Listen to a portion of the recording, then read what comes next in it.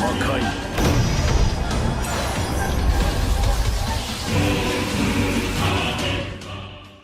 The first thing we need to know is that Dragon Ball Hakai was created while the manga was in Moro's arch. So this story happens after this arch. Well, the story begins with a narrator telling that Moro was a great evil for Universe 7, but he was defeated, and then the universe was in peace until now. We go to a mysterious place, a kind of platform present in the sky of a planet. But something wrong is happening here. A battle is happening, and we see a guy being thrown from the sky onto this platform. We find out that who took this blow was a guy named Anzen, and from what we saw later on, he seems to be the leader of the Celestial Guardians. Another guy goes to Anzen, and that guardian reminds me a lot of Yajoribe. From what they're saying, it seems that a guy attacked the Guardians in a well-planned way and caught them off guard, and according to this guardian, this guy was making everyone freak out and kill themselves. From what the situation showed us, the Guardians were trying to take a little box somewhere, and somehow that was very important to the universes, but this mysterious guy wanted to stop them for some reason. The Guardians didn't have much time to talk because the enemy was coming, and then the fat Guardian told Anzen to move on and he would delay this guy. As expected, the Guardian doesn't make it and dies. And then, when Anzen is about to lock himself in a room that, according to him, the enemy couldn't enter, the guy ends up entering when the door was almost closing. Poor Anzen, he almost did it. Although the enemy is much stronger than him, Anzen seems to be very motivated to put the box he was carrying in a bigger box, and he called this little box the battery box, and the bigger box the ceiling box, and their function we will understand a little better later. After facing this opponent a little bit, Anzen managed to push him away and get the battery box, but when he was going to put it in the ceiling box, he ended up being hit from behind by the enemy. Guys, the scene was too brutal. The guy simply ripped Anzen's body from behind, took the box from his hands, and then removed, destroying even more his chest and back. It was really gory. Continuing, when Anzen is defeated by this mysterious enemy, he ends up destroying that small battery box. And then, the ceiling box, the big one, releases a kind of light, and 4 mysterious beings come out of it, which, as the scene has already suggested to us, they were sealed inside. But who are these 4? Who is this mysterious enemy that killed the Guardians? Only time will tell us. Continuing with the analysis, the manga cuts to Universe 7's planet of destruction, the Beerus planet. There, Goku and Vegeta are with Whis, and Beerus is taking a nap as usual. The two Saiyans are in their Super Saiyan Blue forms, Goku using the Kaioken, sure, increased 20-fold, and Vegeta using the evolved stage of the blue form. During their fight, we see that Vegeta has a little advantage, and Goku needs to back off. Goku realizes that Vegeta has already discovered his weakness, and then Vegeta reveals that although the evolved blue form and the Super Saiyan Blue with Kaioken have the same strength, Goku still has the disadvantage because the use of Kaioken is very exhausting for him, and because of this, he has less durability in the fight. In short, they both start with the same power level, but Goku gets tired much faster by using the Kaioken, and then he gets weaker, while Vegeta manages to maintain his level longer. Well, Goku gets a little more beat up by Vegeta, who tells him to use Ultra Instinct. That's very funny because Goku says he didn't want to use Ultra Instinct because otherwise he would beat Vegeta very easily, and it wouldn't be fun. It was hilarious to see Vegeta's angry reaction. To protect his pride, Vegeta insists, ordering Goku to use his true power. So Goku finally uses Ultra Instinct, and after that, he asks if Vegeta will use the Hakai in the fight, saying that he was training this technique with Beerus. With that affirmation, it's clear to us that, chronologically, this manga is taking place in that time skip between Moro's defeat and the appearance of Granola in the Dragon Ball Super manga. Well, continuing with the analysis, as expected, Goku quickly ended up with Vegeta in his evolved blue form, but the noise of the Saiyans' combat woke up Beerus, who was very angry and came out to beat Goku and Vegeta, but he ignored Vegeta when he saw him all smashed there on the ground, and at that moment, he and Goku faced each other, and when they were ready to fight, Whis interfered, stopping their blows with his finger. To explain in the meantime, while Goku and Vegeta were fighting, Whis received a communication from the Grand Priest, and the Grand Priest announced that there would be a meeting between the gods and the angels, and the reason for this meeting is a shutdown announcement, and Goku and Vegeta have to go too. This Daishinkan's revelation make Whis quite impressed, and when Whis stopped Goku and Beerus, he talked about his meeting, which completely scared Beerus. Goku, curious, wanted to know what this shutdown announcement was about, and Whis explained that this was a very rare type of meeting where one god of destruction is removed from his position and another is announced, and if Goku and Vegeta were being called, it was because one of them would be the next god of destruction. Like all of us, Goku was completely shocked. Zeno's palace. All the angels, gods of destruction, and gods of creation are gathered in the great hall of the almighty Zeno's palace. They were all called there for an important meeting, and they were waiting for the most important participants of that meeting. They arrive, Goku and Vegeta, accompanied by Beerus, Whis, and Shin. As soon as they arrive, everyone kneels, with the exception of Goku, who greets the supreme deities with total irreverence and is reciprocated by them in the same way. But Goku notes that, unlike the Zenos, the others in that place aren't as happy by his presence, and the Saiyan comments that everyone seems to hate him. Vegeta confirms this suspicion and tells him not to make things worse. Beerus scolds the two, ordering them to shut up before they were reprimanded, and he also orders Goku to kneel, and so the Saiyan does. Daishinkan reveals that it's time to start the subject, and that only the candidates and their master should remain in the center, that is Goku, Vegeta, and Whis. The Grand Priest sends Beerus and Shin to the side of the others. After doing this, Daishinkan starts saying that everyone already knows the reason for that meeting. That was a shutdown announcement, and at that moment, a god of destruction would be removed from his position, and who would take his place would be one of the mortals, Son Goku or Vegeta IV.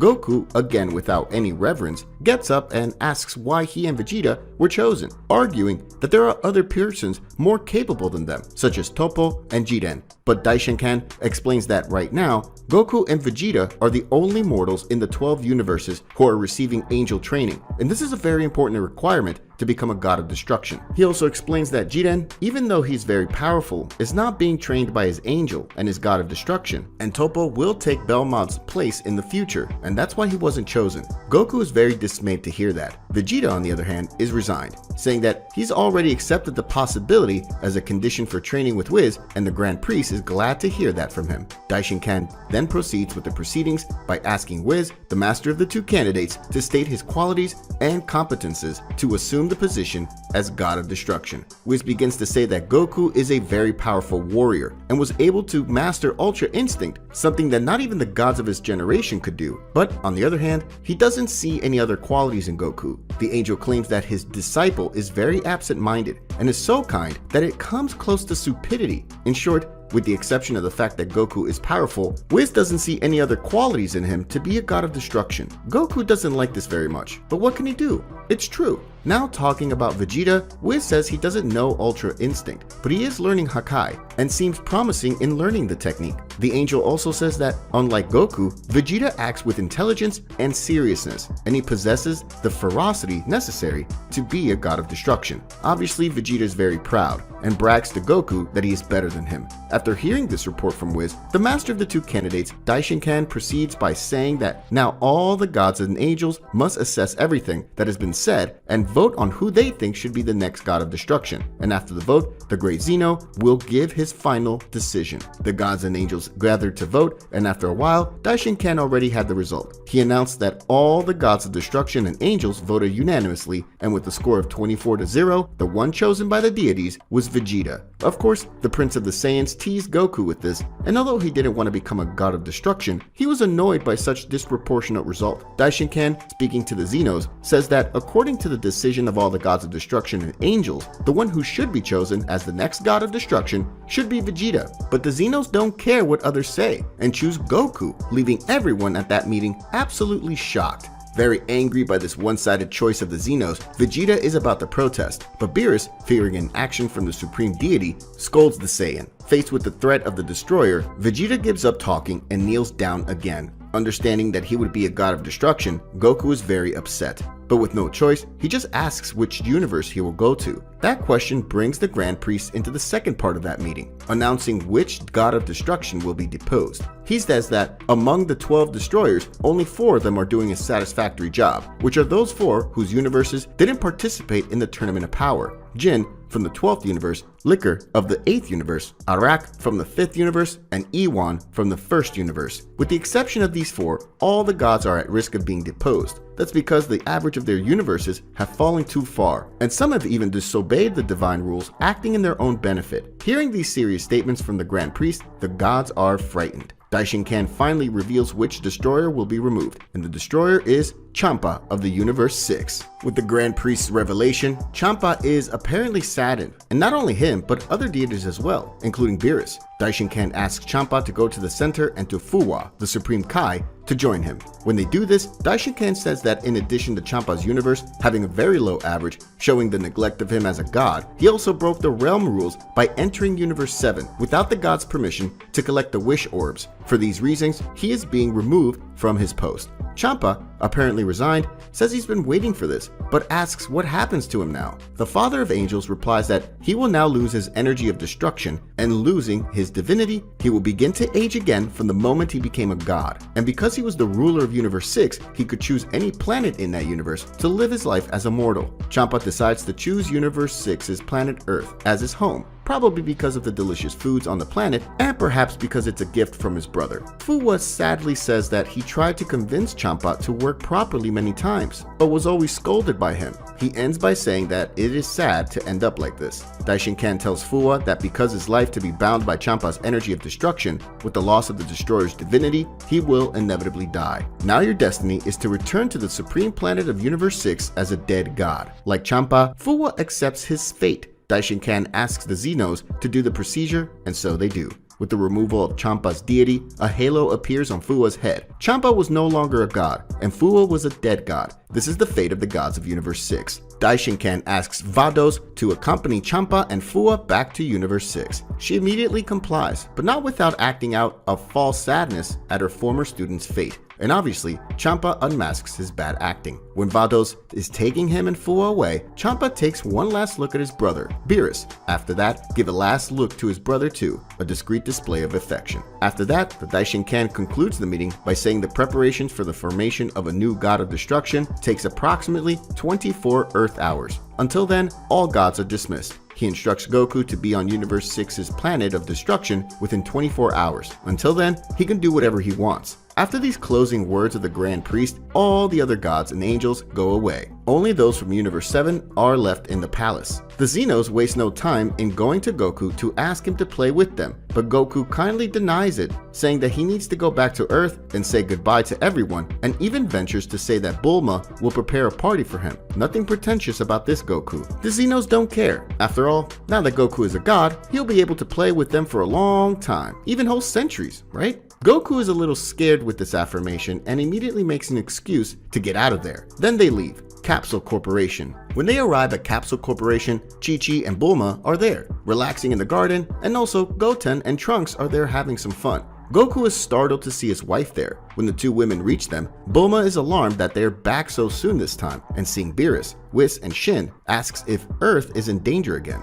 Beerus answers this question, saying he's there because Goku mentioned a farewell party. Hearing this, Chi-Chi asks who is leaving, and Goku decides to tell her the truth, revealing that he will be a god of destruction from another universe. After everyone's shocked, Chi-Chi faints. As soon as she received the news from Goku, Bulma called an emergency party, calling all of their friends, and everyone wanted to better understand what was happening, and also to say goodbye to Goku. It was only at night that Chi-Chi finally woke up. Goku immediately justifies himself, saying that he didn't want to be a god, but it was the Zenos who chose him. Bulma asks why he didn't deny it, and he replies that if he had, he could have been killed, or worse, the entire Universe 7 would be destroyed. But to everyone's surprise, Chi-Chi is starting to accept the idea, saying that at least Goku would have a job, and this time, a job that suits him better than being a farmer. Gohan disagrees with his mother, arguing that the work of a god of destruction is too cruel, and he doesn't see Goku doing such things. Beerus agrees with Goku's son, but says he couldn't argue with the decision from the great Zeno. Trunks questions his father if he lost to Goku again, but shuts up when he is threatened with a beating.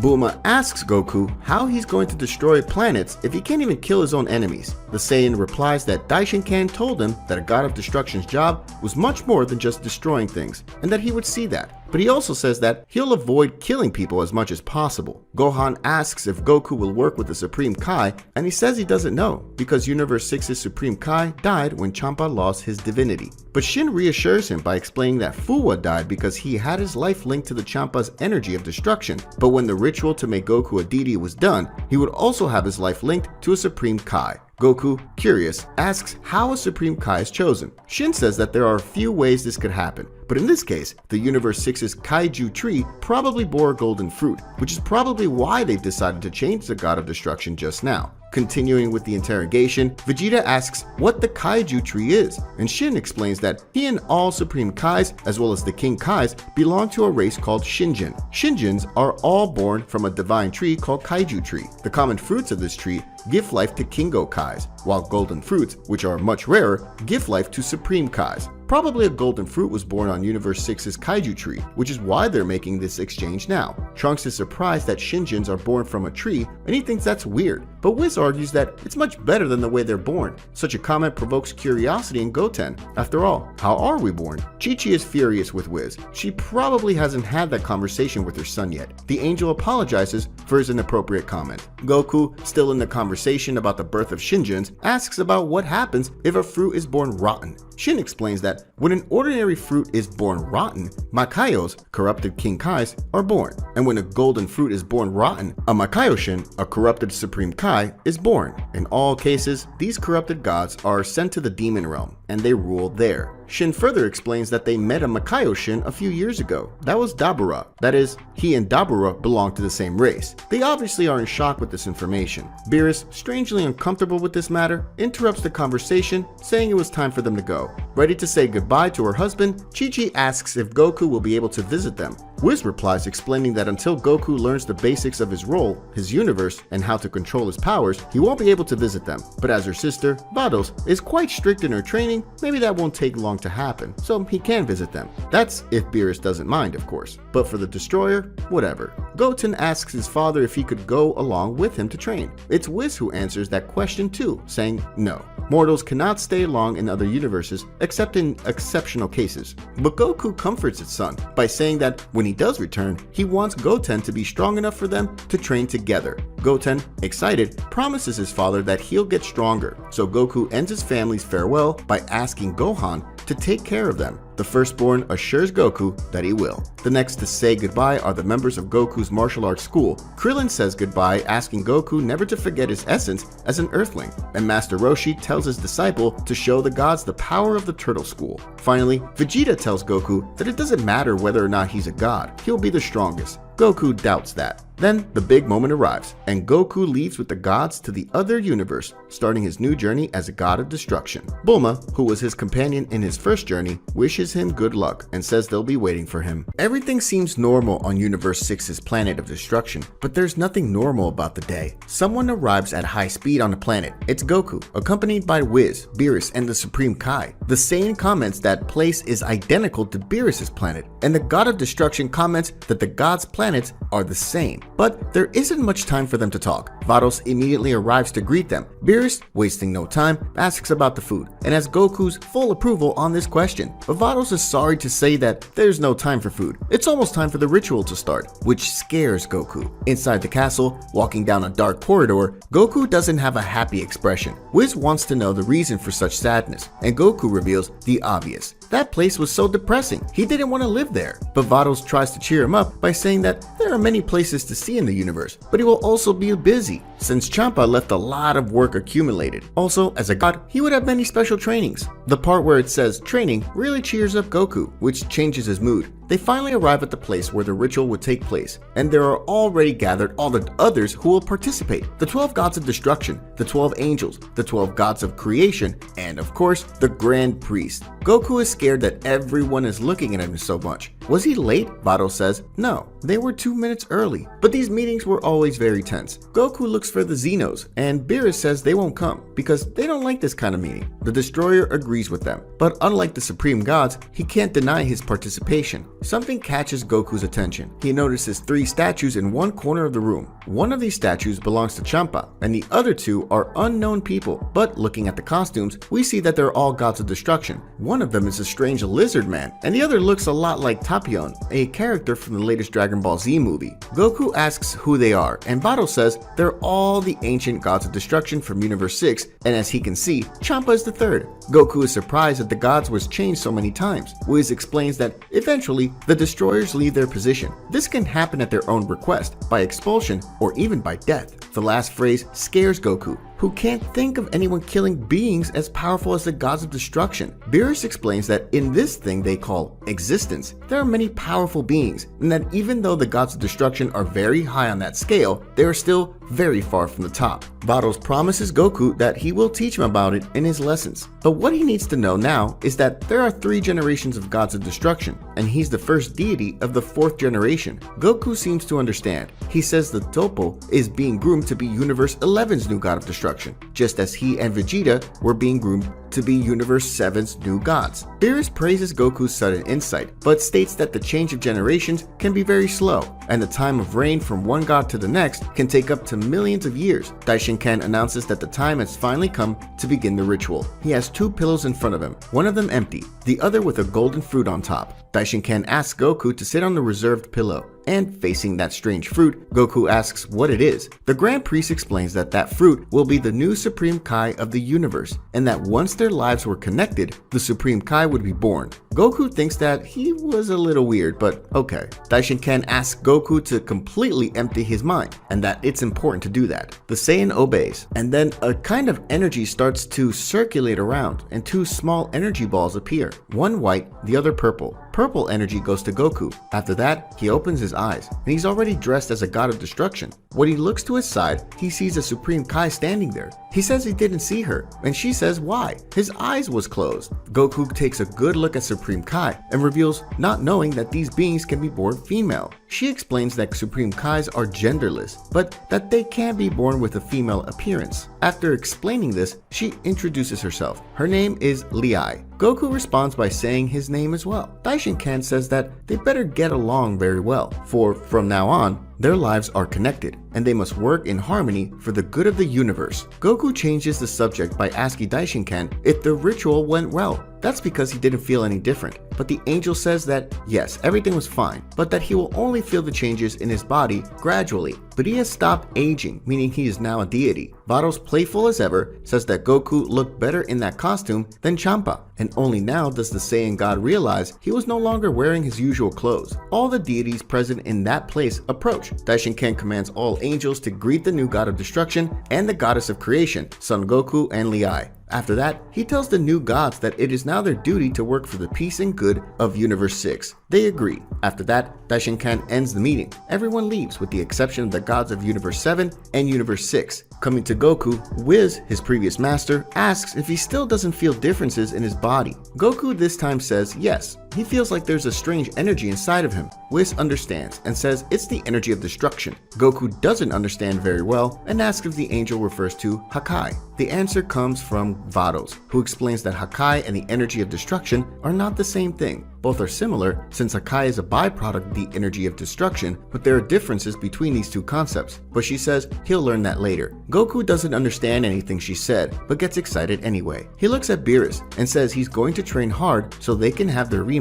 Beerus smiles, saying he's barely become a god and is already getting arrogant. He then calls Whis and Shin to go home, and they go, leaving the gods from this universe alone. Liai is confused. She doesn't know what to do, which is understandable. After all, she was born a few minutes ago. Well, Vados explains that, as has been said, Champa and Fuwa didn't do a good job. More Champa's fault, to be fair. Anyway, the new gods now need to prepare to do a good job. Goku will train with her. Meanwhile, Liai must go to her assistant, a god named Kiboru, who has been waiting for her. Kiboru was waiting for the ritual to end to take her, so Liai must go with him. The new Supreme Kai walks up to her assistant and greets him. The assistant does the same. After that, they leave. Now only Goku and Vados are there. Goku asks if he can wear his usual clothes. He doesn't really like that God of Destruction costume. Vados replies yes. While on his planet, he can wear whatever suit he wants. The God of Destruction outfit is only mandatory on formal occasions. After changing Goku's clothes, Vados asks if they can start with activities now. Goku says he's tired. He hasn't been able to rest since he started this whole thing about becoming a God of Destruction.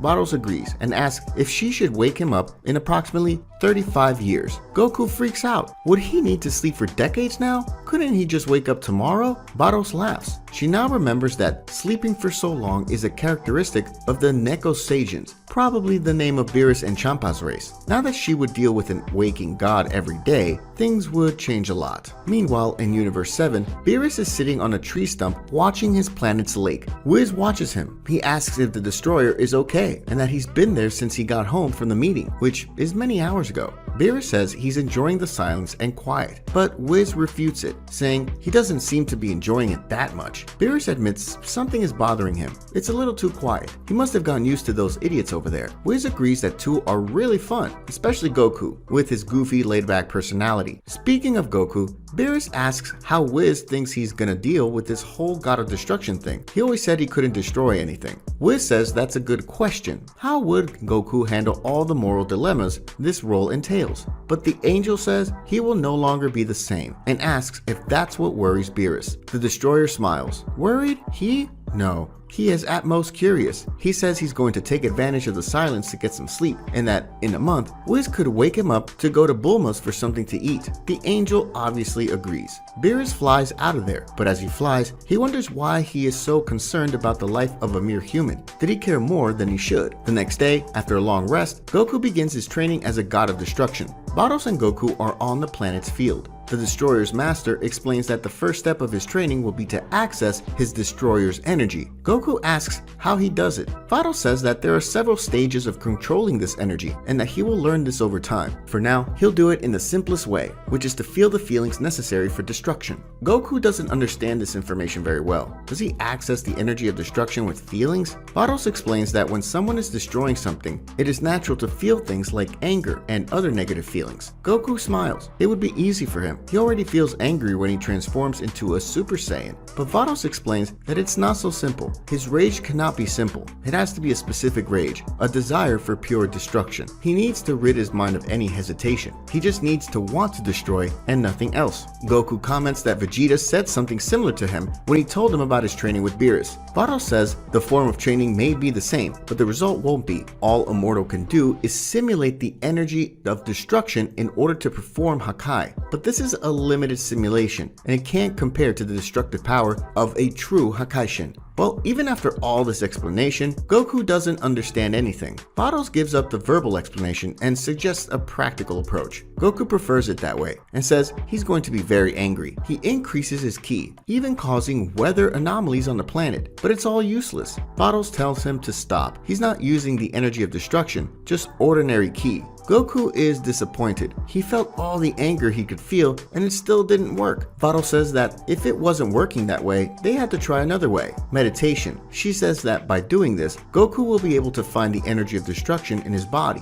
and if he can do that, he should familiarize himself with it. Goku still doesn't quite understand, but says he'll try while sitting in a meditation pose. Vados says to the Saiyan God to focus and try to feel all of his ki, as well as his thoughts and feelings. He will find a source of negative energy within himself, probably in the darkest places of his mind. When he finds this source of energy, he must merge with that energy, but he must be careful, because if his will is weak, the energy will consume him. Goku manages to reach the dark region of his mind, but he thinks that place is too scary, and he had no idea that such a place could exist inside him. Goku closes his eyes and concentrates to find the negative energy, and when he does, he flies towards it. The energy source is a large globe of purple energy, and seeing that, Goku says he gets chills just getting close. Goku touches the energy, and then he starts to feel something bad, and according to him, he never felt so much pain in his life, and he's also feeling a great rage. Goku suddenly remembers his moments with his grandfather and his death, remembers the times Krillin died at the hands of Tambourine and Frieza, and also remembers Beerus' death. But the Saiyan says with great determination that that energy will not consume him, it will obey him and give him power. An impact wave makes the planet windy. Vados wonders if he was successful in his internal journey, but when Goku stands up with a serious expression and forms a small ball of destructive energy in his hand, she wonders if he's been overpowered. Goku exhales an aura of ki, but then disperses that ki along with the energy in his hand. Goku signals to her. It's okay. Vados congratulates the destroyer and says that the first step of his training is complete. Planet Hale is an inhospitable planet with an icy climate where apparently no living being is able to survive for long. On top of a large glacier, a ship lands, which we can identify as Frieza's ship. The ship's gate opens, and who comes out is Frieza, accompanied by his 2 loyal servants, Kikuno and Berry Blue. They walk across the glacier until they come to a rock of ice. Kikuno presses a button that is hidden in his rock, and it's revealed that it's actually an elevator. They enter the elevator, which takes them inside the glacier. While in the elevator, Frieza comments that it's been a long time since they've been in that place.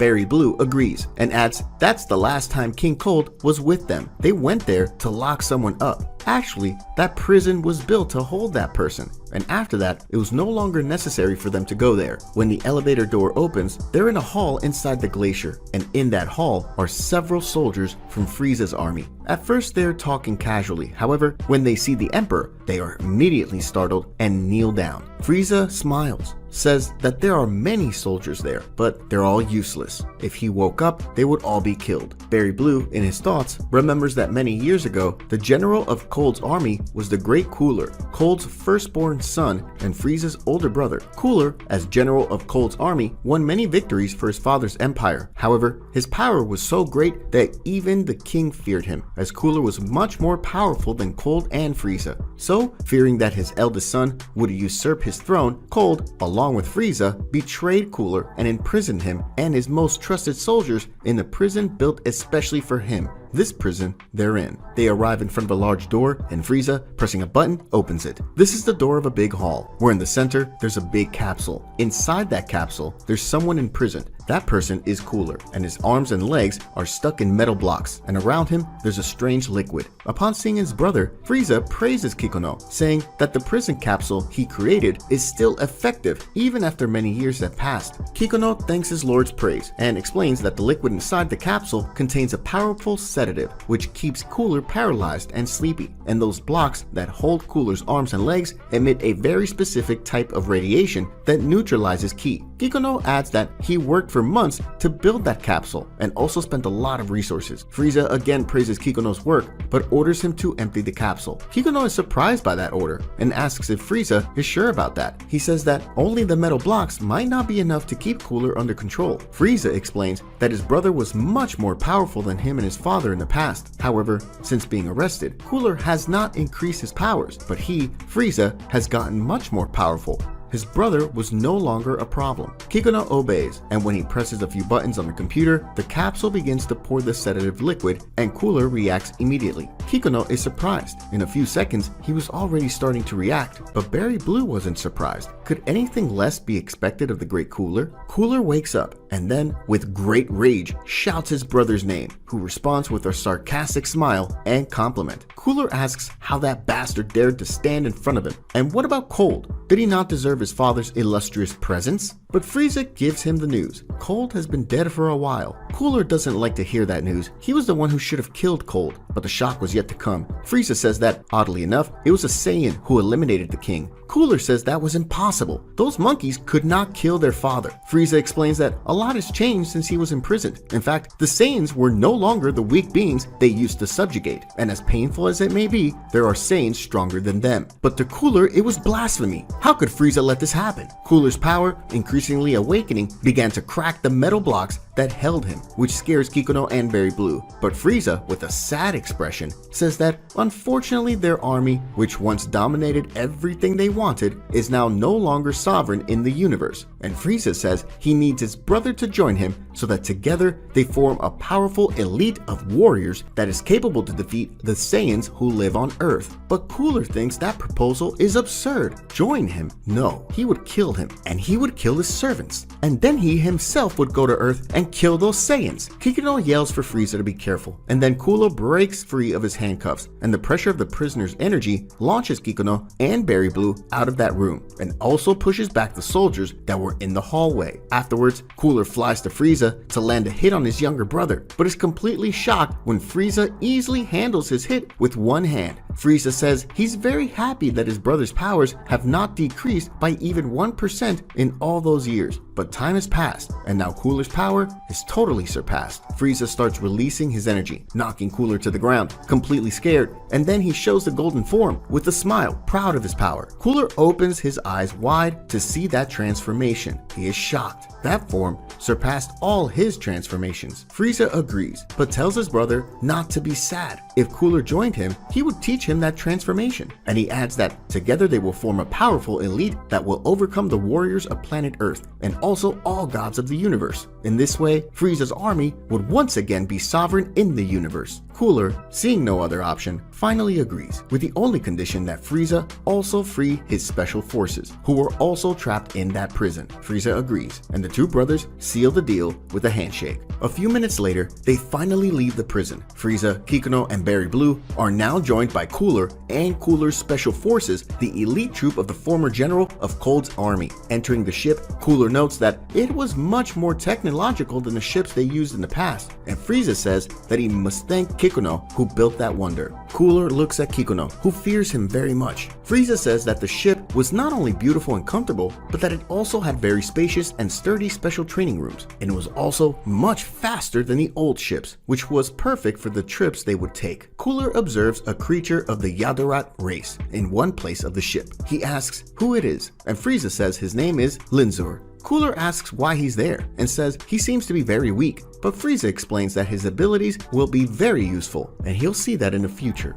Cooler changes the subject and asks what they will do from now on. Frieza goes to a computer and presses a button. Then an image of 5 cocoons appears, and below each cocoon is their names. They are Janemba, Hiru, Hatch, Majin Buu, and Calimore. Frieza explains that in addition to Cooler, he has selected 5 other extremely powerful warriors, or rather 5 super powerful beasts. He states with these creatures, they will be able to subdue all warriors on Earth, and also all gods of all universes. But Cooler doesn't understand that very well. Gods? Universes? Frieza said strange things. But Frieza assures his brother that he will explain everything in due time. All he needs to know now is that there are beings far more powerful than they are, and they've their lives in their hands. But with these beasts, they will be able to defeat these beings. Cooler says that this conversation about gods and universes can wait. He wants to know more about these such powerful beasts. Taking a closer look at Majin Buu's image, Cooler recognizes him. He comments that he's seen that creature somewhere. It's that Majin Buu that millions of years ago destroyed hundreds of civilizations. Many years ago, Cold's army investigated this creature because of the mythology about him that they found in some parts of the universe. Cold, at that time, instructed them not to bother Majin Buu in case they encountered him. The existence of that creature was a taboo. Frieza explains that these beasts are called the 5 great primal beasts. They are super powerful creatures that are part of a deity sealed away many years ago.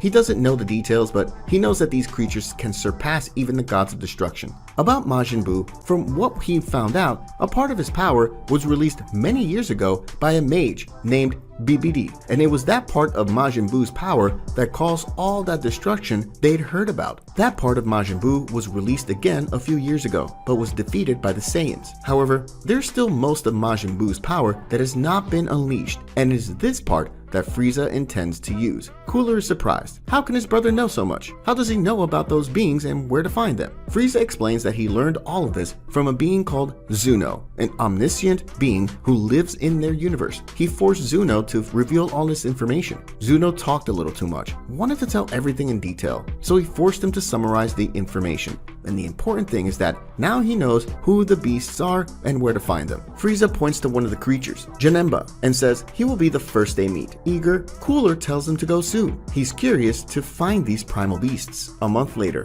Kikuno and Berry Blue are bored by the trip, but suddenly something alerts them, a massive fissure in space. Kikuno thinks it must be there, but Berry Blue is sure it is. Frieza and Cooler are training in a special room. Cooler is completely exhausted while Frieza is apparently fine. Frieza praises his older brother, saying that in that month of training, he evolved what he would have evolved in 2 or 3 months. But Cooler is not surprised. After all, he's the great Cooler. But in his thoughts, Frieza says he'll be watching his brother's evolution, and if for some reason he thinks Cooler might be a threat, he won't hesitate to kill him. Their conversation and Frieza's thoughts are interrupted by Berry Blue, who warns them that they're arriving. Frieza and Cooler go to the main room of the ship, where they see where they're going. Cooler asks what is that place, and why are they going there? Frieza explains it's a fissure in space that will lead them to the Hakai world, or realm of demons, where they will find the new recruit. Kikuno notices something and looks to Linzer, and he tells the Yadorat that even though that ship is very resistant, it won't withstand the energy emanating from that fissure, and if they get any closer, they will be destroyed. he needs Linzer to teleport them beyond the fissure. Cooler is surprised by this and asks if it's possible to teleport to another dimension. Berry Blue explains it, saying that the Yadorat race is known for having many tricks, and one of them is that instant transmission technique. But actually, teleporting to another dimension is quite a task even for this race. But Linzer is a prodigy in this technique even among his race. Cooler tells Frieza that he now understands why he brought Linzer. It's an insect with interesting tricks. Linzer does his technique, and then the ship instantly goes to Hakai world. The demons of that realm, upon seeing the invading ship, will immediately destroy it, but Kikuno was prepared for that. So with the press of a button, he creates a force field that protects the ship from the creatures. Frieza says that, according to information given by Zuno, Janemba is in a floating fortress not far from that fissure. With this super fast ship, they should be there in a few hours, but they must be prepared. They will find resistance. A few hours later, they arrive at the castle, but the building is protected by a force field, but that won't be a problem.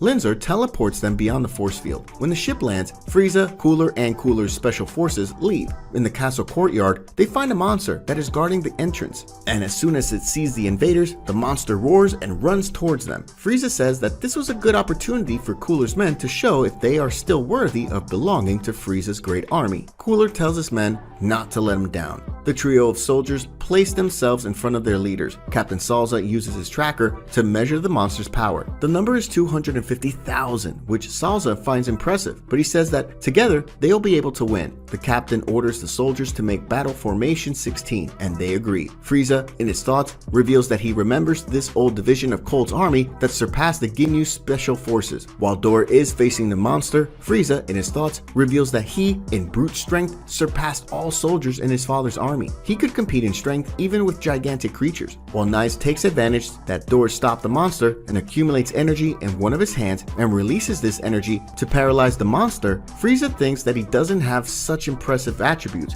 but with this technique, he is able to paralyze even super strong creatures. With the monster paralyzed by Knives, Salza prepares a Keyblade in his hand and then charges through the demon's back to kill him. And while the monster's head is separated from his body, Frieza reveals that Salza's Keyblade was capable of cutting through mountains like paper. While in active duty, he was considered the most powerful soldier in Cold's army, considerably surpassing Captain Ginyu. Well, in the end, Cooler's special forces, using an incredibly synchronized attack, easily defeated the Demon Guardian. Proud of his soldiers, Cooler sarcastically asks Frieza if he still doubts his soldiers' powers, and the Emperor admits they weren't bad. Meanwhile, they were watched by a trio of demons. They were surprised by the invaders had managed to defeat that demon so easily, which according to them was very powerful by the standards of that world. One of the demons asked if they should alert their master about these invaders. They could be the Celestial Mages, and their master ordered them to report anything strange that happened. But the White Cloth demon calls his companion an idiot and says that they've been in that place for decades, and that to prove their worth, they needed to face some enemies. Only then will their master recognize their power, and then they wouldn't just be apprentices and become true guardians. And then he says that these invaders are definitely not the Celestial Mages, and that they will be squashed like cockroaches. Something explodes the door of that place. It was the invaders, Frieza, Cooler, and their soldiers. One of the demons says that no matter what they want, they won't go through. Frieza looks at Janemba's cocoon and says that it's good to know his next soldier is well guarded. But one of the demons says he can't make Janemba his soldier. This beast has colossal power and he can't be controlled. Frieza, with an annoyed expression, says that he has known someone with colossal power and that he has seen a method to control people like that. When he says that, he remembers Brawly. The Guardian insists that he can't do that to Janemba, but Frieza doesn't want to talk and asks if Cooler's special forces can handle them. Salza, measuring the enemy's power by the tracker, says they only have 20,000 power, which is ridiculous. Then he tells the other soldiers that no battle tactics are needed to deal with them, just attack. Cooler's special forces attack. Dor lands a punch on one of the demons. The other demon, drawing two swords, attacks Knives, who retracts his head to avoid a deadly cut and then paralyzes the Guardian with his energy. And Salza, with his Keyblade, attacks the Guardian leader, who defends himself with a sword that he takes out of his leg. But Salza fires a Key Blast in his hand, making him drop his sword. And then Salza attacks his enemy one more time to finish him off. But to the captain's surprise, the demon easily grabbed his blade with his hand. At the same moment, Dor, who thought he had seriously injured the other Guardian with his punch, has his arm caught and is counterattacked with a punch that knocks him down at the same moment, apparently affecting his organs. The other demon, who is apparently paralyzed by Knives' technique, shows that he can move and with an energy attack hits the soldier, who is surely defeated. Salza doesn't understand what's going on. With their fighting power, they shouldn't be able to do this, but then the tracker starts measuring another result, and now their power is 150 million. The demon leader says that he apparently misjudged the situation, and then he breaks the soldier's hand, who falls to his knees. Cooler doesn't understand what's going on either, and asks Frieza if he gave his soldiers a broken tracker. Frieza explains that no, on the contrary, those trackers are the most advanced his army currently has. What happened was that the enemies were hiding their power, so the trackers could not detect it. Cooler, disapproving Frieza's attitude, asks why he didn't tell Salza and the others. Frieza replies he wanted to see how the soldiers dealt with the sudden change in enemy power. Meanwhile, while the demon leader makes Salza suffer, he says that's what happens when they face the Celestial Guardians. But something hits the demon and pulls him away from Salza. It was an attack launched by Cooler, who walks up to a subordinate's side. Cooler scolds Salza, saying it's depressing to see his soldiers being humiliated like that, and says he shouldn't have attacked without strategy. Salza apologizes. He didn't want his lord's intervention to be necessary, but Cooler, taking a good look at the enemy trio, concluded that no matter if his soldiers attacked with a good strategy or not, they wouldn't be able to defeat even one of the enemies. The difference in power was too great. That was a problem for him to solve himself. Cooler advances, and facing the enemies, says that they exposed his soldiers to ridicule, and that group bears his name, and no one shames his name, and is unpunished. Now, they will be slaughtered by the Great Cooler. Cooler warns his enemies to prepare to be slaughtered by him, and as he concentrates his energy, Captain Salza's tracker detects the fighting power of 600 billion! And not only that, it was growing even more and more. After concentrating his energy, Cooler tells Salza to try to measure his power with the tracker. Salza in thought says that his lord's power has already exceeded 1 trillion. That was madness. Cooler to the demon says that he could increase his power more, but that level was enough to defeat them. One of the demons says that Cooler's power can be compared to the gods of the celestial world. That was impressive. And the other demon asks if they should alter the master, since that man was no ordinary mortal. But their leader, the white-clothed demon, says that they shouldn't despair. He was just a mortal. It would be a shame if he had to call the boss to deal with him. They would never get promoted that way. It was time for them to show their full power. The three concentrated their power, and Salza detected that their fighting power is growing abnormally, but Cooler watches it all silently. The three complete the transformation. They are bigger and stronger. Cooler asks Salza about their power. Salza explains that individually they are weaker than Cooler, but together they can be a problem. Cooler smiles and says that was good. They would be good exercise. But those words irritate the demon, who rush towards the mortal at high speed. They move around Cooler so fast, they create a whirlpool of sorts. Two of them attack Cooler, but the mortal escapes the attack with a leap. But the leader was waiting for him, and attacks with a blow that could hit Cooler's neck. But Frieza's general is fast and moves to the demon's back, hitting him with a powerful kick, and sends him crashing towards the ground against the other two guardians. The other two jump away, letting the leader hit the ground hard, but Cooler, extremely fast, goes behind one of them and slashes through him with an attack. The demon wonders how he can move so fast. The other demon already came to attack Cooler, but before he could escape the blow, the demon whose body he had pierced with his arm grabbed his arm. He says that he won't let Cooler get away. The demon attacks with a move called Super Demon Fist. Salza yells at his lord to watch out, and Frieza watches with a serious expression. Then a big explosion happens. Salza, who had been knocked down by the impact of the explosion, stands up. He looks at the explosion site and sees through the smoke the silhouette of someone. When the smoke disappears, it is seen that Cooler held the demon's blow with a single hand. The demon is shocked. Did he hold off his attack with one hand? And Cooler mocks the attack. Super Demonic Fist. It should be called Worm Fist. After saying that, he breaks the demon's arm, but the Guardian,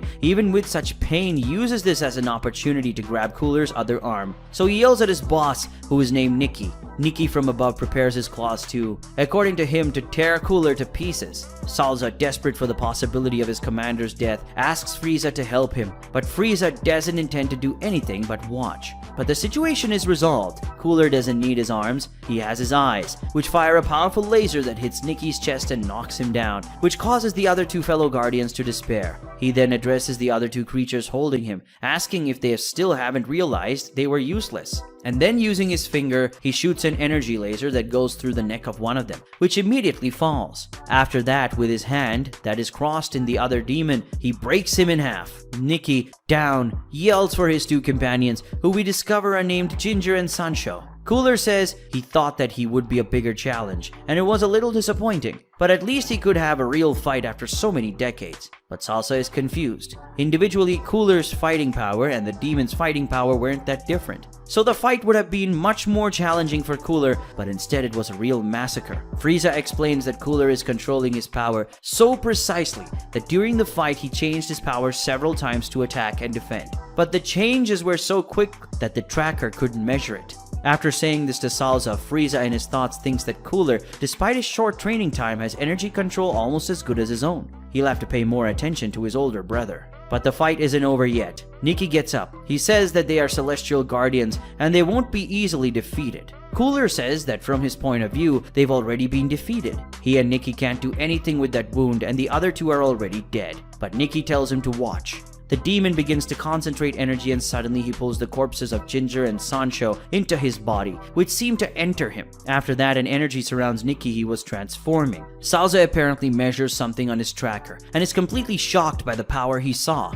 Then the transformation is complete and everyone beholds the great demon that was just born. It says that it was the fusion of Nicky, Ginger, and Sancho. Genisho, the most powerful demon in the world, is born. Everyone is surprised by the twist. Cooler says that they are really powerful and that can be problematic. And Frieza is just surprised that those worms have even more powers. In an instant, Genisho, who was distant from Cooler, appears in front of him, surprising the general. But the demon's punch only hits the ground, destroying it. Cooler is already behind him, preparing an energy attack that according to him would end the fight. But when Cooler fires his attack, surprisingly, an arm comes out of Genisho and defends the attack. Then another arm comes up and grabs Cooler's ankle, and then throws him hard to the ground. With his enemy down, Genisho approaches while showing 2 more arms for the total of 4 arms on his back. And then with his 6 arms, the demon attacks Cooler with many blows. Salsa can't stand to see his master beaten up any longer. He decides to intervene before his master and commander dies. But Frieza warns him not to be stupid. At that moment, the demon was releasing a huge amount of energy. If he gets close, he will be killed. Frieza even says that Cooler is his brother and his army's general, and if he can't deal with an opponent like that, he's not worthy of living. When Genisho finishes his attack, Cooler is on the ground, clearly injured.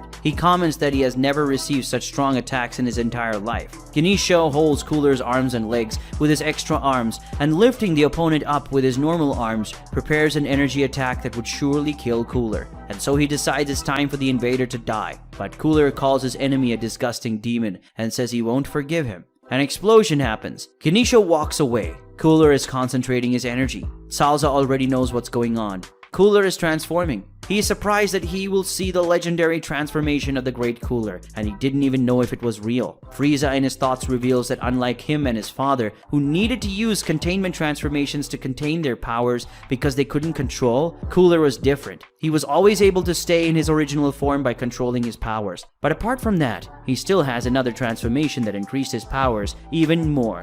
He reveals that he has a bad memory of this transformation, and that is in the past. He had a lot of problems because of it, but it's a little nostalgic to see that from there. Cooler finally shows off his amazing final form. He said that he didn't expect to have to use that form there, but Genisho should feel honored to be killed by him in that form. The demon doesn't like to hear that, and while telling the invader to shut up, he throws his army at the enemy. Cooler gathers some energy in his fingertips, then lowers his arms as if finishing a cut. Then Genisho's arms fall off. After that, at incredible speed, Cooler appears in front of Genisho, and before the Guardian can react, the cold demon pierces the Guardian demon's stomach with a single blow. Genisho says that was impossible. He can't believe his opponent's strength. Cooler says that Genisho's powers cannot be compared to his, and he still wasn't using all of his power. That is, Genisho never stood a chance in this battle. But the Guardian demon doesn't give up. He tells Cooler to shut up, and with Ginger and Sancho's mouth on his chest, Genisho fires 2 energy attacks. But Cooler amazingly holds the attacks in his hand, which leaves the demon shocked. Cooler says he's tired of them, and Frieza, realizing what his brother was going to do, yells at him not to. But ignoring his younger brother, Cooler puts the energy attack back from where they came, and then Genisho explodes. A big explosion can be seen even outside the castle. We later see a pillar of energy apparently contain the explosion, and that was done by Frieza. Salza is relieved. He thinks that if it wasn't for Frieza, he would have been killed by it. Frieza scolds his general. If he hadn't contained that explosion, he could have destroyed the entire castle and killed everyone, but the two of them, and that included Janemba, Cooler's soldiers, and even those on the ship.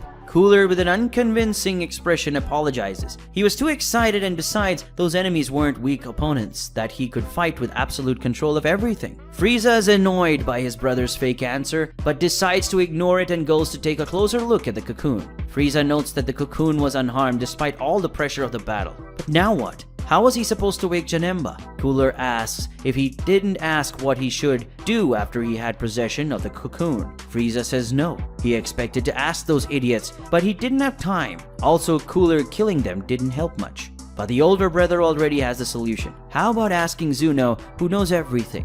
Frieza in his thoughts thinks that Cooler probably killed Ganesho on purpose, thinking that maybe they could need to go to Zuno for some reason.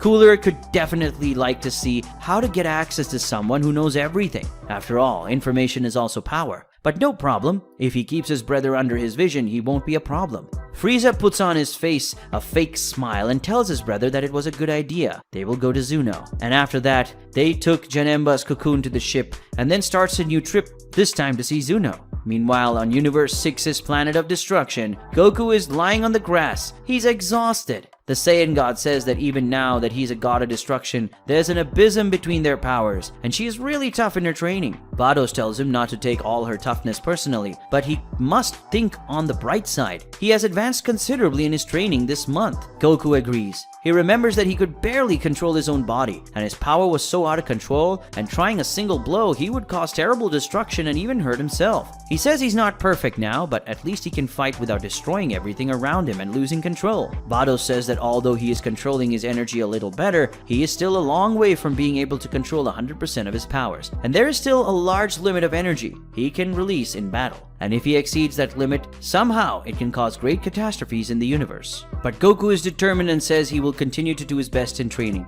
Vados says that for now she thinks it's best if they take a break from training. A little rest can be good for performance. How about he know a little about his universe? Is there a specific place he would like to visit? Goku is excited with this question. He says that he would like to fight Hit again. He would like to know the Earth of that universe and would also like to know the planet of the Saiyans. Vados says that fight against Hit might not be a good idea. There is a risk that the battle will get out of control and they destroy the entire universe. But visiting Earth on Sadala might be a good idea. Goku thinks a little better. He's lived on Earth his whole life, so he shouldn't find much news there. In that case, he will visit Sadala. Vados agrees and suggests they rest for the day, and tomorrow they leave for Sadala. The next day, Goku and Vados arrive on planet Sadala. Looking at a large castle, Goku comments to Vados that he didn't know the Saiyans' planet was so technologically advanced. Vados says that it was not always like this, and that in the past the planet went through many problems. But in the last millennium, things have changed, and currently Sadala is one of the most important places in Universe 6, if not the most important. Goku asks why they're so important. Vados explains that there are a few reasons, but the main one is that the Saiyans are the most important force of order in the universe. Among all those who provide security and policing services, the Saiyans are the main ones. She tells them that in Universe 7 they have a galactic patrol to do this job. In Universe 6 they have the Saiyans. Goku remembers Kaba mentioning something like that when they first met,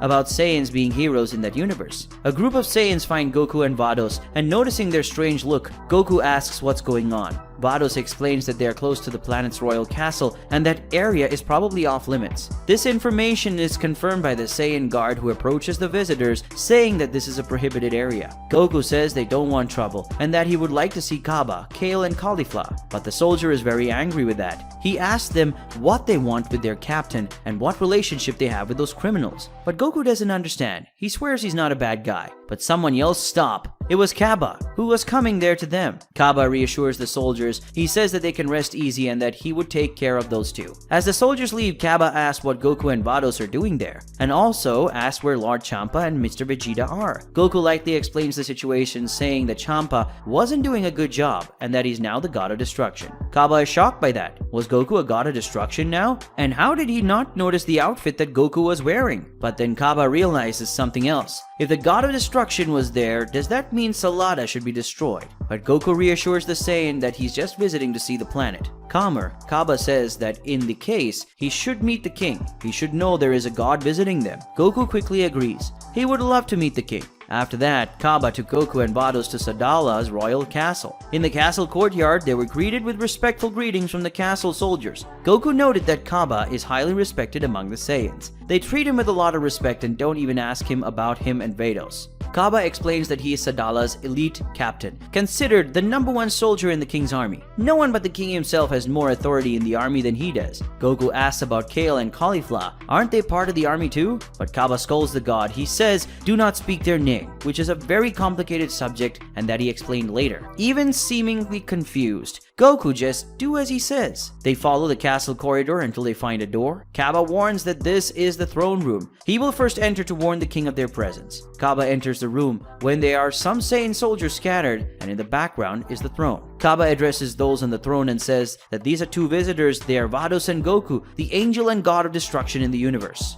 The king asks about this god of destruction Goku. Wasn't the Hakishin's name Champa? But Kaba explains that now Goku was the new god. The king lets them in. Goku and Vados enter. Goku looks at the king, who returns the look with a serious expression. The king raises from his throne, descends the stairs, and then kneels. He respectfully greets the great god of destruction and asks the reason for his visit. Goku is amazed at his attitude. He says he doesn't have to do all that. He was just a Saiyan just like them. Vados disapproves of this behavior. Apparently, the divine behavior classes were not effective. The king is very surprised. He apologizes. After that, he introduces himself, and his name is Christa. Goku also introduces himself. Looking at the king's face, he notes that it's just like Vegeta. Christa recognizes that name and asks Kaba if this Vegeta wasn't that Saiyan from Universe 7. Kaba confirms and says that Mr. Vegeta and Lord Goku are great rivals. Christa, understanding the situation, says it's a little curious that a Saiyan from another universe became a god of their universe. Goku agrees it is kind of weird, but the king treats him very friendly, asking if he would like to join them in a feast. He wants to know more about the Saiyans of Universe 7 and is sure that Goku has a lot of interesting things to tell him. But unfortunately, Goku can't. He's grounded. But a god grounded? Christa is very surprised by that. Who explains the situation is Vados, saying that in one of their trainings, Goku ended up not following her instructions and he lost control of his powers and destroyed a large part of the universe. She needed to go back in time to fix this mess, so she decided to give Goku a punishment. She decided to forbid him to eat for a month. And, as he was a god, he didn't need to eat to survive. But mentally, he still feels hungry from having been immortal until recently, so it was the perfect punishment. But Christa is impressed by that. Because of the lack of control, he destroys a large part of the universe? Suddenly, the king makes a serious expression. And then he makes a request. He wants Goku to fight him, leaving everyone in that place completely shocked. After Sadala's ruler, Christa, suddenly challenged the god of destruction, Goku, to combat. They headed to a vast desert, the region as far away from civilization as possible. Goku and Christa face each other as Kaba and Vados look on. A worried Kaba says that even though they are far from civilization, he doubts that such powerful men's battle will not affect the planet. But Vados, helpful as ever, takes care of it. She creates a force field around them. This force field will contain their energy so that it does not harm the planet, and it will also prevent them from being felt. That means they are completely under the radar now. Goku, as he begins to emanate his energy, says that Vados helped them, and now they can fight carefree. Christa, while taking off his cape and also emanating his energy, says this is perfect. Kaba, dissatisfied with the whole situation, says he doesn't know what the king has in his head to challenge Goku to a battle. Vados theorizes that it is perhaps in the nature of Saiyans to challenge powerful people, and she also asks if Christa is powerful. Kaba responds that Christa is probably the strongest Saiyan to ever exist in the universe. He tells that many years ago, an extremely powerful army invaded Sadala, and that army was so powerful that the Saiyan army could not do anything against them. It was a massacre, but an absurdly powerful child was among the enemy hordes, and that child single-handedly defeated them all. That child was Christa. Vados says this is impressive. Kaba agrees and continues to tell the story, saying that Christa was considered a great hero of Sadala, and he was becoming more and and more popular until he managed to become king, and even though he was not part of the nobility of the planet, which was unprecedented in history, from Sadala. Since then, he has been a great king, and it was thanks to him that Sadala stopped being some barbaric planet because what it is today. Kaba even says that Christa is probably the best thing that Saiyan race ever had. But Vado says that Sadala's process of change and development must have taken many centuries, and Saiyans don't live that long. But Kaba explains that the king is special. Many years ago, harboring a great desire to protect Sadala, he went to Namek and made a wish for the Dragon Balls and became immortal. Since then, Christa has ruled Sadala, and that's been nearly 1,000 years. Vado says that she is impressed. A Saiyan who was already extremely powerful in his childhood and who is already over 1,000 years old. He must be a very special warrior. But Kaba is sad. He says that Goku is now a god of destruction and that even King Christa should be easily defeated. But Vado says things that are not quite like that. She explains that because he doesn't control his power well as a god of destruction, Goku has a huge limit of power he can use in his fight. This means that he will fight very limited, using a small percentage of his power. Christa has a chance to win. Goku and Christa have already raised their ki, both fighters emanating their power, and then they advance to begin combat. When they clash their fists, only the pressure of the impact destroys the ground around them. After that, the two disappear at high speed and start an exchange of blows so fast that only their figures can be seen. Christa kicks Goku, who defends. Goku punches Christa, who disappears to dodge. Kaba is impressed. They are so fast that he can barely see them, and they are so strong that just the impact of their blows makes his bones vibrate. Goku and Christa continue with an intense exchange of blows, both fighters attacking, defending, and dodging with great skill. At one point, Goku tries to land a blow on Christa, but the king disappears from his front and goes to his back preparing a kick. Goku manages to block the kick, but is thrown by the force of the attack. Christa accompanies Goku and tries to land another hit. Goku disappears to dodge, but Christa anticipates where he is going to appear, nearly punches Goku in the face, who narrowly dodges it. Kaba is impressed. Goku is under pressure. Goku in his thoughts thinks that Christa is stronger than he thought at the moment, but even though he was not transformed, he was using the power of a Super Saiyan 3, but even so he is at a disadvantage. The distraction is costly and Goku is hit by Christa's hard punch in the chest, and he clearly feels the blow quite a bit. The destroyer tries to fight back with an attack, but Christa disappears in front of him and reappears on his back and lands a kick on the destroyer. Goku is thrown a few meters away by the king's strength, but manages to stop. But Christa doesn't want to give the god time to think and launches 2 ki blasts at him. Goku doesn't stand still, and after creating 2 Kienzans in his hand, he launches them at Christa. The attack collides, and the Kienzans win and head towards Christa, who deftly dodges it by lying in the air and passing between the 2 energy discs. But Goku manipulates the disc to return to the king, but Christa manages to grab one of the discs without being cut and throws it at the second. Both explode. But this was the opportunity that Goku wanted, and he appears on the back of the king, ready to hit him with the attack. But Christa sees him and lands a strong kick in the abdomen of the Saiyan God, who is very surprised because he was sure he did the instant transmission right in Christa's blind spot and hid his ki. How did the king notice him? Christa wastes no time, and while Goku is still stunned by what just happened, he moves on to the Saiyan's back and fires 2 energy attacks from his hands that launch the God of Destruction into the ground, destroying a portion of the ground. After gaining space by knocking his opponent to the ground, Christa forms a large ball of energy, then launches it at Goku.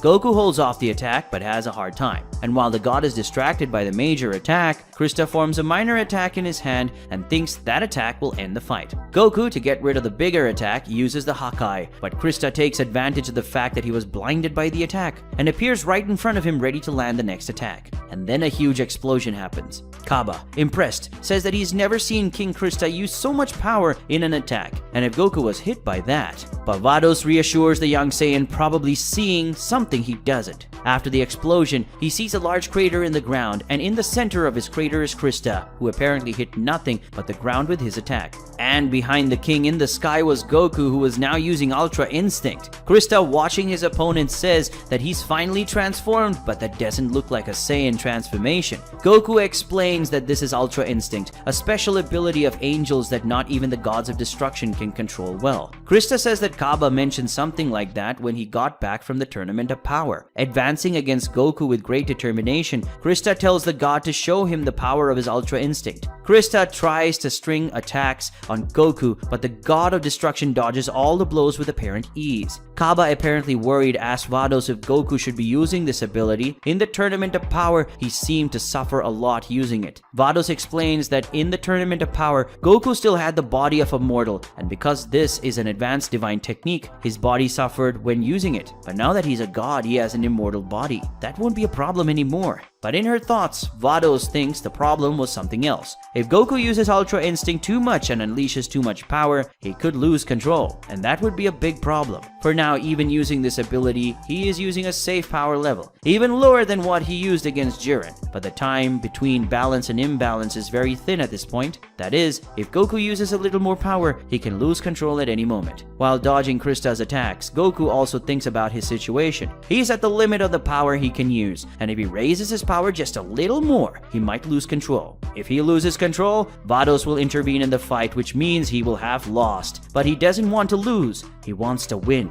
Goku finally counters Christa with a punch. The king blocks the attack, but the destroyer's force is so great that it throws the mortal Saiyan away, causing him to destroy the ground to stop his body. But still, even blocking Goku's attack, Christa spits out blood, clearly very stunned by the attack. The king notes that not only has his opponent's defensive ability changed, but his offense is also much more powerful. This Ultra Instinct is really an amazing technique, but Goku is already after the king and he apologizes, but he needs to get this over with. However, to Goku's surprise, when he would land a finishing blow on the king, he simply misses, which leaves the god of destruction very confused. Christa wastes no time, and then, accumulating a strange energy in his fist, rushes towards Goku to land a blow on him. Goku clearly dodges, but strangely the attack lands, and it was a great attack. The destroyer is thrown very violently into the force field, causing destruction on impact. But it's not just Goku who's very surprised by the attack. Kaba and Vados didn't understand very well either. And Vados notes that Christa's last attack far exceeded the power he was going to use in the fight so far. Goku, while getting up, thinks that he is sure he dodged that blow, and also that he would land that attack. What happened? And what absurd strength was that? But the destroyer's reflections are interrupted when he looks up into the sky and sees something. Did he transform? In the sky, Christa shows a new form. Kaba is surprised. Can the king transform, and what form is this? Doesn't look like the average Super Saiyan. But Vados isn't the least bit surprised. After all, it's only to be expected that the millennial Saiyan warrior with a prodigious track record like his would have some sort of hidden power, right? But Goku recognized that energy. He's already felt something similar, and if that's what he's thinking, it could be very serious. And while he thinks that, he is remembering Brawly. But the time for speculation is over. Christa is ready to finish the battle and screams for the god of destruction to get ready too. Christa lunges at the god of destruction, who was getting up to react, when suddenly he's startled to see around the king the image of an Uzaru roaming at him. Goku is very scared. What is that? Kaba yells for him to get out of there, and then a gigantic explosion happens. Kaba has to hold on to Vados to not being blown away by the wind, and he does so. He wonders if he wasn't going too far for a friendly fight. And Vados, in agreement with the young Saiyan, says that apparently Saiyans take even the most random fights very seriously. When the wind blows over, Kaba is finally able to release the angel and asks who the winner was. At the center of the crater is Christa, but he is alone there. Did he miss the attack? Kaba asks where Goku is. Vados, who has apparently already seen him, with a serious expression, questions if he really reached this point. And Christa, also seeing something, says it doesn't look good. And Kaba, just now seeing that what had happened, asks what this is. And then we finally see Goku, who has a completely different appearance, a demonic appearance, and surrounded by the energy of destruction. Kaba asks what that is. Goku has changed a lot, and he has never felt anything so dark in his entire life. Goku, with a devilish smile, raises his hand and says he's going to destroy everything. Christa, with a worried expression, takes his fighting stance, but then someone puts his finger on Goku's neck and he quickly returns to normal, very confused. Goku asks what happened and what he was doing up there. Vados, who was already behind him and was the one who turned him back to normal, explains that at the moment Christa was going to hit him. Goku increased the Ultra Instinct's power level so he could escape the attack. and how he was already at his limit of power he could use. Even this quickly increase in power was enough for him to lose control. Goku, now understanding what happened, lowers his head and, disappointed, assumes his defeat. Christa, also clearly very relieved, undoes his transformation as he sighs in relief that it's all over. But Vados has some thoughts about what just happened. She notes that actually, since Christa's last attack was direct and obvious, Goku should have been able to dodge it without raising his powers, but he probably saw or felt something that she and Kaba couldn't, and it distracted him. Because this, he was late to dodge and needed to increase his powers to dodge. It seemed that this man named Christa really has something very special. But now, with a relaxed smile, Vados calls out to them to heal them and fix their clothes. Some minutes later, everyone is talking peacefully in the king's palace. Goku and Christa's wounds have already been healed, and their clothes have been also repaired by Vados. Goku thanks the king, saying it was so much fun fighting him, but he hopes that next time the king won't hide his real powers. Christa smiles, surprised that Goku noticed, but he also tells the Saiyan God that he also realized that he was far from using his full power. Goku confirms, explaining that until he manages to control his power well, he has a very big limit on how much energy he can expend. And then Goku asks why Christa didn't participate in the Tournament of Power. Things could have been very different for Universe 6 if he had been there. Christa explains that he promised a long time ago that he would always stay on Sadala to protect the planet and the people, and that's why he doesn't leave the planet. This surprises Goku, who says he's a very responsible king. Goku's admiration is understandable, as he would certainly never give up a good fight for something like that. And now, much to Kaba's annoyance, Goku calls him to see Kale and Caulifla. Kaba scolds the destroyer, reminding him not to talk about them there. Goku apologizes, embarrassed. But Christa doesn't care. He says that Goku is a god, and he has nothing to do with the planet's internal conflicts. The king says that Kaba can take him to them, but he must be careful and not go into too dangerous places. Sadala's elite captain accepts his king's order. Christa says he now has kingdom business to attend to. But before he goes, he asks Goku that, in case he sees Kale, try to get some sense into her head. And he completes saying that his daughter is very problematic. Goku is shocked. Is he Kale's father? Kaba laughs, embarrassed. He forgot to warn about that. A few minutes later, Goku, Kaba, and Vados are flying across the planet. On the way, Goku observes a poor village where the people seem to live precariously. The visitor asks Kaba why the villages in the region are so poor compared to the main city and the king's palace. Kaba explains that lately some regions are going through difficult times because of crime. And this region specifically is rebel territory, and they are suffering a lot from the war. This surprises Goku. Is the planet at war? Kaba says yes. There is a revolutionary force that wants to remove King Christa from power, and the one who commands his revolutionary force is Caulifla. This surprises Goku a lot. Caulifla is a revolutionary? But on second thought, now Goku understands why Kale and Caulifla's names caused so much resentment back in the capital and the palace. And Kale, the king's daughter, is a revolutionary leader's best friend. That must be pretty sad. Kaba explains that Kale, like many other people, disagreed with the king's rule and revolted against him. Although Christa is a great hero of Sadala, many have forgotten his heroic efforts over time, and many generations have passed. Christa doesn't make a point of reminding everyone about it so that his fame doesn't increase too much and spread across the universe. Since, if his fame spreads across the universe, many aliens would want to go to the planet to prove their powers against the king, which could put Sadala at risk. But because they don't remember Christa's deeds, many see him as a tyrant complacent with power, and so they decide to create a revolutionary force to remove him from throne.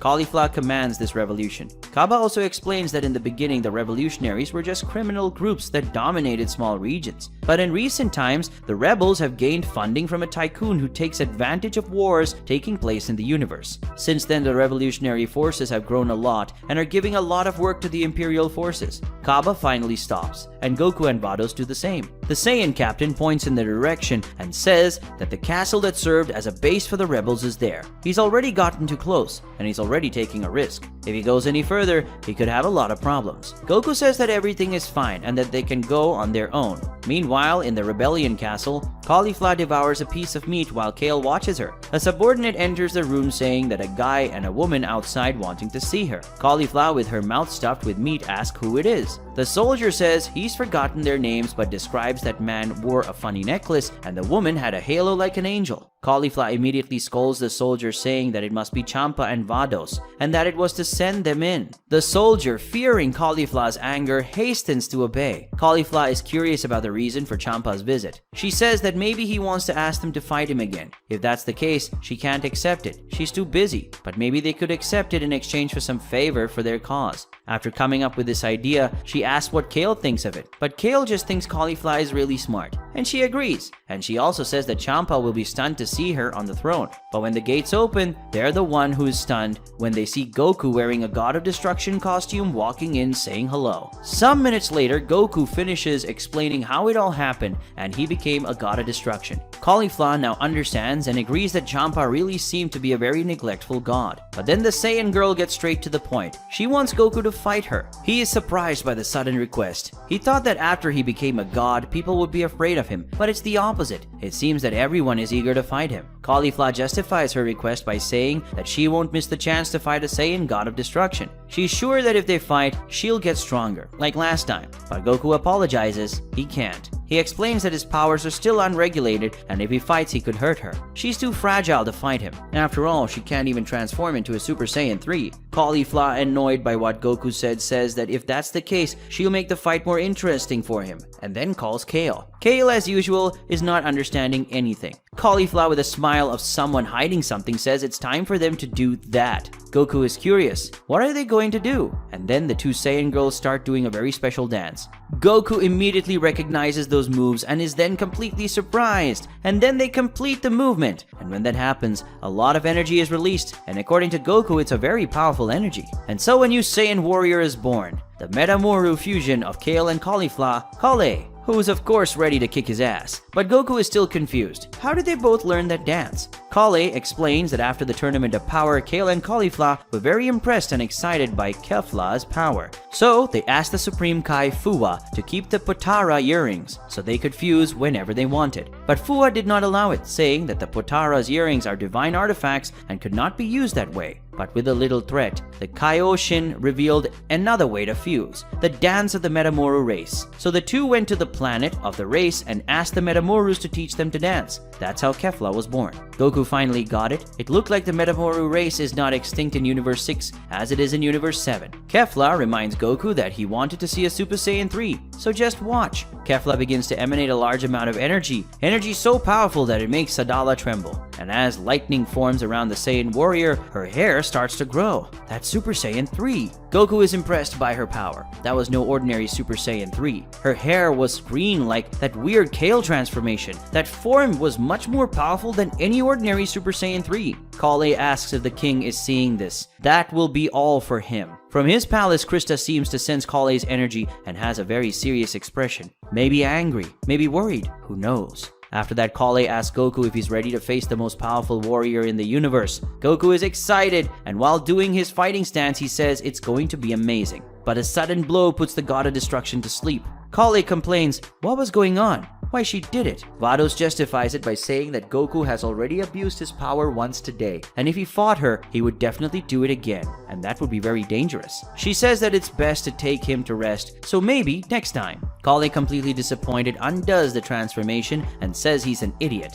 In space, while Goku's away, Vados says that despite the scares, she is very grateful that Goku chose to visit this planet first. She is sure that seeing the powerful people who live in Sadala, he is more excited to be a god of the universe. He also understood his limits better and will definitely train more willingly to improve. Today was a good day. Frieza's spaceship travels through space. Inside it, more specifically, inside the training room, as Cooler and Frieza, who are apparently in yet another one of several intense training sessions. Cooler taunts his brother, saying that Frieza is starting to put more effort into their trainings. Doesn't that worry him? But Frieza, with a fake smile on his face, says no. To the contrary, intense training will make him much more stronger. But their conversation is interrupted by Berry Blue, who warns them that their destination is close. Cooler asks Frieza if he should call his soldiers, but Frieza says it's not necessary. On the Zuno's planet, there is nothing threatening for them. The ship finally lands on the planet. Frieza and Cooler leave surrounded by many soldiers, but something is wrong. They feel a very powerful energy in that place. Cooler asks his brother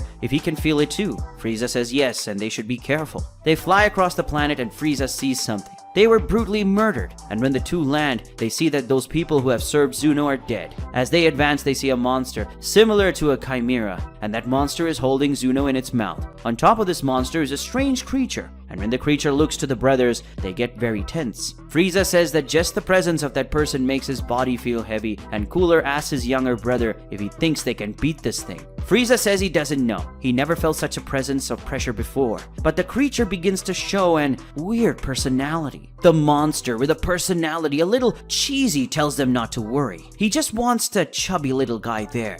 This behavior leaves Frieza and Cooler a little shocked, and Frieza comments that Guy had a bit of eccentric behavior. That strange person says goodbye, takes a card that has some strange design on it, he throws that card on the floor and a magic rune appears, and then he enters together with the monster and Zuno in that magic rune. After that they disappear. Apparently it was like a magical dimensional portal. Frieza scolds Cooler, why didn't he do anything? But Cooler says he still hasn't processed that situation very well. But they weren't the only ones there. On an asteroid close to the planet, someone was watching. This person in thought says that if Zuno is being targeted, that means the next target will be Super Dragon Balls. Suddenly, the Super Dragon Balls are completely destroyed. The person responsible for this was a woman who says it's good to be able to blow things up again, especially these damn relics. She's accompanied by 3 other mysterious people. One of them calls her Tyra, saying she did a good job. Now, Zarama's magic cannot be used in this realm. And that's how the Super Dragon Balls were destroyed by 4 mysterious enemies. And what did they mean about Zarama's magic not being usable? Now on the planet Shiriaru, Granola is arriving at Monaito's house. He enters very angry, which causes curiosity in the old Namekian. Granola explains that on his last mission, he discovered that Frieza is still alive. This is clearly a reference to the Dragon Ball Super manga, when in chapter 68, Granola found from Eric that Frieza was alive. And this conversation is a reworked version of the scene where Granola talks to Monaito about Frieza's rebirth in chapter 69.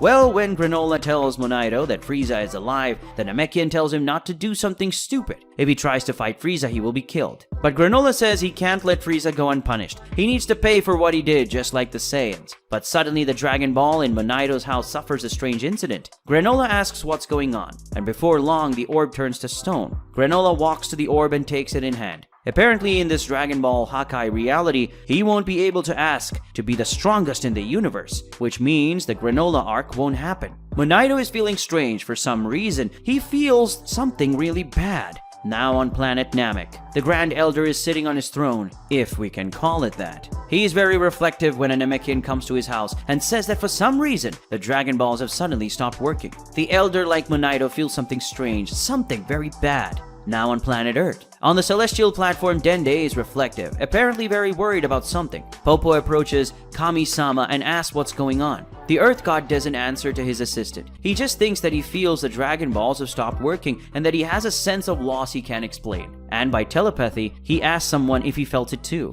The person Dende asked this was Piccolo, who was reflecting on a rock next to his house. This scene is very similar to what we saw in the trailer of the next movie, and it's a clear reference from Dragon Ball Hakai to the movie Dragon Ball Superhero. Piccolo, receiving Dende's telepathic question, says yes. For some reason he can't explain. He also senses that something very bad is about to happen. Meanwhile, at the place where the Super Dragon Balls were destroyed, that person who kidnapped Zuno finally appears. The creature arrives at the location through the magical portal it opened on the Zuno's planet. Arriving at the companions and seeing that the orbs have already been destroyed, the creature complains, saying that it missed the show. Another member of the group, upon seeing Zuno's kidnapper, comments that apparently the other mission was also successful. The woman named Tyra comments that without Zarama's magical power, at Zuno's knowledge, they sure won't be able to resist them. She's definitely talking about the 12 universes. But the strange man who is appearing to be the leader of the group says that they had a big victory today, but it is better not to underestimate their enemies. And after saying that, he tells his companions that it's time to leave before those rats get in the way. Who is he talking about? Some hours later, a door to a strange room opens. When a person enters this door, another person asks, "How was it, Master?" In the center of this room is a large table with several chairs, but only 2 of those chairs are occupied. One of the people who is sitting answers the question that the other has just asked, saying that by the look on the master's face, it certainly didn't go well. The so-called master, as he walks towards the table, says that they were deceived. The celestial mages did not return to their realm, but to Zeno's realm. Brajin, the great mage of invocations, kidnapped Zeno, and now the Super Dragon Balls were destroyed. One of the people sitting, who is revealed to be a man with spiky hair similar to Vegeta's, says he warned him. The master says he did his best for them to be cautious, keeping the apprentices on alert, but without confirmation that the enemies were indeed in Zeno's realm. He couldn't take any more serious action. Furthermore, this was no time for accusations. Zuno was kidnapped, and the Super Dragon Balls were destroyed. Zuno's realm was without a doubt the greatest source of information and the greatest source of magic power. The spiky-haired man says that if the master knows who kidnapped Zuno, it's because he saw it happen. Why didn't he stop Brajin? The master, apparently bothered by all the questioning, replies that apparently his Saiyan blood will still speak louder than his wisdom by the looks of it. He knows very well that a fight between himself and a celestial mage could cause the destruction of the entire Universe 7. He could never start a battle of such a level without the permission of the gods of the universe. The spiky-haired man argues against the master, saying that he would rather lose Zuno than break a simple rule. He liked his primal blood better. The third person at the table finally decides to say something. He intervenes in the discussion to side with the master, saying that the master of the Celestial Guardians cannot afford to break rules. He did very well. That's what Master Anzen would do. And just to remind you, this group called Celestial Guardians was the same one that appeared in chapter 1 of the manga, and Anzen was the man who was trying to link 2 strange boxes and was stopped by a mysterious enemy. Continuing with the scene, this man who spoke in defense of the master asked if he has discovered anything about Janemba. The master, finally searching the main chair at the table, pulls the chair to sit down while reporting yes. He found the silence of the Guardians in Universe 7's Hakai world strange. He went there and found them dead. And here the master refers to the events that happened in chapter 4 and 5 of the manga, when Frieza and his subordinates went to the demon realm and stole Janemba's cocoon. The master continues telling the story, saying that after finding the 3 guardians dead, he went to Zuno to find out if whoever had done that was the celestial mages or not. But irony of fate, the thieves of Janemba cocoon were there. It was the mortal Frieza and another mortal who, from what he heard, was called Cooler. From what he understood, they also went after Zuno's wisdom. Hearing this report, the spiky-haired man is again angry. Why didn't the master take Janemba? That would be an easy one for him, as stealing candy for a baby. But the master again justifies himself by the rules, saying that his companion knows very well that mortals, whether good or bad, are citizens of a universe, and they, celestial guardians, are mediators of the realms. They cannot harass them without the permission of their respective gods. To do so would be a diplomatic offense. But the questioner says these rules are ridiculous. He doesn't think they should follow them so rigidly. But the master replies that is why he is the master and not him. The other with irony says that he is a great master. After all, he's only seen defeat since he took over. The master does not accept this offense silently, and with the same irony asks what victories your majesty had as a leader. This makes the man very angry, and hitting the table, he stands up while transforming into a form that looks like the Super Saiyan Blue. The other man on the table apparently doesn't approve of this, and so he too stands up, emanating an aura of ki. And well, there's no way to know exactly what that is, but on the surface this man has angel-like traits, and this aura could be something like the Ultra Instinct. In any case, he scolds the Saiyan, saying that he doesn't think it's appropriate to raise ki before the master. The Saiyan is clearly worried about this reaction, and after both stare at each other for a few seconds, they back off. After that, the angel-like guardian opines, saying that he thinks it's better to seek solutions than criticisms at this time, and he asks the master what he intends to do. But before listening to the master's answer, it suggests that the time for being discreet is over, and they need to alert Zeno's realm of events so that the correct measures can be taken. The master agrees. He says that they must alert the authorities immediately. The kidnapping of Zuno and the destruction of the Super Dragon Balls can mean nothing but war. And in this moment, we can see that this master's identity, he is Pecan. Surely a remake of the character. Meanwhile, in Universe 7, Beerus is fishing in the planet's lake while Whis watches him, and the Oracle fish sleeps in the aquarium. Whis, bothered by something, says that Vegeta has been in that place for 2 weeks. 2 weeks, Beerus says. He didn't even notice. Whis continues saying that at this point, the oxygen aura he put around Vegeta must be running out. And if he still hasn't come back, it's because he's either dead or he's having a hard time. But so what? Nobody told him to be an idiot. He was so jealous by Goku becoming a god and gaining new powers that he wanted to resort to such dangerous methods to evolve faster. Anything bad that happens is his fault. In his thoughts, Whis reflects on where Vegeta is, the anti-life dimension, the most harmful place that can exist in the universe, a dimension where the universe sends everything it discards to avoid its own destruction. It is such a bad place that even the gods of destruction avoid going there, because even these deities feel uncontrollable with the adversities of that place. That's where Vegeta went 2 weeks ago. But Whis decides to speak again, and this time to provoke Beerus, saying that he's nervous because Vegeta has been in that dimension for much longer than he managed to stay the first time he entered. Beerus tells the angel not to talk nonsense. He was there for the first time millions of years ago. Vegeta is still light years away from him. Suddenly, this conversation is interrupted by the Oracle Fish, who shouts, "Death! Lots of death!" Beerus asks what he's talking about. The fish continues, "Very powerful enemies. Death! A lot of death! The universes are in danger!" Beerus approaches the fish, but he sleeps again. But suddenly, the sound of thunder can be heard. Many lightning strikes from the sky, and then a big tornado. That worries Beerus. A lot of energy was accumulating there, and then he tells Whis that if it's spread out, the universe will. But Angel already knows. And by invoking his staff, he forms a protective globe around that area. A large amount of energy is released at that location, creating a huge explosion. But everything is contained by the force field created by Whis. After it's all over and Whis undoes the force field, we can see Vegeta, who is extremely injured. It doesn't take long for the Saiyan to finally pass out, falling to the ground. Beerus in disbelief asks Whis if Vegeta destroyed that entire dimension. The angel confirms, which makes the god of destruction complain this guy has no limits, but he discreetly smiles, perhaps an admiring smile. Whis tells Beerus he's going to take care of Vegeta. In the meantime, he'd better go to the meeting of the gods or else he'll be late. This scares Beerus. He forgot the meeting. A few minutes later, Whis has already healed Vegeta, changed his clothing, and is now putting him to bed. Whis, in thought, says that Vegeta was so exhausted that the amount of ki in his body was less than 5%. Almost every bone in his body is broken or fractured, and his organs are severely damaged. If not for the angel's care, the Saiyan Prince would be dead in literally a few minutes. All this just for the desire to become the strongest.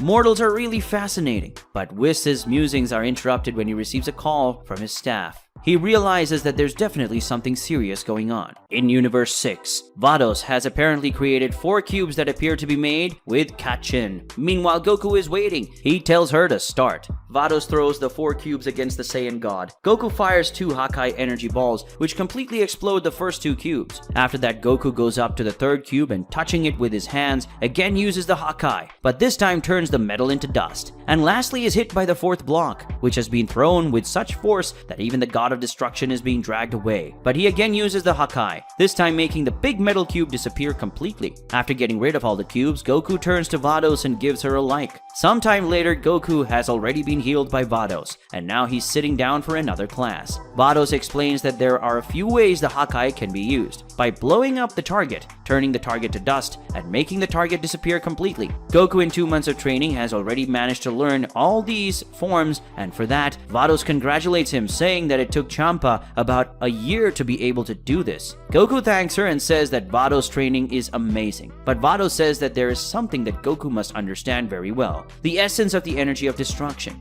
Goku is confused. Vados had told him once that destruction, energy, and Hakai were different things, but he didn't quite understand. Vados explains that the energy of destruction is a source of energy, while Hakai is a product of that energy. And to exemplify, she says it's like Kamehameha, which is done through ordinary ki energy. In this comparison, the energy of destruction is like ki, and Kamehameha is like Hakai. Vados also says that the energy of destruction can be simulated with training, like Vegeta and Topoto, but this simulation cannot be compared to the true energy of destruction that the gods of destruction have. Goku asks why that energy of destruction is so different from ordinary ki, and why he feels so bad every time he uses that energy, and it's always so hard to control. Vados says that in fact this energy is very different from ordinary ki or divine ki. That's because the true energy of destruction is a living energy. Goku asks what she means by living energy. She explains that when this energy is inserted into someone's body, it takes the form of a spiritual being with its own consciousness and desires. This means that ever since Goku received this energy within him in the ritual, another creature has come into existence with him.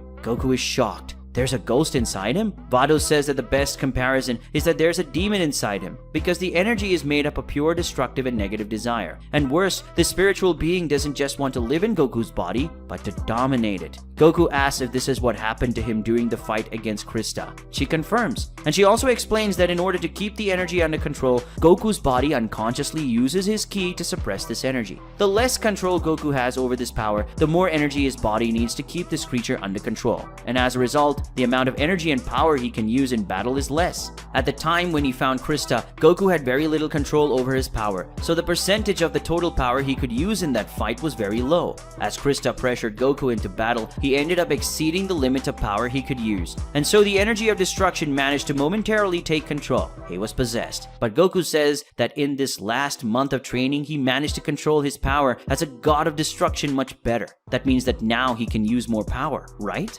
Vados confirms, saying that the amount of power he can use has increased considerably, and now the level of power he can use is already higher than the total power he used during the Tournament of Power. She goes on and says that now Goku is at least the 5th most powerful among the gods of destruction. Goku gets really excited about those words from his master, saying he wants to train more and more. Vados laughs. He's really very different from Champa, but unfortunately they had to stop. After all, had he forgotten that he had to go to the meeting of the gods of destruction? Goku had forgotten, but he didn't want to go. What would he do there? Vados says that actually the purpose of these meetings is for the gods to talk about matters pertaining to work, involving the universes, about work experiences and things like that. But since angels traditionally don't attend these meetings to make the gods more comfortable, what actually happens is that they talk about silly things and make silly disputes. Goku, knowing about the disputes that are made, is more excited. Maybe he can fight someone there. Vados suddenly receives a call, similar to what happened to Whis, like I said in the previous video. She deduced that something important is going on and says, as Goku doesn't know the meeting place, he's going to take him there quickly, and then go meet the Grand Priest. Between each of the 12 universes, there is a planet that is considered a neutral base. This planet is even tougher than the Supreme Planet, and also tougher than the Planet of Destruction. On these planets, the millenary meetings of the gods of destruction are held. Inside the planet, Likir and Hellas hold bows. Hela says she's the best archer in all the universes, but Likir assures her that she's the best for now. On the other side of the planet is Sidra, who agrees to serve as a target for the two just to show the power of his shield and also his incredible speed. The first shot is coming. The destroyer of the 9th universe notices and deflects. The shot goes straight through, destroying a mountain and who knows what else. Sidra recognizes that shot as Likir's arrow, and it was very easy to dodge. However, another shot follows and it hits the destroyer, cracking his shield. That was Hellas's arrow, which according to Sidra was so accurate that it didn't destroy anything in its path.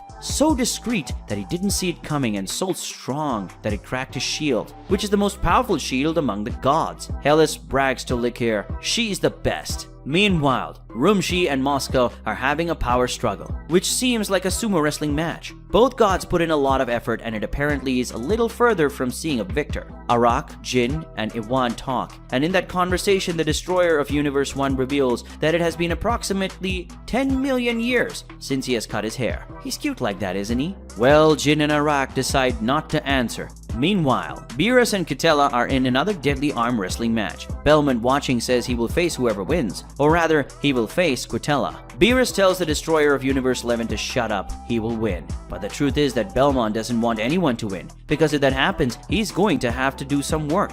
But suddenly, the relaxed atmosphere becomes very tense. Something catches the attention of the 11 gods of destruction present in that place. What catches everyone's attention is the arrival of the 12th destroyer, Son Goku, who upon arriving and realizing that everyone is staring at him, is very apprehensive, realizing that they still don't like him. Goku runs to Beerus asking him to help him get along with the guys, but Beerus tells him to leave. He doesn't want to embarrass himself with the others. As if he were popular, Kitela says. The atmosphere starts to get even more tense. That's because the gods start to complain about Goku's presence. Jin sneers at the novice's arrival. Likir says that as if all the trouble he caused wasn't enough, he still became a god. But Goku asks his comrades to calm down. He didn't want to be a god, but Rumshi doesn't believe it. After all, did he start flattering Zeno for nothing? Iwan tries to pacify the situation, saying that Goku is now a colleague and they need to get along. Hellas agrees and says that having a handsome god at these gatherings is a rare thing, and a lady like her is grateful for that.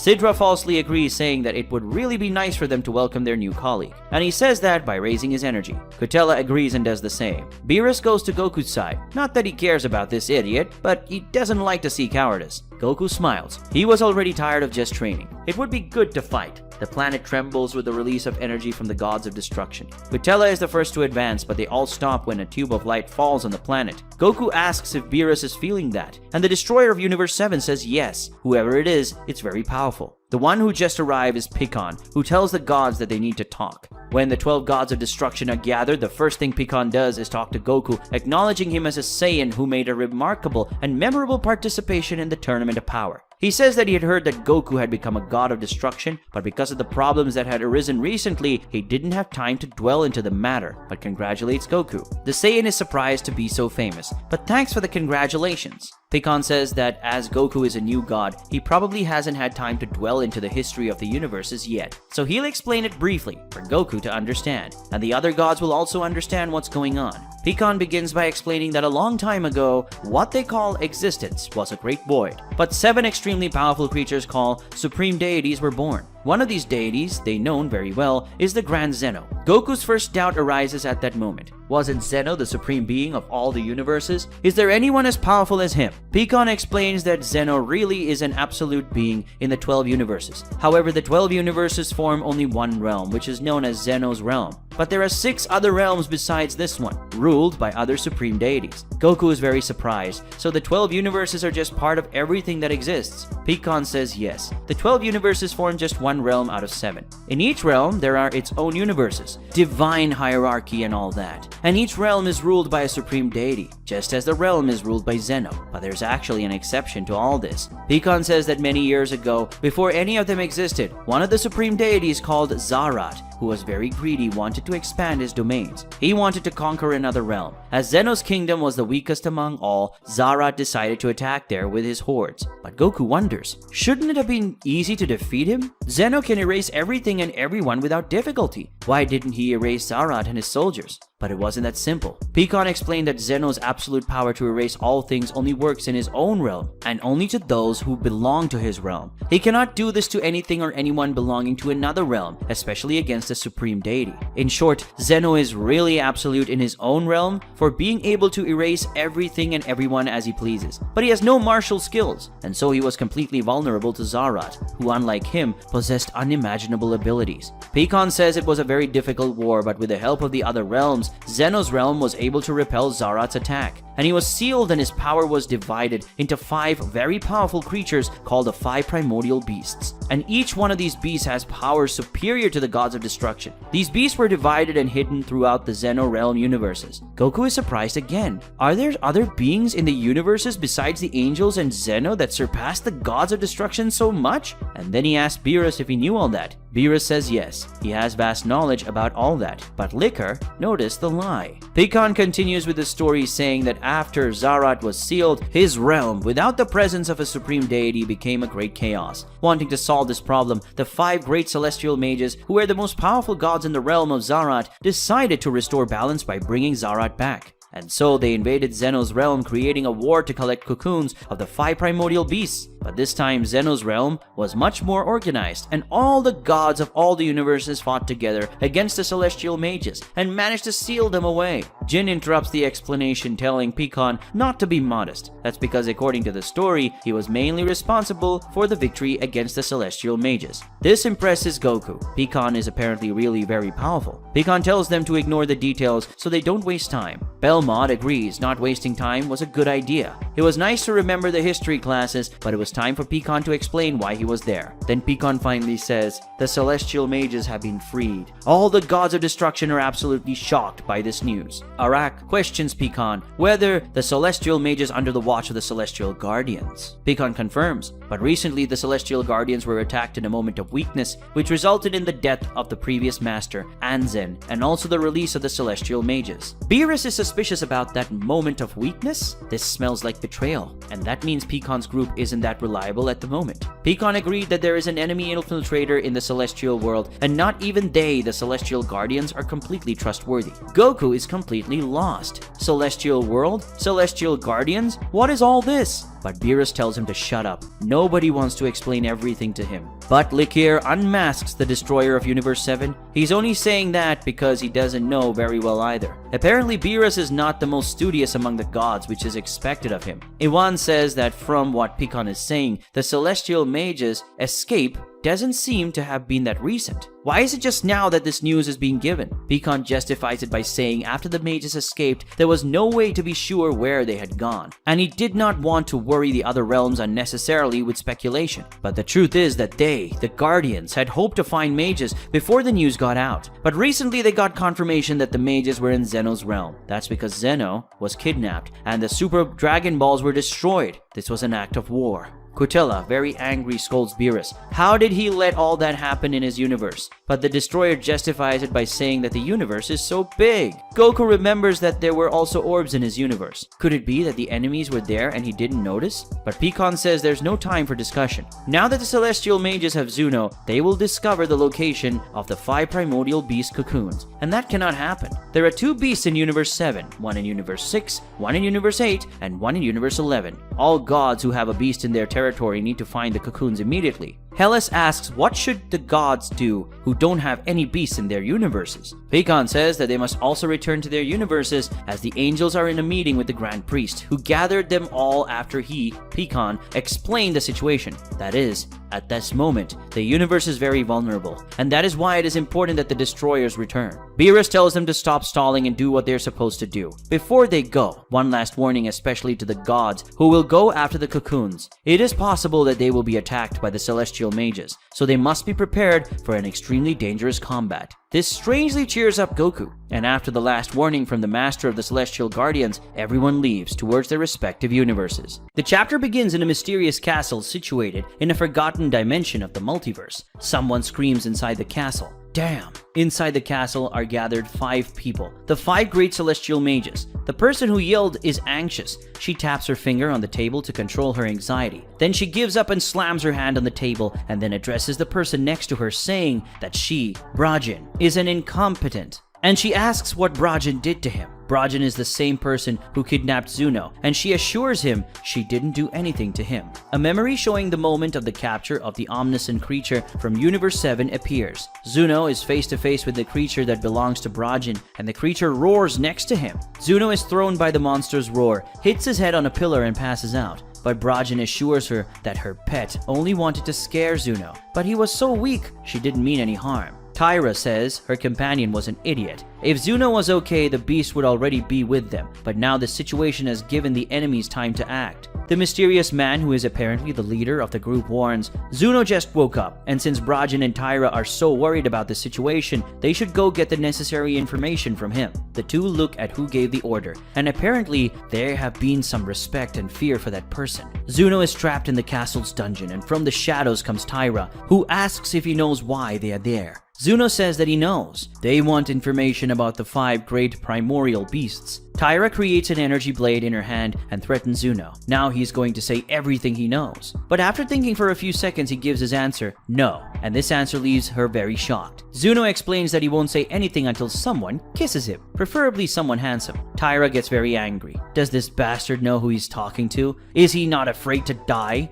Zuno says that after Frieza threatened him for information, he felt very bad for his cowardice, and after that, he dedicated himself to intense mental training to no longer fear death. Threats will no longer work against him. Besides, if they kill him, they'll never get what they want. Tyra raises her blade. She's going to teach him a lesson, but Brajin intervenes, flinging her companion away. If a kiss is what the chubby guy wants, she'll give it to him, even because she loves fluffy cheeks. But it's not exactly what Zuno wants. He doesn't want a kiss from someone that's ugly. Brajin is very hurt by that. Why did he call her a demon? It's not her fault if she only had that thing to use. Tyra now wants to join in the fun too. She throws Brajin away, throws part of her clothes to the floor, and shows off her feminine attributes, stating that she can be wild in other ways too. She kisses Zuno and asks him how he feels about receiving a kiss from a goddess. Zuno thinks about it and then he gives the result of the divine kiss. 2 questions. Tyra is shocked by that. Is he kidding? But no, he's not kidding. With that answer, she has just one more question.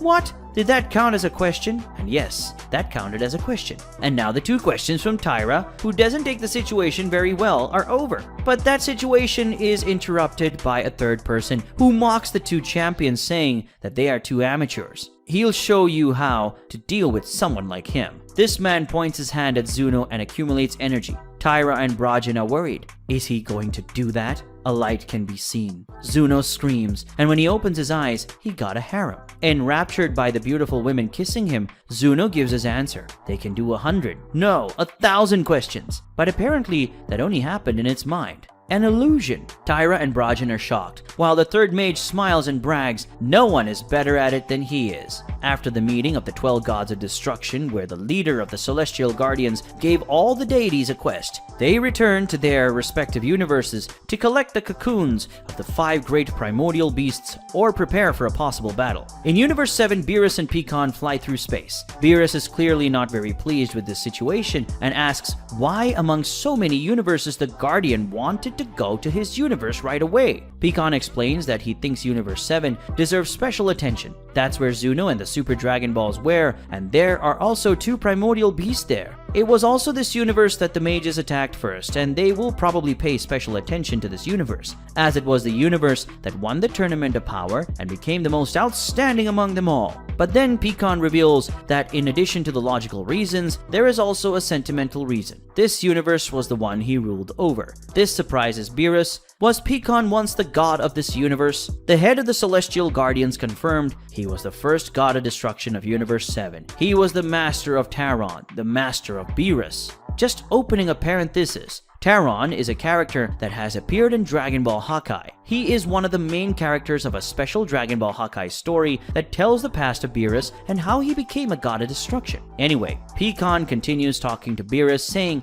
that maybe Whis talked about him. After all, he was the one who trained him. Beerus starts to remember on second thought. Pecan's name sounded familiar to him, but he couldn't remember very well. The current destroyer is scolded by his predecessor, who says that Beerus should be more aware of the history of his universe, and knowing the gods that came before him was basic knowledge. This angers Beerus, who now believes more than ever that Pecan was Teron's master. After all, he's just as boring. Pecan, not liking Beerus' attitude, says that he is now confirming what Teron said. Beerus is a hardhead, but that information leaves Beerus confused. How did Teron talk about him to Pecan if, when he was born, Pecan was already dead for a long time? This question generates another rebuke for Beerus. He should be more attentive. Teron, like Pecan, was killed by a corrupted god. That means they were reunited after death. And also Teron became a heavenly guardian too. They worked together all these years. With this speech from Pecan, we can conclude that gods who die at the hands of corrupted gods go to a different place, probably to the celestial world that was mentioned in the last chapter. Continuing with the dialogue, Beerus asks how his master is doing. Dead, replies Pecan, saying that he died in the last attack the celestial guardian suffered, just like almost all the other guardians. This information clearly saddens Beerus. In Dragon Ball, after a mortal dies, the body can be kept in the other world, but if it is killed again, it disappears completely. If this concept is repeated with dead gods, Teron and all the other celestial guardians can never be seen again. Meanwhile, in Universe 6, Goku arrives on his planet despite the urgency of the situation. The Saiyan God is very excited, since apparently very powerful people will go to his universe. He will be able to face these people. All he needs to do is find this primordial beast, and Vados will help him do that. But there's a small problem with this plan.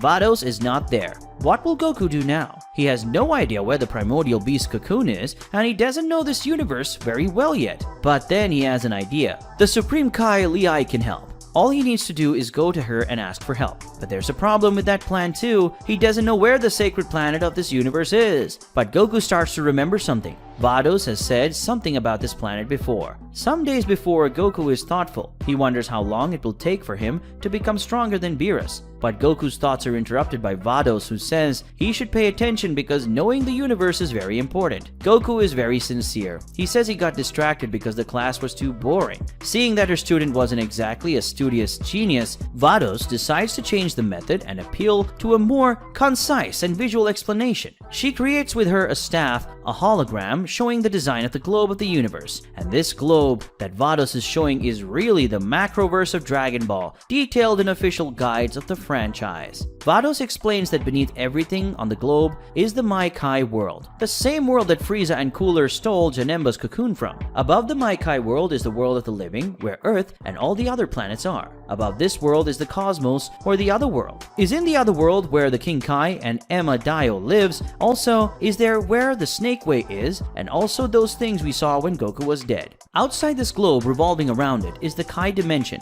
and at the center of this dimension is the sacred planet of the Supreme Kais. According to Vados, the planet of destruction is also outside the globe, between the cosmos and the world of the living. And this last information is not information from official guides. It's a new concept of Dragon Ball Hakai. Never was explained in official guides where the planet of destruction is situated in the globe. Returning to the present moment, Goku now knows what to do. He just needs to focus on what's outside the globe. If he does, he'll be able to find Leai's energy more easily. Goku manages to find it, after which he thanks Vados for her teachings and disappears from the planet. Meanwhile, on the sacred planet, Leai is on the ground and Kiboru is standing before her with a sword in her hand. They are clearly training. Leai is determined and gets up to continue, but just as the two are about to cross swords again, Goku appears and, well, they're going to need new swords. Goku rubs his head. He says he didn't want to come suddenly like this, but then they didn't need to try to kill him. Leai yells at the destroyer. He shouldn't suddenly appear like this. He scared them away. Kiboru asks why Goku was there, and he responds saying he needs their help and it's urgent. Meanwhile, on Universe 7's planet of destruction, a large rock floats in the planet's sky, and suddenly that rock is completely destroyed.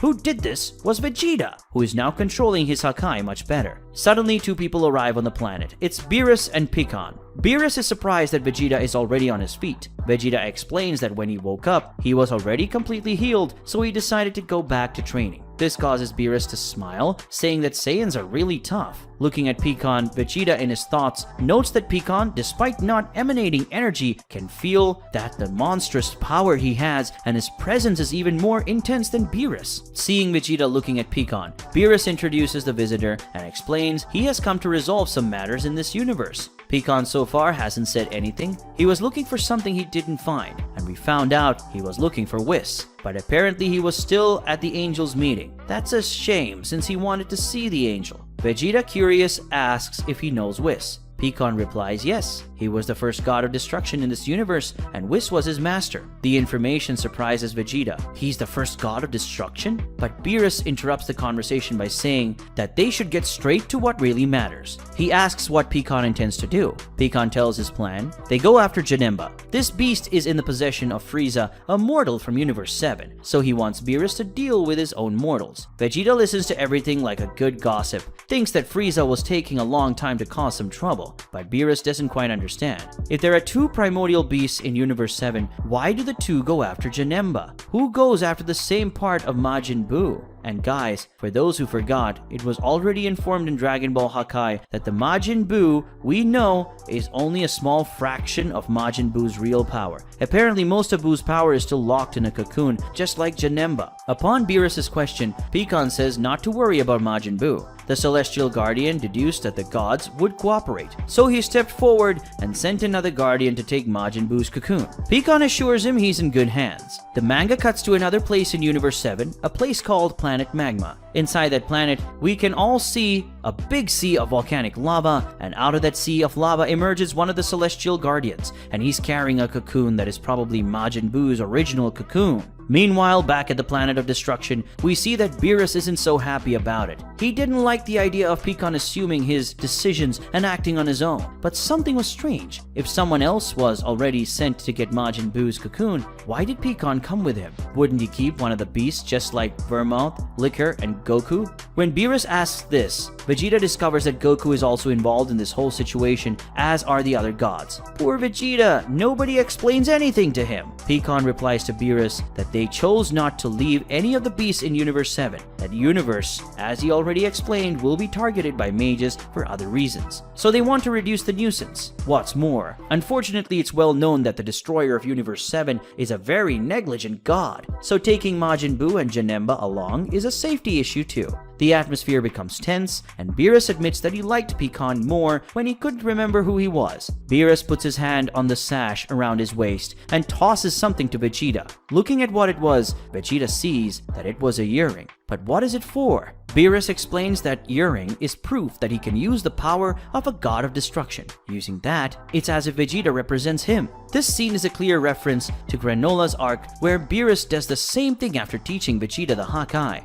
but Pikan doesn't understand that. Why was Beerus doing that? The destroyer replies that Vegeta will carry out this mission in his place. This decision is disapproved by Pikan, who says that giving such an important job to a mortal is gross negligence. But Beerus asks what the surprise is. Isn't he known for being a careless god? Besides, Pikan is no longer the god of that universe. His time has passed. Now he's the one making the decisions, and he's decided to get some sleep. Beerus turns his back on the Guardian and says goodbye, telling Vegeta that he leaves everything in his hands. Meanwhile, Pikan criticizes him severely, stating that he is a disappointment, and not even half of what his master was. As Beerus leaves, Vegeta puts the earring in his ear and asks Pikan how he intends to get to Frieza. Pikan admits he doesn't know how to find him. When he saw Frieza on Zuno's planet, it was a coincidence. But if Vegeta knows him, he must know how to find him through Ki. Vegeta says that Frieza is definitely far from the planet. He could even take them to Frieza with the instant transmission, but there's no way to feel Frieza's energy from that place, even more if he's not releasing energy with intensity. But Pikan says he's going to help the Saiyan. He should just focus on Frieza's energy right now.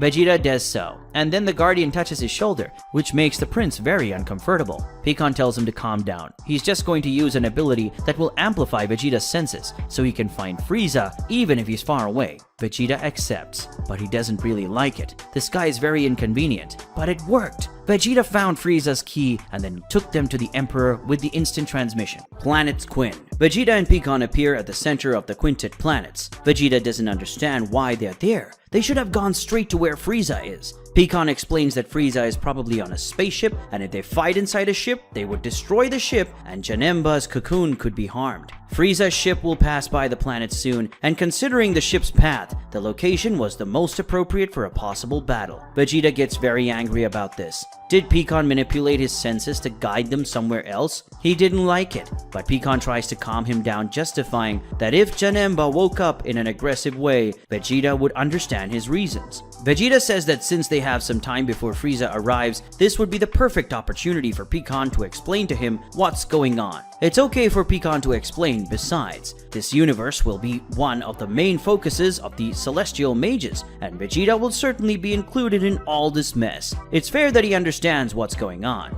Meanwhile, in Universe 8, Liquor is apparently succeeding in his mission. He carries the cocoon of the primordial beast that was in his universe. As he carries the cocoon, Liquor in his thoughts says that it was difficult to convince those Guardian pups to let him bring it. But it's not like they had a choice. After all, they couldn't oppose the god of destruction. These Guardian pups Liquor refers to are probably apprentices and are the trio of demons that faced Cooler and his men. If that's the case, in fact, they could never oppose a god of destruction. When Liquor finally lands on his planet, someone calls him, complaining that he took too long. Liquor immediately looks at some trees and orders that person to leave. The person jumps out of the trees. Looking at this person, Liquor in thought notes that even without emanating energy, he can feel that she is someone extremely dangerous. The destroyer orders the invaders to present herself at once. She refers to him as the one who is known as one of the most intelligent and studious among the gods of this generation. So even though she's different now, can't he recognize the great war queen goddess of the realm of Zarat? After she says that, Liquor finally recognizes her. She is Tyra, the great mage warrior. She's part of the group called the 5 Great Celestial Mages. The mage congratulates the destroyer. He's right,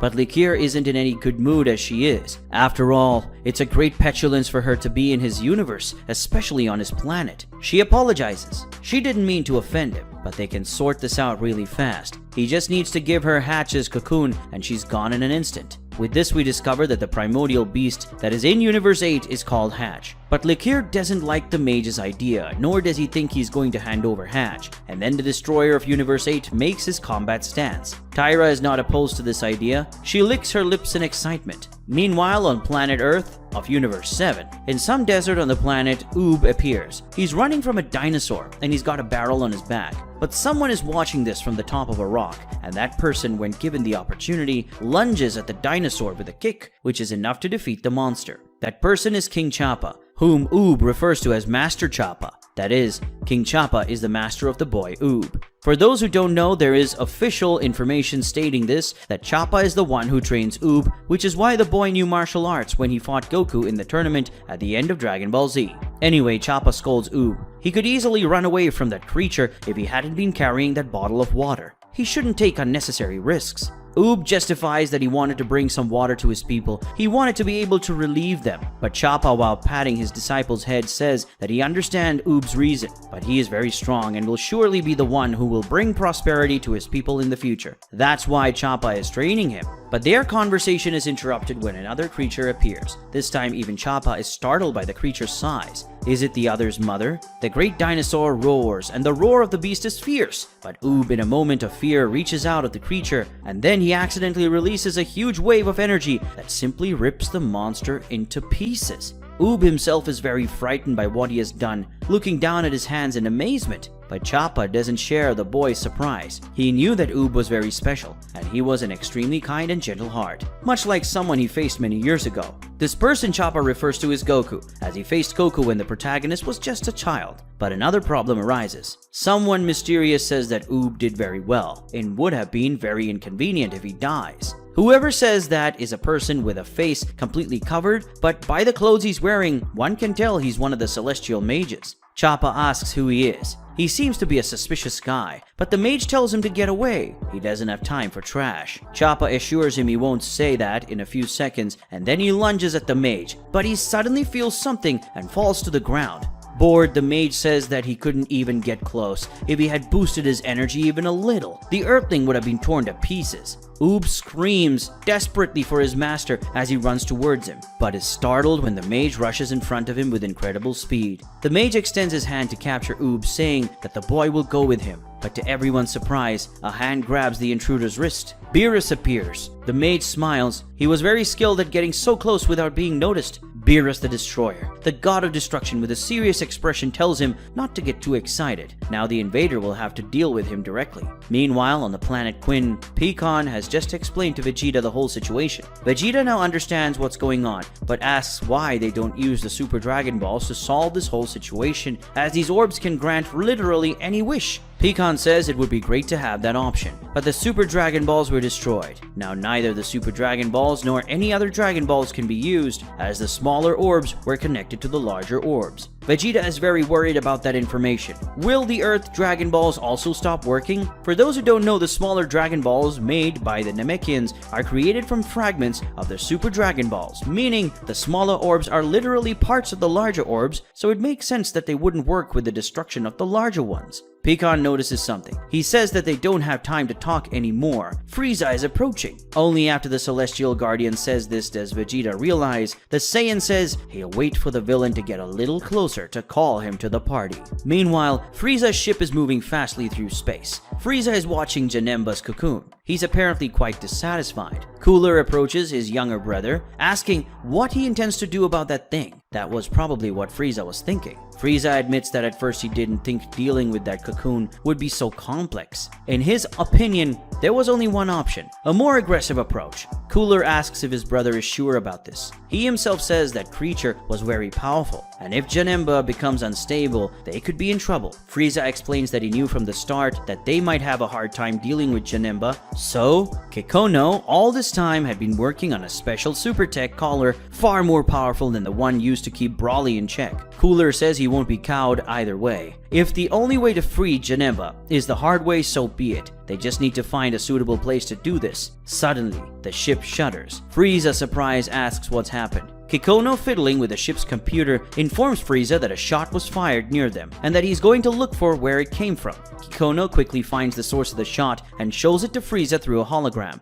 Frieza recognizes Vegeta but wonders who that person is with him. Cooler recognizes that name and asks if this guy Vegeta isn't one of the Saiyans Frieza said had surpassed him, and also the last member of the Saiyans' royal bloodline. Frieza confirms and says he's probably there to stop his plans. Cooler gets angry and says this is their opportunity to eliminate that worm. Frieza, equally angry, agrees. He asks Kikono where Vegeta is. Kikono says he's on a quintet of planets called Planets Quinn, not far from there. Frieza says they are going to fly and asks Kikono to keep his distance, but for him to approach the ship discreetly in case they need any assistance. After giving these instructions to Kikono, Frieza looks at Linzur, who notices the Emperor's signal. Cooler and Frieza fly to the planet's Quinn. As soon as he sees them land, Vegeta recognizes that person accompanying Frieza as someone of the same race as him and Cold. Frieza greets Vegeta with a fake smile, saying it is a displeasure to see him again. He also asks what the Saiyan Prince wants with him. The answer comes from Pikan, who demands that Frieza deliver Janemba to them immediately. He do this in name of the Celestial Guardians, and if Frieza doesn't do as he orders, Pikan will have to use force. But Frieza is not intimidated.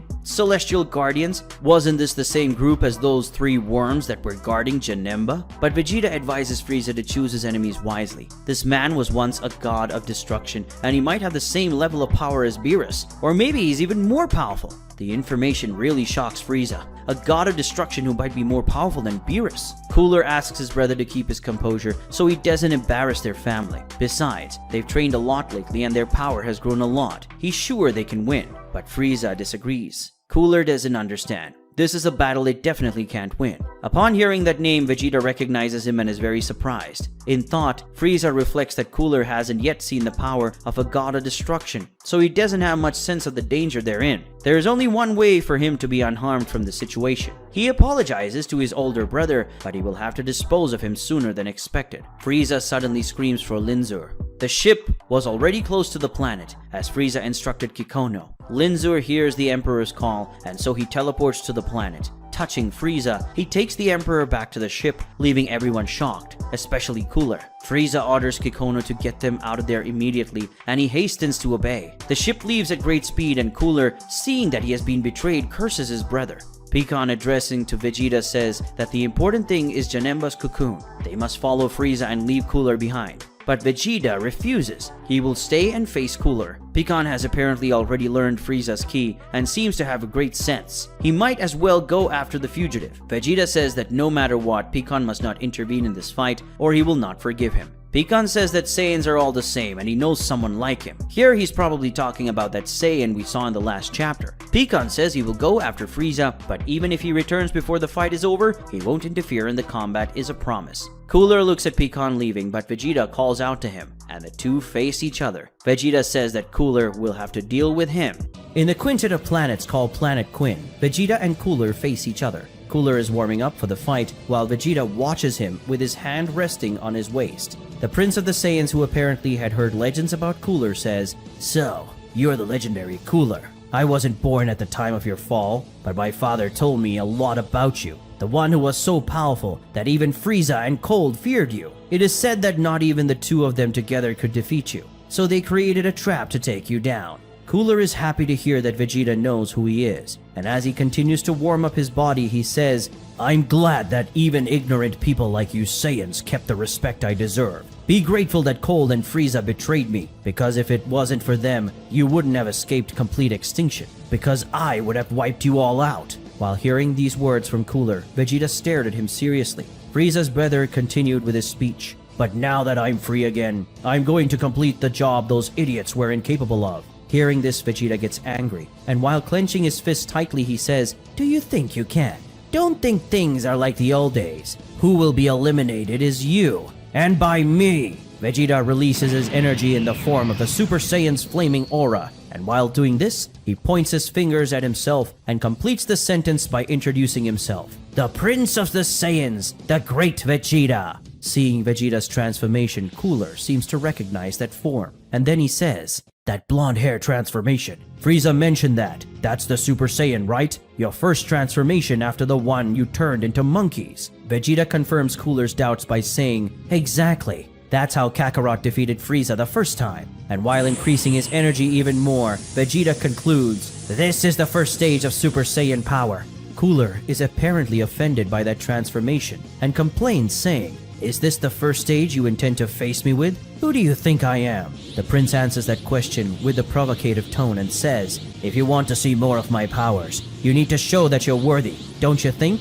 Those words make Cooler furious, and he prepares a blow. He yells, "You damn monkey, put yourself in your shoes." Cooler lands a punch on Vegeta, and even though Vegeta blocks the attack with his arms, the pressure of the blow goes through the Saiyan's body and makes him spill some blood from his mouth. And while surprised by that blow, Vegeta thinks, "What a power! If I hadn't increased my strength and resistance by turning into Super Saiyan 2 at the exact moment of the blow, I would have been killed by that power." But Cooler doesn't intend to give Vegeta time to think, and he goes on to the Saiyan's back, preparing a second attack. He scolds his opponent, saying, "Don't get distracted." Vegeta, while crouching to dodge Cooler's blow, transforms into a Super Saiyan God. Apparently, he needs to transform to have enough speed not to be hit by the blow. As he dodges the attack, he thinks, "My body still doesn't have enough speed to keep up with him in this form." While crouching, Vegeta notices a strand of hair falling from his head, which means that even transforming into a Super Saiyan God to dodge, he barely escaped Cooler's blow.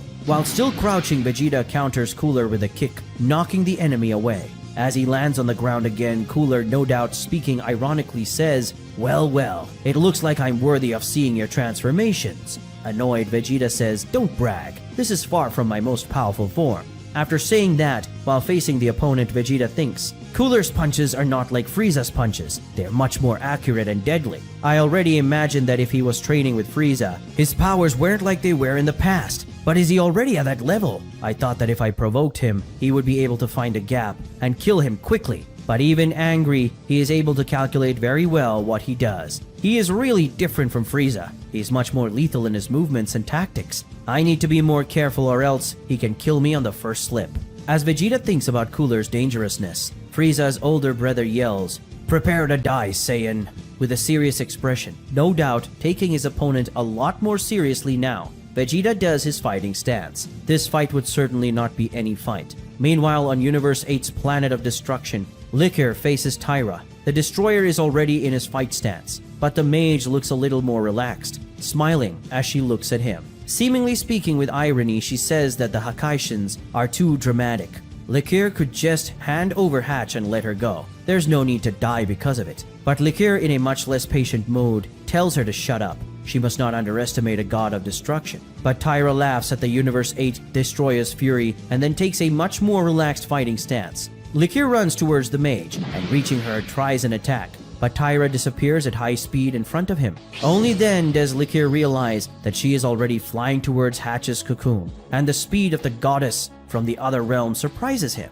Liquor grows 3 more tails from his body, and now with 6 tails, the destroyer screams that he won't let her do that. When she is very close to touching the cocoon, Tyra realizes that Liquor is already behind her, and so the fox god passes right by her, but does so by capturing the woman's ankle with one of his tails, and so he begins to carry her away from the cocoon while suggesting they fight in a more suitable location. In an instant, they are already leaving the planet, going into space. As this happens, Tyra, with an oddly calm expression, notes the fact that Liquor has become faster by releasing more tails. So we can conclude that his power increases according to the number of tails released. When he decides he's gone far enough, Liquor launches Tyra away using his tail, and then to drive her even further away using his hands to release a telekinetic force that launches her even further, causing the warrior goddess to crash into a celestial body, which seems to cause her some pain. After doing this, Liquor finishes releasing his tails,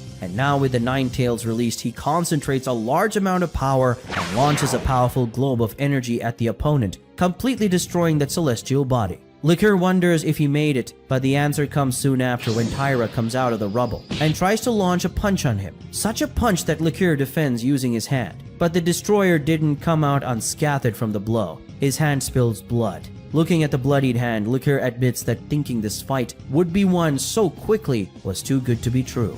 Tyra, with a savage smile on her face, says that if the destroyer wants to fight, they can fight a little. On Universe 6's supreme planet, Goku explains to Kiboru and Lei the reason for his sudden visit. He needs help finding someone called Primordial Beast, and he needs to do it fast. But he doesn't know much about this universe, and Vados is not with him. He asks if they can help him. Lei apologizes to Goku. She doesn't know anything about it. She's a rookie goddess too, and just like him, she's still learning. Kiboru, who is the veteran god in that place, says that he doesn't know much about it either. This matter involving the Primordial Beast is very old, and it has been many generations of Super Kai since those events. Goku is disappointed to hear this, so he also doesn't know where this thing is. Kiboru replies no, but he gives one hope. He can look it up in the Book of the Universe. This book contains the entire history of their universe, and it will surely have some information about the primordial beast called Hiru. This cheers Goku, who thanks the Supreme Kai's assistant. Kiboru holds out his hand as he releases magical energy, and then a huge book appears in front of him. A book so large that it sinks to the ground as it falls. Seeing this book, Goku is a little worried. Kiboru won't need to read all that, right? But the answer is disheartening. That's just the first book out of 100. This information knocks Goku down, literally. In Universe 8's southern galaxy, Liqueur and Tyra fly through space, clashing many times, until they finally fly towards each other for a head-on collision. And they do this by clashing their fists, creating such a powerful impact wave that destroys a celestial body close to them. After the clash between them, Tyra tries to punch Liqueur, but he dodges the attack, and using one of his tails, lands a blow on the woman, who is knocked away by the blow. And after doing so, Liqueur concentrates energy on his tails and launches a string of attacks against her.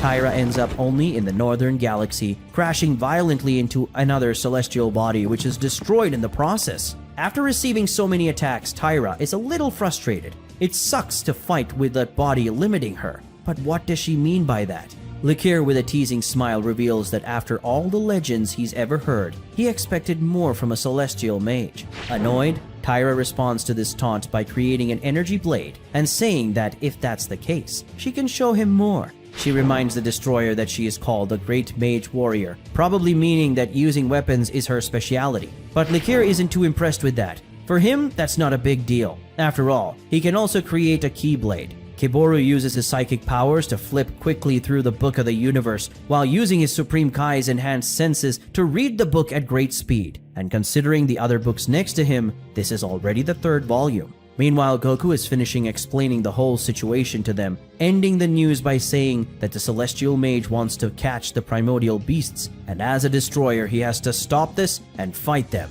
Lei is excited about this situation. She didn't expect that in such a short time as a goddess, she would already have some action, especially something of this level. But Kiboru warns Lei that she shouldn't even think about it. The Celestial Mages are no opponents for beings like them. And Kiboru goes even further in his statement, saying that in fact not even a god of destruction can defeat them. This statement worries Goku a little. Is what he's saying true? Not even a god of destruction can defeat them? Kiboru confirms, yes, it's true.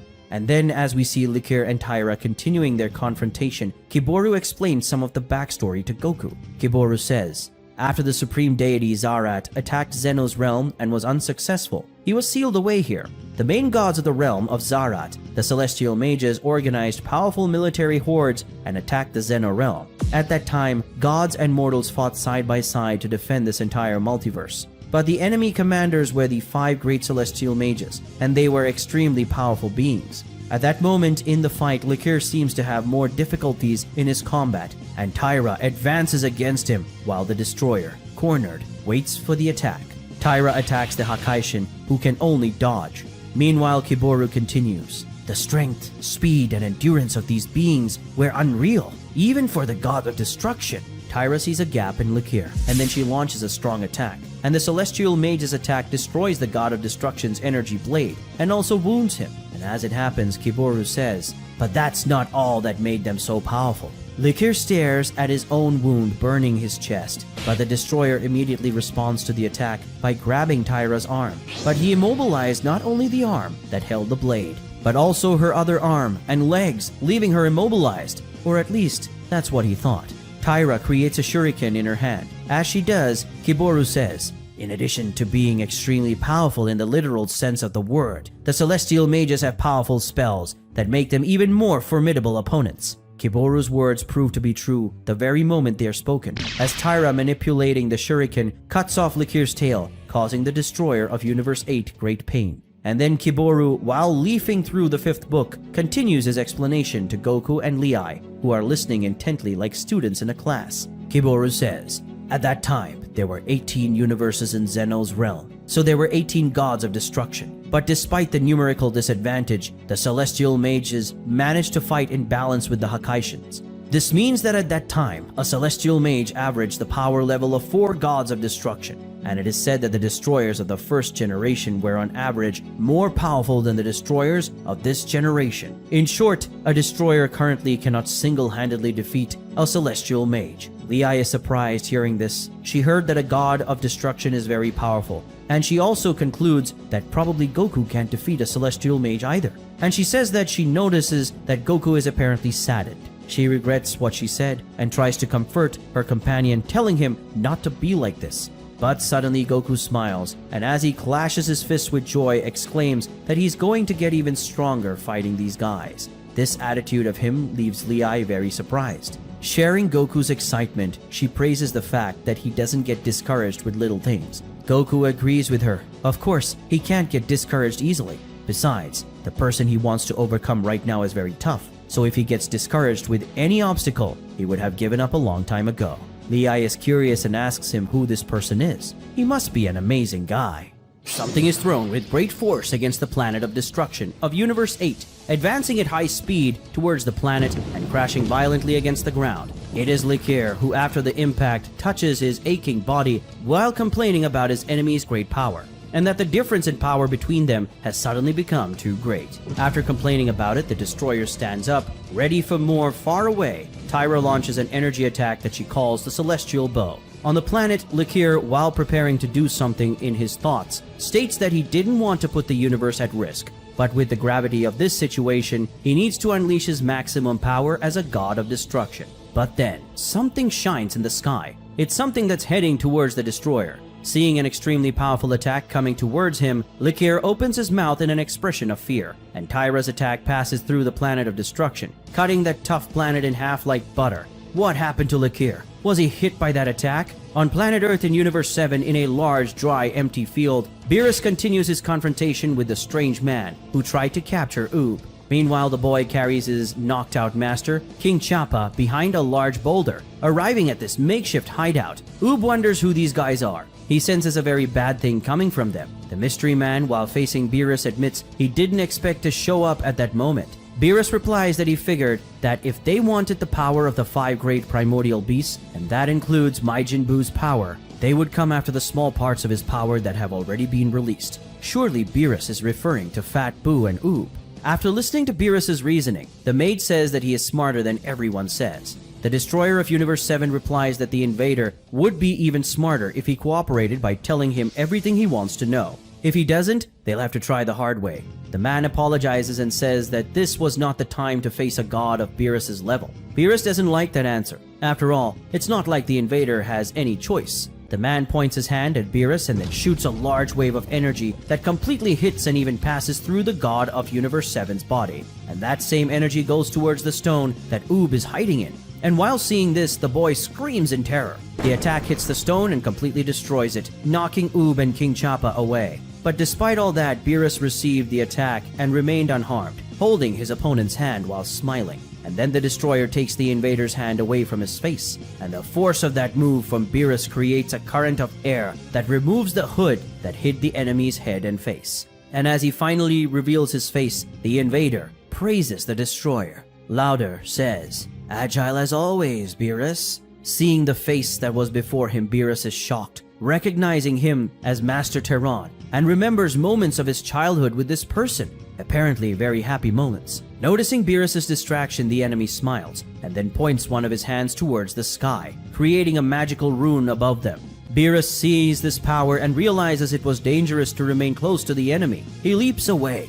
At the same moment, the magic rune falls towards the mage, and while this happens, the enemy, that is apparently Teron, says goodbye to Beerus, who receives this farewell with an annoyed expression. The magic rune falls on the invader, and at the same moment he disappears, after helplessly watching the enemy flee. Beerus can only lament, saying, "Damn it, I got distracted and he got away." Guys, I'm going to take a quick break from the chapter exposition to explain this moment. Dragon Ball Hakai is not a story told in a single manga. This manga you are seeing now contains the main story of the series, which takes place at the present moment in the Dragon Ball Hakai chronology. But in addition to the main story, this series also has a side story called Dragon Ball Hakai Special, the story of Beerus, and as the name suggests, this side manga tells the story of the past of Universe 7's God of Destruction, according to the Dragon Ball Hakai story, of course. Dragon Ball Hakai Special, The Story of Beerus, does not tell the main story of Dragon Ball Hakai, but it is an important reading to understand the mythology of the series as a whole.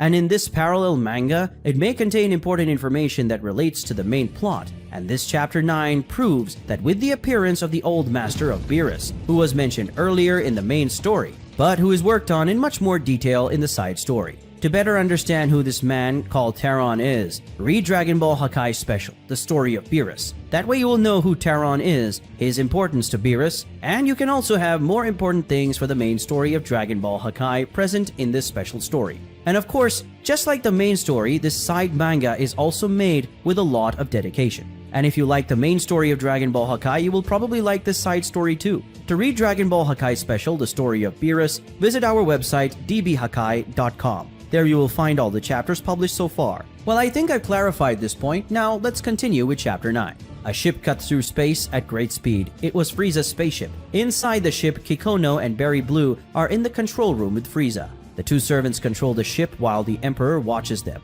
The door to the room opens and those who enter are the members of Cooler's Special Forces, Captain Salza, Naze, and Dore. Cooler's soldiers have a disapproving expression, and Captain Salza questions Frieza, saying they're not finding Cooler. Frieza abandoned him on the battlefield? Frieza responds by saying that Cooler can take care of himself, and after the reply, a threat, saying they better not piss him off, or he'll kill them. This scares the three soldiers who, despite clearly disapproving Frieza's actions very much, are afraid to question him for the love of life. Berry Blue cuts through the tense atmosphere with good news. Berry Blue says, "Good news, sir. Our super radar has been turned on, and it is not detecting any powerful presence in at least a third of the galaxy." Frieza hears this news with a satisfied smile. It won't be today that his plans will be ruined, but their joy is short-lived when the radar starts to alert them of something. Berry Blue warns that a powerful presence has suddenly appeared, and it's approaching them at unbelievable speed. Frieza, with an expression of despair, shouts an order to his subordinate.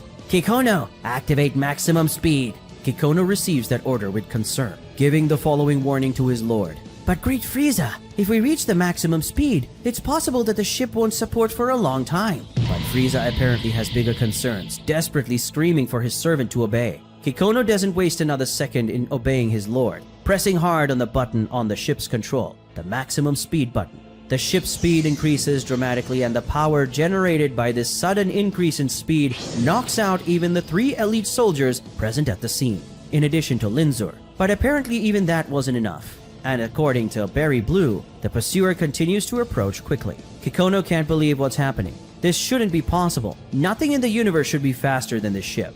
Seeing that the ship's high speed alone would be enough for his escape, Frieza heads to Linzur, ordering the Yard Rat to teleport the ship to the farthest location he knows, no matter where. The Yard Rat was about to obey. The escape would be successful in an instant, but suddenly something shakes the ship, causing everyone to lose their balance for a brief moment. Frieza asks what's happening. At the top of the ship, he sees that the Pursuer has finally reached them. This news is given by Berry Blue, who warns the Emperor that he is there. Frieza is very frustrated and angry. Now that he's touching the ship, even if the teleport were done, he would be carried along with them. There's no other way to handle this situation. The ship's speed seems to stabilize again, and Pikkon notices something. The roof of the ship opens, and in the next moment, Frieza is floating out as he faces his Pursuer. The Emperor says that if he insists so much, he will finally see the full power of the great Frieza. In the sky of the planet Squin, an intense exchange of blows takes place. The combatants exchange blows so fast, they can barely be seen.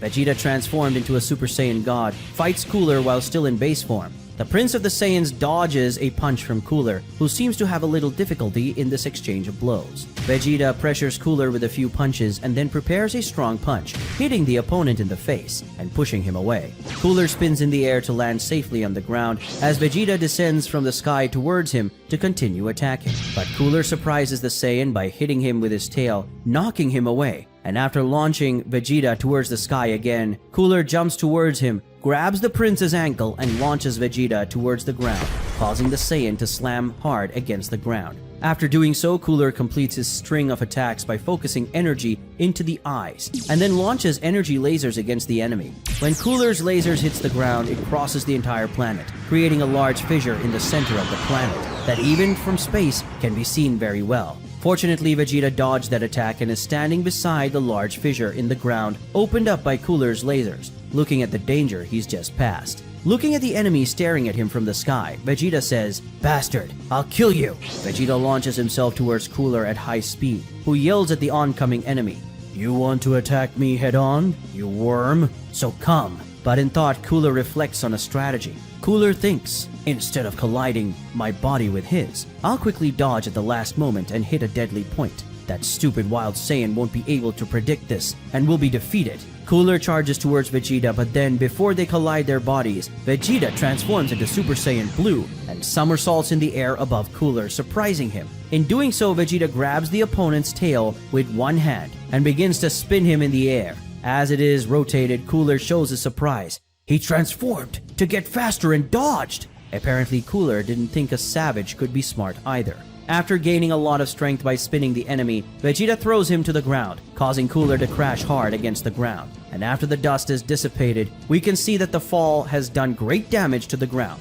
And apparently the fall causes damage to Cooler as well, who is a little stunned after the last hit. Taking advantage of this bad moment of the enemy, Vegeta makes an attack stance, and while concentrating energy he says, "See you in hell, Cooler! Gallic Gun!" Vegeta launches a powerful attack. Seeing this, Cooler is worried. An extremely powerful and dangerous attack is coming. Outside the planet can be seen the large amount of energy that was used in the technique. Vegeta's attack created a large crater in the planet's ground. The Saiyan floats above the spot trying to see what the result of his attack was. Seeing what happened, the Prince of the Saiyans smiles as he says, "It's like I thought. It couldn't be that simple." Cooler is alive, and not only that, he's transformed and surrounded by a protective globe of energy that was surely what saved his life. Cooler yells, "Damn you, that was dangerous. If I hadn't increased my powers with this transformation at the last second, I would have been ripped to shreds." After hearing his opponent's complaints, Vegeta responds with a sarcastic but obvious line,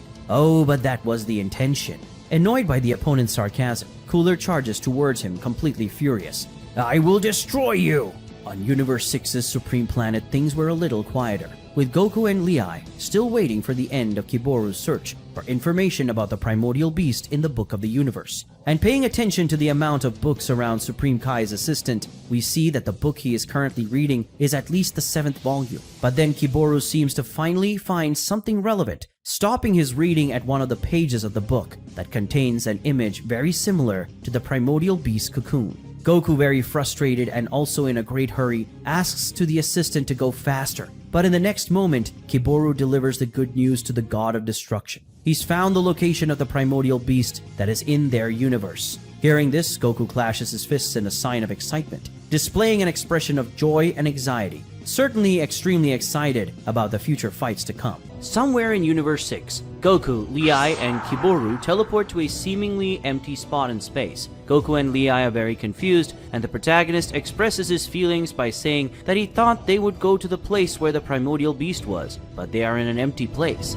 But Kiboru tells him that they are actually in the right place. The Supreme Kai's assistant is heading towards somewhere, and suddenly he disappears in front of them. Confused, Goku asks Lei what happened, but she's no better than he is in the situation, saying he certainly shouldn't ask her. Even completely confused, they go ahead in the same way as Kiboru did, and in the same way that happened to him, they disappear, and suddenly they are inside a planet.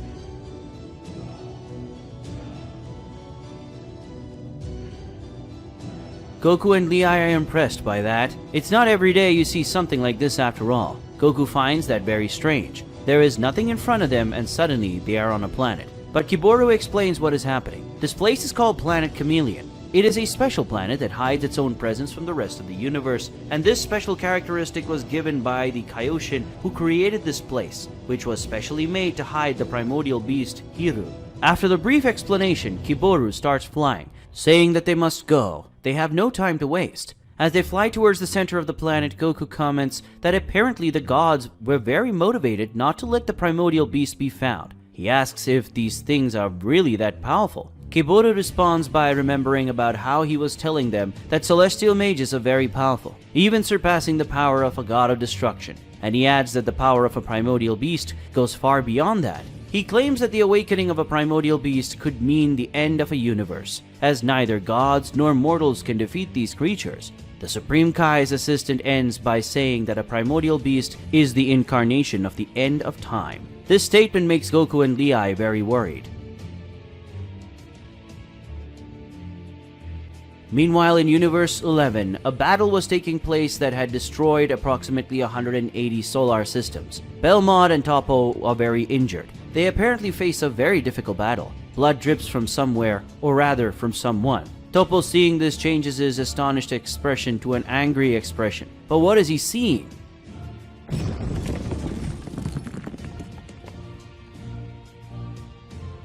They are looking at a strange creature which has, in its arms and foot, some members of the Pride Troopers. Crushed by the monster's foot is Kokore. With his chest torn apart by the creature's left arm is General Kashero, and in the right arm was being held Dispo's two broken legs, which had apparently been crushed by those powerful hands. Even in the face of all this brutality, the monster smiles at those who remain standing. This sight clearly shakes Toppo, who is on his knees. The God of Destruction's apprentice curses the enemy, clenching his fist in all his wrath. Belmod, seeing what his disciple was about to do, tells him not to do that. He cannot be precipitate. But deafened by his fury, Toppo ignores his master's orders and bolts towards the enemy. The creature launches Dispo at Toppo to stop the warrior's advance. The force with which Dispo was thrown is superior to the force with which Toppo charged, and so they are both thrown against a mountain while Belmod does nothing but watch. After doing this, the monster starts a slow and peaceful walk. It walks towards the God of Destruction of Universe 11, who is now completely lonely on the battlefield. As it approaches the Hakai Shin, the creature sheds the extra weight by letting General Casserol's dead body slide down its arm. Meanwhile, the monster asks the god, "Tell me, Belmod, how could a God of Destruction have been stupid enough to think that could challenge me with such mediocre creatures' help?" Faced with that question, Belmod closes his eyes as he thinks. Belmod says, "Damn it, all other Pride Troopers are dead, and Toppo and Dispo are no longer able to fight." As it continues to approach and steps on the corpse of another Pride soldier named Vuon, the monster asks the destroyer, "What are you waiting for? Unleash your full power so I can kill you at once. Or do you intend to die using such a mediocre power level?" After this question, Belmod reflects disappointment with himself. Belmod says, "Damn it, what an idiot. I was to think I could face a primordial beast in that form. But I can't worry about the universe anymore. I need to use my power of my energy of destruction." But Belmod's thoughts are interrupted when he notices the arrival of someone that makes him very worried. Something approaches that devastates planet at high speed and lands on the planet, violently causing destruction. That person is Jiren, who exudes an enormous amount of power while screaming with a great expression of fury at someone named Calamore, who is surely that monster. Belmod is surprisingly not happy with Jiren's arrival. On the contrary, he's very worried about it, which is strange, since he should be happy that Universe 11's most powerful warrior arrived to help in that fight, right? But that brings up another question. Why wasn't Jiren helping the fight from the start? Who knows?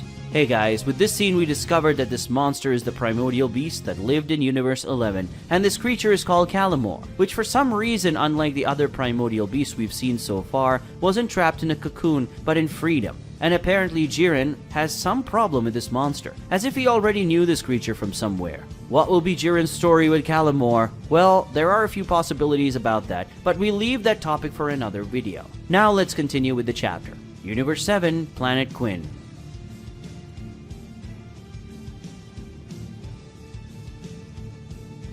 A lightning-fast battle takes place across the central planet of the Quinnet of Planets. Vegeta and Cooler fly higher and higher as they exchange blows. Vegeta attacks Cooler with a string of many attacks, while he just blocks the blows. The Saiyan makes his enemy retreat while throwing a large number of punches, and apparently he's putting a lot of effort into those attacks, hitting with everything he's got. But just one punch from Cooler is enough to stop Vegeta's attacks, who spills some blood from his mouth. But when wiping the blood, the Prince of Saiyan hides a smile. But that smile does not go unnoticed by Cooler, who while facing his opponent thinks, "You don't fool me. I know you're still hiding power and must have at least one more transformation. But you want me to feel confident and let my guard down. So at the last moment you increase your power and catch me off guard like you did before. But I won't fall in your little game." Vegeta charges at the opponent while wondering how the enemy will deal with the Super Saiyan Blue evolution. And then, while transforming to increase his power and get closer to Cooler, more quickly, Vegeta prepares a punch. But when he tries to hit the opponent who also charges at him, Cooler disappears. And then he reappears behind Vegeta saying that he has now caught him. Vegeta turns around in surprise to the enemy and then blood splatters. Cooler's hand is digging into the Saiyan's abdomen, who spills his warrior's blood from his mouth as he groans in pain. As he contemplates his opponent's suffering, Cooler comments, "You idiot, you thought you'd catch me twice in the same trick. It was obvious that you were faking defeat to make me confident and make me let my guard down to once again increase your powers and catch me off guard." But to Cooler's surprise, Vegeta smiles and grabs his arm and then says, "On the contrary, I knew someone as intelligent as you would notice such a plan." While pointing his hand at Cooler, he adds, "What I wanted was to have you in the right place in front of me to hit you, an attack that will completely erase you from existence." While concentrating the power purple energy in his hand, the disciple of the God of Destruction shouts, "Hakai!" vanishes forever. The powerful wave of energy completely engulfs Cooler's body, passing directly through him and out of the central planet towards another planet. When the energy hits that planet, it is completely destroying it, creating an immense explosion of light in the process, and all that's left of the big celestial body is a few flakes of light. While realizing the result of his attack, Vegeta smiles as he says, "I knew it, you're Frieza's brother after all." And then the enemy appears behind the Saiyan, cursing him angrily, complaining about Vegeta almost killing him, and then showing another form, the golden form. Cooler claims he won't forgive him. Looks like Vegeta is going to have a lot of trouble in this fight.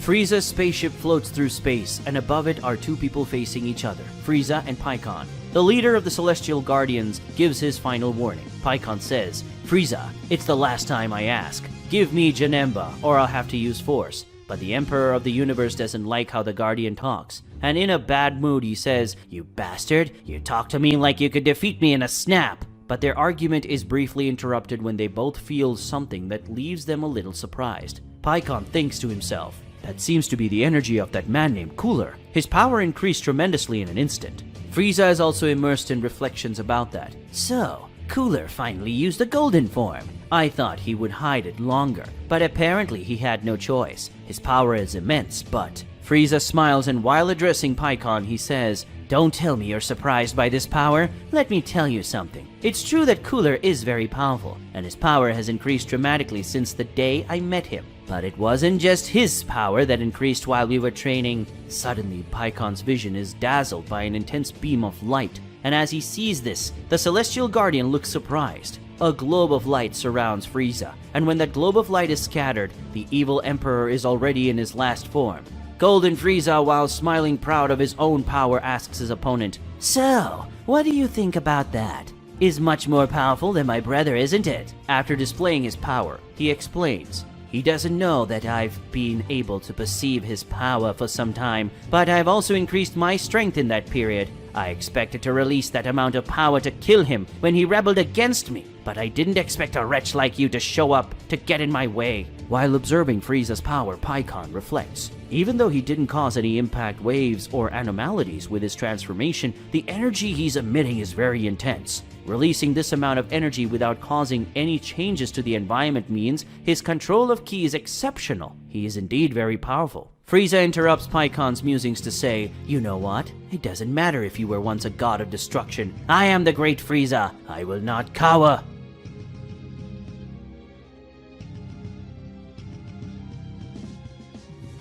On the planet Quinn, the intense fighting continues. Vegeta and Cooler try to hit each other with a large amount of blows, but despite being attacking, Vegeta seems a little cornered, while Cooler seems to handle combat better, which proves to be true when the Golden Warrior starts to advance further against the Blue Warrior, who needs to retreat while trying to defend himself. But Vegeta can no longer maintain his defense, and is hit by a strong attack from Cooler that makes him fall from the sky and have a violent shock to the planet's ground. After doing so, Cooler lands on the ground to face his opponent. The Golden Warrior says, "I have to admit, that power you used earlier was scary and even scared me. But now that I'm in this form, I'm sure my powers far surpass your powers. Give up at once and accept your death. This fight is over." Hearing his opponent's words, Vegeta is forced to agree. And as he closes his eyes, he thinks, he's not wrong. If it continues like this, I don't have the slightest chance of winning. In this case, Vegeta surprises him by opening his eyes, and at the same time opening a big confident smile.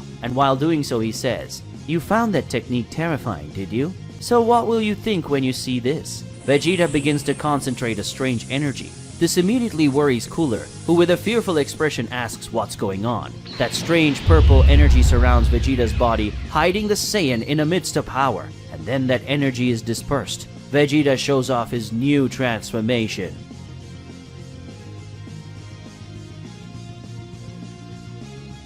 With a proud and wild smile on his face, the Prince of Saiyan says, "Behold now my most powerful form, the Ultra Ego."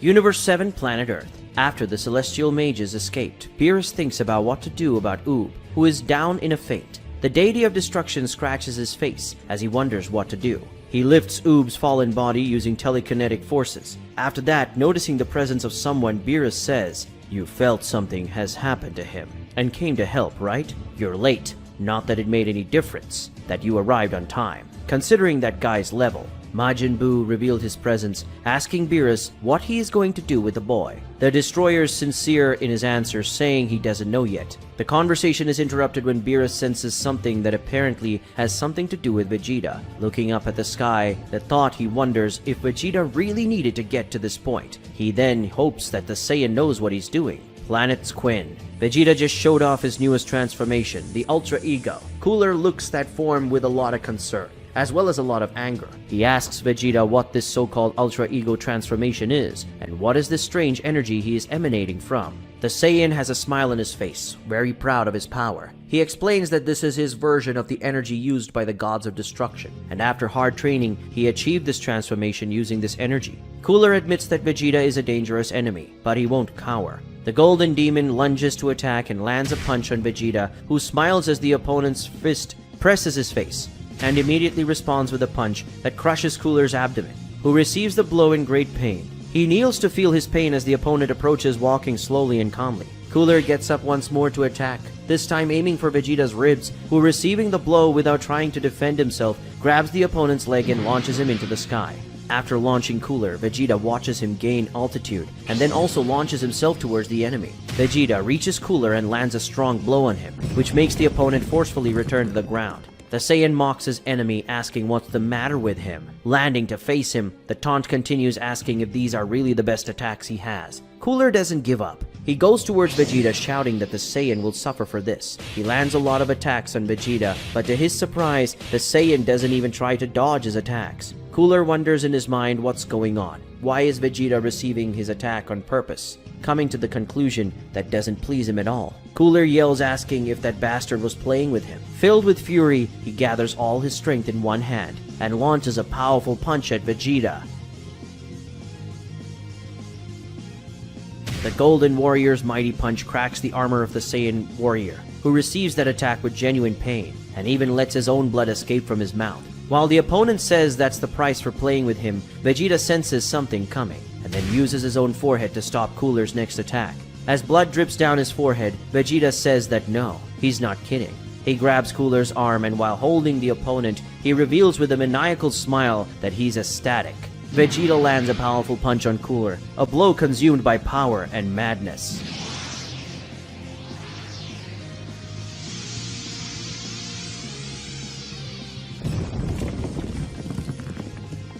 After being thrown to one of the side planets of the Quintet of Planets, Cooler shows great pain. But the fall did not only hurt him, but also the planet, whose ground is completely cracked. Blood is expelled. The one who expelled it is Cooler himself, still suffering from the powerful attack he just received.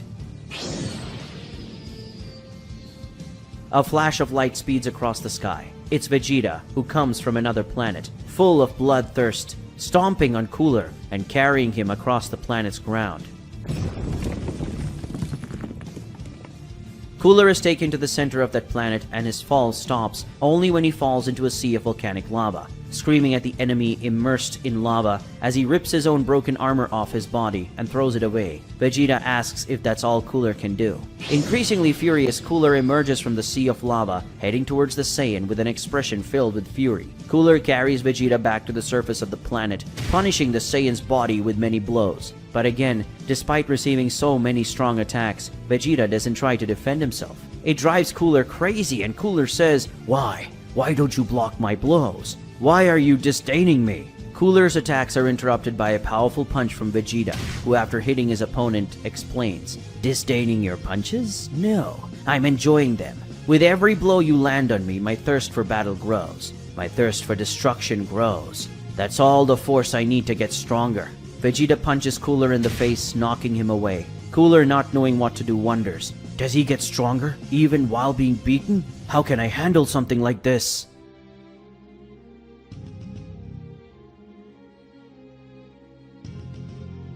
In another location in the same universe, the other Golden Warrior was also ready to start a battle. Already doing his fighting stance, Frieza tells his opponent that it doesn't matter if he was once a god of destruction. He's the great Frieza and he won't cower. But something seems to surprise the Emperor, who widens his eyes in an expression of despair as he asks himself what is going on.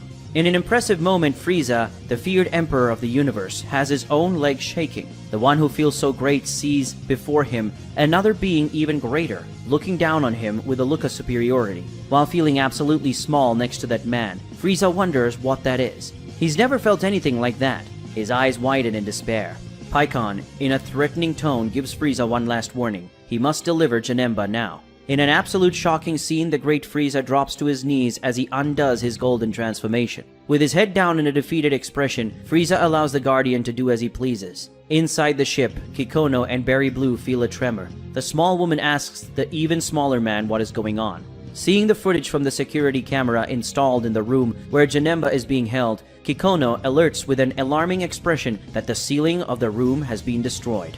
On the ceiling of the ship can be seen the hole that was created by the Guardian. From this hole, Janemba's cocoon is removed, which is being guided by Pikkon himself, who uses telekinesis for this. As the cocoon is removed, the leader of the Celestial Guardian says, "Little Frieza, always thinking you're so great, and wanting to be above everyone else. In such a vast existence, you are nothing but a mere insect, a mediocre piece of the great puzzle." After explaining to Frieza his smallness, Pikkon leaves while warning, "You may be fundamental in the war to come. We'll need as many strong warriors as we can get, so be prepared."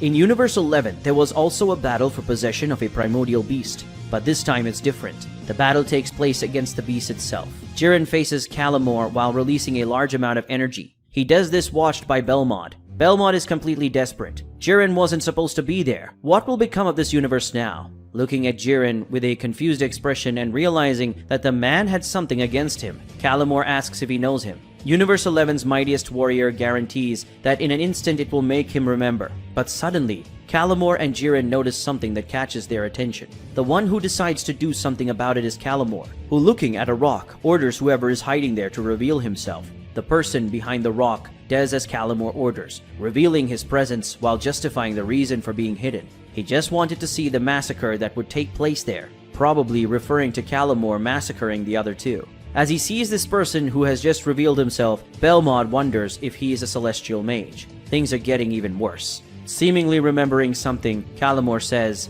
"Zarat's memories tell me that you are Zorki. It's a little petulant of you to be in my presence when you are crippled." Zorki justifies saying, "I beg your pardon, Lord Calamore, but there is a good reason why I am this way." What are they referring to? I don't know. But Calamore wants to avoid unnecessary conversation and gets straight to the point by ordering Zorki to say what he wants. As he approaches, Zorki says that being the one who inherited Zarat's intellect, Calamore must already know what he wants. The beast says yes, he already expected that. After all, Belmod didn't come after him for nothing. After saying that, Calamore addresses Jiren saying, "Hey kid, I don't know what your business with me is, but we'll have to wait for another time." But Jiren doesn't accept the answer, and while shooting towards the enemy full of fury, he shouts saying, that whether Calamore is better, not even to think about running away. But Zorky interferes by placing himself in front of the beast and pointing his hand at Jiren while releasing a strange energy. But Jiren doesn't back down. He continues his advance while yelling at this bastard not to interfere. But Belmont is not so confident and yells for the mortal of his universe to wait. That was not an ordinary opponent. Jiren lands a blow on Zorky, but did he actually hit a rock? What happened?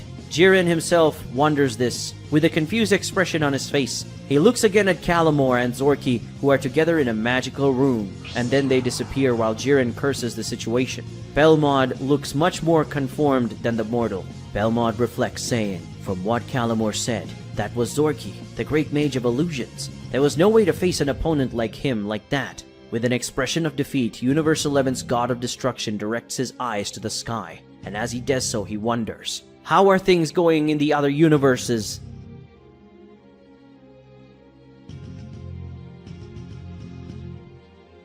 Universe 6, Planet Chameleon. On top of a large volcano in the center of the planet are Goku, Lei, and Kiboru. Kiboru explains to the other two, saying, "The cocoon of the primordial beast called Hiru is at the bottom of this great dormant volcano. But getting there will not be so simple. According to the Book of the Universe, the way to the bottom of the volcano is a big maze, and we cannot dig the way by force, or else the power contained in the cocoon may become unstable and cause a great catastrophe." Goku complains, saying, "How boring. Can't we get there with the instant transmission?" But things are not as simple as our protagonist wants, and Kiboru explains why.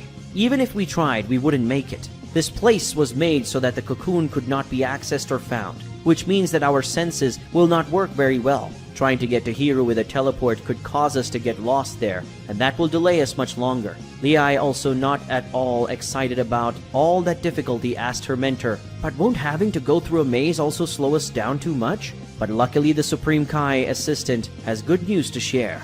Kiboru says, "No. In the book there was the correct way to cross the maze, and I memorized that way. If you follow me closely, we won't be long in reaching Hiru." Hearing this, Goku asks Kiboru to leave at once. Taking a worried look down, Kiboru finds courage and begins the journey to the bottom of the volcano. As he plunges into darkness of that place, he is followed by Goku and Lei. Goku is not as calm as usual, and with a worried expression, he reflects on having something strange in this place, and on the feeling he has that something very bad is going to happen.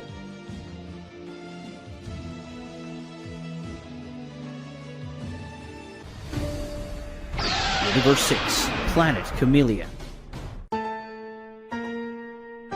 In the center of the planet Chameleon, there's a big volcano, and inside that big volcano are Goku, Kiboru, and Lei, who start a journey to the bottom of that place, which according to the Book of the Universe is where Hiru's cocoon is, the primordial beast from Universe 6, which Goku needs to reach before the terrifying celestial mages.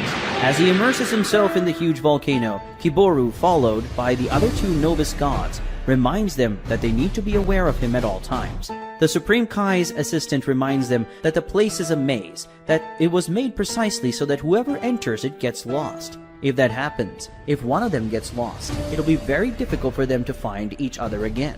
Goku adds the line from Supreme Kai's assistant saying that from the moment he walked in there, he really felt that his ability to sense his ki and his sense of location were a little off. Goku even says that if he got lost in that place, he would probably need to destroy the walls to get out.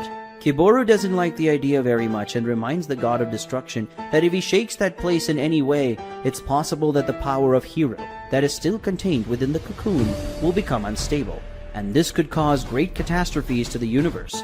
Kiboru notices something and then he changes the direction of his flight, stops going down the tunnel and entering a side tunnel, surely remembering the correct way to get to the end of the maze, as he saw and memorized it in the Book of the Universe.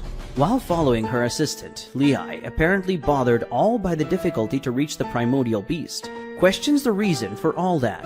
Instead of hiding Hiru's cocoon like that, wouldn't it be easier to leave him under the protection of the gods? That way the cocoon would always be under constant surveillance. Kiboru explains to his master and student that something like this has been done before. He explains that Planet Chameleon was not the first location where Hiru's cocoon was hidden. Originally, the cocoon of the primordial beast was hidden on a planet named Konatsu, and on that planet lived a race of very powerful mages. This planet was brought home to Universe 6's first god of destruction. Because of all this, this god thought that Hiru's cocoon would be safe here. As Kiboru says this, Goku remembers the day he became a god of destruction, when he saw 3 statues of the 3 gods of destruction that ruled Universe 6 before him, and among these 3 statues he recognizes this god that Kiboru is talking about. They finally see the light at the end of that tunnel, and they go towards that light. What they find now is a large wall with many holes. Surely each of them is an immense tunnel that leads to the various dead-end branches of this great maze. Seeing the many possibilities of their journey from that moment on go wrong, Goku and Lei are a little worried. But Kiboru remains focused, looking hole by hole to remember what he saw in the Book of the Universe and chose the correct path. As he does so, he continues to tell the story. Kiboru tells that some of these mages from planet Konatsu, attracted by Hiru's power, let their hearts be dominated by the thirst for power, and then formed an evil cult and released the monster, followed by Goku and Lei. Kiboru analyzes one of the many tunnels as he continues the story. He explains that Hiru's release was a major catastrophe for the universe. First the beast killed the cult mages it freed, then it wiped out the people of Konatsu, and then it destroyed the planet. After examining the tunnel, Kiboru begins to fly through it, saying that after destroying planet Konatsu, Hiru began a terrible journey of destruction across the universe. And in a short time of freedom, the primordial beast caused unimaginable catastrophes. Finding a fork in the tunnel they were going through, Kiboru decides to go the left path while continuing to speak. The god of destruction confronted Hiru, but the beast was too powerful even for him, who was a very powerful destroyer who even survived the war against the celestial mages. But using a powerful sealing technique, he managed to contain the beast and insert it back into the cocoon. Guessing what comes next, Lei asks if that was when the beast was brought to this place they are. Kiboru confirms her hunch. He adds that the destroyer concluded that Hiru's power could bring corruption, and he could trust no one, be it god or mortal. At that moment, he asked the Supreme Kai of the time to create planet Chameleon, and kept Hiru's cocoon there, hidden from everyone. Curious, Goku asks what happened to this guy after all this. Kiboru says that it is not known for certain, but it is said that this god suffered a deep heartbreak over the fact that Hiru's release, who had done so much harm to the universe, was caused by the inhabitants of his home planet. Because of all this guilt and heartbreak, he decided to step down as god of destruction and disappeared. The 3 are now standing in front of a large tunnel as they continue to talk about it. Goku is a little surprised. Can a god of destruction step down so quickly and just disappear? Kiboru replies that by the rules, definitely not. Leaving the role in this way should certainly bring severe punishment.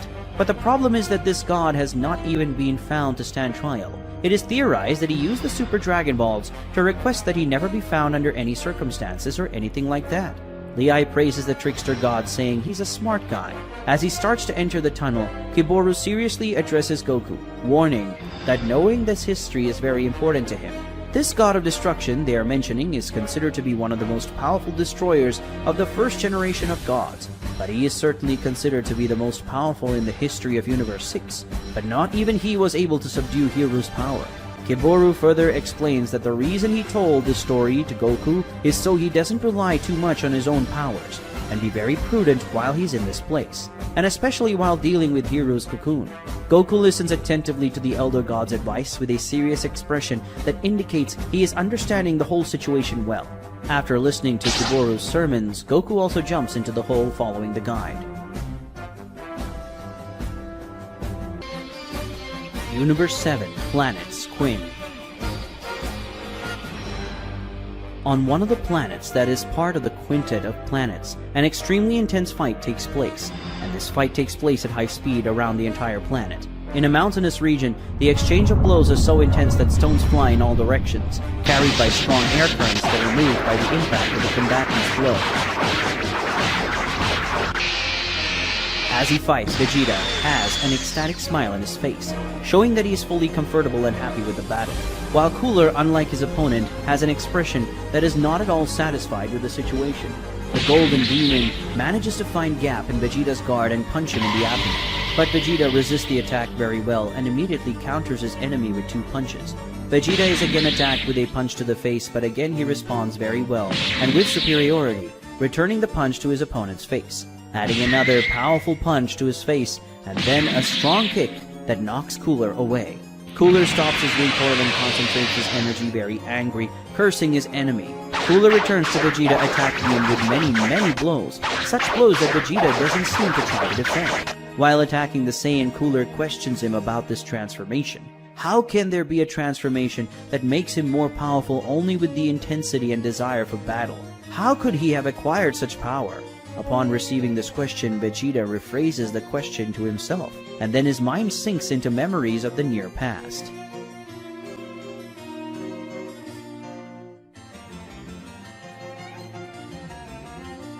Vegeta says, "After Kakarot became a god of destruction, I saw my powers and his powers would grow further apart.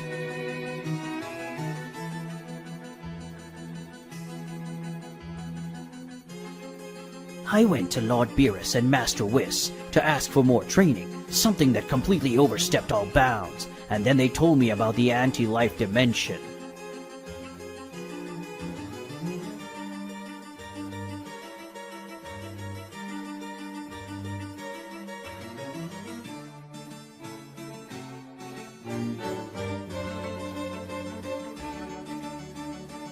A dimension that functions as the antithesis of this universe is like a big dump.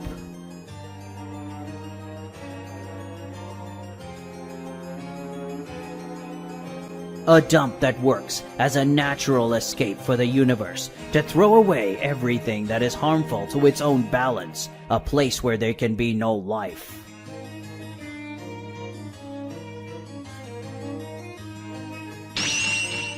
Heat, cold, everything there was extreme, and the weather changed from one moment to the next. At every moment, that dimension, as if it had a conscience of its own, was trying to kill me. Not that I was really conscious. It was just a place whose nature is to reject life, and my presence there went against the whole natural order of that reality. I spent 2 weeks there. 2 weeks without drinking anything, without eating, without sleep, and without a single minute of rest, all the while being tortured by that damn place. To make matters worse, the layer of oxygen that Whis had put on me was losing its functionality. I would suffocate to death.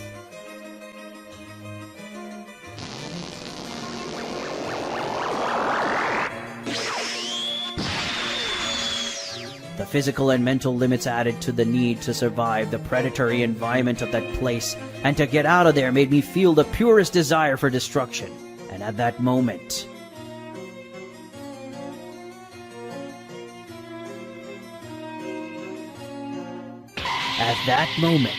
I reached the newest level of power.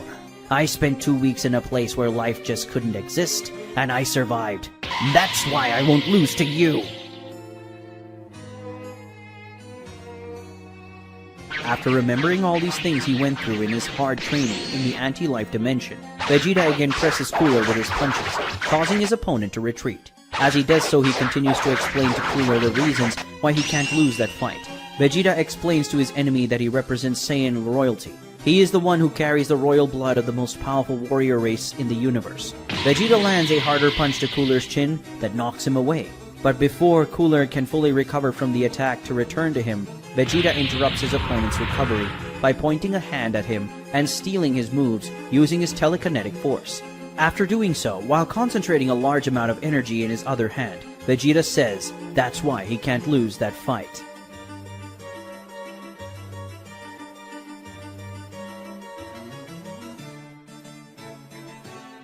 He can't miss that fight because he's the proud prince of Saiyans.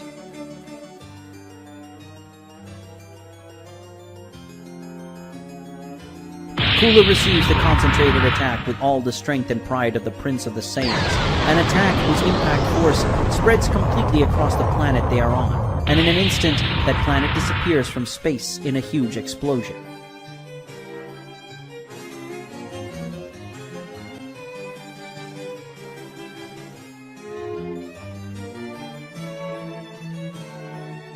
Not even the mighty Cooler's body could resist Vegeta's powerful punch with impunity, and while his chests are literally cracked by the prince's fist, the Golden Warrior lets his own blood escape through his mouth and hit his opponent's face. After leaving his blood on his enemy's face, Cooler falls.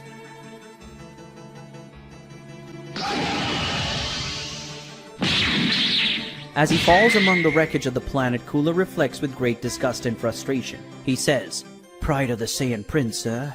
What about my pride?"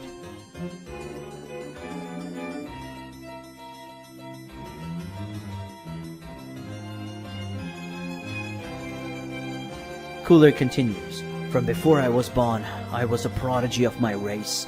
My father looked forward to my birth, knowing that I would become extremely powerful one day, but my abilities exceeded even my father's expectations. I was much more powerful than he could have imagined. I soon gained a great deal of respect in Cold's army. I was not only the prince of his kingdom, but also his main general. No warrior or army could oppose me. In the universe there was no one like the great Prince Cooler, but my father and brother envied and feared my powers so much that they set a trap for me. That was my defeat."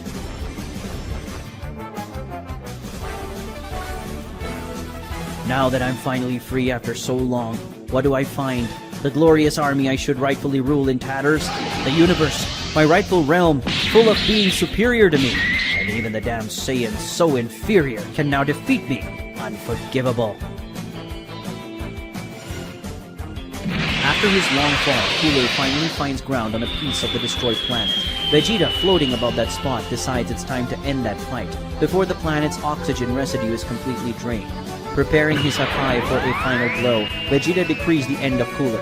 But the Saiyan is surprised by the glow of his opponent's energy, which suddenly summons a pillar of energy that goes far beyond his height. The pillar passes right through Vegeta, who needs to dodge to avoid being hit, and even after passing through him, the energy goes even higher.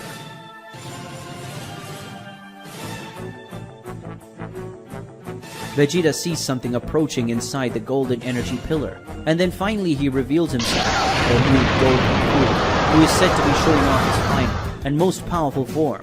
Seeing his opponent, Vegeta fears a lot, commenting with concern about the fact that his energy is completely surreal. As he advances towards Vegeta, Cooler says, "You know, Vegeta, you say you carry great pride in being the prince of the Saiyans, right? Well, I also carry great pride in being the crown prince of this universe. Let's see which prince is more proud."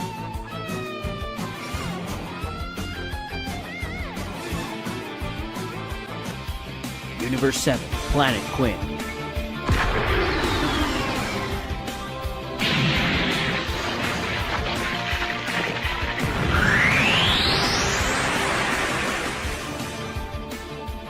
After receiving a hard blow that threw him violently against the central planet, Vegeta stands up with his hand resting on his aching body, complaining about the fact that his enemy has increased his power level absurdly. He never ceases to amaze him. The one Vegeta refers to appear, already flying over the region where he landed, preparing a great energy attack, says that he concentrated from his middle and index finger. "Take this," shouts Cooler as he hurls the giant energy blow towards Vegeta, who can only cross his arms in front of his body in self-defense as he sees the powerful attack approaching. The power of Cooler's attack is so great that the energy blast passes through the ground at one end of the planet and travels through the center of the large celestial body to the other end. The next moment, while flying over the explosion site, which is now a large crater, Cooler yells for his opponent, claiming to know that the attack was not enough to kill him, while showing himself again even more injured than he was a few seconds ago. Vegeta yells at his enemy, asking why he didn't rebel against Frieza if he had so much power. Vegeta flies towards Cooler, who is waiting for him standing in the same position. When the Prince of the Saiyans arrives to attack the golden monster, he stops his movement with his arm, and during this movement, Cooler gives his answer. Cooler says, "Because it would be too inconvenient." And then, while giving Vegeta a good beating, the Golden Prince begins to explain. "After I started training with Frieza, I realized that the potential of my powers to evolve is absolutely gigantic, even greater than his. As far as I know, he was also able to greatly increase his powers in a short time, and he was able to do this even though he had a much lower natural power than mine and training alone. In my case, in addition to having greater natural power, I still had the privilege of having a training partner, which only accelerated things. In just a few weeks of training, I acquired the golden form, which according to Frieza, he took months to achieve. I didn't show him that I acquired this transformation, but I was sure he noticed it somehow, since at first I couldn't hide my power very well. However, after a while of training, I went even further, and I felt that I could use the golden form, not only in my base form, but also using my final transformation, which is this stage you are seeing now. I didn't want to use this transformation because it's still a very uncertain power for me, as I couldn't transform to train like that, because Frieza would notice. My intention was to evolve as much as possible with his help, and when I thought he was useless, I would kill him.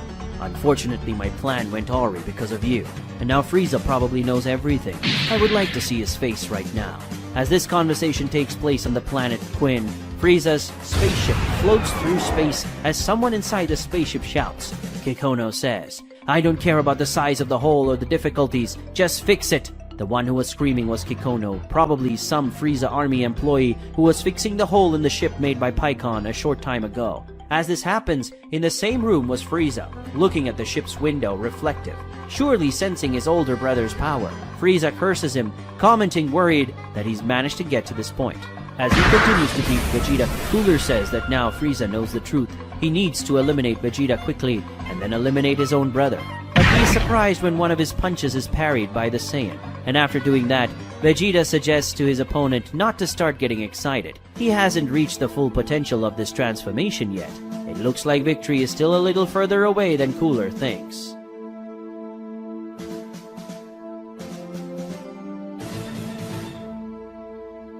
Universe 6, Planet Chameleon. Kiboru flies to the entrance of one of the many tunnels that make up the labyrinth inside the volcano at the center of the planet. The labyrinth that leads to the cocoon of the primordial beast guarded in Universe 6, Hiru. Supreme Kai's assistant is accompanied by Supreme Kai herself and by Goku, who is already impatient, emphasizing that they already passed through hundreds of tunnels and asking if they still have a long way to go before they reach their destination. Much to Goku's satisfaction, Kiboru reveals that there is now only one straight path left, and looking at the tunnel ahead of him, the Elder God reveals that Hiru's cocoon is at the end of that corridor. In a great hurry for some mysterious reason, Goku asks them to leave at once. Kiboru agrees. After that, in his thoughts, Goku wonders what horrible feeling he is having. It seems that the God of Destruction is sensing great danger. Kiboru moves on, followed by Goku and Lei.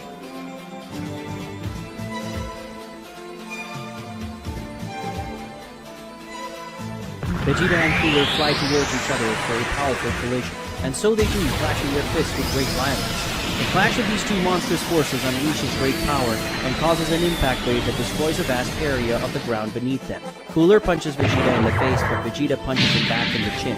They pull away and stare at each other for a moment. Then, the next second, Vegeta flies back to his most violent foe. But the Saiyan's advance is delayed when Cooler fires an energy laser from his finger that opens a shallow cut on Vegeta's cheek, who had to slow his advance to dodge this latest attack. But the attack is only to make the Saiyan hesitate, for Cooler to approach in the next second with a strong top-down blow that sends Vegeta to the ground. In order not to shock his body with the stones, Vegeta makes some acrobatic movements in the air that slows down his fall, allowing him to land on his feet. But Cooler doesn't intend to let Vegeta rest, and is already preparing his next move, by crossing his arms while accumulating his energy in his fingertips. Cooler fires his attack, or rather his multiple attacks. Such attacks whose arrival, Vegeta watches silently with an expression of concentration and irritation. The multiple lasers fall from the sky. Vegeta waits for the attacks to arrive as he prepares to attack. He dodges the first laser by moving his shoulder to the side. In the next moment, he has to dodge the many other attacks that fall like a rain of death, destroying the rocks around him, and also the ground, creating multiple explosions. Vegeta jumps from rock to rock, making acrobatic movements to dodge the attacks, until in a moment, he points his hand at a set of rocks that falls from the collapsing rocks. Cooler stops attacking for a moment, noticing something coming. And what was coming was a group of stones thrown by Vegeta, such as the demon destroys with his attacks before he gets hit. But that was just a distraction caused by Vegeta, who was approaching from behind Cooler to attempt an attack.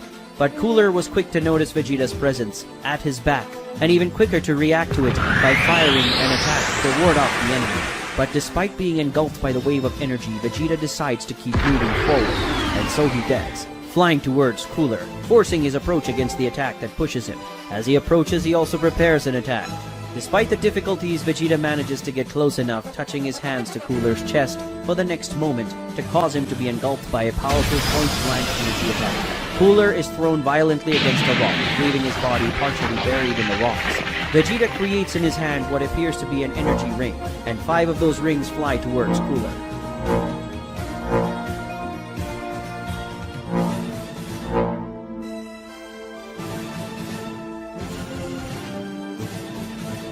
As soon as his enemy is trapped by his energy rings, Vegeta flies towards him to attack. But Cooler doesn't intend to let his opponent get any closer. He reacts by shooting energy lasers from his eyes that need to be immediately blocked by Vegeta, which is moved while defending against the technique. When the attack is finally stopped, we can see the damage it did to the gloves and also to Vegeta's hands. After getting the time and space he wanted, Cooler starts to concentrate power and releases energy in a powerful aura that destroys the stones around him, consequently freeing him from the rings as well. Freed again, Cooler flies towards Vegeta, who gets rid of his ruined gloves and then also flies towards the enemy. Apparently, none of those princes intend to be defeated so easily.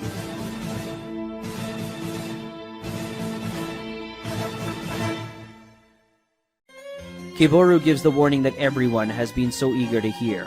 They are coming to Hiru. Goku behind him emphasizes in his thoughts the fact that the bad feelings he feels only increases. Finally, they arrive at the long-awaited location, a cave that in the center has kept the cocoon of the primordial beast. Happy that everything worked out, Kiboru prepares to act, saying that now all they need to do is remove the cocoon from that place calmly. But when Liai's assistant was about to move, Goku stops him with an arm gesture while asking him to wait, which makes Supreme Kai herself ask what is happening to him. With a serious expression, Goku warns that if any of them approach the cocoon, they will be killed in an instant. Obviously, this statement leaves Kiboru and Liai very scared. They don't understand the reason for those words from Goku, but this lack of understanding is short-lived, as in the next moment, a person starts floating down from the top of the cave towards the cocoon while congratulating the God of Destruction for noticing his presence. While the revelation of the enemy, judging by his attire, is becoming clear that he is one of the 5 great celestial mages. Not that the others there know this, as none of them have seen a celestial mage before. Goku justifies his perception of his enemy by saying that for some reason he felt an indescribable danger as he approached that place, as if his life were at risk. Great risk, for that matter of fact. And since this creature, the primordial beast, is trapped, he figured this bloodlust didn't come from it. Goku finally concluded that this could only be coming from him, and asks who he is. The celestial mage introduces himself. He is Odisu, the great mage of the elements. Also, he is the leader of the 5 great celestial mages. Goku repeats the last information with great concern and look full of seriousness, surely understanding that this enemy that has just appeared is certainly not just anyone. Universe 7, Planet Earth. The planet's sky is completely covered by clouds, dominated by thunder and lightning. From the top of the big rock near his house, Piccolo watches all those weather anomalies, and in his line of sight can be seen a tornado too, which is probably one of many in the region. Piccolo flies away from them. Where is he going?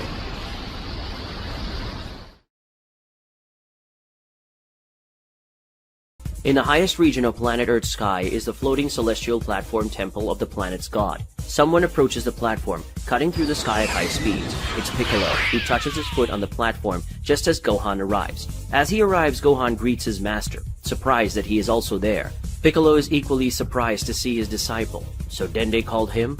Noticing the two who have just arrived, Dende calls out to them, thanking them for heeding his call. Dende is accompanied by Majin Buu and also by Beerus. Watching those who are there with a suspicious expression, Gohan asks the God of Destruction what is happening, and if his presence on Earth has anything to do with the climatic catastrophes that are taking place across the planet. Piccolo compliments with the comments saying that he senses a key very similar to Frieza's, but it's not. The conversation is interrupted when 2 people arrive at the scene with a teleporter. They reveal themselves to be Shin and Kibito. The Supreme Kai immediately addresses Beerus, asking if he already knows about Vegeta, and saying that they must stop him immediately. Gohan and Piccolo are surprised to hear Vegeta's name, surprised that he's involved in all of this. Responding to the Supreme Kai, Beerus refuses to get involved, saying that Vegeta is already all grown and doesn't need a babysitter. But Shin emphasizes the need to stop Vegeta, arguing that if this continues, the entire universe could be destroyed. Beerus stands firm in his decision, arguing that Vegeta is not an amateur, and knows very well what he is doing.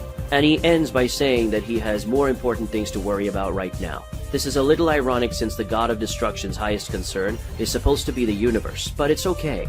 Very confused, curious, and probably worried about the whole situation, Gohan asks if Beerus can explain what is happening and why he is there. Beerus claims he doesn't like to repeat things, so he'll wait for the other Earth warriors to arrive to explain what's going on.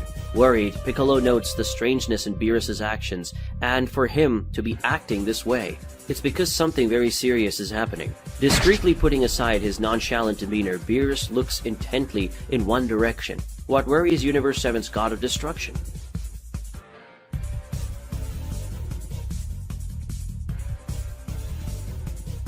Somewhere in space, far away, planet's Quinn. An intense battle takes place in the midst of a planet completely dominated by extremely intense climatic catastrophes. Vegeta is hit by a punch right in the face, The next second, seeing the enemy heading for his back, he turns to headbutt him in the face. While being knocked away by Vegeta's headbutt, Cooler launches a wave of energy which Vegeta dodges, then immediately counterattacks with a Hakai, which Cooler also dodges.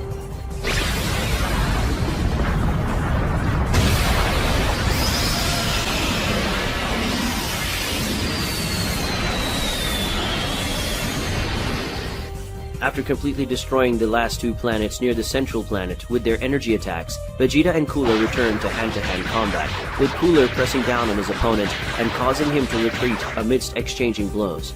Cooler needs to defend against a sequence of attacks from Vegeta, which interrupts the sequence of continuous blows for a stronger kick, such that Cooler defends with his own legs, but Vegeta used the low blow as a distraction for a higher blow. More specifically, a hard punch that targets the crack in the center of Cooler's chest, which causes the Golden Demon a lot of pain. Vegeta takes advantage of Cooler's pain to continue attacking with non-stop punches, but receives a hard counterattack, a strong punch to the stomach that causes him a lot of pain. After that, Vegeta begins to be hard-pressed by Cooler, receiving multiple attacks from the opponent while precariously trying to defend himself with his arms. Vegeta closes his eyes in pain as he is punished by the opponent's blows until one moment he seems to feel something like great pain, and then his consciousness seems to begin to decay, slowly closing his eyes until they are finally completely closed. Cooler fills with confidence, charging Vegeta for what may be his final blow. But Vegeta seems to wake up with a start, and then he does something Cooler sure didn't expect.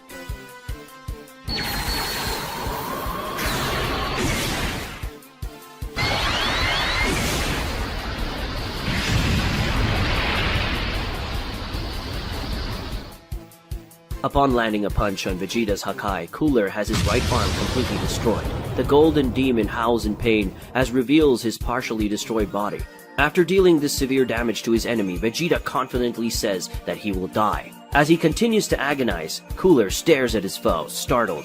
Vegeta approaches the demon while grabbing his side horns, then uses Cooler's own horns as a support to hit him with a powerful headbutt, such that it is powerful enough to create a strong impact wave around him, and also to crack Cooler's natural armor mask.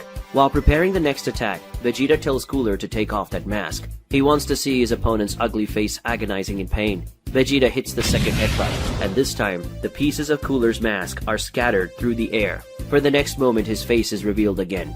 Unmasked, Cooler reveals an expression that combines pain and rage as his demonic blood flows from his mouth and his nose. Vegeta has a different expression, a crazed smile, saying that's what he likes to see. "Take that," says the Prince of the Saiyans as he prepares another attack, which will apparently be the strongest of all, the ultimate attack. Vegeta directs his head with full force towards the opponent, ready for one last brutal attack. But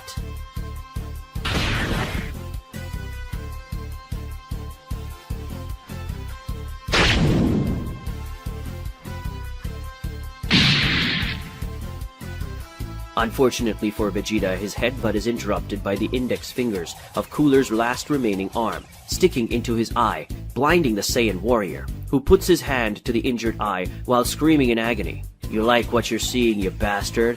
asks Cooler, an ironic line despite his notorious fury. The Golden Warrior bends his body, preparing a direct charge as he says, "Then take a look at this!" With his remaining eye, Vegeta watches with concern what is to come. And then before he could react, the Prince of Saiyans had his abdomen pierced by Cooler's central horns, who charged at him like a bloodthirsty bull.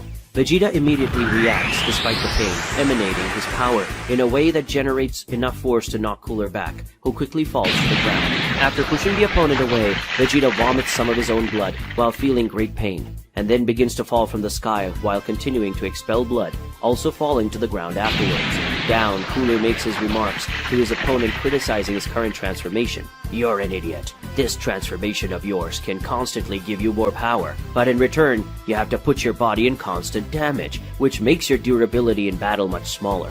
And there is a limit to how many attacks you can take." Vegeta also smiles, pointing out the hypocrisy of his opponent's judgment shortly after, also making his remarks about his transformation. "Look who's talking. Do you think I didn't notice? Since you activated this new form, you've been losing energy very quickly. You said you didn't train that form much, did you? Something very similar happened to Frieza when he just acquired the Golden Transformation. The difference between you is that you managed to master the Golden form well while you were in your regular appearance. but you couldn't adapt well to the power of the golden form added to this transformation. After listening to all of Vegeta's remarks, Cooler admits that he is right.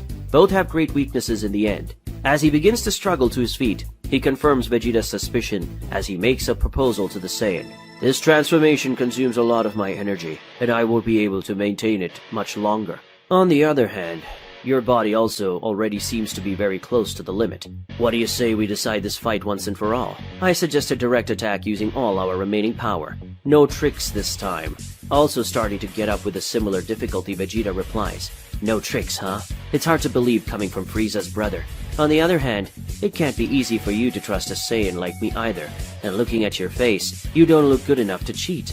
Okay, looks good to me. No tricks this time. Making that deal, Vegeta and Cooler prepare for the final showdown, unleashing what's left of their powers.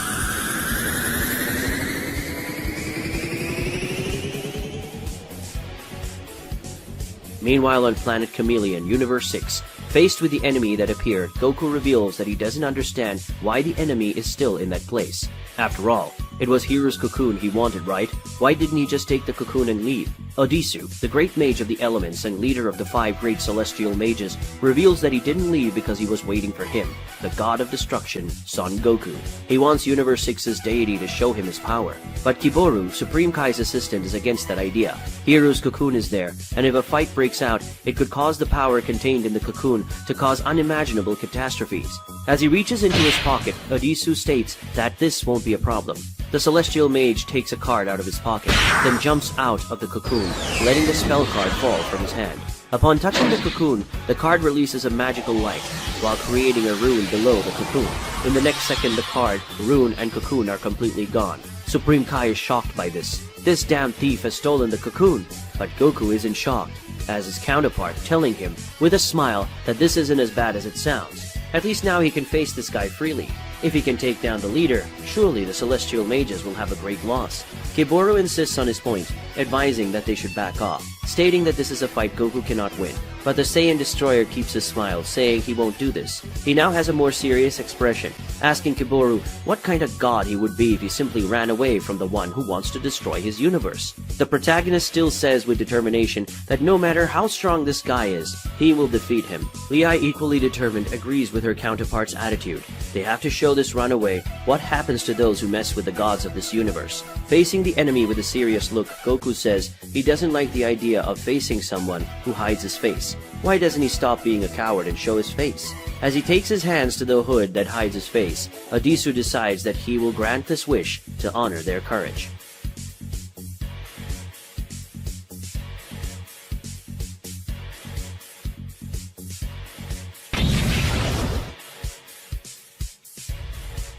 Meanwhile, in the Celestial Mage's hideout, Tyra screams, announcing the idiocy of her companions. She does so by addressing Brajin and Teron, who are also at the scene. She continues to scold her companions, saying she doesn't believe that among them all, she was the only one who fulfilled her mission so far.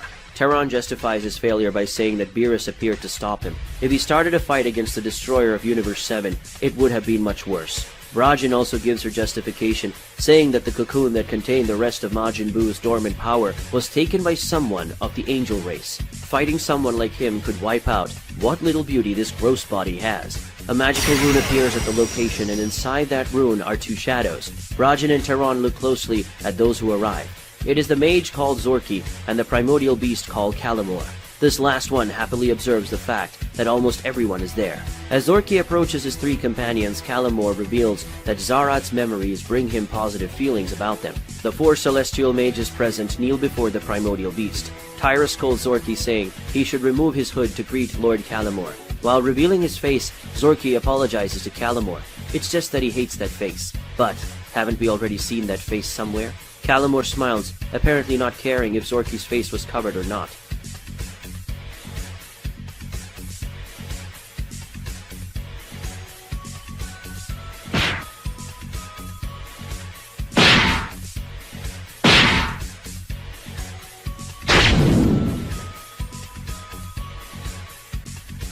Goku, Lei, and Kiboru are very tense at the revelation of Odisu's face, who after revealing his appearance suggests that they take a look at his face, because that will be the last face they will see.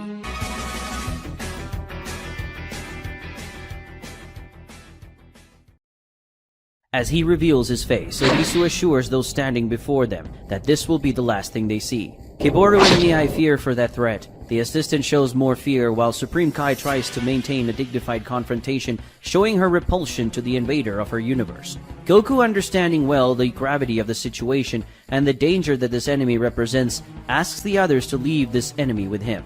Kiboru tells Goku that he doesn't support his decision to fight after all.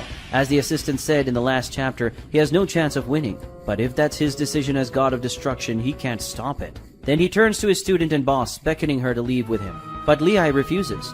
No way! She's the goddess of this universe too. What kind of goddess would she be if she left all the hard work to Mr. Goku's hands? Odisu seems to be very interested in these words of the goddess of creation, as if it was something he already wanted to know. Goku notices this and wonders worriedly if Odisu knows what's between him and Lehigh. Very alarmed and worried, Goku yells at the other two to flee immediately. He knows about the link between the Kaioshin and the Hakaishins. This revelation obviously alarms the other two, but it's too late. Odisu, with his eye emanating flames, fixes his gaze on one of them, saying who will be first. The flame's gaze was focused on Kiboru, who receives that threat with great fear. Goku yells for the Kaioshin's assistant, telling him to be careful, but there's nothing Kiboru can do about it. And just with the Celestial Mage's gaze, his body starts to burn as a great pain begins. Lehigh screams for her assistant, desperate. Kiboru's pain intensifies as smoke begins to rise from his skin and the blood vessels in his eyes become even more dilated. Lehigh reaches out to him and Kiboru does the same, as if in a desperate attempt for help. Their hands get closer, but when they touch, Kiboru's hand starts to fade into ash. Lehigh screams even more desperately, asking please, so that it doesn't happen. While continuing to extend her hand to her assistant, trying to reach him, her hand approaches the face of the man who screams desperately in pain. But as she brings her hand closer, Kiboru's face also starts to crumble, until in the next second there's nothing left for Lehigh to touch. The Kaioshin falls to her knees, looking at her own hands, which are smeared with the ashes of a subordinate and mentor. Lehigh closes her eyes, shedding her divine tears. Goku asks Odisu why he did that. Kiboru was harmless to him. But for the Celestial Mage, this is a foolish question. He was an enemy, and enemies must be slaughtered. Completely overcome by her fury and suffering, Lehigh recklessly advances towards the mage, swearing that she will finish him off. Goku yells for his counterpart, asking her not to do this. Lehigh completely ignores him as she approaches Odisu at full speed as he remains still, apparently not sensing any threat coming from her. The leader of the Celestial Mages gives Universe 6's Kaioshin just one look. The next moment, Lehigh is already on her knees. She feels great pain, stating in thoughts that she feels as if her body is being completely destroyed. Lehigh screams as her pain intensifies, and then blood begins to leak from her body, spewing from the goddess's eyes, ears, nose, and mouth. As this happens, Lehigh immediately realizes that she won't be able to bear it, so the worst will happen. But her counterpart comes to the rescue, approaching her flying quickly. Goku grabs Lehigh as he lifts her off the ground and starts carrying her, heading towards the top of the cave. Goku points his hand towards the ceiling and shouts, Hakai. The explosion can be seen outside the volcano, and it is through this location that the God of Destruction and the Goddess of Creation escape, leaving a crater in the immense rock structure in the process. In a field nearby, they land. While leaving Lehigh on the ground, Goku asks her to please let him take care of this enemy. If she stays, she can be killed, and if she's killed, so is he. If that happens, that bastard can't be defeated. Now that they are out of the volcano, her senses have returned to normal, so she can teleport back to her planet or some other location far away. Lehigh looks at Goku for a moment, a look that indicates perhaps sadness or frustration or both. She closes her eyes as she remembers what happened to Kiboru. It was her fault, but touching her shoulder in a consoling gesture, Goku promises to make him pay for what he did to Kiboru, but he needs to do it alone. Turning his back on her as a sign of the end of that conversation, he asks her to leave at once, before the enemy tries anything else. Convinced by Goku's words, while drying the blood that drips from her face, Lehigh agrees, assuring that she will no longer get in Goku's way. She promises that she will keep an eye on the fight from afar and will help in case Goku needs it. And finally, she asks him to make this bastard pay for what he did to Kiboru. The protagonist promises again that he will.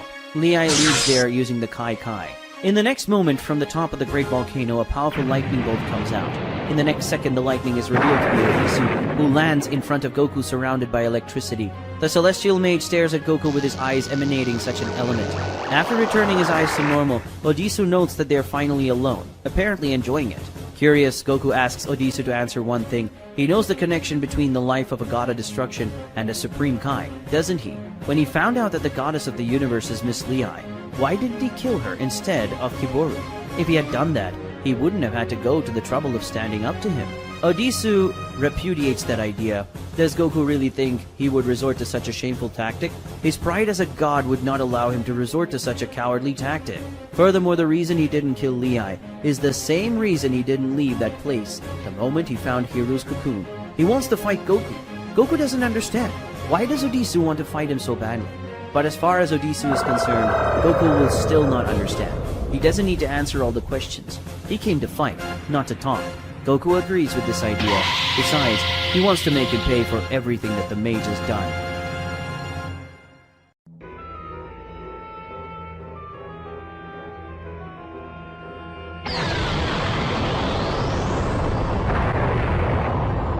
Vegeta and Cooler face each other as they exude a dense amount of energy, preparing to honor the agreement they made a short time ago, to attack using whatever power they have left. Both begin to move at the same time, each flying in the opposite direction. Vegeta, despite all his injuries and fatigue, has a smile on his face, looking forward to what is about to happen. They fly to the ends of the central planet until they finally decide to stop. Vegeta stops his flight and spreads his arms, a stance we all know all very well. Cooler, getting there, he wanted to go, also stopped his locomotion and points his index and middle fingers up, creating a small sphere of energy that in the next second becomes a globe of power much larger than him. Vegeta begins to emanate his power in an aura of energy so powerful that it sends large electrical waves around him. Closing his arms, he accumulates his energy in the palm of his hand, even hitting the ground with the remnants of his exuberant power. At the same time, the two adversaries warn each other, "Here I come." Vegeta fires his powerful final flash, while Cooler unleashes the equally powerful attack he calls Galactic Devastation. The attacks violently collide in the center of the planet, causing an air current and an impact wave that severely shakes the entire surrounding environment. While doing his best to maintain the power struggle, Vegeta reflects in his thoughts about the opponent before him. Vegeta says, "Cooler, in my childhood, I heard many legends about you, the legendary warrior that even Cold and Frieza feared."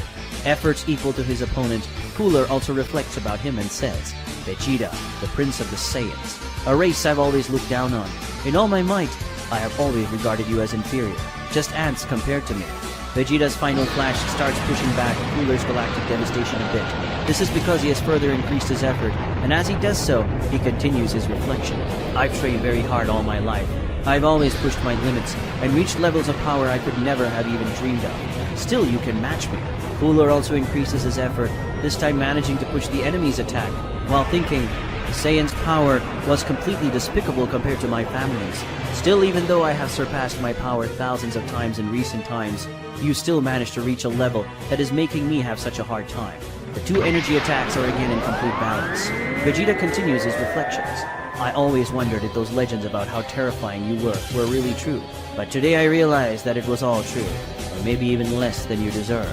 Cooler also continues, "When Frieza told me about the power of the Saiyans, I didn't believe it. I thought I was exaggerating, but now I see that it's all true. No, it's much bigger than he said." With an inevitable admiration of his opponent, Vegeta finishes his thought. "As much as I hate you, and so does everyone in your family, I have to admit, you're amazing." Also unable to not stop admiring his opponent, Cooler finishes his thoughts. "I'll never say that out loud, but I have to admit, your great pride is worthy of recognition, Saiyan." Both increase the power of the attacks. The final moment has arrived. Vegeta calls his opponent to an end, suggesting they get this over with. Cooler agrees. While using all the power they have left, they both scream, giving everything they have.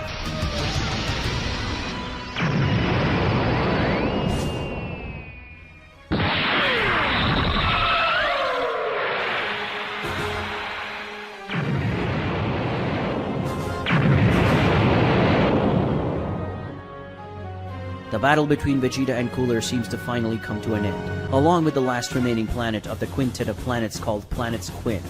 Goku and Odisu stare at each other as they let out a small fraction of their powers, evidenced by the slight current of air surrounding them. As he faces his opponent, Goku wonders in thought which transformation he should use. He reflects that the best way is, before starting to spend too much energy, to understand how his opponent's abilities work. On the other hand, the power of the one standing in front of him is gigantic. If he starts using a very low power level, he can end up getting killed quickly. Goku closes his eyes for a moment, and what comes to his mind is the Super Saiyan 3 transformation. When he opens his eyes, chunks of ground flying through the air, then reveal a crater that has just opened in the ground around the protagonist, as he is surrounded by an aura of power. Odisu finds that very strange. He reveals that he senses a great increase in Goku's power, and from what he knows about the Saiyans of this realm, such a significant increase in power should occur through a transformation. Shouldn't Goku be transformed into some level of Super Saiyan by now? Why does his appearance remain the same? Goku notes in his speech Odisu's knowledge about the Saiyans, but without wanting to dwell into this question, he gives the answer the mage wants, explaining that since he became a god, he can assess the power of all his non-divine transformations without having to transform his body. Right now he's using the power of a Super Saiyan 3, but he's doing it without having to change his appearance. Goku admits that this way is much better, because then he can use the transformation's full potential without wasting energy transforming. Odisu understands the explanation. He points out a problem. Goku's power level remains mediocre compared to his own. He recommends that his opponent level up more to face him. Goku is annoyed upon hearing this, telling his opponent not to act like he's in control. Goku charges at Odisu to try a blow, but just as he is about to unleash a powerful punch at his foe, Odisu gives the Saiyan God a single look, which is enough for Goku to return to where he came from with a series of mid-air acrobatic moves. As he asks in his mind what that feeling he's just had, revealing that for a moment he was absolutely sure that if he'd advanced a single meter, he would have been killed in the blink of an eye. Reaching the ground again, Goku deduces that anything below the Super Saiyan God appears to be intolerable to his enemy. But what about Super Saiyan God Super Saiyan? Odisu already knows what Goku is talking about. It's the blue transformation, right? But actually no. Goku says that some things have changed with the transformation since he's become a god. Goku transforms into Super Saiyan God Super Saiyan, but Odisu recognizes something strange. The color is pink. Goku explains that when a divine being transforms into a Super Saiyan God Super Saiyan, the color is not blue, but that color. This transformation is called Super Saiyan Rosé. He reveals he doesn't like that form. It reminds him of someone he detested, but it's what he intends to use against the mage for now. For Odisu, Goku said too much, which should be summed up in one thing. This transformation has a power level similar to Super Saiyan Blue, right? If that's the case, he'll need more power. Why does he insist on these games instead of using his true power? In thought, Goku reveals the reason for this. He's already realized that for some reason Odisu wants him to use his full power, so it would be good to avoid falling for his strategy and not use his full power at first. He can play with his enemy's patience while fighting without using his full power, and in the meantime he will try to find out more about his abilities. Goku again charges at his opponent, warning him to get ready, and when he is close enough to attempt his blow and lunges forward with a punch at the enemy, he feels something, and in the next second he is pushed by something strong enough to even get him off the ground. Goku recovers with an acrobatic movement in the air, then lands safely. As he does so, he reflects on what happened, revealing that his blow for some reason simply lost strength until stopped. What did he do? Closing his eyes and concentrating, Goku finally understands what's happening. It's so discreet, it's barely noticeable, but he can sense a change in the air around him. Goku comes to the conclusion that the opponent is manipulating the air around him to stop his attacks, but states that this alone won't be enough, so he decides to go to the next level, the Kaioken, increased 10 times.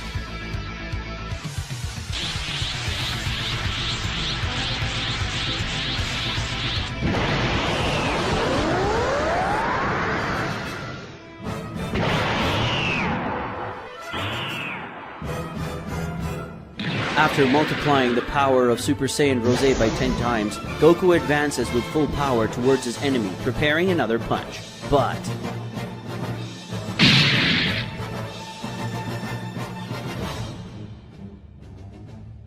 even with a punch 10 times more powerful, Goku can't reach the great mage of the elements. But he doesn't give up, trying a sidekick towards the enemy's face. But he's also stopped a few centimeters from the mage's face, who watches everything without moving, causing clear frustration in the destroyer. Goku multiplies himself by surrounding the enemy with several mirages of his body, advancing towards Odisu to attack him from all sides with the intention of confusing him. But the mage, already tired of all this, screams that it is useless, and proves it by releasing a strong current of air that destroys the ground around him.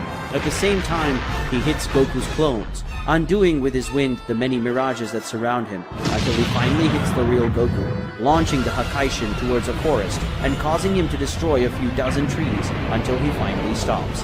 Odisu wonders if Goku now understands that he won't be able to do anything against him in this form. Fighting a god like him using such a mediocre power level is sacrilege. As he stands up, Goku tells his opponent that it's not necessary to use complicated words. If Odisu wants him to level up, that's what he's going to do. Goku emanates an aura of even greater power. It's the Kaioken increased 20 times. He will use twice as much power now. Placing his hands in position while concentrating energy, Goku looks at his enemy with a determined gaze. While watching what he's doing, Odisu reveals that he knows that increasing power of 20 times is Goku's limit with this technique called Kaioken. This is the maximum power the Destroyer will achieve using the Super Saiyan Rose, which represents no danger to him and his wind barrier. After concentrating a lot of energy, Goku finally makes his attack and says, Kamehameha, increase 20 times! Goku launches the powerful energy wave towards the end of the forest. The wave of power makes the same trajectory as he did before when he was launched by Odisu, heading towards Odisu himself. But when the attack arrives, it is stopped by the mage's barrier, who jokes that this attack is boring. So boring that it's blasphemous for Goku to attack him with something so mediocre. But Goku smiles at this teasing, wondering if his enemy will find what comes next boring. Goku says, Kaioken increased 50 times. Goku again increases his power, releasing enough energy to more than double the size of his Kamehameha. Odisu is at first surprised by this, but in a second he understands what's happened. When Goku became a god, he acquired a divine body, and that body has a much higher limit than the limit that his mortal body had. The Celestial Mage admits that this attack he will need to deflect, and seeing the energy wave was passed through his barrier, Odisu dodges it. The attack hits the volcano at the center of the planet, which is completely destroyed in the next moment. And then the energy wave leaves the planet, even surpassing the natural camouflage that the planet has, being able to be visible as it goes into space. Surrounded by the dust raised by the attack that was just made, Odisu criticizes that all this effort was only worth raising dust. The mage swings his arms to brush away the dust, revealing Goku, who is already before him with an attack, which is stopped by Odisu's wind magic as the mage praises the attempt, but warns the destroyer that he was not born yesterday. But Goku doesn't seem to want to give up on this move, and then in a surprising act he launches another 50x increased Kamehameha, but this time he does it through his feet. Odisu is surprised by this, and with the powerful traction of the energy wave he releases through his feet, Goku manages to lunge at the mage with an outstretched hand to hit him in the face, and he sees the approach of the blow that seems to be inevitable. Odisu emanates from his eyes a strange frozen air.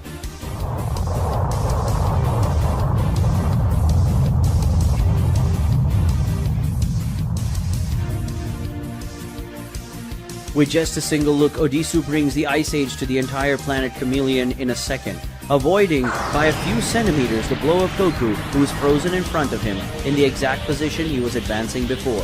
Odisu addresses the frozen opponent, ordering him to leave at once. This was not enough to kill him. The block of ice is cracked, and the next moment it explodes as a huge amount of energy is released. As Odisu finishes walking away, Goku reveals a tired posture, only to a second later fall to his knees as he returns to base form, reflecting on this guy's surreal power. Goku didn't want to use his full power until he discovered the enemy's abilities, but if he continues like this, he will die even with his simplest techniques. Odisu admits that Goku has a very interesting way of fighting, which proves that he has lived a life of many combats, but that won't be enough to defeat him. If Goku wants to have a chance, he needs to stop fighting like a mortal and fight like a true god of destruction. Clenching his fist tightly as he unleashes the power of destruction that damages the frozen ground around him, Goku says, "Fight like a god, huh? Very well. Since you insist so much, from now on,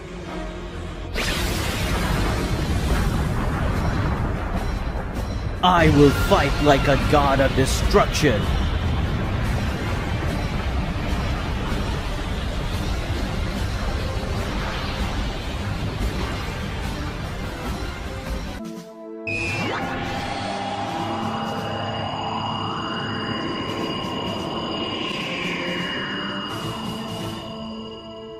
Amidst the rubble of what was once the quintet of planets called Planets Quinn, Vegeta floats unconscious. Suddenly the Saiyan wakes up, and he does so immediately, complaining of the intense pain he feels. Looking from side to side, Vegeta wonders if he lost the fight after all he was passed out.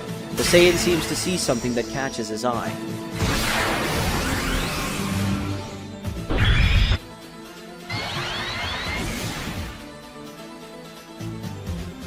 Seeing his opponent torn apart and floating unconscious, presumably dead, Vegeta smiles at the confirmation of his victory.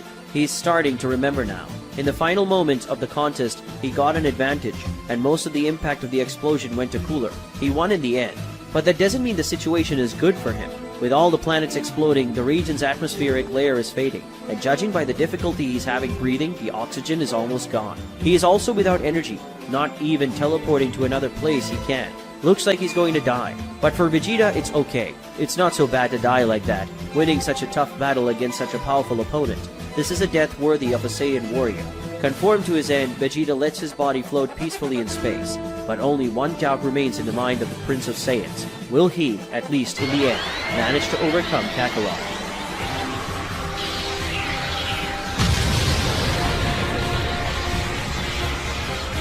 As he stares at the opponent who has just revealed a new transformation while unleashing a massive amount of power, Odisu comments in his mind on the strangeness of Goku's appearance, wondering why his energy color is purple, like that of a god, of destruction, and his hair is all white as an angel's. Could it be that at this moment he is balancing the power of Ultra Instinct and the energy of destruction?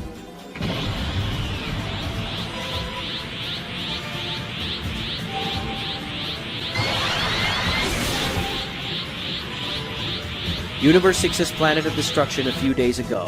Vados praises Goku, saying he did very well, and from the surrounding scenery, she's talking about some intense training that just took place. She admits that she didn't expect him to reach this level so quickly, but from the physical state of the protagonist, we can see that it was not easy for him to achieve such results. Vados continues. She emphasizes Goku's feat, saying that combining the power of Ultra Instinct and the energy of destruction is something even the veteran gods of this generation can't do. But obviously there's still a lot to improve. As if she hadn't contained his power, Goku could have done great damage to the universe. But the truth is, Goku doesn't even understand what he just did now. It all happened so fast. He felt an extraordinary power coursing through his body, but at the same time he felt as if nothing mattered. He felt as calm as he normally does when using Ultra Instinct, but he also felt a strange desire for destruction, as if he didn't mind destroying things. Very confused, Goku asks his master how it could be possible to use the power of destruction and Ultra Instinct at the same time. These two types of power should be opposites, right? Since the power of Ultra Instinct demands tranquility, while the power of destruction demands destructive desires. Vados explains to her disciple, Mr. Goku, I've explained this to you a few times. Although the first steps to learning Hakai and mastering the energy of destruction involve feeling negative feelings, this is not the true essence of it. Essence of a god of destruction. Goku has heard about it a few times, but asks her what that essence is. Vados says that the essence of a god of destruction is balance. Goku reminds that she talked about it a few times too, but asks her to explain further, and this is what she does. The work of a god of destruction is, above all, about balance, about understanding the natural cycle of the universe, and the role of destruction in that cycle. When a god of destruction destroys something that is doing harm to his universe, he shouldn't hate what he destroys, but he shouldn't feel sorry for it either. He should only think about the destruction neutrally, about how it is necessary for the universe. Personal feelings must be completely removed from it. Pay close attention to what I've just said, and see if it's not a very similar concept to the mental neutrality that Ultra Instinct demands. Reflecting on her words, Goku agrees. In fact, they seem to be two different ways to reach the same end. Neutrality. Exactly, says Vados. She swings her staff, then lifting the sacred object as a magical light is ignited in the orb above. And then she continues to explain while bringing up a hologram to better illustrate what she is talking about.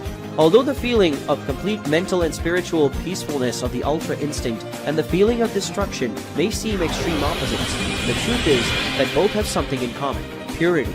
Both require to deny your own desires and feelings, and the greater the detachment, the greater the success in mastering these powers. The closer you get to that state of purity, the more you will realize that these two powers are sides of the same coin. When this balance is reached, it is possible to achieve neutrality between these two powers that seem so opposed, and this results in the transformation that you have just used. In other words, the more you let go of your feelings and empty your mind, the more you can use these powers in complete harmony. While undoing the hologram, Vados finishes her explanation. Vados says, you must understand the need to destroy your target and put that need above your feelings. That is the essence of the power of a god of destruction. And at the same time, you need to turn off your mind and let your body act naturally. That's Ultra Instinct. Goku seems to understand the short lecture he just had, but despite that, he doesn't seem satisfied. That means he would become neutral like Whis and Beerus, right? Will he stop caring about the things he destroys for such neutrality? Doesn't this mean that he will become apathetic and lose his humanity? Faced with all these questions, Vados responds by throwing reality in Goku's face. But Mr. Goku, you are no longer a human. You are a god of destruction.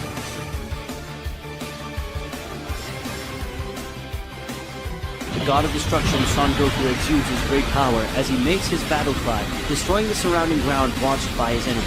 Odisu, while facing his opponent, finally seems satisfied, saying that this is the demonstration of power worthy of a god of destruction, and also worthy of his attention.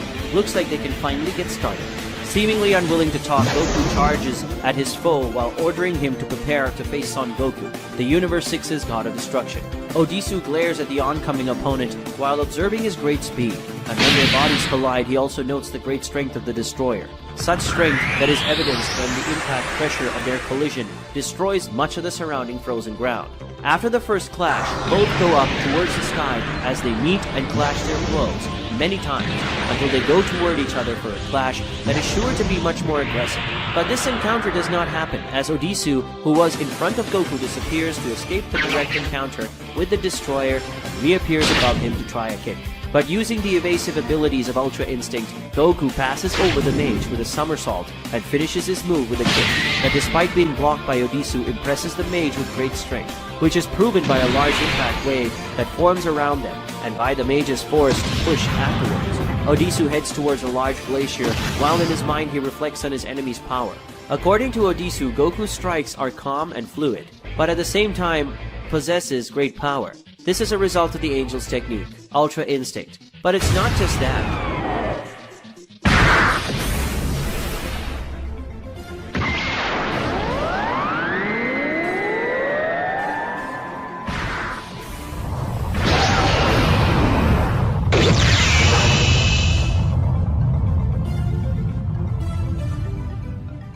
Reappearing behind Goku, Odisu continues his comments. Despite all the tranquility and serenity in his blows, they are filled with the desire for destruction. His attacks are extremely deadly and destructive. Turning to the mage, Goku asks what is the problem. He was the one who asked him to use more power, right? He changed his mind? Odisu responds in what appears to be a compliment.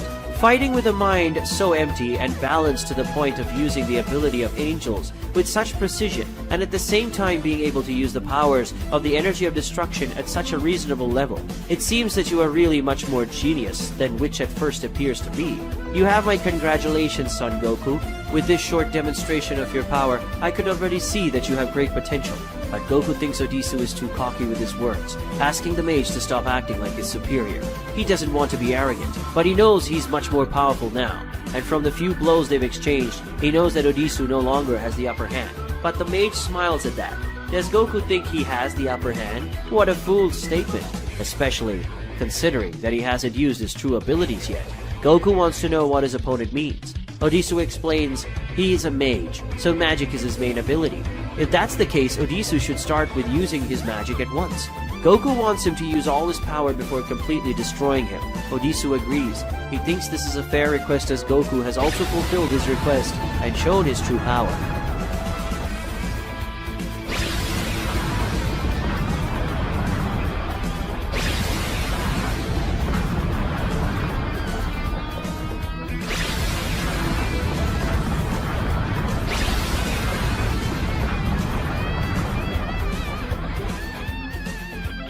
Contemplating his opponent's power, Goku takes him seriously. Odisu, surrounded by wind and with the apocalyptic weather behind him, tells Goku to get ready, because now he will show the magic of the Great Mage of the Elements. After Goku shows Odisu his full power, the Great Mage of the Elements will begin to use his magic in battle.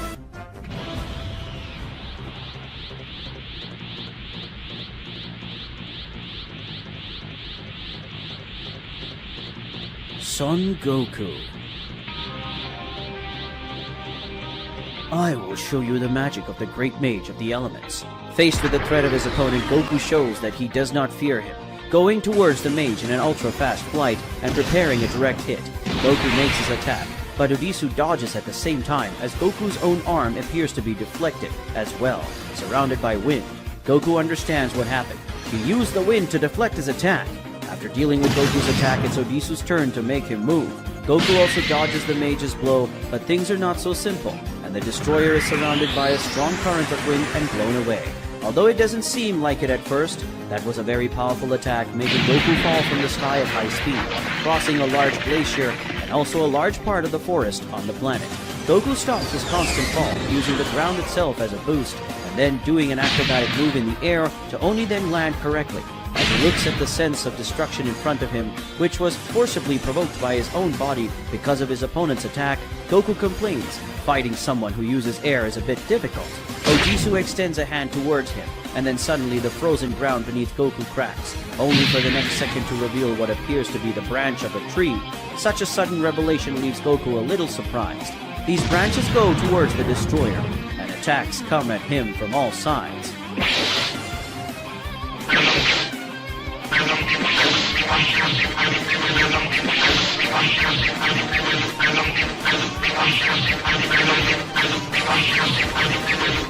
Even escaping many attacks, Goku ends up being trapped by all those loops, and that surprises the Saiyan after all. What are these branches made of? Probably his surprise is how simple branches can trap a god of destruction, but the answer is about to come, when Odisu asks Goku if he realizes what's going on. Goku is a little annoyed that the mage is speaking his mind. While landing in front of the Saiyan God, but at a considerable distance, Odisu explains that when a natural element is influenced by his magic, that element ceases to be natural, because that element gains attributes consistent with his power. A simple tree branch, for example, which for Goku would be as fragile as a toothpick, now becomes extremely resistant. Odisu creates a wooden stake above his hand, and as he throws the stake, he explains that this not only applies to what already exists, but also to what he creates. The wooden spike is heading towards Goku at high speed. "Damn it!" exclaims Goku when he sees the deadly attack coming towards him, and with no chance of dodging because he is trapped in those roots, but not for long. "Hakai!" Goku screams, destroying the roots that hold him at the same time as he releases the power of destruction. For the next moment, he extends his hands in front and holds Odisu's large wooden stake that was coming to pierce his body. Goku stops the stake next to his face, and it clearly takes a lot of strength to do so. The Saiyan God is carried for a great distance and destroys many trees on the way, until he finally manages to stop the attack above a river. After stopping the attack, he drops the wood into the water. But the next second, water itself is the enemy, rising a strong water torrent towards him, such that Goku needs to hold back to not hit him. While holding the water that carries him, Goku bleeds on his hands, indicating the great power of that attack that at first could seem harmless. Goku finally manages to dodge to get out of the way of the water current, which goes towards a glacier behind, and simply cuts through the ice. But before the large block of ice falls, it is stopped by telekinetic force. Looking the other way, Goku sees that the author of this is Odisu. The large block of ice that was captured by the mage's mental strength shatters into many fragments, which turn into multiple ice spikes and head towards Goku. Seeing the many spiked shards of ice coming his way, Goku knows he needs to act. He fires towards the fragments, many key balls, which destroy the ice as they hit. But there are a lot of stakes, and even though many were destroyed by Goku's energy attacks, still many kept coming toward him.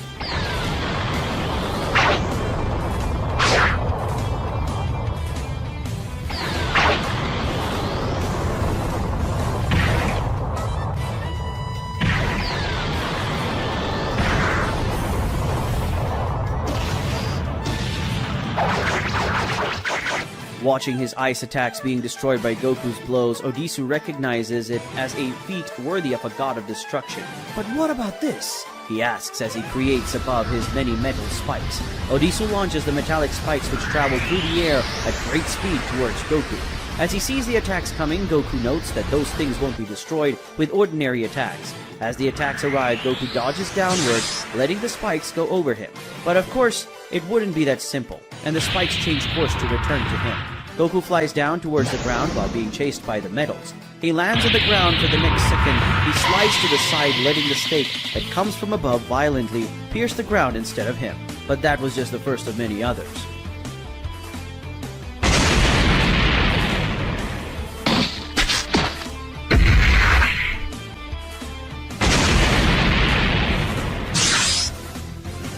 Hakai! Yells Goku, finally deciding to react to those attacks. The stakes were speeding towards him from all sides when they stopped by the wave of force that Goku generated the moment he invoked his destruction technique. and after being stopped, the metallic spikes were completely destroyed by turning into dust. After dealing with all of Odisu's attacks, Goku decides to go on the offensive, flying towards the enemy. Odisu points his finger at the sky, then at Goku. The bolts that occupy the planet sky descend at full speed towards the Saiyan, who does not give up his advance, despite the electric beams that fall on him.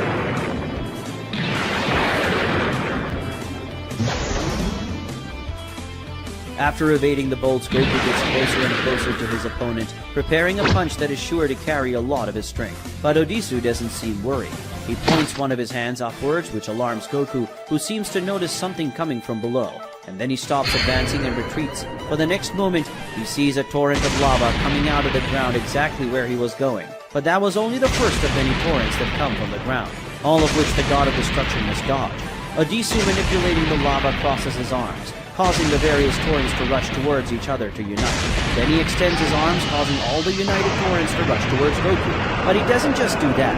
By raising his arms, he makes other streams of lava rise around Goku like walls. Seeing all of this, the Destroyer becomes very worried, recognizing that his opponent has surrounded him. The powerful torrent of lava slams into the walls, an attack that could be deadly. Fortunately, Goku escapes with the instant transmission, but he didn't escape completely, as behind him Odisu also appeared, apparently already predicting what Goku would do. The mage tries an attack from behind, but Goku turns to defend, managing to stop the mage's blow, already very close to his face. But it wasn't over yet, and Odisu makes a wave of flames come out of his hand that completely engulfs Goku, who falls from the sky completely enveloped in flames and collides hard with the ground. Odisu accompanies Goku, also landing, and as he does so, he notes the fact that the Destroyer took a hit from his flames head-on and suffered no serious damage. The mage praises him for it. It's not a feat for everyone. As he faces his enemy, Goku thinks annoyed about the fact that he can't even touch this guy. Looking at his opponent, Odisu comments that he apparently already noticed. His magic allows him to control the entire environment. This whole planet is a slave to the mage's will. It is his shield and also his weapon. But Goku isn't in the mood for that anymore. He wants to see what the mage will do without nature to protect him. Odisu is a little taken aback by this statement, no doubt wondering what Goku means.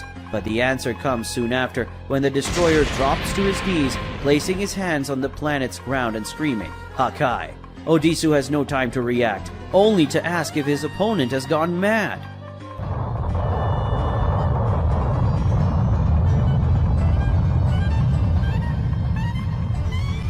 In the void of space, a globe of energy stands out. Who is inside that energy globe is Odisu, who, speaking to someone, says he was surprised by that sudden act and did not imagine that he would destroy the planet in that way. But if he imagined hurting Odisu with such an appealing attitude, he was a complete fool.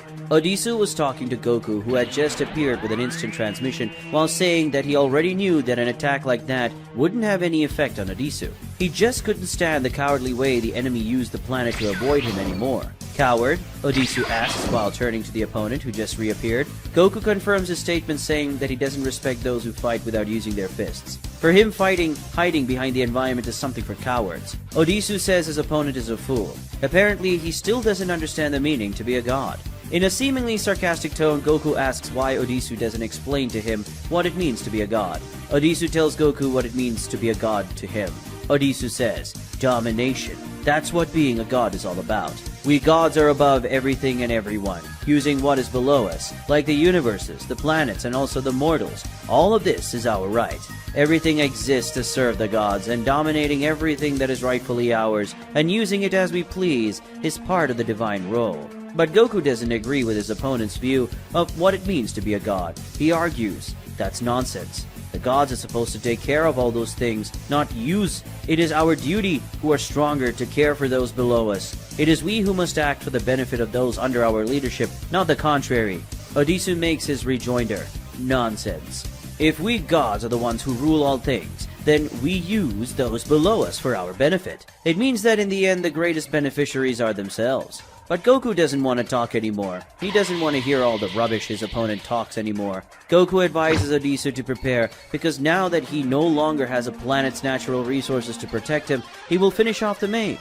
A little impatient, Odisu criticizes his enemy, saying that despite being a god, he has the mind and heart of a mortal. He even claims that someone like Goku, who is attached to the rabble, will never be a god in excellence. Goku repeats in his mind the word rabble, while he remembers his family, who are part of that rabble, mentioned by Odisu. Flames begin to emanate.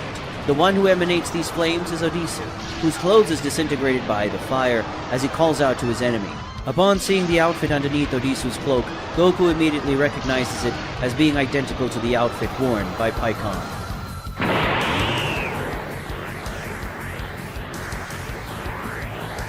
Goku flies towards Odisu while preparing a powerful punch, such a blow that the mage waits, even smiling a little before the blow arrives. The fists of the god of destruction and the celestial mage collide with great violence, scattering the mage's magical flames and the destroyer's destructive energy across the vacuum of space. While releasing a greater amount of energy, Goku wins the dispute of strength, making Odisu withdraw his hand and hitting the mage, who needs to defend himself so as not to have his chest hit by the blow. Goku's punch is strong enough to push the mage at high speed through space, only to chase after him in the next moment. Goku pursues his enemy with a serious and focused expression, clearly determined to destroy him. Odisu, on the other hand, apparently views the destroyer's advance with concern. As the chase continues at high speed through space, Goku, even though he is reasonably far away from his opponent, starts throwing a lot of punches towards him. Even with Goku's distance, the power of his punches is enough for the impact waves of his blows to hit Odisu, who takes dozens of hits. In a moment, he decides to react and disappear in the form of lightning, reappearing behind Goku to try a punch against the destroyer with his fists coated in electricity. Goku blocks the attack, but is affected by the electrical current from the blow. Odisu tries a second punch, but this one Goku defends by grabbing the mage's hand and teasing him by asking if this is what he calls a punch. And while preparing his counterattack, the Saiyan God says he will show him what a real punch is. Goku attacks Odisu with a very strong punch, such a punch that he manages to defend with one of his arms. But Goku's strength is such that Odisu has his defense disarmed and is destabilized by the attack, again being carried away with the force of the blow of Goku. Odisu reaches such a high speed that he is surrounded by a ray of light. Odisu has a forced journey along a long path through space until he goes towards an inhospitable planet and passes through this planet, destroying it with his own body, making only the debris of that great celestial body remain in space. After passing through this planet, destroying it, Odisu finally manages to stop and sees that Goku is already heading towards him, with an expression that suggests a great thirst for battle. Odisu crosses his arms, and then the debris from the destroyed planet controlled by him all goes towards Goku, closing around the Saiyan, forming a great globe of stones. But this is quickly resolved when Goku shouts, Hakai, and in the next moment that entire large globe of debris is destroyed, leaving only a little dust that surrounds the one who destroyed it.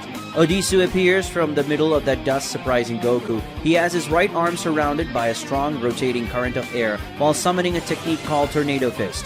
Odisu points his hand towards Goku and then releases a powerful rotating stream of air, which becomes a large tornado that envelopes the god of destruction and makes him swing violently for many times until finally he's blown away by the wind, destroying some rocks in space until you get stuck in one of them.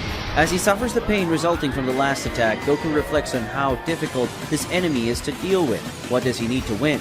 With an angry look, Goku remembers Odisu's words criticizing him for clinging to mortals. He's still angry by that statement, wondering who that bastard thinks he is to talk about mortals that way. But come to think of it, isn't he also denying his origin as a mortal? He had said he would fight like a god of destruction, and here he is, fighting in a completely different way than what he's been taught his whole life. Goku remembers his last moment with his friend Krillin before leaving Earth. Krillin had told him not to forget his essence and origin as an Earthling. He also remembers the last words spoken to him by his master, telling him to show the gods the power of the Turtle School. After these memories, Goku decides that this isn't right. He's Son Goku, the god of destruction, but he's also Son Goku, the Saiyan who grew up on Earth. If he accepts what he is now, but without denying his origin, he's sure to win. From a distance, Odisu watches his enemy. He raises one of his arms as he creates an attack he calls Lightning Spear, and then he launches the attack, which travels at high speed through space. Seeing the attack coming with great concern, Goku puts his hand on his forehead.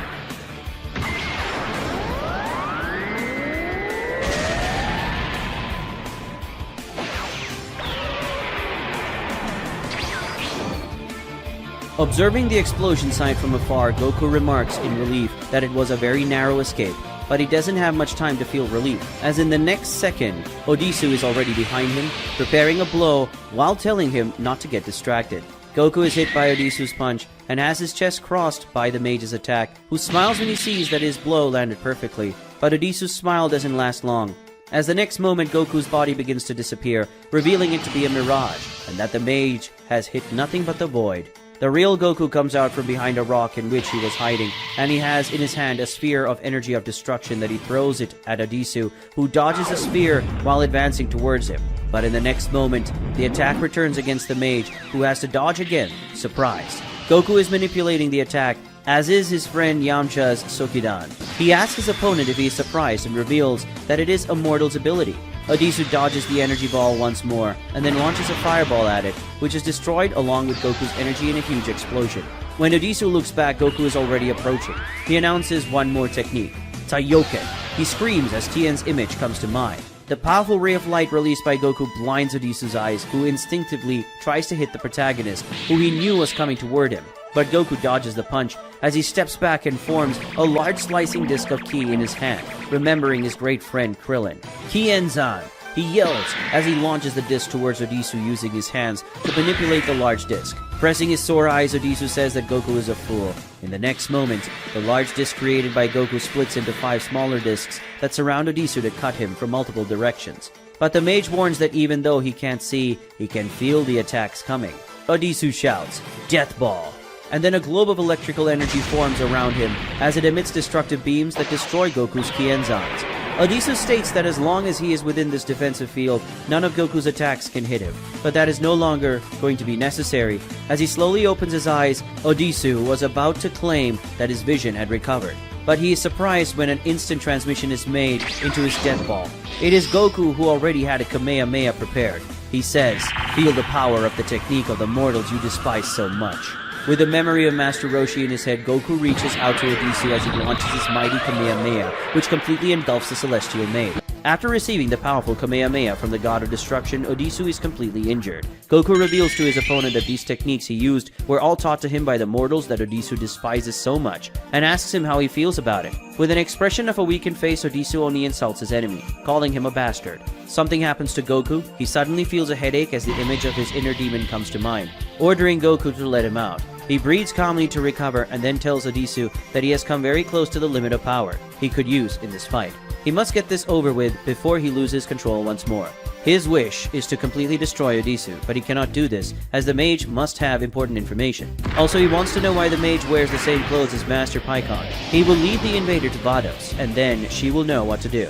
Goku lands a punch to finish off his opponent, but to his surprise, Odisu's body begins to break down in electricity, severely electrocuting the Saiyan, who screams in pain. The mage appears again on the back of the destroyer with a spear of lightning ready in one hand. Odisu throws the spear, which goes toward Goku. The protagonist causes the electric aura to dissipate by releasing a large amount of power, and watching the approaching electric spear with concern.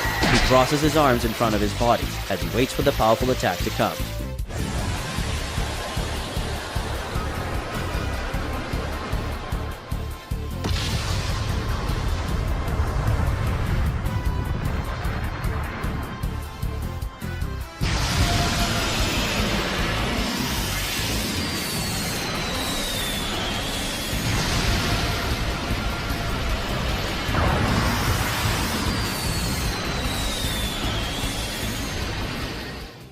Northern Galaxy.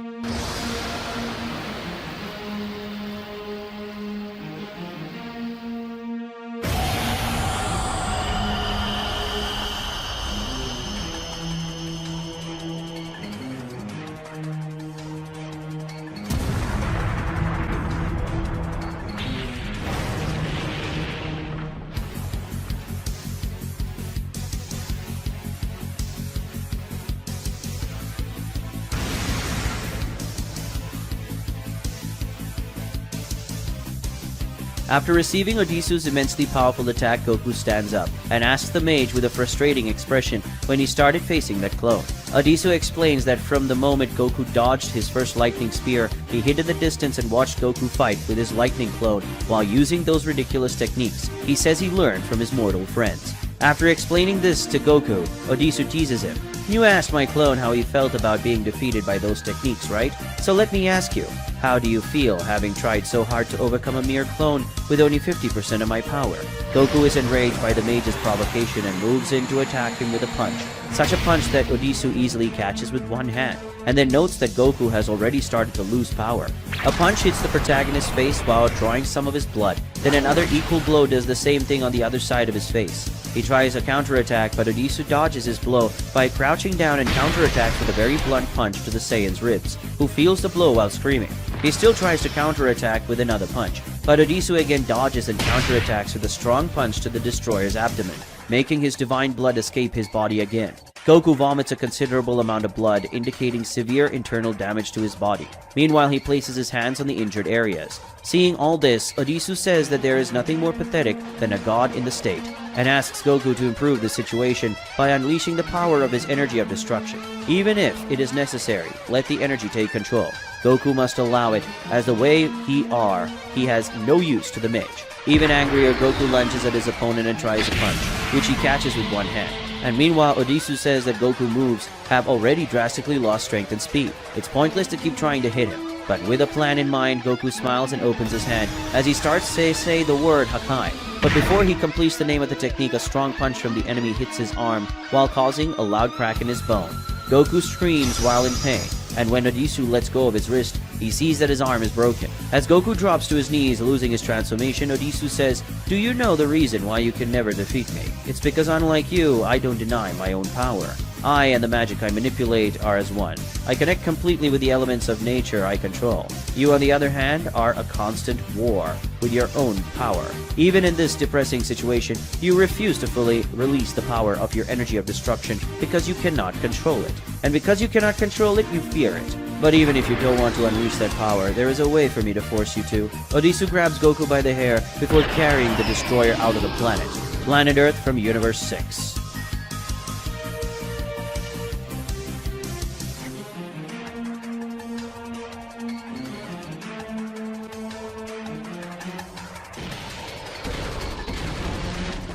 With Goku's violent collision with the ground, a large crater is opened in the middle of the city. In the center of the crater, Goku reflects on not being able to fight anymore because he is already at the full limit of the power he could use without losing control. The citizens of the city approach the crater, curious to know what fell there and caused so much destruction in their city. Only now does Goku see the citizens of that place, and seeing that they are Earthlings, he finally realizes that he is on planet Earth. Looking beyond the people and the crater, Goku sees someone far away in the sky. It is Odisu, who with one of his hands raised prepares an attack. Goku immediately yells at the Earthlings to get out of there, and as they begin to realize what is happening, the citizens begin to flee.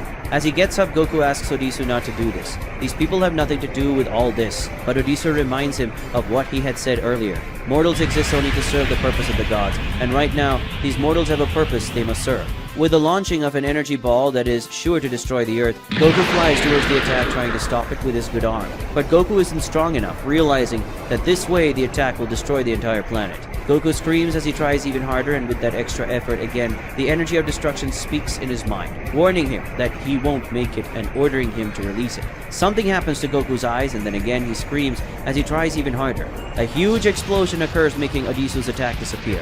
The mage, watching what happened, says with satisfaction that at last he has appeared. From the middle of all the smoke resulting from the destruction of Odisu's attack, finally another figure appears. The same dark figure that had appeared when Goku lost control some time ago. And he has the same transformation that the destroyer was using. But his eyes are dark and his appearance is evil. The creature that just appeared confirms that Odisu wanted to see him, and then introduces himself saying that he is here. As they both float above the partially destroyed city, the entity of destruction that lives inside Goku now is in control of the protagonist's body and consciousness, introduces himself to the enemy who wanted to see him.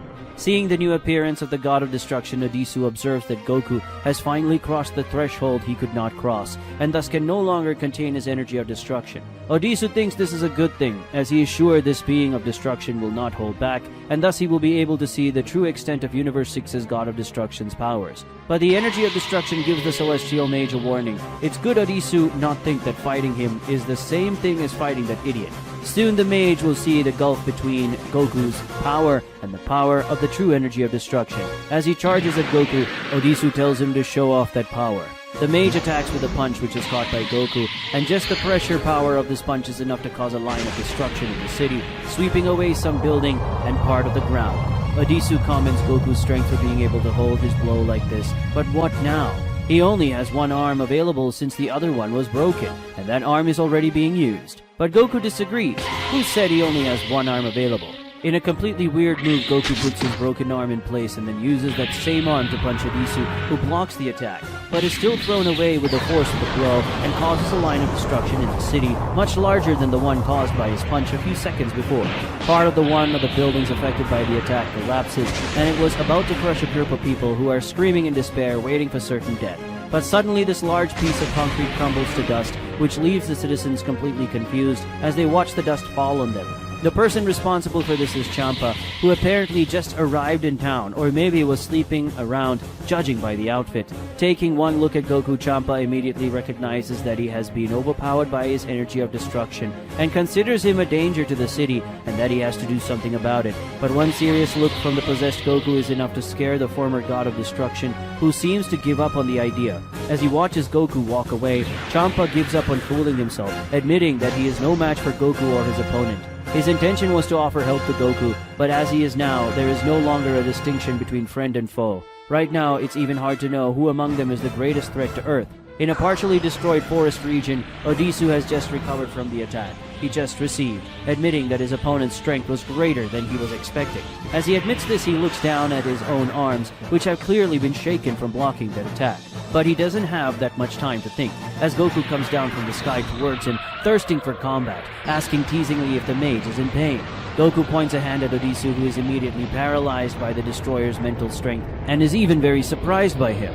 After making sure his opponent won't escape, Goku attacks with a strong punch, so powerful that it causes great destruction in that area, leaving only a large deep crater where a forest once existed. On the other side of the planet, in a glacial region, a penguin walks calmly when suddenly something comes from underneath, destroying the ground and heading towards the sky. It's Odisu, who senses the attack he just received and sent him across the planet, and before he can recover, he receives another blow. This time a kick, which throws him against a large glacier and buries him in the ice. In the next moment, the ice is completely cracked and then destroyed into several pieces by the mage, who, dividing the large block of ice into several smaller pieces, points his hands towards Goku, throwing the small blocks towards him. But Goku is not intimidated. Heading towards the blocks of ice guided by the enemy, and seeing that he was about to be hit, he begins to emanate an aura of energy of destruction around him. And at the moment when the blocks of ice hit the energy, they are instantly destroyed. And that's how Goku makes his way to Odisu, charging forward without hesitation, as he destroys blocks of ice with his aura of destruction until he finally lands on his opponent with a punch that begins to push the mage. And while pushing his enemy, he says with great excitement that he will utterly destroy him. Leaving the frozen regions, they fly over the sea while trading blows, with Odisu clearly being the most pressured.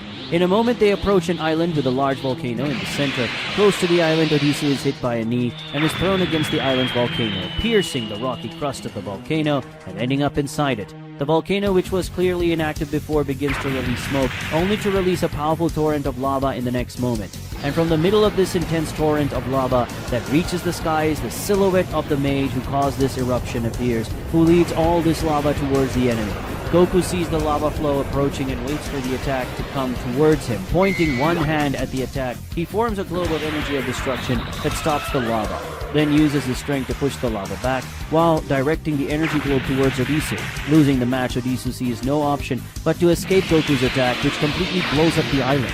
Odisu manages to dodge the globe of energy of destruction in time, but he cannot dodge the god of destruction himself, who surprises him with a quick approach and hits him with a kick in the face, which throws Odisu away with great force, making the mage cross the sea at high speed until heading towards a piece of land, which is later revealed to be a desert, where the mage finally stops his force displacement in a violent collision with the ground. While recovering from the attack, Odisu observes how much Goku's power has increased, both in physical attributes and overall destructive power. He classifies this being possessing Goku's body as a true beast of destruction. The creature confirms the mage's words, saying that's exactly what he is, and it is this beast of destruction that will completely erase him from existence. But despite the fact that the situation for him is not good at all, Odisu smiles and says that his opponent is ignorant. The creature asks what he means by that. Odisu explains that that's not all the power of his body that hosts him. This man named Anzen has a transformation that if he uses it, can greatly increase his power. Host, Anzen, Goku doesn't understand, but he doesn't want to understand either. He just wants, if Odisu has more power, use that power once and for all, instead of talking so much. Odisu agrees.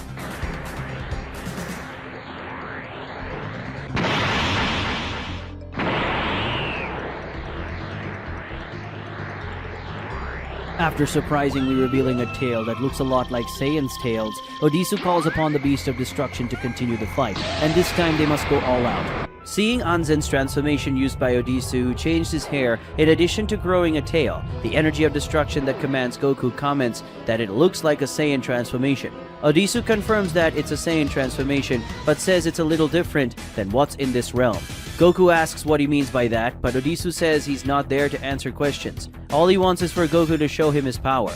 Eager to continue the fight, Goku agrees with the idea, but was about to call the mage to continue when suddenly Odisu is already in front of him, landing a strong attack. An attack strong enough to make the God of Destruction spit blood while thinking in awe of his enemy's great strength and speed.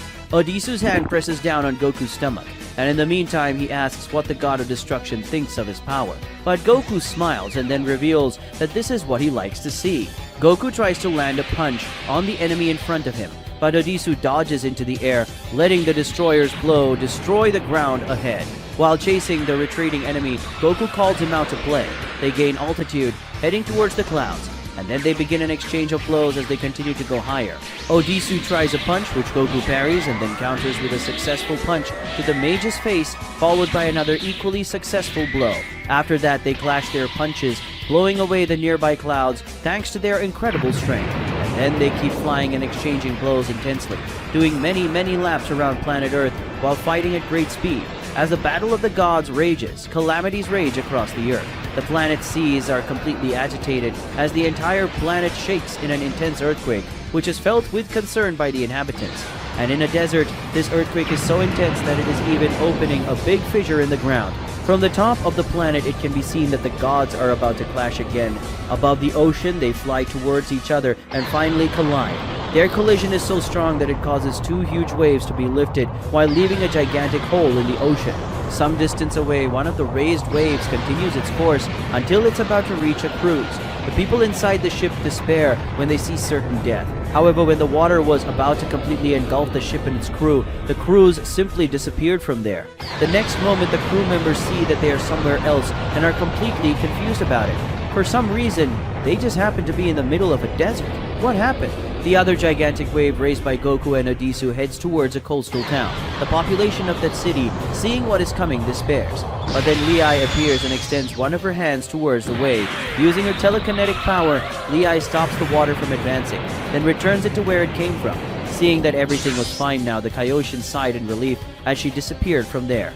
Champa is watching the fight from somewhere else when Lei walks up to him. She recognizes him, saying she saw him in a book and knew he came to Earth. Champa immediately deduced who she is from her outfit and asked what she wants. Lei states the obvious. She wants him to do something to stop them. But Champa reminds her that he is no longer the god of this universe, and that is no longer his job to deal with these things. But the truth is, even if he was still a god, he still couldn't stop it. Lei is a bit startled by his statement, because if even when he was a god he couldn't do anything about it, it means that the situation is extremely serious. Champa confirms the gravity of the situation, saying that the level of power they are using right now is completely out of his reach. And not only that, the way they're fighting right now is nearly impossible to contain. Lei asks what he means by that, and as a heavy rain suddenly starts to fall, Champa asks if she didn't notice how they're fighting, and then he goes to start explaining to her.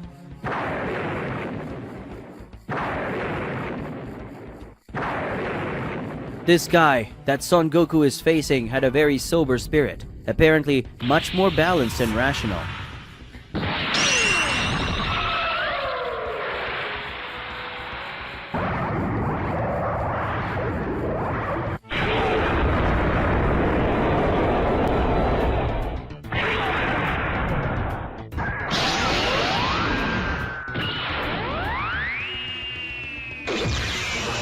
But now he is different. It seems that his spirit has become much more combative, and if he has given himself over to the chaos of combat, and the feeling I have is that the more he gets involved with combat, the more he progresses in battle.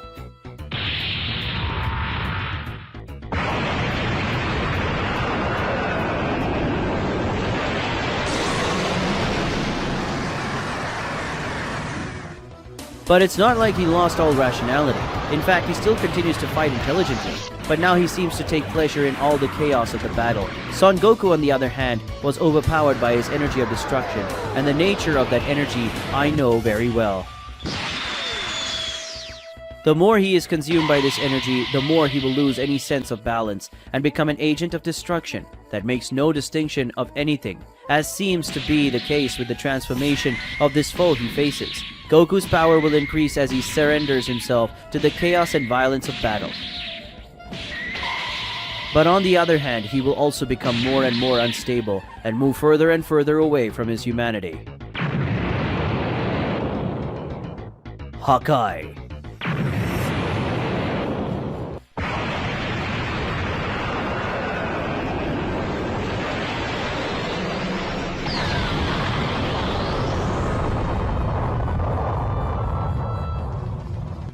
He will become a machine of destruction that will not stop until he reduces everything that exists to nothing. In a single instant, all of the water disappeared, destroyed by Goku's Hakai. As the sea dust below washes over her, Lei says that from what Champa is saying, they will fight until there is nothing left in the universe for them to destroy. Champa confirms that's exactly what it is, stating that if this fight continues, Universe 6 is doomed. Above what was once a great ocean, someone floats alone. It is Goku who gazes into the abyss below him, created by his own power of destruction. Odisu reappears behind him, indicating that he managed to escape that huge explosion. And as the mage returns to him, Goku asks what he's going to do now that there's no more water for him to use. Odisu smiles as he comments that apparently he doesn't care what happens to this planet, which is the mirror of the planet Son Goku grew up on. Apparently he's fighting completely carefree, just as he'd hoped. Goku says that the mage still hasn't seen anything and was about to charge at him. But at that moment, the image of the real Goku appears in his mind, screaming. With that, the possessed Goku is very uncomfortable and his head hurts, which draws Odisu's attention. The next moment, Goku flies out of Earth, being pursued by the mage. Lei notices their departure and questions this to Champa. Thinking a little, Champa already understood what was happening. He recalls that Son Goku grew up on planet Earth in Universe 7. Perhaps Goku's consciousness was not completely dominated by the energy of destruction. So when he saw the planet being damaged, he despaired and pressed the energy's domain. To reduce the nuisance, the energy decided to leave the planet. This makes Lei excited. That means there's hope, right? Goku isn't fully out of control yet.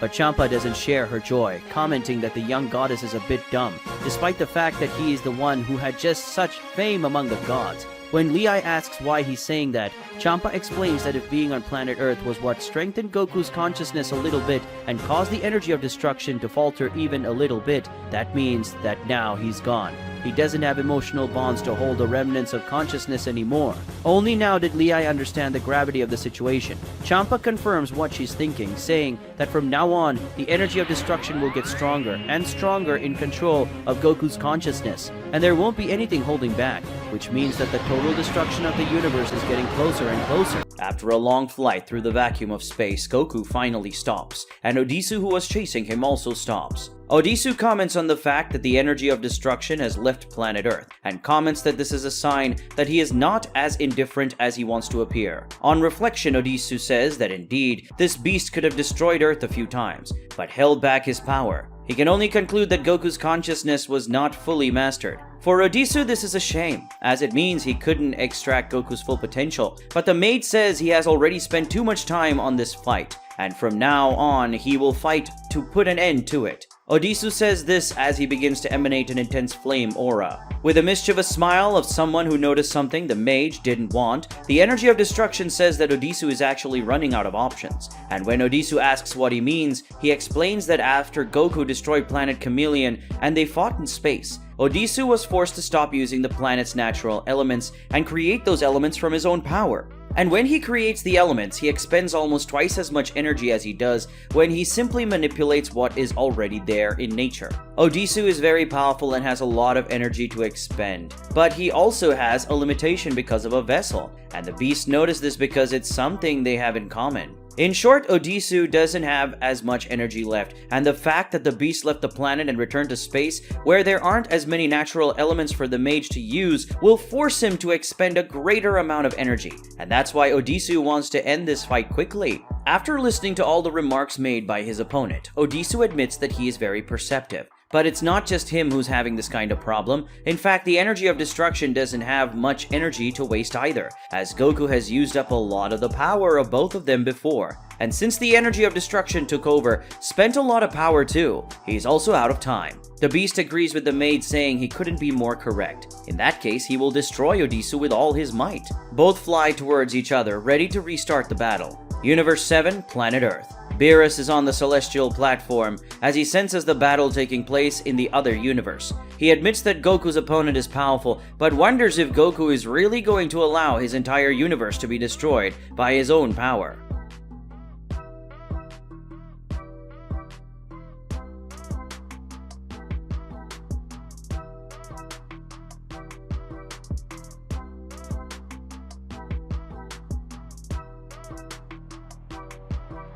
As Goku and Odisu exchange intense blows, vibrations spread throughout the universe, and Lei feels it with great concern. Champa says the impact of their blows is resonating throughout the universe. He explains that until now, even though they were using an extraordinarily high level of power that could destroy the universe, they had been controlling and focusing their attacks in a way that wouldn't do as much damage to the universe. But now Goku's power is not being controlled as much as it should be, and the universe is suffering for it. Lei is saddened and surprised as she asks if Goku is causing all the damage to the universe. Champa confirms by answering yes and says that the other guy is still channeling his energy well, so that he doesn't cause harm to the universe. Goku, on the other hand, is increasingly maddened by his energy of destruction, which will not stop until he destroys everything he can. In a place far away from there, on the supreme planet of Universe 8, Licure is lying down while being watched by a Kaioshin assistant. This assistant is observing a large wound on Licure's chest, and after looking uses his powers to heal the destroyer, leaving the Hakaishin's body completely restored. But this comes at a cost to the apprentice, who faints in the same second. The Kaioshin named Hiru observes that the apprentice spent so much energy healing Licure that he couldn't even remain conscious, and even then he couldn't completely restore to the destroyer because of his extraordinary power. But Licure doesn't want to hear about what happened to the Kaioshin's apprentice, he just wants to complain about the fact that the Kaioshin interrupted his fight. But Hiru doesn't regret it, arguing that it was a losing battle and Licure knows it. At that moment, we see what happened in the recent past when Licure watched very scared the energy ring launched by Tyra coming towards him. In a moment, the slicing happened and the planet of the god of destruction of Universe 8 had been cut like butter. Licure apparently narrowly dodged the attack, but it cost him a very large wound in his chest, and that wound apparently left the fox god very badly. He looks up very worriedly and Tyra asks if he'll be able to dodge the next one. She creates another ring very excited, but at that moment someone appears behind Licure with a teleportation and touches the destroyer's shoulders, who, when looking, sees that it is his counterpart, the Kaioshin. Hiru uses the Kai, taking both of them away. Tyra is very disappointed, as she was starting to get excited.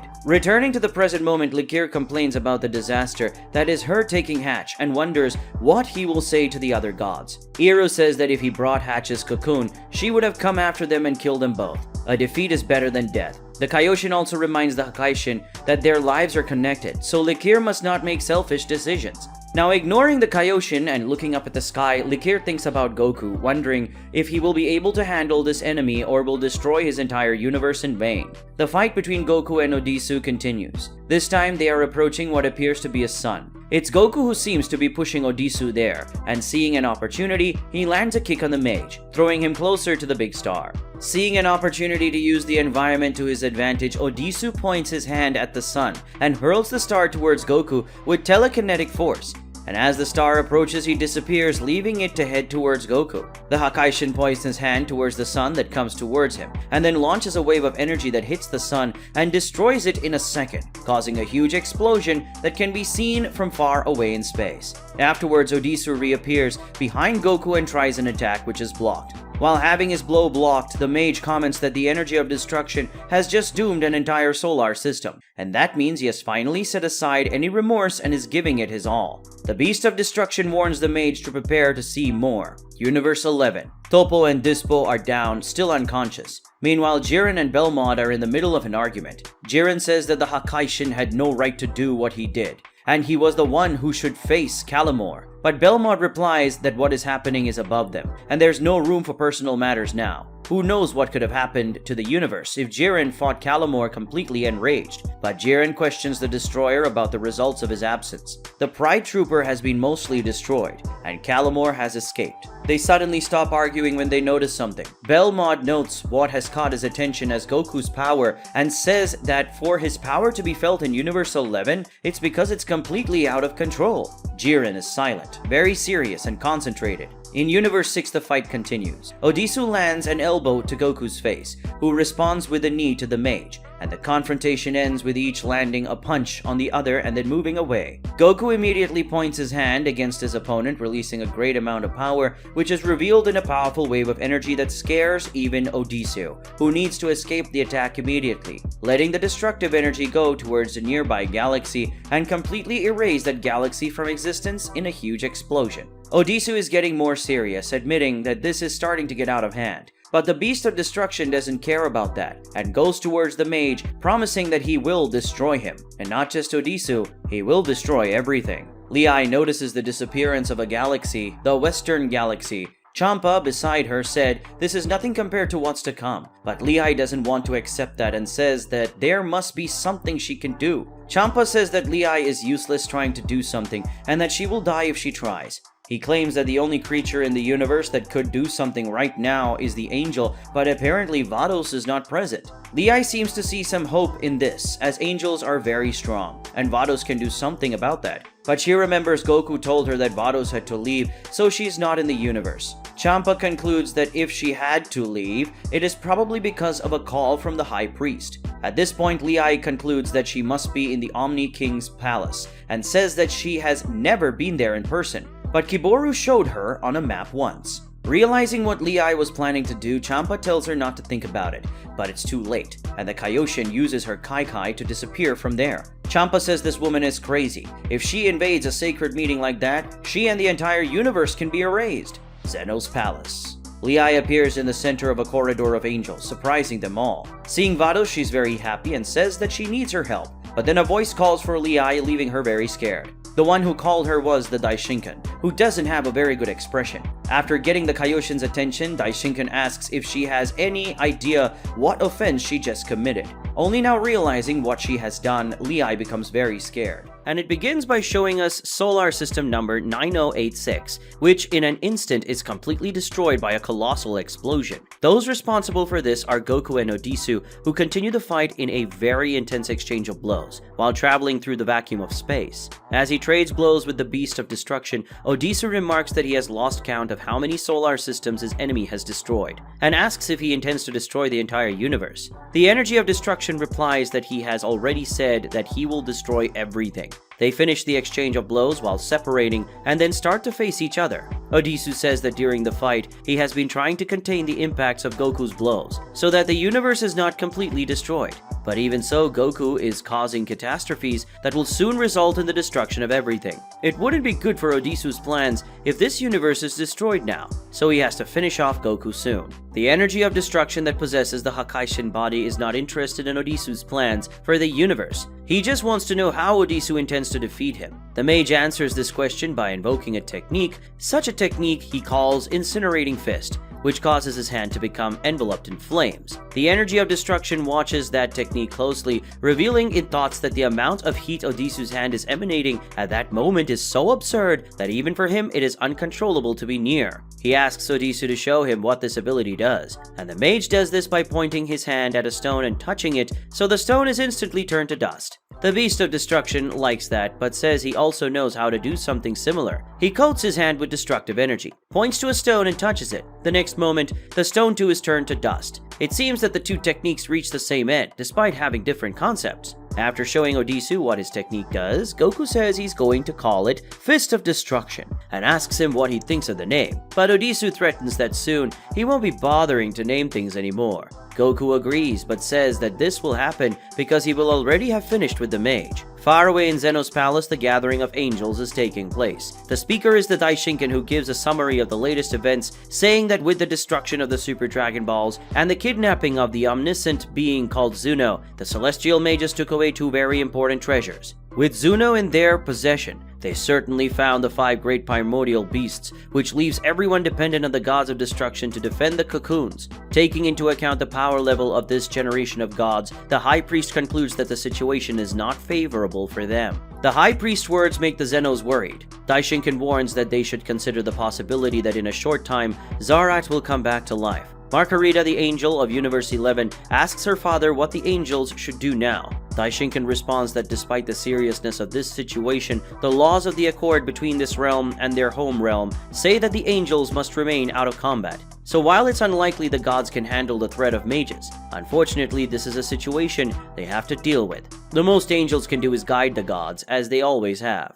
Guys, with these lines from the Daishinkan, we can see that in Dragon Ball Hakai, the angels do not originate in the Zeno's realm. That is, in the same way the celestial mages belong to another realm, the Zarat realm. Angels also belong to another realm. Continuing with the story, just like the last chapter, someone arrives at the meeting. That person is Lei, who surprises everyone with her appearance, especially Vados. Lei is relieved to see Vados and says she needs her help, which leaves the angel a little surprised. Clearly not seeing that interruption with good eyes, Daishinkan calls out to Lei and asks if she has any idea of the seriousness of the offense she just committed. Lei immediately falls to her knees as she apologizes, but justifies her act by saying she needs Vados' help as Goku lost control while facing a mage who invaded Universe 6, and now he's on the verge of destroying the entire universe. Vados is troubled by this revelation while Lei pleads with the High Priest to let the angel return with her to save Goku and the universe. Daishinkan seems to think for a second, but it doesn't take long for him to give an answer,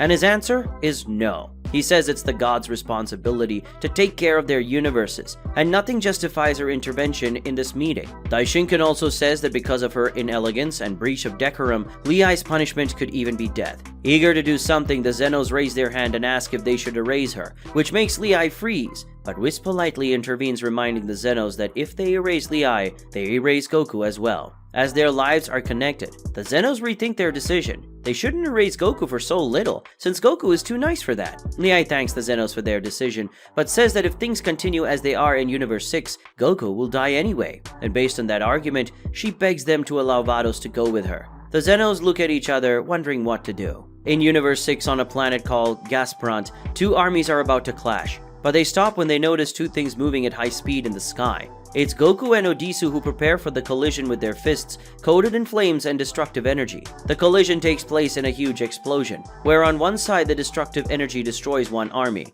and on the other, the flames incinerate their enemy. All this happened thanks to a simple collision of the fists of the two deities, and this collision does not only affect the armies, but the entire planet, which disappears in a huge explosion.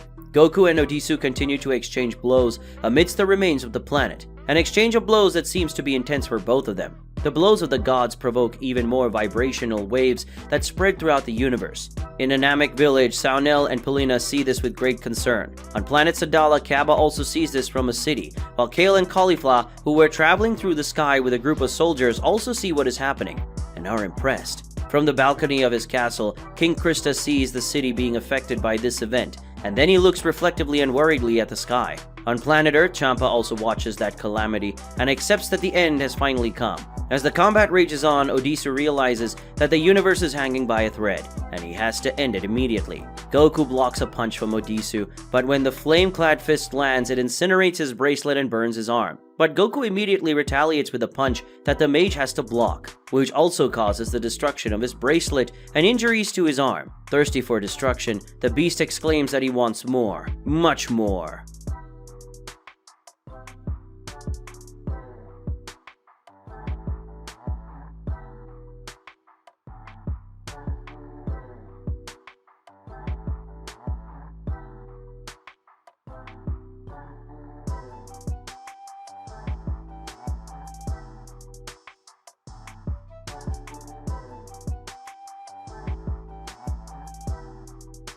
In all other universes, all gods are aware of the extraordinary combat that takes place in Universe 6. Seeming to get the worst of the fight, Odisu notes in his thoughts that his body has reached its limit. The impact waves of their blows shatter a nearby celestial body, smashing it to pieces. Odisu tries to retreat, but Goku chases him and lands a kick on the mage, hurling him into another nearby celestial body. Goku says that the mage will not run away now, and this offends Odisu, who charges at him asking if the beast thinks he is a coward, and telling him not to underestimate him.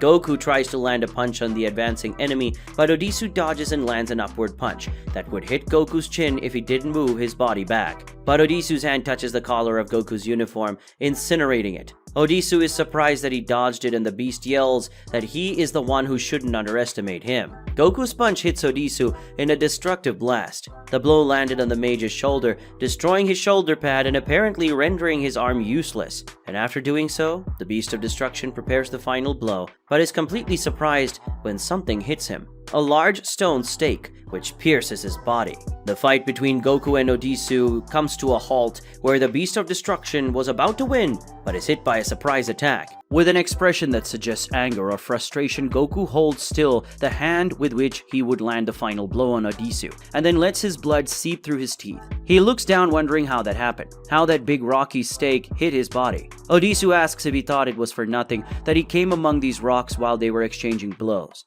And as he straightens his shoulder, he answers the question himself by saying of course not. Waving his arm to check that it's okay, he says that Goku was so confident about starting to win that he forgot to observe things around him. He says that while they were fighting, he began to use his magic to discreetly manipulate one of the many stone blocks that were around, creating a stone stake. And so he waited for the right moment, thinking he would land a final attack that Odisu couldn't defend against because of his injured arms. Goku let his guard down, and that was the right moment for him. Odisu says it's time to end this, and then with his hand coated in flames, he uses his incinerating fist, piercing through Goku's body while turning the stake that was there into dust. As Goku receives this attack that surely put an end to the fight, all the other gods of destruction and Champa feel that moment with great concern. One of them had just fallen. After this extremely damaging attack, Goku reverts to his base form, his white hair giving way to his usual black. Odisu admits that for a moment, Goku put him through a tough time, and if he had paid more attention to his surroundings, he could have won. But unfortunately, his intense desire to see his enemy's destruction blinded him, and that was his defeat. It's ironic, right? In the end, the energy of destruction's thirst for destruction led him to his own destruction. Odisu removes his hand, leaving a hole in Goku's body, who lies paralyzed in the vacuum of space and begins to float. Goku finally regains consciousness as his previously blackened eyes have returned to normal. Odisu comments this with a smile, perhaps missing the regular Goku. Very frustrated, the protagonist asks why.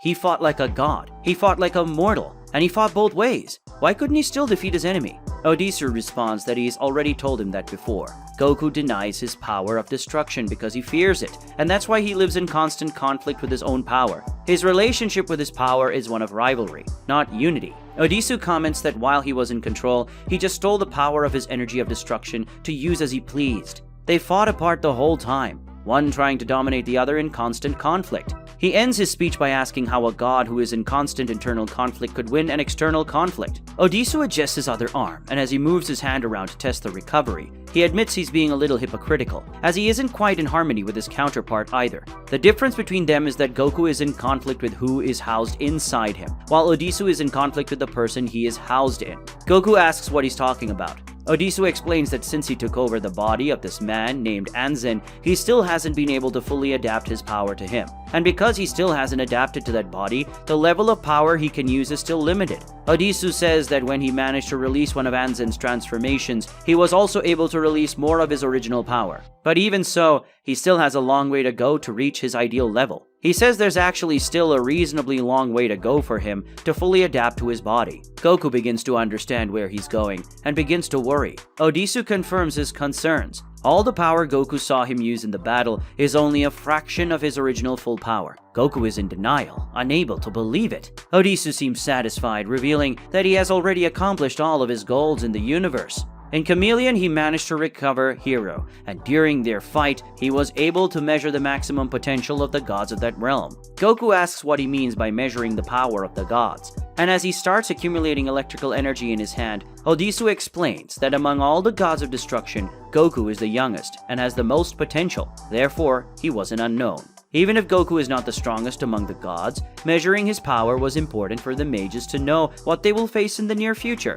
But Odisu says that after discovering Goku's mental and moral limitations today, he concluded that he was never a real danger to them. Odisu says that with the wound he has now, Goku would die in no time, even being a deity, but it doesn't hurt to be prudent and finish him off at once. He states that because Goku's power is so low, with this attack his body will be completely disintegrated. Odisu launches his attack. Goku is in trouble because he's so low on energy that he can't even teleport. That's the end. Odisu's lightning spear barrels towards him, and as the attack closes in on him, Goku closes his eyes waiting for his end. But as the spear cuts through the vacuum of space at breakneck speed, something else approaches at even greater speed, overtaking Odisu's lightning and deflecting Goku out of its path. Odisu is in shock when he sees who is there. It's Vados and Lei who just saved Goku's life. Looking at Lei, Odisu understands what happened. The Kaioshin brought the angel with her teleportation. Seeing Goku agonize in pain, Lei worriedly asked him to hold on. Odisu asked Vados what she intends to do, as even she couldn't handle him without using a considerable amount of her own power.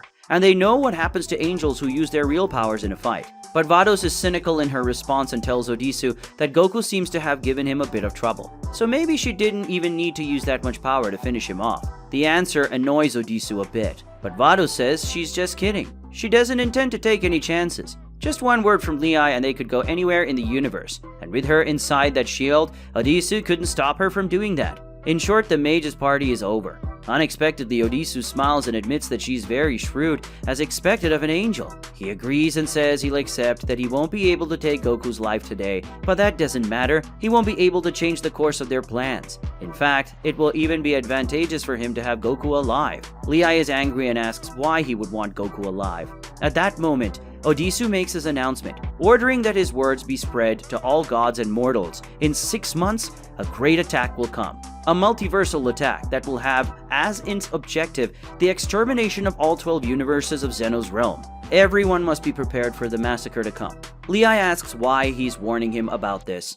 What's his plan? The mage says she'll find out soon enough, and then he says there's nothing else to do here, and bids everyone farewell. But before going, the mage has his attention called by a scream from Goku, who continues to agonize. With determination, Goku promises Odisu that he will defeat him. He smiles and says they'll see. In the form of lightning, Odisu leaves there, cutting the immensity of space. Hideout of the Celestial Mages. Inside the grand and ominous castle, there is a large table where 4 individuals are sitting. They are Tyra, Zorki, Lauder, and Brajin, eagerly awaiting someone. The one they have been waiting for finally arrives in the grand hall through a teleportation seal, which disappears after teleporting the recently arrived mage. After finally appearing, he begins to walk towards his companions. Tyra anxiously comments on his arrival, complaining that it has been a while since he sent Hiru's cocoon through the teleportation seal. She is certainly referring to what Odisu did in chapter 14 when he threw the magic card into Hiru's cocoon, causing it to disappear. Apparently, the seal teleported the cocoon directly to their hideout. After making this observation, Tyra asks if Odisu took all that time to confront that rookie god. Brajin says that due to the concealment seals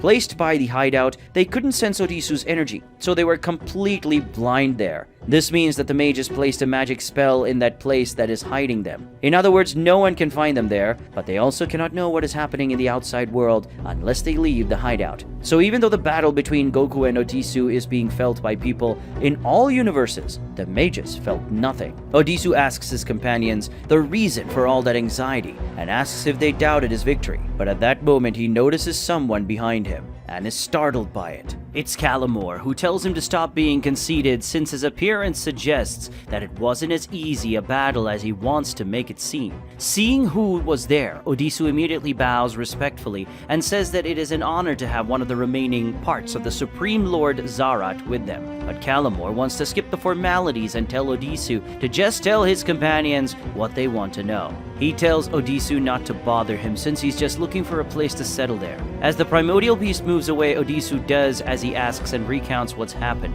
saying that indeed he took longer than he should have, partly because Goku was hesitant to unleash his true power, and he had to force him to do so. but the main reason was that he got too involved in the fight and let things drag on for too long. Zorky comments that this is unusual. It's hard to believe that Odisu of all people wanted to prolong a fight. Generally, he is the cautious type who likes to end a battle as quickly as possible. The leader of the mages agrees but explains that apparently being hosted in this Saiyan's body brought some eccentric behaviors to him. While he was fighting Goku, he felt an inexplicable pleasure, and even though he tried to control it, he ended up going a bit overboard. Lauder, the mage in Teron's body, understands what Odisu is feeling and tells him that he also went through a similar situation. When he faced Beerus face to face, he felt some feelings from this man named Teron, even if only a little. Guys, remember that this body this mage is possessing belongs to a man named Teron, the former god of destruction of Universe 7, who was Beerus' master. After Lauder tells his experience, Odisu floats towards the table while observing that behind the power limitations, they have other types of difficulties with these bodies.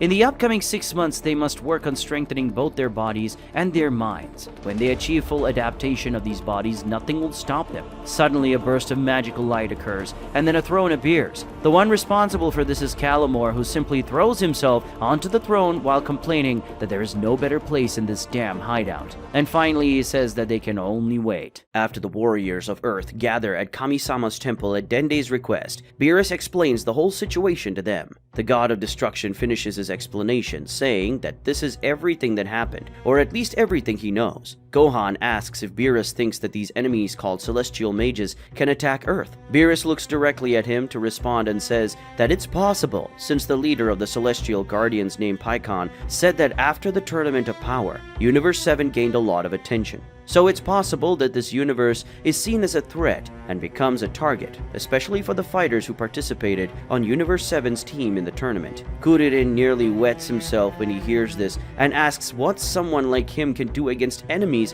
who can fight against gods of destruction. But Piccolo reassures him and says that if these guys are really strong, they wouldn't bother fighting directly against people like them. He deduces that what Beerus means is that the mages may send servants for them to face. Beerus confirms this and says that Paikon mentioned that in the past, these mages caused a great war in the universe, and he believes that mortals will be involved in some way. That's why he decided to warn them. Tien says that they will give their all in training to protect Earth, just as they have always done. Now that Goku and Vegeta are not there, they need to exert much more effort. Gohan agrees and says that he will also do his best to become stronger than ever. Suddenly, someone arrives on the planet using instant transmission. It's the Supreme Kai, Shin. Seeing his counterpart arrive, Beerus knows it's time to go and informs everyone that he has said everything he needed to say. He mentions that he would have liked to speak with everyone present, but it doesn't seem easy for them to gather everyone. Kuririn apologizes and says that Android 18 wanted to stay home taking care of their sick daughter, and Android 17 is looking after the island as usual.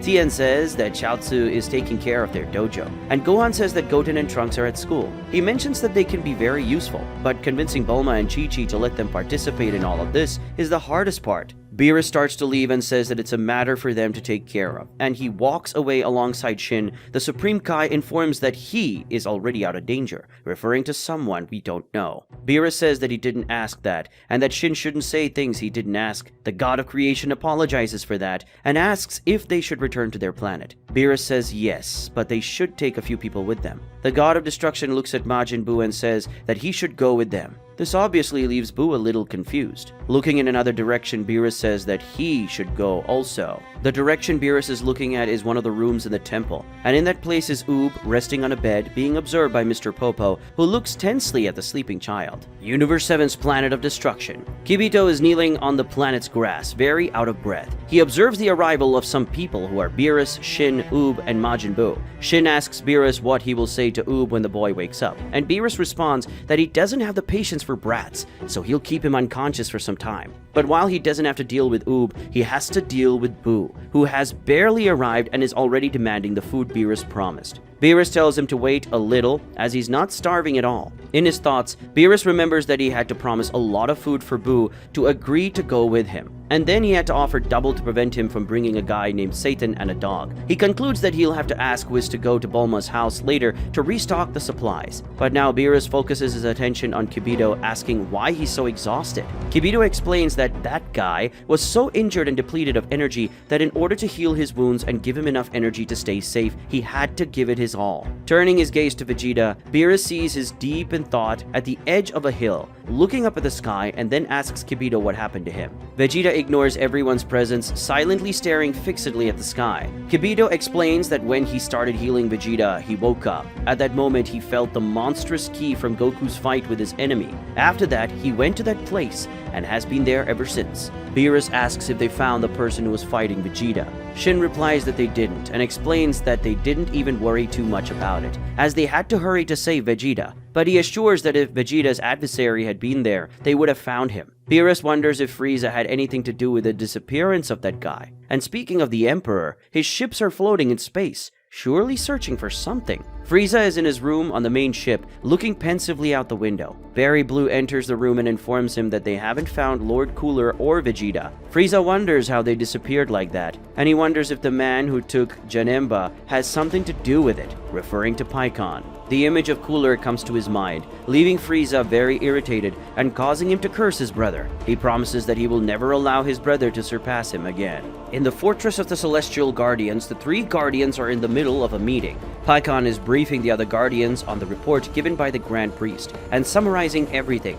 The Angel of Universe 6 reported that the primordial beast Hiru was taken by Odisu. It was reported by Universe 8 that Hatch was taken by Tyra, and Universe 11 reported that Calamore fled with Zorky willingly. Pikkon says that fortunately they managed to recover Janemba and the dormant part of Majin Buu, but it's undeniable that the Celestial Mages had the upper hand this time. The Saiyan Guardian is completely furious with this report, saying it's a catastrophe. In such a short time, the Mages destroyed the Super Dragon Balls, kidnapped Zuno, and took 3 out of the 5 great primordial beasts. He says that they have utterly failed, or rather, Pikkon has utterly failed. He led them to defeat. But the Angel Guardian seems much calmer and understanding, telling the Saiyan that blaming the Master won't help, and that they now need to think of solutions instead of making accusations. Pikkon says that Endor is right, and says that if they want a chance of victory, they need to start acting immediately. The Saiyan Guardian asks the Master for his suggestions for action, and Pikkon says that first of all, he will meet again with the gods of the Zeno's realm to properly clarify the entire situation.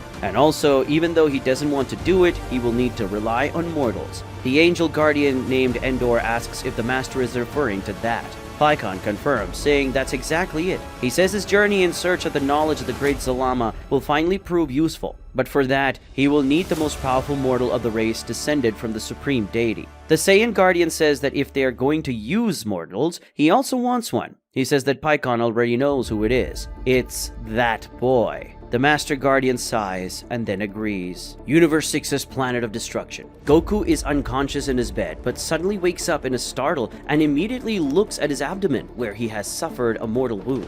But that wound is no longer there, which surprises Goku a bit. Beside the bed is Lei, who reassures him and says that he's safe now. Goku is surprised to see Lei there and asks where they are and where Odisu is. But it's Vados who responds, standing on the other side of the room. She says he's been gone for a few hours now. Goku becomes very frustrated and says that he couldn't do anything against that guy. He turns to Lei and apologizes for not being able to fulfill his promise to avenge Mr. Kiboru. But Lei doesn't seem concerned about that. After displaying a gentle and resigned smile, she says it's all right and that he did his best. Besides, she can't complain about anything since she was utterly useless. She says that if she had followed Kiboru's instructions without questioning, maybe he would still be alive. And in the end, she couldn't do anything against that villain either. Goku hangs his head and says that they are failures as gods. Vados interjects in the conversation and says that in her opinion, feeling sorry for themselves won't help at all. She says that as gods, their job is to protect Universe 6 and work for its balance. Did they fail today? Yes, they did. But there's still an entire universe that depends on their care.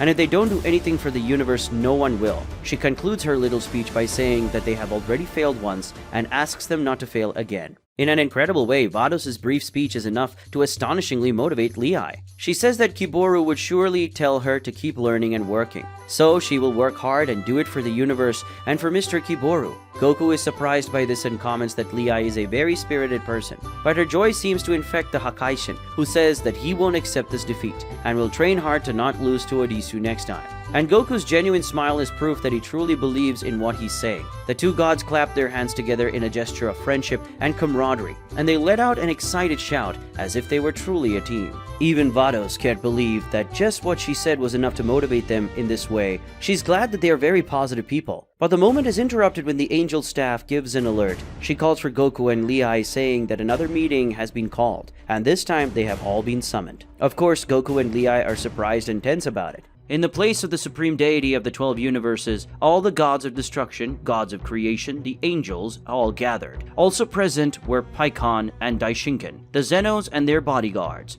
Speaking is Daishinken, who is summarizing the situation for everyone present at the meeting, explaining the final outcomes of the clash between them and the Celestial Mages. The High Priest snaps his fingers and a hologram is created in the center of the corridor, showing the figure of Brajin and her chimera. Daishinken says that this is Brajin, the Great Seal Mage, and she kidnapped Zuno, the all-knowing being living in Universe 7. Hellas, the Kaioshin, and the angel next to her gaze at the face. Perhaps the goddess who is fascinated by beauty may be wondering how such an ugly woman can exist. But well, who knows? Next, Daishinken talks about Lauder, the Great Seal Mage who tried to kidnap the two already released parts of Majin Buu's power. But Beerus stopped him. Daishinken also shows everyone the image of Lauder holding one of his magical seals in his hand. Then he speaks of Zorki, the Great Illusion Mage who led the primordial beast Calamor out of Universe 11. Next is Tyra, the Great Warrior Mage who took the cocoon of the primordial beast called Hatch from Likir. And finally, he speaks of Odisu, the Great Mage of Elements, who took the cocoon of the primordial beast called Hiru from Son Goku. And not less important, the High Priest reminds that they destroyed the Super Dragon Balls, showing the destruction of the orbs through his hologram. But after reporting so many negative moments, he gives the good news and says that not everything was defeated. The Celestial Guardians managed to recover Janemba's cocoon, a feat accomplished by Pikkon. And they also have in their possession the cocoon with Majin Buu's original power,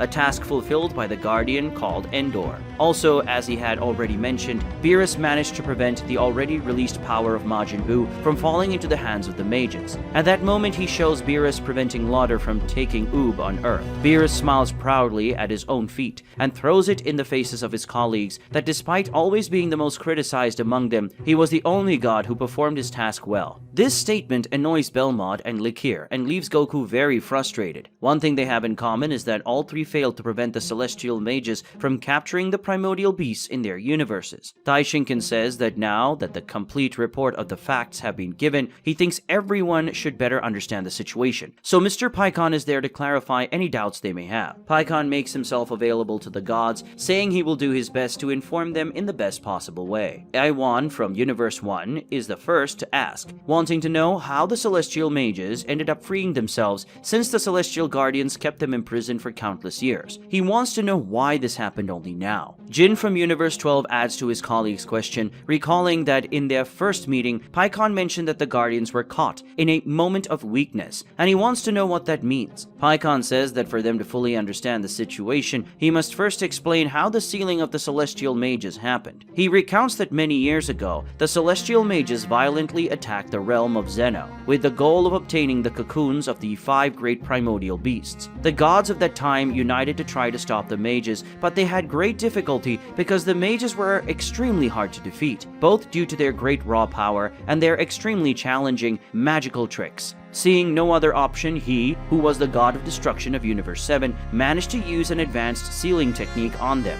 and in exchange for all his life energy, he succeeded in sealing the mages. However, as they all should know, sealing techniques normally require a container, where the sealed entity remains contained. In this case, to imprison beings as powerful as the Celestial Mages, they used an extremely powerful magical container. This container is a box created by the power of the Super Dragon Balls. This box was called the Sealing Box, an extremely resistant magical container. Pikkon explains that by using the Sealing Box, he managed to imprison the mages with his technique, and thus the realm of Zenos was rid of this great threat. After hearing this part of the history, Goku calls on Pikkon to clarify a doubt. He asks why. Since they were using the Super Dragon Balls to defeat the mages, they didn't simply ask Super Shenron to make the mages disappear forever, or something like that. If they had done that, things would have been much simpler. Pikkon says that it wouldn't be possible, and Goku asks why not. since Super Shenron can do anything. Paikon says that it's true that Super Shenron can do anything, but he explains that there are rules for using the Super Dragon Balls. He says he won't go into too many details because that's not the focus of the meeting.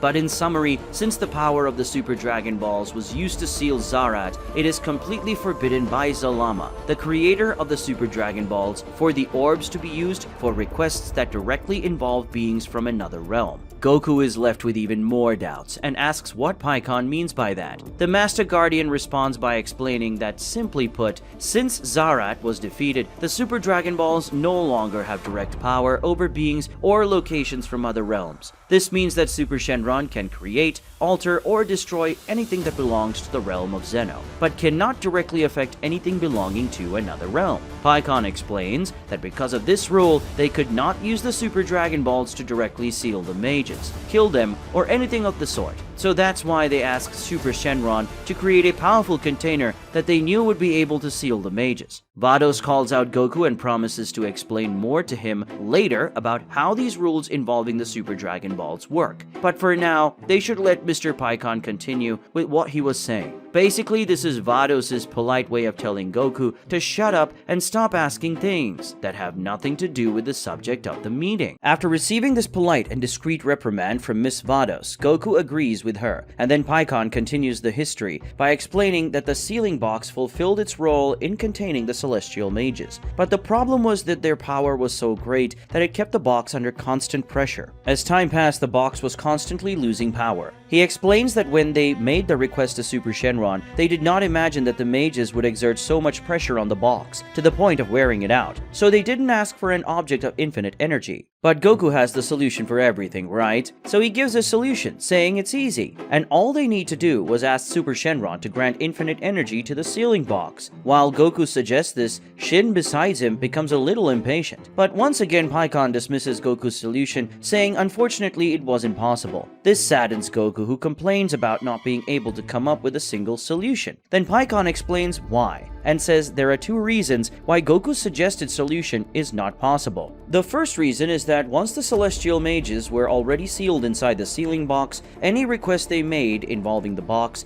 would be something done directly against the mages, so Super Shenron wouldn't grant that wish. And the second reason is that after the celestial mages were sealed, the sealing box became a relic of the celestial guardians, and those who live in the celestial world don't belong to any of the realms. Just like a wish made to the Super Dragon Balls cannot affect them in any way, they also cannot use the orbs or directly benefit from them. Paikon concludes by saying that the orbs only work exclusively in the realm of Zeno and for the realm of Zeno. Goku asks what they did then if that's the case. Paikon says they, the Guardians, created a second magical object, the battery box. He explains that this is a special box energized by their power, which was inserted into the sealing box. When the battery box filled with power was inserted into the sealing box, it renewed its power and kept it functioning regularly for thousands of years. But unfortunately, there came a time when the battery box discharged, and when that happened, almost all the celestial guardians who were, by rule, very powerful gods gathered to recharge it.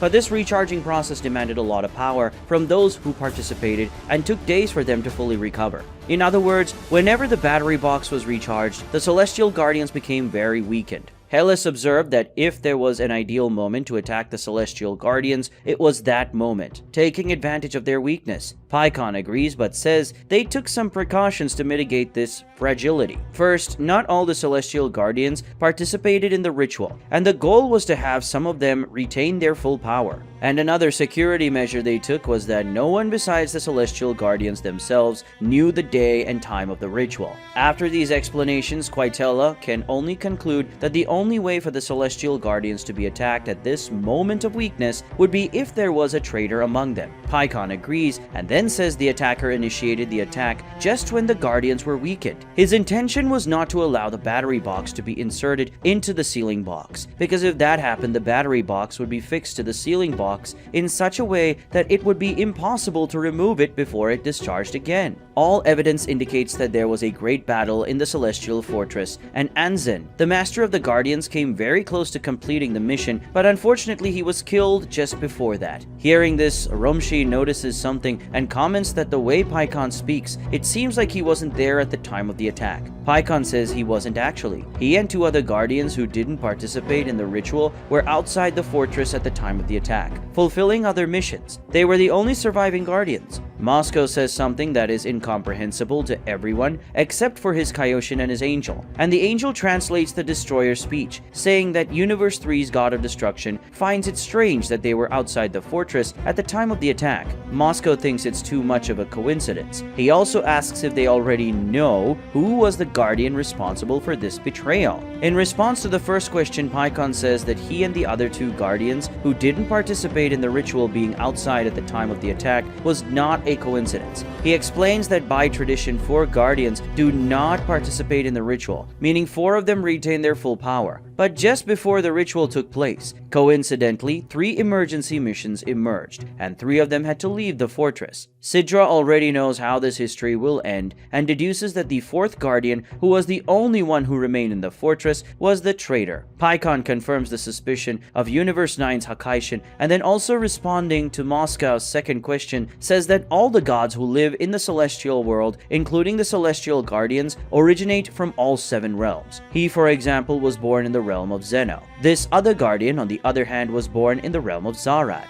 Arak asks if Paikon is joking. How could they have allowed the guardian most interested in freeing the celestial mages and Zarat to retain full power? Paikon acknowledges that this decision is a bit absurd and says that he himself wouldn't do such a thing. But he explains that Master Anzen was a man of pure heart and trusted his subordinates very much. He also says that it was a bit difficult to suspect the Guardian since he was particularly devoted to their cause and had served as a Guardian for hundreds of thousands of years. Obviously, after serving so devotedly for many years, he naturally gained the trust of Master Anzen and the other Guardians, so it probably didn't even cross Anzen's mind that the man could betray them. Now, Likir questions, asking if this man alone was able to defeat all the Guardians. He says he understands that when the Guardians recharge the battery box, they become weakened, but Universe 8's Hakaishin has difficulty believing that the weakening was that significant. Paikon understands Likir's incredulity and agrees, saying he also finds it difficult to believe that a single Guardian could defeat all the others alone, even with reduced power. Paikon says they are still investigating how exactly the traitor achieved this feat, but he says if he were to go into that kind of detail now, it would take a lot of time in the meeting, and it would also be a waste of time, since they don't have a definite answer for anything, just a hypothesis. Paikon asks the gods to allow him to give his opinion, and then suggests they skip this part, where they'll be making deductions and go straight to the part where they have the right answers. But Likir doesn't agree with that, and he makes it very clear while looking at the Master of the Guardians with a suspicious glance. He says that contrary to what Paikon is suggesting, he would like to hear more about the internal investigations of the Celestial Guardians. Apparently, Likir likes to know things in great detail, which is expected of a god who has an exemplary job like him.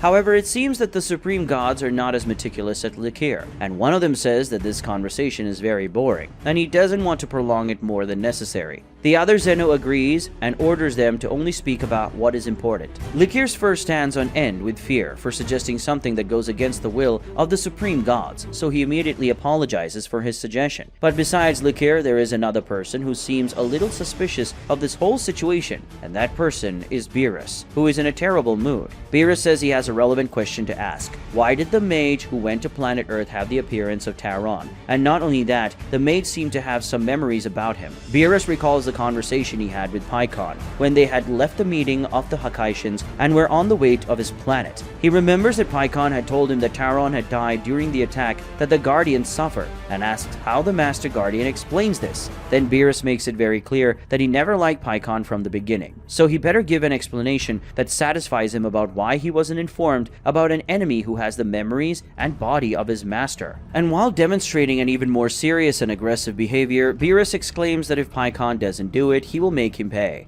While displaying a furious expression and a very threatening demeanor, Beerus tells the chief of the Celestial Guardians that he had better provide a highly convincing explanation for why he didn't disclose an enemy with the appearance and memories of his master, or else he will make him pay for it. Paikon is not at all pleased with Beerus's words and tone of voice, and he stares back at him with a discomforted expression. But someone else who is not pleased at all with Beerus's attitude is Daishinkan, who tells him that he will have to ask him not to threaten their guest. In agreement with the Grand Priest, one of the Zeno says that if Beerus does it again, they will have to erase him, and the other Zeno agrees. In the blink of an eye, all that menacing aspect of Beerus disappears, and going from a threatening wildcat to a frightened kitten, he immediately bows and apologizes to the great Zeno for his offense. Goku decides to lighten the heavy atmosphere by asking a question. He seizes on Beerus' query and expresses his own curiosity. He recalls that Odisu wore an outfit very similar to the one Paikon wears, and he mentioned someone named Anzen, who is the same person Paikon mentioned. Paikon starts responding to Goku's question, saying that a strange event occurred. He recounts that after the attack, they found the bodies of all the Celestial Guardians scattered around the fortress, confirming their deaths and the possession of their corpses. But after he saw Brajin kidnapping Zuno, he realized that her appearance was identical to one of the Guardians who had died, and that made him suspicious about the authenticity of the bodies they found. At that moment, Beerus interrupts Paikon's explanation and asks with an angry and suspicious expression if he didn't think about telling them this. He reminds him that while they were on their way to his planet after the meeting of the gods of destruction, Paikon even spoke to him about Teron. As his irritation grows, he asks if Paikon didn't think to talk to him about the possibility of his master's body being used by the enemies. Taishinkan observes Beerus' words attentively, perhaps watching to see if the destroyer intends to return with that aggressive approach, or maybe agreeing with the question and paying attention to the response that will be given. After listening attentively and silently to Goku's question and Beerus' accusation, Paikon starts to respond. He says that at that moment it was impossible for him to know that Teron's body was being used. He explains that everything happened very quickly from Zuno's abduction to the Celestial Mage's attack for the Beast Cocoon, and it was only during that time frame that the Celestial Guardians could investigate the matter of the corpses. The Chief Guardian explains that while he went after Janemba's cocoon and another Guardian went after the cocoon containing the dormant power of Majin Buu, a third Guardian stayed at their base to examine the bodies, and it was only then that he discovered that among the Guardian corpses, 5 were fake. Iwan, the god of destruction of Universe 1, asks how a fake corpse can be possible. Paikon mentions Zorki, the great illusion mage, and explains that this mage has the power to create nearly perfect illusions. So when they saw all the corpses, they couldn't initially identify that some of them were not real. It was only when he saw the body that Brajin was using that they decided to conduct a more thorough analysis. So he asked the other Guardians to examine the corpses using a magical relic of the Order, and it was only through this that he discovered the fake corpses. This analysis was only completed after the mage's attack, so before that it was impossible for him to know that Teron or Master Anzen had been used as hosts by the mages. Just a note guys, all the events from chapter 7 to this chapter 28 probably took place on the same day. You might not realize this because many chapters have passed, but most of them were filled with battles. This isn't the first time this has happened in Dragon Ball. A significant portion of the Majin Buu saga, for example, took place on the same day despite being a very long saga. So if the Celestial Guardians only found out about their deceased companions' bodies being used at the time of Zuno's abduction, it makes sense that they could only confirm this information after the mage's attack. In all this matter involving the theft of the Guardians' corpses by the mages, there's a very important detail that hasn't been explained yet, which is why the mages did this. And it's Jin, the god of destruction of Universe 12, who asked the master of the Guardians this question. He says he doesn't understand the reason why the mages stole the Guardians' bodies and asks why they didn't keep their original bodies. Paikon responds by saying that when he used the sealing magic on them, he made only the souls of the mages sealed, and after that they destroyed their bodies. Hellas deduces that it was because of this that after they were freed, they inserted their souls into the bodies of the deceased Guardians. Belmont asks how they managed to do that and if they used some kind of special magic.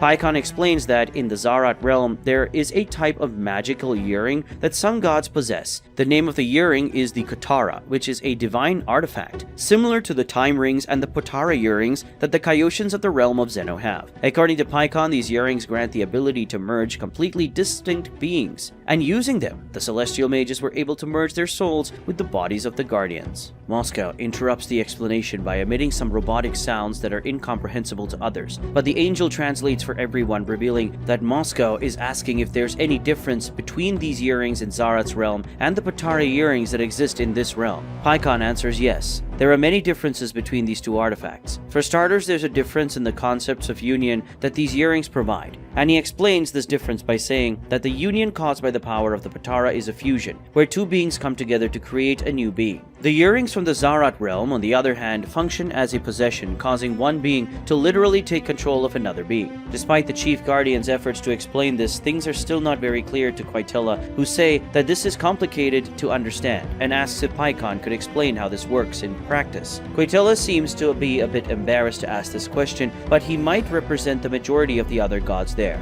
To leave no more doubts, Paikon decides to give an example. Using his main hater as an example, Paikon says that if he wanted to merge with Beerus and use the Potara earrings to do so, what would happen is that he and Beerus would transform into another being, and this being would be more powerful than them if the fusion was successful, and it would have their abilities and possibly other unique abilities. As we can see, a fusion between Beerus and Paikon would be a very handsome warrior, right? But anyway, Paikon says that if, on the other hand, he wanted to merge with Beerus using the Potara earrings, his soul would simply take control of Beerus's body. He would retain the appearance of the Hakai, but keep his own powers, his own thoughts, and everything else. I'm not sure if you guys understood this, but explaining the difference in a simpler way, the fusion from the Potara earrings transforms two people into another person, while the fusion from the Kotara earrings has one person take over the other person's body. But continuing, I want to ask you to subscribe to the channel if you're not already subscribed. On this channel, you're going to find out absolutely everything about Dragon Ball Hakai, and you'll also learn more about the Dragon Ball franchise in general. So if you're a fan of Dragon Ball, this is the right channel for you.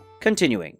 Belmod, the god of Universe 11, is now understanding the situation better and observes that this means the mages aren't adding and multiplying their powers with the possessed guardian's power. Rumshi from Universe 10 is glad to hear this because it's already a big problem to face the mages with their original powers, so it's good to know that they haven't become even stronger through this fusion. He also asserts that if they had to confront the mages with amplified powers, it would be catastrophic. Now it's Goku's turn to ask. He recalls that Odisu told him he wasn't using his full power in their fight because his power was still very limited. He asked Paikon what he meant by that. The Guardian explains that when the possession process is performed, initially the possessor doesn't fully adapt to the body of the possessed one. This happens because it takes some time for the body and soul to become completely united, especially if the possessed one's soul resists. Until the body of the possessed one and the soul of the possessor are in complete synchrony, the original power of that soul is limited. Paikon suggests that probably for this reason, the mages took a while to make their first move, as they were possibly weakened with the new bodies and wouldn't be able to engage in a high-level battle against the gods of this realm. This is probably also the reason they are waiting 6 months for the final battle. As Goku had mentioned before, Odisu revealed it after their fight.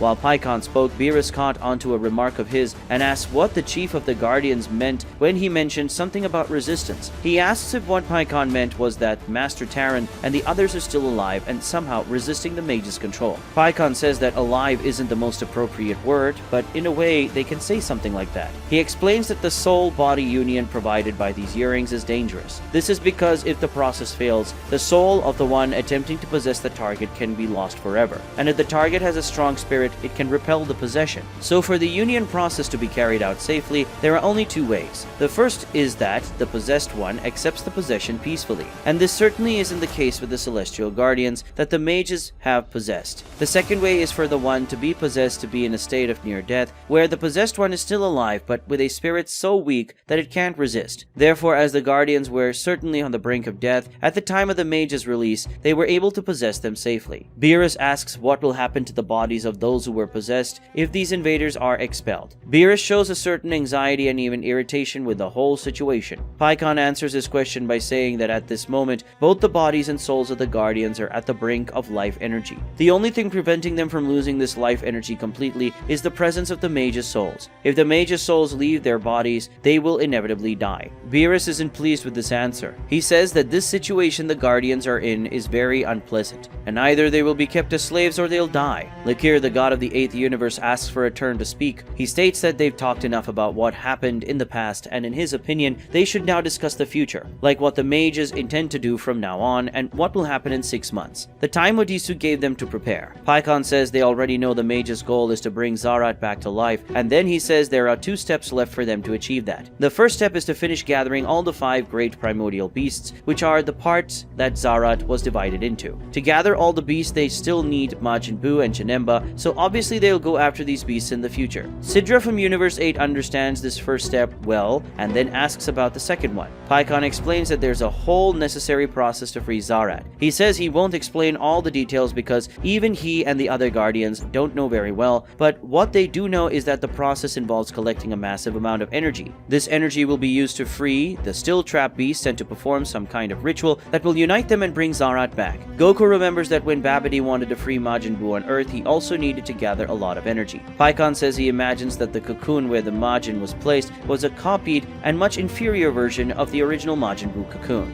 In short, if Goku thinks a lot of energy was needed to free Majin Buu on Earth, thousands of times more will be needed to free the original Majin Buu. And the same goes for all the other sealed beasts. Arak, the god of destruction of the 5th universe, asks how the mages are going to accumulate so much energy. Goku recalls that on Earth, Babidi did that through battles fought by the planet's fighters against his subordinates, and even among themselves. In the almost themselves part, he remembers his fight against Majin Vegeta. Paikon says that it's certainly what the mages intend to do, but it won't be just local fights on a planet, it will be battles on a multiversal scale. A war that will encompass all universes is coming. And with the energy of all warriors and gods from the 12 universes, the celestial mages will free the 5 great primordial beasts and revive Zorat. Now Goku understands why they warned about the attack. They want the gods and mortals of the realm of Zeno to become more powerful so that they can collect more energy this way. Hela says this is a complicated situation because if they and the mortals become stronger, they'll still be acting according to the mage's plan. On the other hand, if they don't become stronger, they'll have less chance of resisting.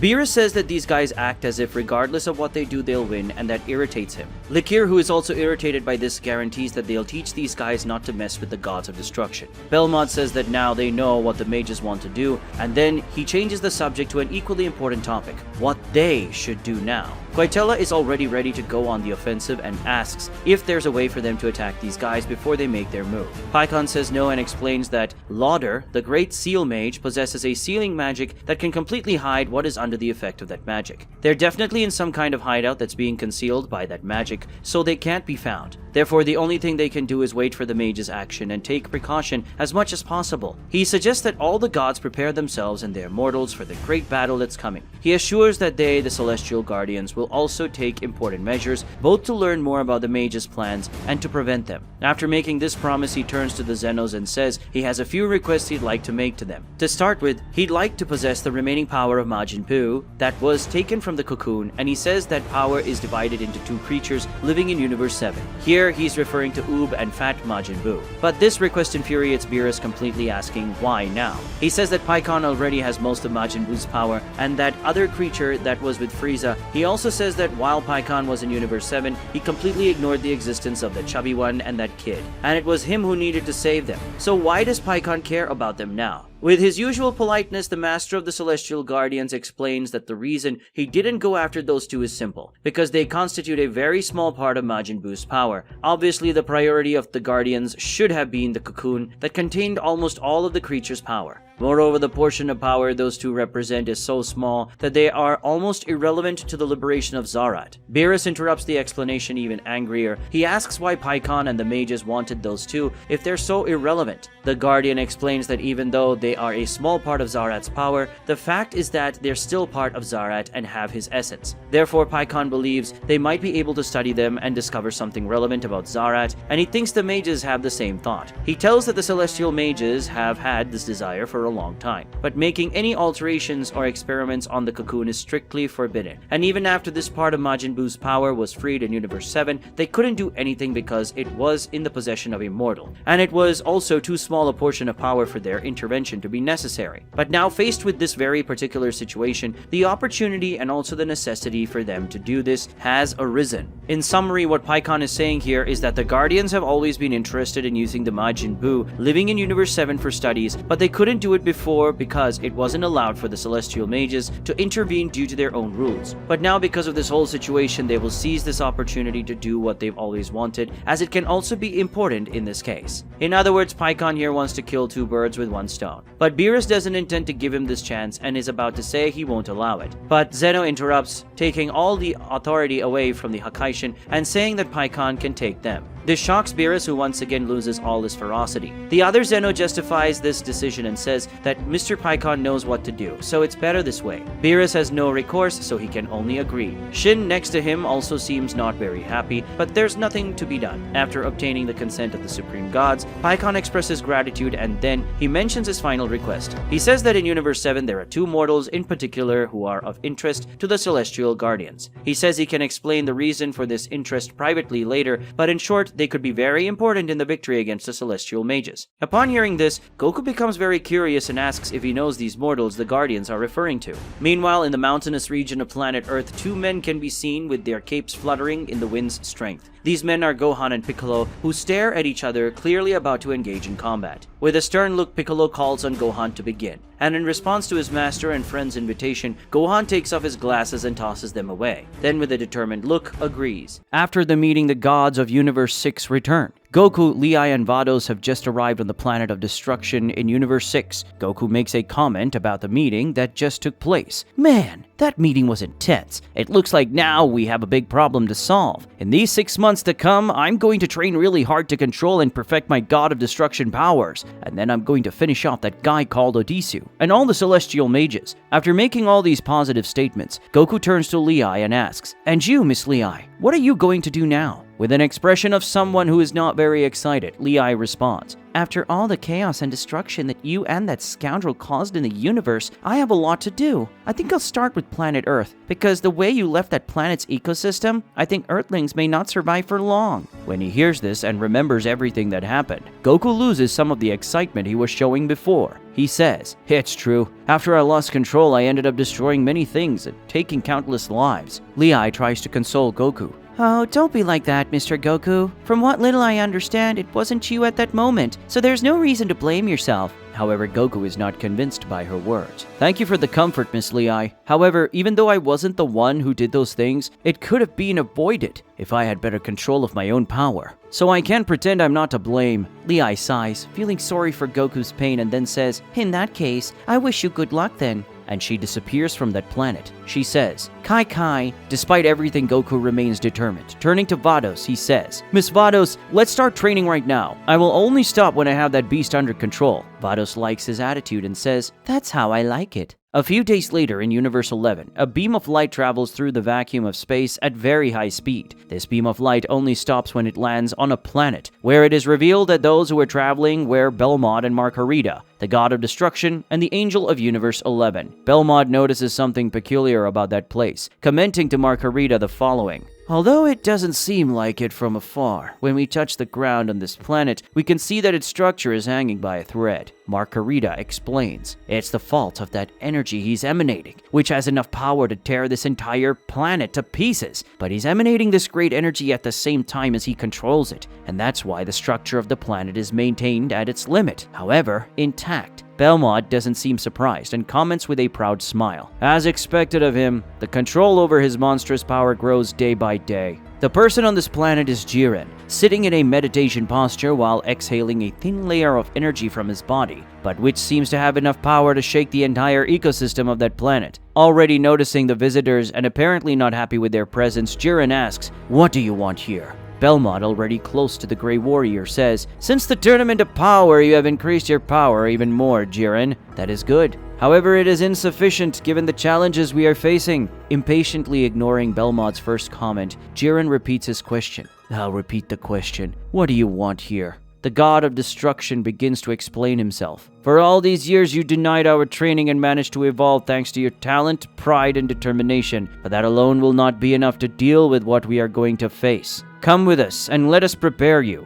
With Margarita's help and mine, you will certainly evolve much more." Jiren refuses the offer. "I already said no. I will become stronger and take revenge on that demon on my own. But Belmont insists. In 6 months, the Celestial Mages intend to put their plans into practice, and if Calamore went with them, it means that he intends to join the other primordial beasts and become Zarat again, thus ceasing to exist. In other words, you only have 6 months to strengthen yourself to the point where you have any chance of defeating him. You've been training on your own for decades, but there's still a long way to go. What makes you think that in the little time you have left, you will make it? Faced with the Destroyer's arguments, Jiren finds himself unable to refute, making his defeat evident in his expression. On the planet of destruction in Universe 7, Beerus tries to fish, while an earthquake that affects the planet shakes the waters of the lake and angers the god of destruction. What a pain. I can't even fish properly with this idiot making all this fuss. In another part of the planet, a high amount of destruction energy is released by someone. This someone is Vegeta, who transforms into Ultra Ego, has his eyes closed, focused on what he is doing.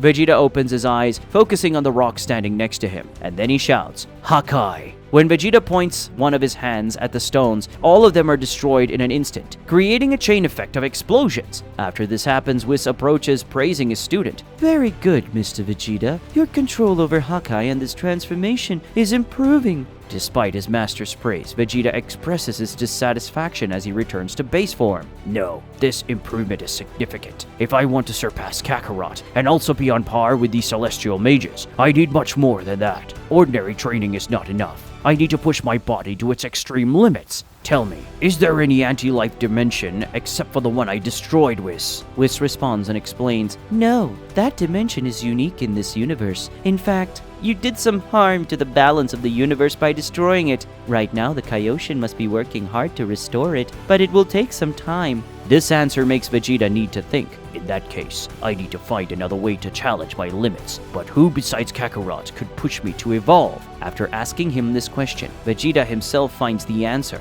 That's right! Whis is curious when he realizes that the Saiyan has a new idea, and he also seems a little worried, as Saiyan's ideas are always unpredictable. In Universe 6, in the dimension inside Vados' staff, great destruction can be seen, giving the impression that a fierce battle took place there. Goku falls to his knees, apparently very tired from a difficult fight. However, even though he is clearly exhausted, he wants to continue and asks Vados, Okay, Miss Vados, let's continue. The angel, on the other hand, has a different idea. Wait, Lord Goku, maybe we should take a break. No way! I'm still a long way from achieving ideal control of my energy of destruction. That's true, but continuing to train mindlessly like crazy won't help much either. Considering Earth time, we've been training incessantly for 5 days, and yet your progress has been almost nil. If we continue like this, 6 months will pass and nothing will change. Goku is amazed and frustrated by his master's statements. So what should we do, Miss Vados? At first my training was so promising, but now I feel like my progress has been stalled. This is completely common. Normally a god of destruction takes centuries or even millennia to be able to properly control their energy of destruction. You have achieved the feat of greatly improving your performance even in this very short time as a deity. But given the level you have already reached, it's normal for your progression to be slower from now on.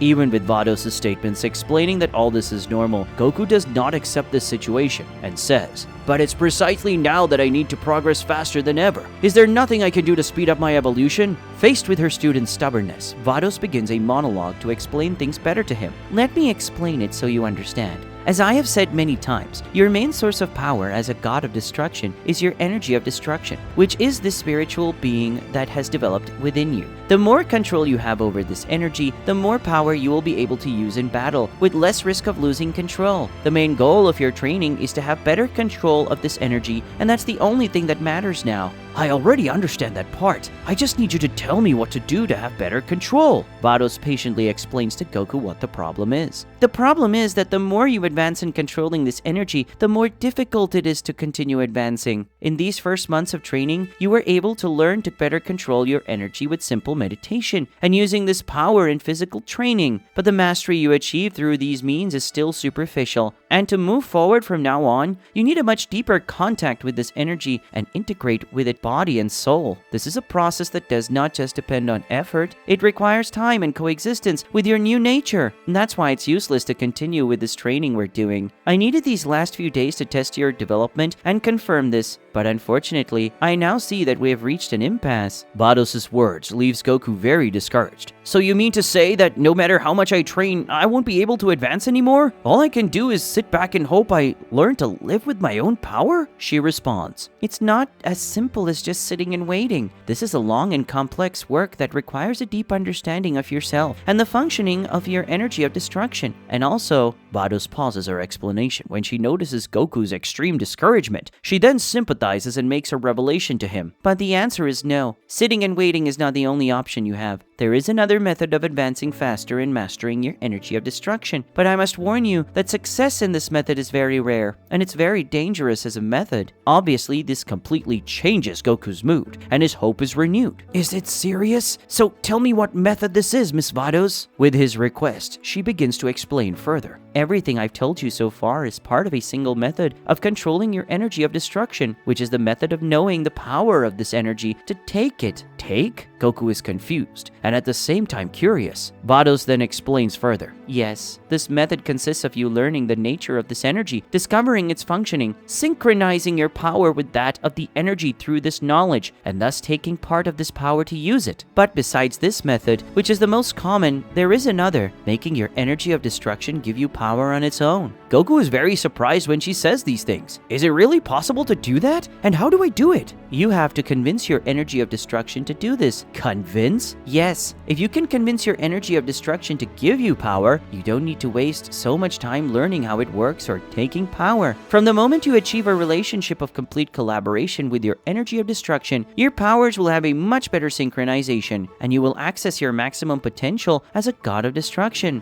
Goku is very intrigued when he hears all this, and then he asks, so I just ask? This seems kinda simple. Why is this method so rare? Obviously, things are not as simple as he thinks, and Vados explains why. Asking is really simple. The difficult thing is your energy of destruction accepting it. As you may have noticed, the nature of the energy of destruction is quite voracious and perfidious. Reaching a trustworthy agreement with these beings is very difficult. I only know of 2 gods of destruction who have managed to do this to date, and they are considered the most powerful Hakaishin in history. When Vados talks about the 2 gods of destruction, images of Paikon and the god of destruction similar to Tapion come to mind, which is the same god that Kiboru mentioned on planet Chameleon as being a deserter who was never found. Vados doesn't say the names of these gods, so Goku doesn't know who they are. Not knowing who they are, he asks her, is Lord Beerus one of them? No. Although Lord Beerus was very good at controlling his energy of destruction, he is part of the large group of gods who only know how to take this power instead of having a collaborative relationship with his energy. When Goku hears this, he gets very excited and asks, so you mean if I can do this, I'll be stronger than Lord Beerus? But Vados' answer doesn't confirm what he wants. Look,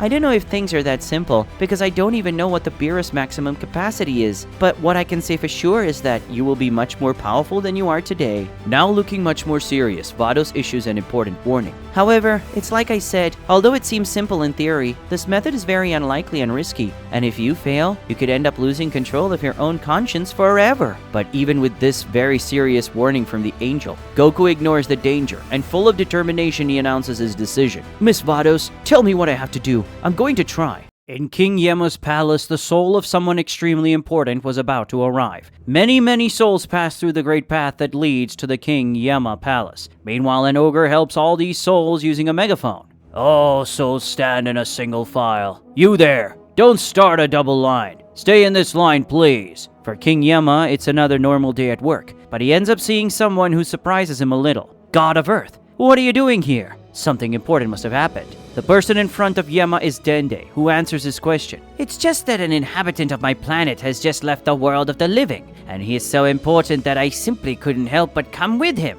The person Dende talks about approaches with discreet steps. Yema, when he sees this person, is very surprised. You! With a humble posture, the one who just arrived waves his arms and greets Yema. With a respectful smile, the great King Yema welcomes his soul. So you finally arrived here. It's a pleasure to meet you. That soul who just arrived, who from what is written on his clothes is called Tori, seems surprised to be known there. He asks himself, was I really that good of a mangaka?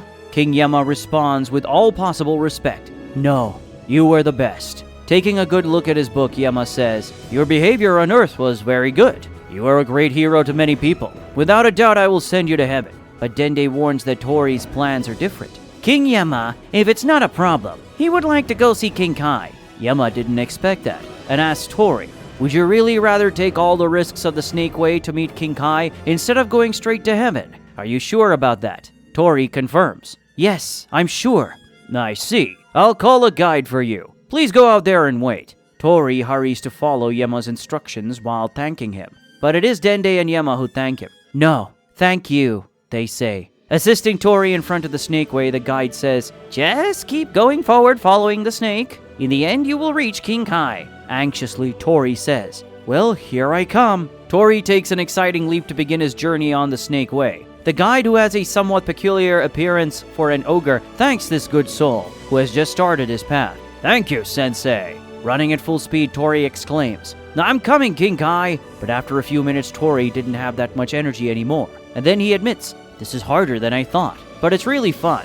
And this is the story of an illustrious soul who leaves the world of the living and is received with all the affection and the respect in the other world. This scene is a tribute from Dragon Ball Hakai to our great master, Akira Toriyama, creator of Dragon Ball, who unfortunately passed away recently. We on the Hakai team are very grateful to this great master, who with his wonderful works brought so much joy to our hearts. Goodbye, Akira Toriyama, and thank you very much for everything you've done for us. Back at King Yema's place, Dende says, "I'm going now, King Yema." But suddenly someone arrives at the place, to the surprise of Dende and Yema. And this person says, "God of Earth, I need to talk to you." For some reason, the presence of that person scared Dende and Yema. Who is this person? On planet Earth of Universe 7, all warriors train very hard in order to prepare for the war to come. But among everyone, the hardest workers are Gohan and Piccolo, who train intensely every day before and after Gohan goes to work. And at that moment, they do a training fight where no key attacks are allowed. And Gohan needs to fight using a form in which his power is on par with Piccolo's. Despite the fierce fight between the two, Piccolo manages to smile. He advances towards Gohan to throw a punch, which the Saiyan is preparing to deal with. Gohan dodges Piccolo's blow, and then counterattacks with a kick. With some effort, Piccolo manages to block the kick with his arms, and then praises his student. "In recent days, your combat skills have improved a lot, Gohan." He attacks with a kick, but Gohan deftly dodges the attack and manages to find an opening to land a solid elbow on his master. He then responds to the compliment with another compliment. "What can I say? I have a good master." Gohan tries to mount another attack, this time an uppercut aimed at Piccolo's chin. However, this time, Piccolo manages to dodge, grabs Gohan's wrist, and spins in the air, throwing him towards the ground. Gohan reaches the ground, barely managing to avoid crashing into the rocks,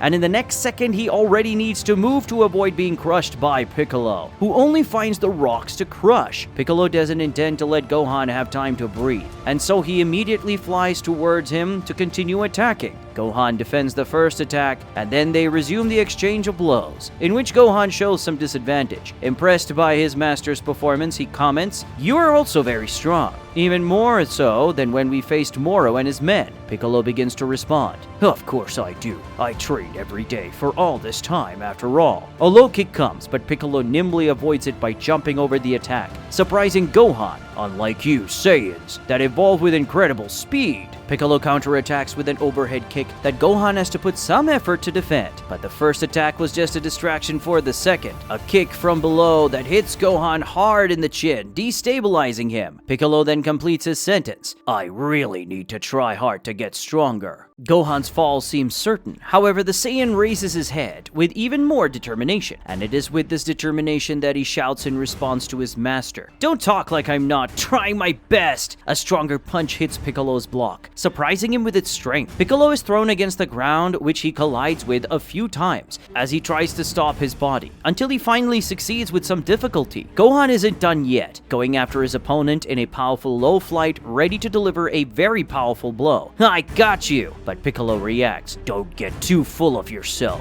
The Namekian makes dust rise from the ground, hitting Gohan in the face, especially his eyes. "Oh no, my eyes!" Blinded by the dust, the Saiyan immediately receives a punch squarely in the abdomen while being scolded by his master. "What's wrong with you, Gohan? Since when do you need your eyes to fight?" The next attack is a full punch to the face. "Feel my ki and defend yourself." Piccolo disappears from in front of Gohan, moving at high speed to his back and preparing a finishing attack. But this time, Gohan follows his master's instructions and, sensing Piccolo's presence, manages to avoid it by the skin of his teeth. The counterattack comes almost instantly, hitting Piccolo hard and sending him skyward. However, even though he received the strong attack, Piccolo is happy. Very good, Gohan. Gohan goes after him, taking to the skies in an ultra-fast flight, preparing a devastating punch. Piccolo, however, is still confident and shouts, but it's still not enough. He goes against Gohan, who without hesitation throws his punch. But when the punch comes, Piccolo has already moved at great speed, leaving Gohan to hit nothing but his heavy clothing. When his fist goes through Piccolo's heavy clothing, Gohan is surprised. What? This is very heavy! He's even more surprised when Piccolo appears above him to land a strong elbow on the Saiyan's head that sends him hard against the ground.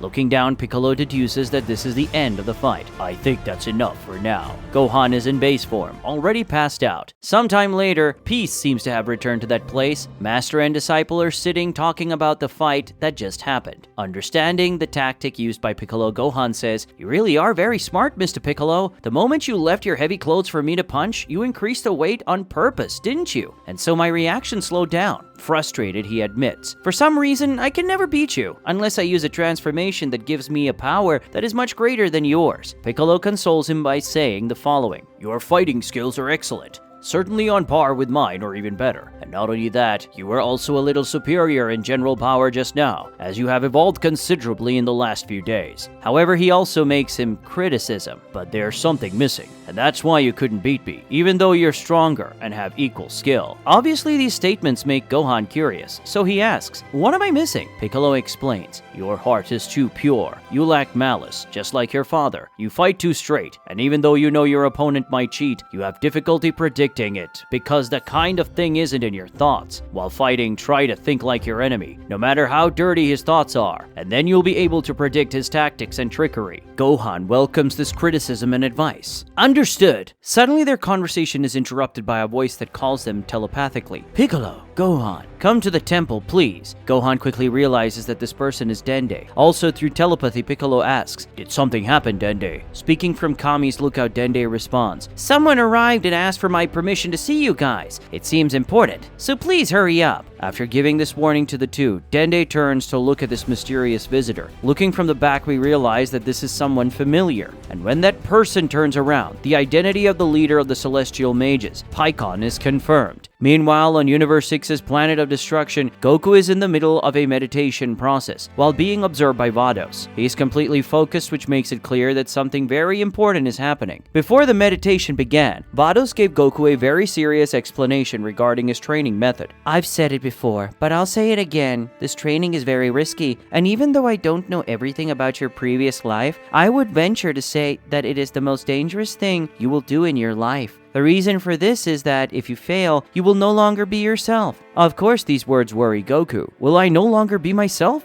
What does that mean? Vados explains further. From the moment you enter this state of meditation and find your energy of destruction, you'll be facing the energy with your own consciousness. If at this moment you are subdued, you will lose dominion over it, while it will assume dominion over you. If that happens, bring you back will be almost impossible. You, Son Goku, will cease to exist, and you will only be the vessel of a beast of destruction. Vados now has an even more serious expression, and it is at this moment that she gives her main warning to Goku. "The moment that happens, I, as the angel responsible for you, will have permission to strike you down." Goku takes this warning seriously. However, he remains firm in his decision. "I understand, Miss Vados, but still I'll do it." Vados remembers these things while closely observing Goku's meditation. She looks anxious and thinks, "He's been there for many hours. What is going on in his mind?" Unlike Vados' anxiety, Goku remains extremely focused on what he is doing. In the God of Destruction's subconscious, a dark environment can be seen. Walking through the darkness is Goku himself, whose figure stands out in the midst of that dark place. As he walks, Goku looks from one side to the other, making his tension clear in his eyes. He thinks apprehensively, "The further I go into my subconscious, the darker it becomes. The atmosphere here is much heavier than it was the first time." By first time, Goku is probably referring to when he was in his subconscious during his first training as God of Destruction, when he found a large globe of energy of destruction there. Suddenly, his reflections are interrupted when a mysterious being appears from the shadows and asks him, "What's the matter? Are you afraid of your own inner self?" Goku is startled by this sudden appearance and asks, "Who's there?" The creature that has just emerged from the shadows shows its face. "Hello, Son Goku. We finally meet." Goku asks, "Who are you?" Showing a malicious smile on his face, the mysterious creature replies, "Let me introduce myself."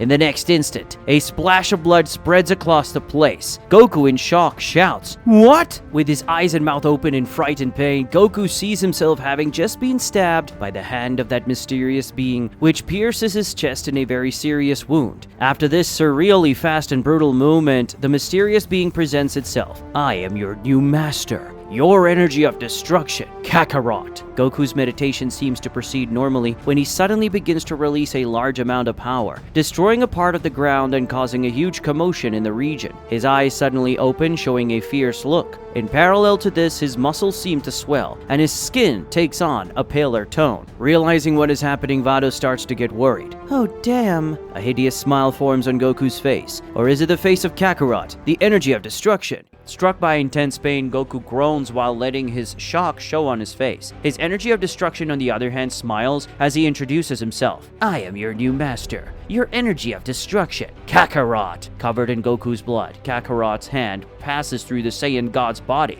In a sudden and extremely violent movement, Kakarot removes his hand from Goku's body, letting the destroyer's blood run down it. Kakarot moves away from Goku by jumping back, then he points his hand towards him and makes chains appear from the ground. Kakarot then raises his other arm, and now with both hands raised, he makes the chains bind Goku's arm, his waist, and then his other arm. In a split second, Goku is completely chained. "What are you doing?" Goku asks. He begins to scream when a strange energy begins to come out of him through the wound created by Kakarot. As Goku screams in agony and despair, this energy leaves his body and goes straight into Kakarot's hands, who answers his question. "I am absorbing your life and psychic force. When I'm done, you'll be weak and asleep, and I have complete control over your body." On the planet of the God of Destruction, everything is apparently peaceful, and Vados watches Goku's meditation very carefully. Suddenly, Goku starts releasing an absurd amount of power. His face starts to take on a paler tone, and the same happens with his body. His eyes open with different colors too. "Oh damn," Vados says when she realizes things are about to get really complicated. Goku smiles, a completely evil smile, which indicates that he is no longer in control. In Goku's subconscious, Kakarot shouts, "Soon you will be all mine." Goku is clearly very weakened. "Oh no, I feel like my strength is being stolen, and I'm going to faint at any moment." But at that moment, he becomes alarmed when he remembers the words that Vados said to him before the meditation began. "From the moment you enter this state of meditation and tap into your energy of destruction, you will be confronting the energy with your own consciousness. If at that moment you lose, you will lose dominion over it, while it will assume dominion over you. If that happens, getting you to return will be almost impossible. You, Son Goku, will cease to exist and will only be the vessel of a beast of destruction." Goku is filled with determination after remembering these things, and determined not to give up. He begins to release a huge amount of ki. "No way! I will not allow it to dominate me." The chains that bind Goku begin to be pressed to the limit. Kakarot is very impressed by this, clearly not expecting this reaction. In the next moment, all the chains are broken. As the pieces of the ties that held him fly away, Goku finds himself free again. On his planet, true chaos is happening, with the entire environment on the verge of collapse because of the catastrophic climate anomalies that have affected the entire planet, the result of the monstrous ki released by the God of Destruction. Vados, placing herself in a more empathetic way in front of Goku and taking her combat stance, says, showing that she is completely decided. "There's no other option. I'll need to act." But at that moment, Goku's eyes and his skin tone return to normal. And as if everything that happened was nothing more than a stage of sleepwalking, Goku closes his eyes again. After that, Vados returns to her relaxed posture. It seems that Lord Goku managed to react. That is good. Back in Goku's subconscious, the God of Destruction takes a deep breath. Panting, he places his hand on the spot of his wound. Kakarot doesn't hide his surprise. "It can't be. Was this bastard able to react like that even with that injury?" When Goku removes his hand from his wound, he is already fully healed. His consciousness is healed and is now intact again. Facing his energy of destruction, ready for confrontation, Goku tells him, "Sorry, but my conscience won't be defeated just with an injury like that." And then the Saiyan God of Destruction advances, preparing a punch. "Now it's my turn!" Kakarot promptly prepares to defend Goku's punch, but he is fooled when Goku, instead of punching, spins in the air to land a sidekick to his head, a kick that Kakarot noticeably feels. The next kick comes from below, hitting Kakarot squarely, who then receives a third kick and is sent towards the ground. but Kakarot reacts, and seeing that he would fall to the ground, he gathers energy in his hands and fires this energy to the ground, using the propulsion force to return towards Goku and hit his chest with both feet. Now Goku is sent away. He manages to maneuver his body well, making an acrobatic movement, and then landing safely, but Kakarot's attack isn't over yet. Goku pays attention when his opponent disappears right in front of him, and then he notices the energy of destruction coming from above, ready to strike. Goku jumps against Kakarot,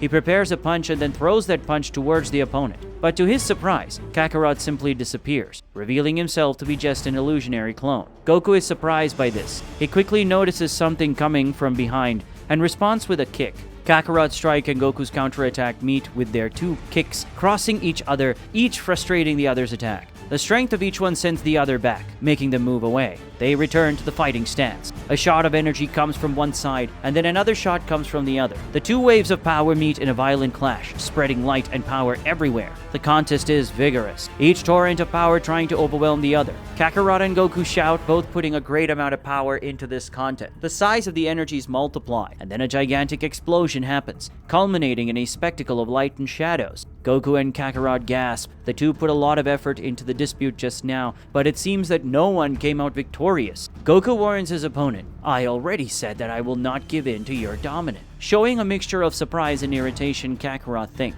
his consciousness is really powerful. I would never have imagined that this idiot would have such strong mental resilience. After making this observation in his mind, he says to Goku, "Goku, that's enough. This won't achieve anything. If you don't mind, I'd like to talk now." Of course, Goku didn't expect that. The two land, and then Goku asks suspiciously, "After all, what's wrong with you? First you suddenly attack me, and now you want to talk?" Kakarot justifies. "At first I thought I could subdue your consciousness quickly by force, but I confess that you surprised me, Goku. Now I realize I'm talking to you about the situation and that might be better." Goku responds in agreement. However, he is the one who starts asking the question. "Since you want to talk, start by telling me why you look so much like me, and also why you introduced yourself as Kakarot, my Saiyan name." Kakarot answers this question. "I'm your energy of destruction. I was generated within you the moment the ritual to make you a god of destruction was done. As the energy of destruction ends up becoming a part of the god who has it, it is common for their appearances to be the same. The birth of the energy of destruction in you resulted in this appearance. And as for the name, I thought it appropriate to call myself Kakarot, since this name represents precisely the darkest part that exists in you." Goku is especially curious about the last part of Kakarot's speech. Darkest part? What are you talking about? Instead of answering, Kakarot asks a question. "Son Goku, a Saiyan raised on Earth, adopted by an old martial artist named Son Gohan. Since then, purity and kindness have always taken over your heart. You spare the lives of your enemies, even when they kill your friends. Honestly, how was someone like that chosen to become a god of destruction?" Goku gives justification. "Listen, I never wanted to become a god of destruction. It doesn't suit me. However, at this moment, I need to reach my maximum potential as a god to be able to defeat the terrible enemies that have appeared." Kakarot gets angry while scolding Goku. "And how do you intend to do that if all you do is reject me? See what happened in the fight against Odisu. The fact that you suppressed and denied my power made me weak and unable to defeat that bastard. The consequence of this? Countless catastrophes occurred across Universe 6. Countless lives were lost. And it was all in pain as we lost the battle." When Kakarot says these things, Goku starts to remember the things Odisu said right after their fight. As Goku floated defeated through space, Odisu said the following things to him. "You deny your power of destruction because you fear it, and because of this you are in constant conflict with your own power. That way, you would never be able to reach your maximum potential. How would a god who is in a constant internal conflict be able to win an external conflict?" After remembering these things, Goku responds to Kakarot. "Look, I already understand that the path I'm following won't work. That's why I'm here. I want to understand you and be able to use all your power." Kakarot likes to hear this and says, "Well, I'm very happy that you want to build a relationship with me, Goku. However, you know that relationships are made of mutual benefits, right? Let's say I simply give you my power whenever you need it. What's in it for me?" Goku asks what the energy of destruction wants, and Kakarot responds, "My wishes are simple. I want to follow my nature and become the true force of destruction that this universe has always needed. I want to trade places with you and become free to destroy." But Goku doesn't like this proposal and responds, "I can't allow that. I saw what you were like the moment you took control of my body. If you were free, you would soon destroy the entire universe. But Kakarot explains that things are not quite like that, and begins to explain to Goku about his nature and what he really is. Don't take the exception as a rule, Goku. It's true that in the few months I've been free, I've spiraled out of control. But that's because I've been deprived of my natural needs for too long. Saiyans really like to eat, don't they? Tell me, what would happen if you were deprived of food for a long time, and suddenly a feast was served to you? You would eat all the food uncontrollably, right? But after your hunger was satisfied, you would return to your ordinary self-control. It's the same thing with me. It is obvious that after being so repressed, my urge to destroy was gigantic. However, this is not my nature. My natural state of mind is different. As you can see now, I'm much more rational than I appear. Even with all this explanation, Goku remains very suspicious about Kakarot's proposal. He reflects on all this. I don't like the idea of making concessions to this guy. Goku squeezes his hand tightly as he thinks. But Miss Vado said that I must build a collaborative relationship with my energy of destruction. So I need to make an effort. Finally, he asks Kakarot to continue. Go ahead, I'm hearing you. Kakarot then continues with his line of thought. It's a fact that you can't control me. On the other hand, I wasn't able to control you. So we are at an impasse, unless we make a deal. What kind of deal? Goku asks apprehensively. The energy of destruction explains. I will teach you how to control the power of destruction and give you the opportunity to have all my power. However, you will also give me the opportunity to be free forever. We will decide this through a fight after you learn what I have to teach you. If you win, I will give you all my power whenever you need it, but knowing that I am giving it to someone who is worthy of using it. If I win, I will take your place and act freely. With this agreement, both of us have the opportunity to succeed. There's nothing fairer than that. This is the only proposal I will make to you. Therefore, your only chance to achieve your goals. Think carefully before considering refusing. Goku remains silent for a while, pondering everything that was said. He looks very serious at his energy of destruction, apparently with his decision already made. Kakarot extends his hand to Goku and asks, So, what do you say, Goku? Goku looks at him seriously for a moment, but then smiles and shakes his hand with the energy of destruction, sealing the deal. Okay, but know that I will beat you whatever the cost. We'll see. Both Kakarot and Goku show a lot of confidence. Goku gets straight to the point. Now tell me how you will help me control the power of destruction. Kakarot smiles when he asks this question, indicating that something not good is about to happen. On the planet of the God of Destruction, things have already returned to normal. Vado, seeing that Goku has just woken up, asks, Have you already awakened? How was it? With a mischievous smile on his face, Goku replied, Miss Vado, I'm sorry to ask this, but I need to go back in time. What? Obviously, Vados is shocked by what she just heard. Across all universes, gods and mortals train to face the 5 great celestial mages, while on Earth the police confront another enemy. The West City Police, after many investigations, managed to discover that the Red Ribbon Force was being recreated. The secret base where their illegal activities were being carried out was found, so the police began the final operation. Taking advantage of the fact that the police are busy exchanging fire at his soldiers, Magenta prepares to flee. He runs away alongside Carmine and another soldier. Desperate and frustrated,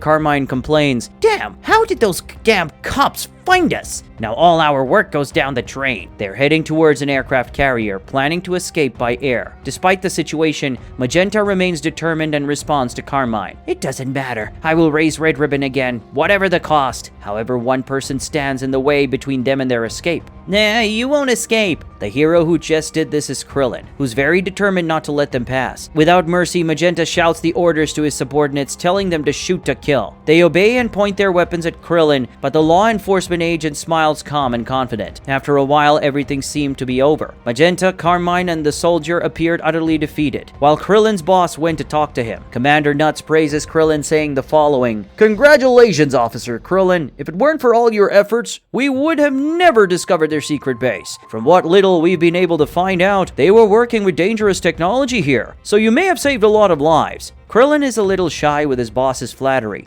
and thanks her. Thank you, Commander, but I only did my job. The Commander then decides to give him a reward. I think after working so much overtime, you can take today and tomorrow off. Don't worry, if we find anything important, I'll let you know. Krillin is happy with this news and thanks the Commander. Guys, before continuing with this chapter, I think it's very important for me to clarify this scene. A lot of people might be confused by what just happened here. We know that in Dragon Ball Super, the Red Ribbon base was defeated by the Union of the Z warriors, especially Gohan and Piccolo, but here in Dragon Ball Hakai, things happen in a very different way. Why? Well, anyone who follows Dragon Ball Hakai knows that this story takes place after the Moro arc, but the story narrates some later events of Dragon Ball Super in an alternative way. For example, Granola already appeared in Dragon Ball Hakai. However, a different context was created, where the plot of the Granola arc ended up not happening because the Dragon Ball stopped working. With the events of the superhero arc, things are also different. In this alternative version created in Dragon Ball Hakai, the West City Police managed to find Red Ribbon's secret base much earlier than in Dragon Ball Super, not giving Red Ribbon time to create the new androids. Since in the original story, the police were already investigating Red Ribbon before the events of the superhero arc, I think it's not reasonable to think that they could discover the base earlier. And as Krillin is a very powerful Earthling, the new Red Ribbon would certainly not be able to defeat him without the androids. Anyway, I thought it was important to clarify this so you don't get confused. Now let's continue with the chapter. Despite having received time off, Krillin did not use his free time to rest, but rather to train with his wife, Android 18. Krillin is not getting the best of his training. On the contrary, he's being massacred by 18's blows, who attacks him with great speed and intensity. 18 lands a sequence of punches on her husband, and then finishes with a kick that knocks him away, sending Krillin from the sky over the sea to the ground of the islet where Kame House is located. Krillin's head hurts, and while rubbing his bald head, he complains to his wife, "Wow, 18, don't you think you're getting too hard on me?" She returns to the island while responding, "If I go easy on you, you won't be able to evolve, and you'll be an easy target for your enemy. You need to try harder, Krillin." 18 looks at another person there who is Master Roshi. She then says to Krillin, "Even that old pervert is trying to improve. I've lost count of how many hours he's been standing there, meditating, completely focused, and without getting distracted by stupid things." In fact, Master Roshi seems completely immersed in his meditation training,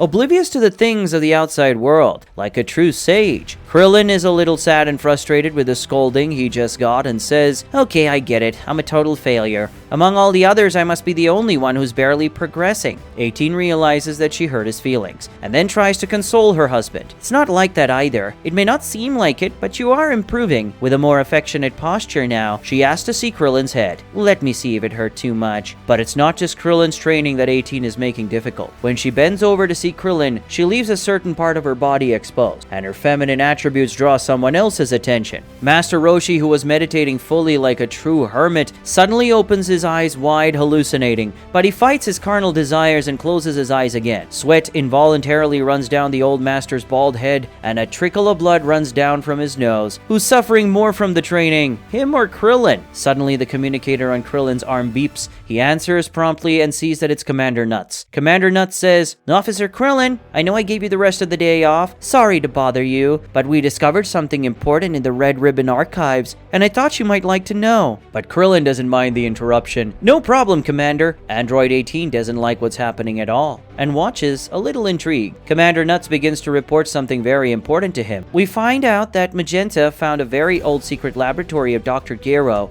According to his investigation files, very powerful weapons were being built in this laboratory. Krillin is intrigued by what he just heard, surprised that there is another Dr. Gero's laboratory, but then says to the commander, "Commander Nuts, going to this laboratory could be dangerous, so I'll investigate alone. Please give me the location and the information you got." Commander Nuts, certainly trusting Krillin a lot, doesn't question him. She just agrees. When Commander Nuts hangs up, Android 18, sensing danger, asks Krillin, "Krillin, who is this woman, and where are you going?" Krillin is a little surprised by her questions. "Woman? Oh, well, it was Commander Nuts, my superior." Android 18, knowing that her husband is an irresistible alpha male and that there is another woman in the area, says, "That's weird, I'm going too." But Krillin, instead of getting angry, happily agrees. Okay. In fact, you can be quite useful." With instructions given by Commander Nuts, Krillin and 18 arrive at Dr. Gero's secret laboratory. This laboratory operated independently of the one that was destroyed in the past, relying on an even more powerful energy generator. After they destroy the lab door, Krillin enters. He looks around with curiosity and amazement. Who would imagine Dr. Gero had a place like this hidden away? 18, equally impressed, agrees. That old man was really full of surprises. They take a look at a giant computer in the center of the laboratory. Krillin, approaching to analyze the computer,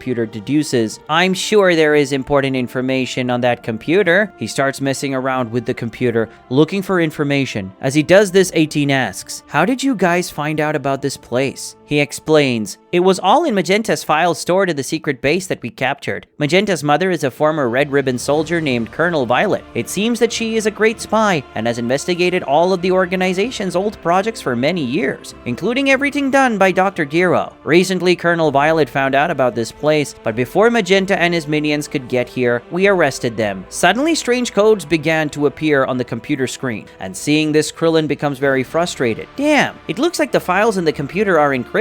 I won't be able to access it," 18 suggests. "We have to call someone who understands technology to solve this," but Krillin smiles and says, "We already have that person." Before continuing, there is another very important thing that I need to clarify here. For those of you who don't know, Colonel Violet is a very old Dragon Ball character who appeared in the Red Ribbon Saga, one of the first sagas of the original Dragon Ball. Colonel Violet was left out of the story for a long time, especially in the manga, where she had very little participation. But in the movie Dragon Ball Super Superhero, she was seen in a photo in Magenta's office next to a photo of Commander Red, his father. As a result, a theory was created that Colonel Violet is someone very important to Magenta, and there is a very high chance that she is his mother. In the Dragon Ball Super manga, the relationship between the two was not confirmed, as she did not even appear. However, in Dragon Ball Hakai, Colonel Violet is actually Magenta's mother, and she appears to still be in action, working as some kind of spy. With that clarified, now let's continue. After a while, another person arrives in the secret laboratory. This person is Bulma, who is working on the computer. Krillin is a little embarrassed, apologizes to her. "Sorry to bother you, Bulma," but Bulma seems happy to help. "It's okay, Krillin. After all, what would all of you do without me?" But even Bulma doesn't seem to be having an easy time with that problem. She comments, "Besides, this is really difficult. Not just anyone could decrypt it, but we're talking about one of the most brilliant minds in Dragon Ball." Bulma manages to decrypt the computer, and she finishes the job with a click on the keyboard. A trapdoor is automatically opened, and 3 capsules come out of the trapdoor. On these capsules are numbers 13, 14, and 15. When she sees this, number 18 is shocked. "No way! Are those androids 13, 14, and 15? Krillin doesn't know what she's talking about and asks who these guys are. 18 looks at him a little tensely and then starts to say,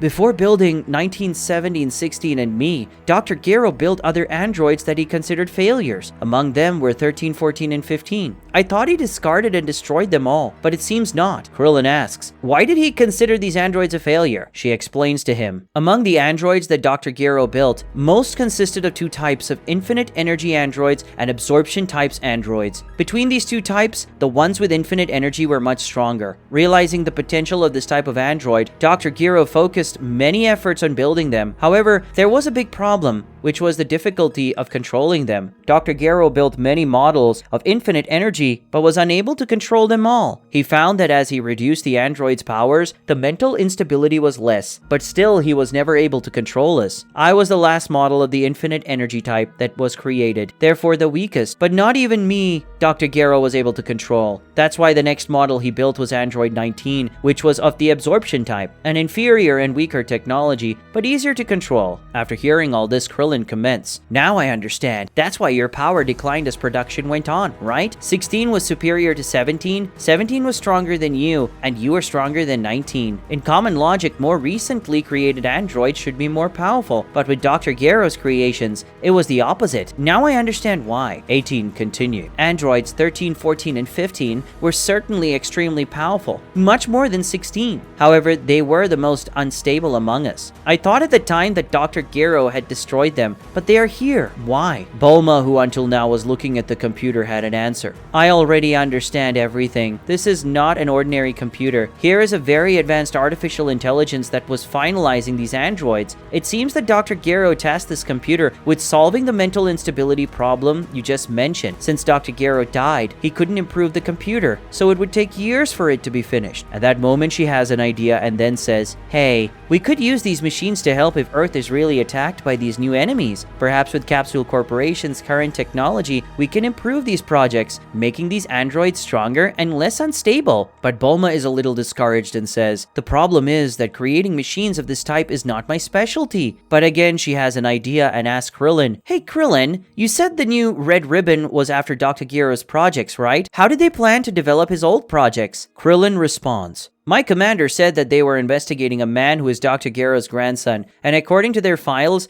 this man is even more genius than his grandfather." When she hears this, Bulma already knows what to do. West City, Cricket District. Someone is leaving a place called Mammal Market. This person has a packet of cookies in his hand, and he's already sending a cookie into his mouth. Suddenly, he sneezes. "Oh man, did I catch a cold?" Dr. Hedo wonders, a little worried.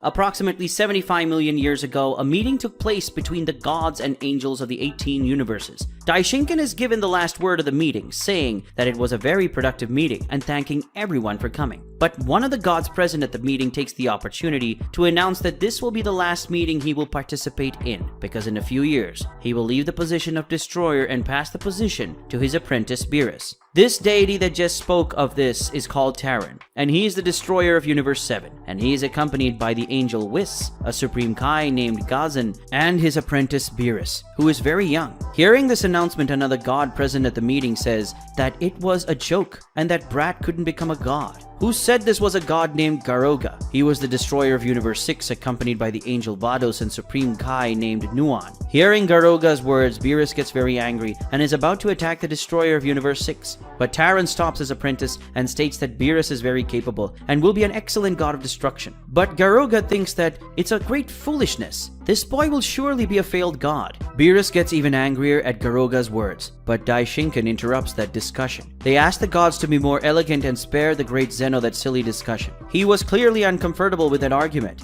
Zeno has an idea. How about erasing them and their universes? Everyone is worried about that idea. But Daishinkan advises the great Zeno not to do that. He thinks these universes deserve a second chance, especially Universe 7, as the god of destruction Tyron and the god of creation Gazan do an excellent job and are exemplary gods. Zeno accepts the advice, but he thinks they could just end that meeting. It's too boring. After this request from Zeno, the meeting was ended, and then everyone returned to their respective universes. Planet of destruction of Universe 6. Garoga arrives at his planet very angry, and in an act of rage destroys the nearest decorative planet. The Supreme Kai named Nuan asks what bothers the god of destruction so much. He replies that this is all Tyron's fault. He always maintains a calm and superior demeanor. Garoga wanted Tyron's apprentice to advance against him so that the boy would be destroyed by Zeno, but that damn Tyron intervened. Vados gives her opinion on this. She thinks it's time for Garoga to put aside this rivalry with Tyron. It's been 25 million years, but Garoga rejects that advice. He'll never forgive that bastard. After that, the destroyer asks the angel to go to the planet Gaspa to get some dragon meat for him. Vados says she will do what he is asking and should be back in few minutes.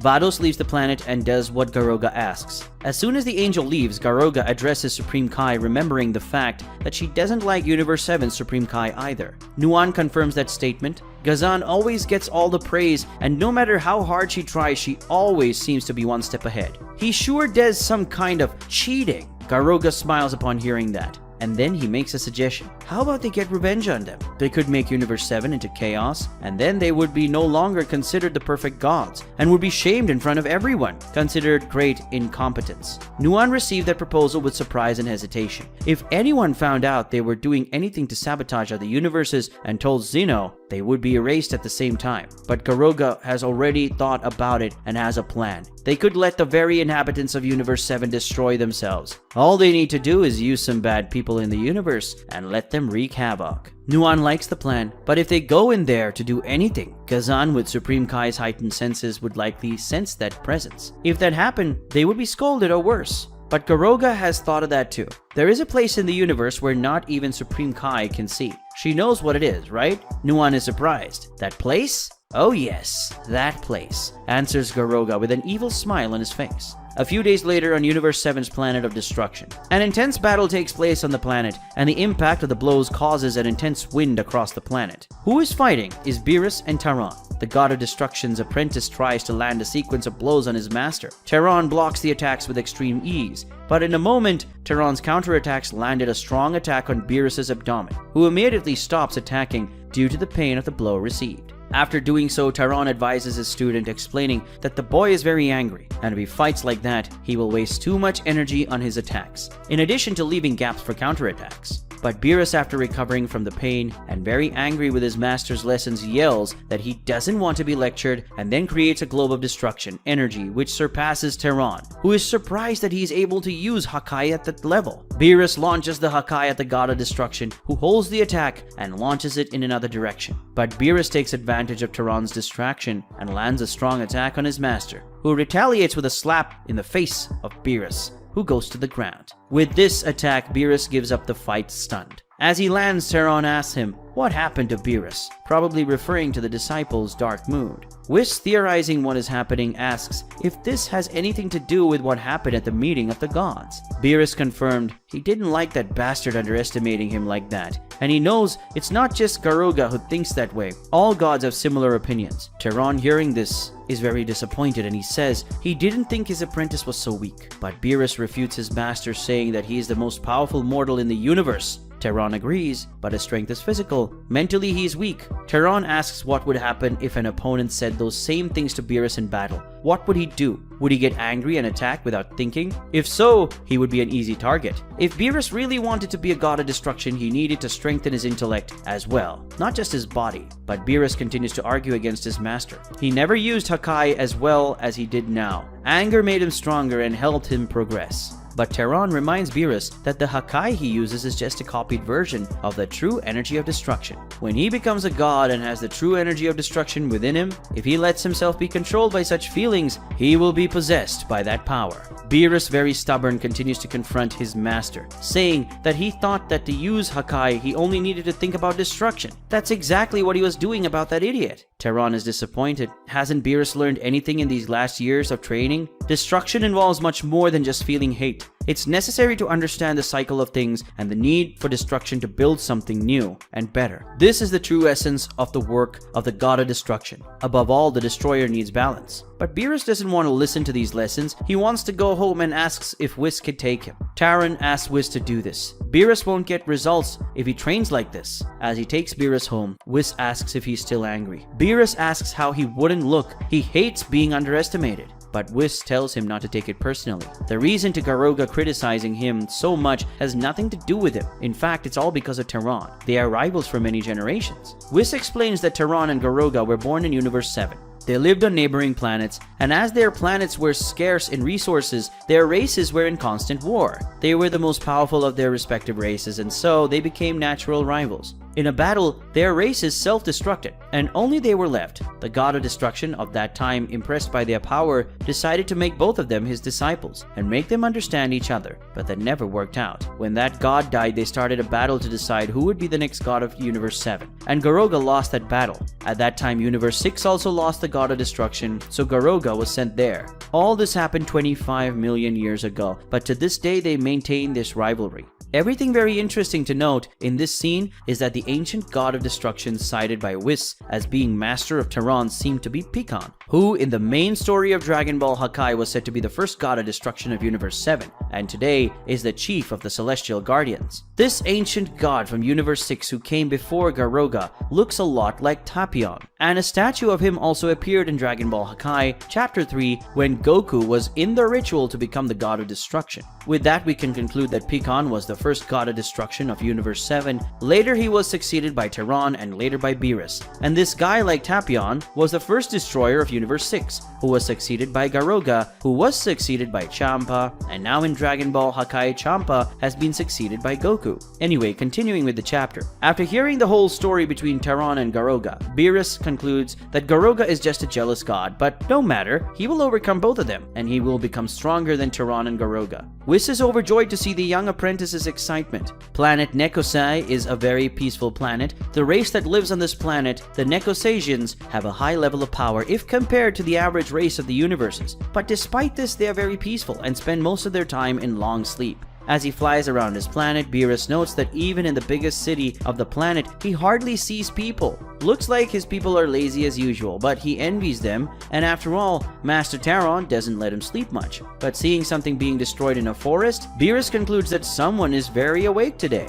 Upon seeing the crater opened in the ground by that person, Beerus scolds, saying that he will destroy the planet that way. The person training is Champa, who says that unlike his privileged brother, he doesn't have a god and an angel to teach him how to control his powers. Beerus asks if Champa is still upset that Beerus was taken and he is not. He should accept that, but Champa does not accept. He defeated that monster too, but only Beerus was chosen. But Beerus justified that by saying that it is obvious that it would happen. When Whis and Teron arrived, Champa was too busy enjoying the feast the planet's people had made to celebrate. It was he who preferred to eat rather than leave them there. Seeing these dialogues, it seemed that Champa and Beerus attracted Teron's attention by defeating a powerful monster that existed or appeared on the planet. But as Champa was too busy celebrating and eating, only Beerus left to train. But well, Champa doesn't want to argue anymore. He wants Beerus to teach him everything he's learned in that time he's been away. And with that, we can conclude that Beerus trains with Champa whenever he can. And that makes Champa evolving too.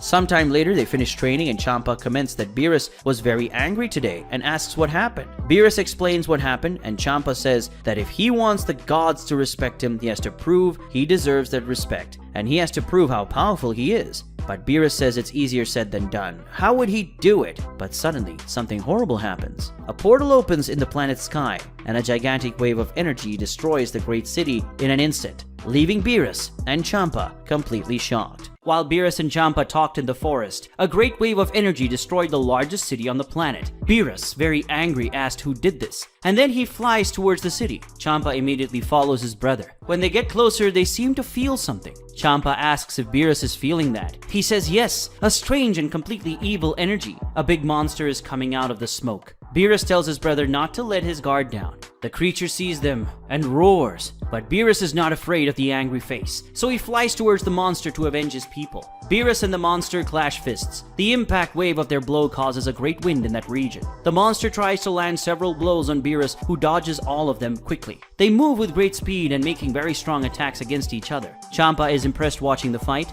Beerus, when he's really fighting seriously, doesn't even compare to when he's training with them. In a moment of intense exchange of blows, Beerus sees a gap and lands an attack on the monster, launching him away, opening a crater in the ground. It was clearly a really powerful attack. Beerus asks what his opponent thinks of the attack. That's for what he did to his people. Champa approaches asking if the creature has died. Beerus answers yes, but to contradict the young cat, the creature gets up. Surprised, Beerus asks if this is some kind of prank, but it is not. The monster charges at Beerus at high speed and grabs him, carrying Beerus into a forest and causing massive destruction to the ground as they fall. Seeing the destruction caused on impact, we know it was a really very powerful attack. Beerus is clearly affected by this attack, and he's pinned to the ground by the monster. The young cat was in a bad situation, but rescue arrives. A few explosive attacks hit the monster in the back. Then Champa arrives, hitting a kick that pushes the creature. And then Beerus' twin brother completes the attack by launching a sequence of ki blasts at the monster. After this triumphant entry into combat, Champa asks Beerus what that thing is. It's so unlike anything he's ever seen.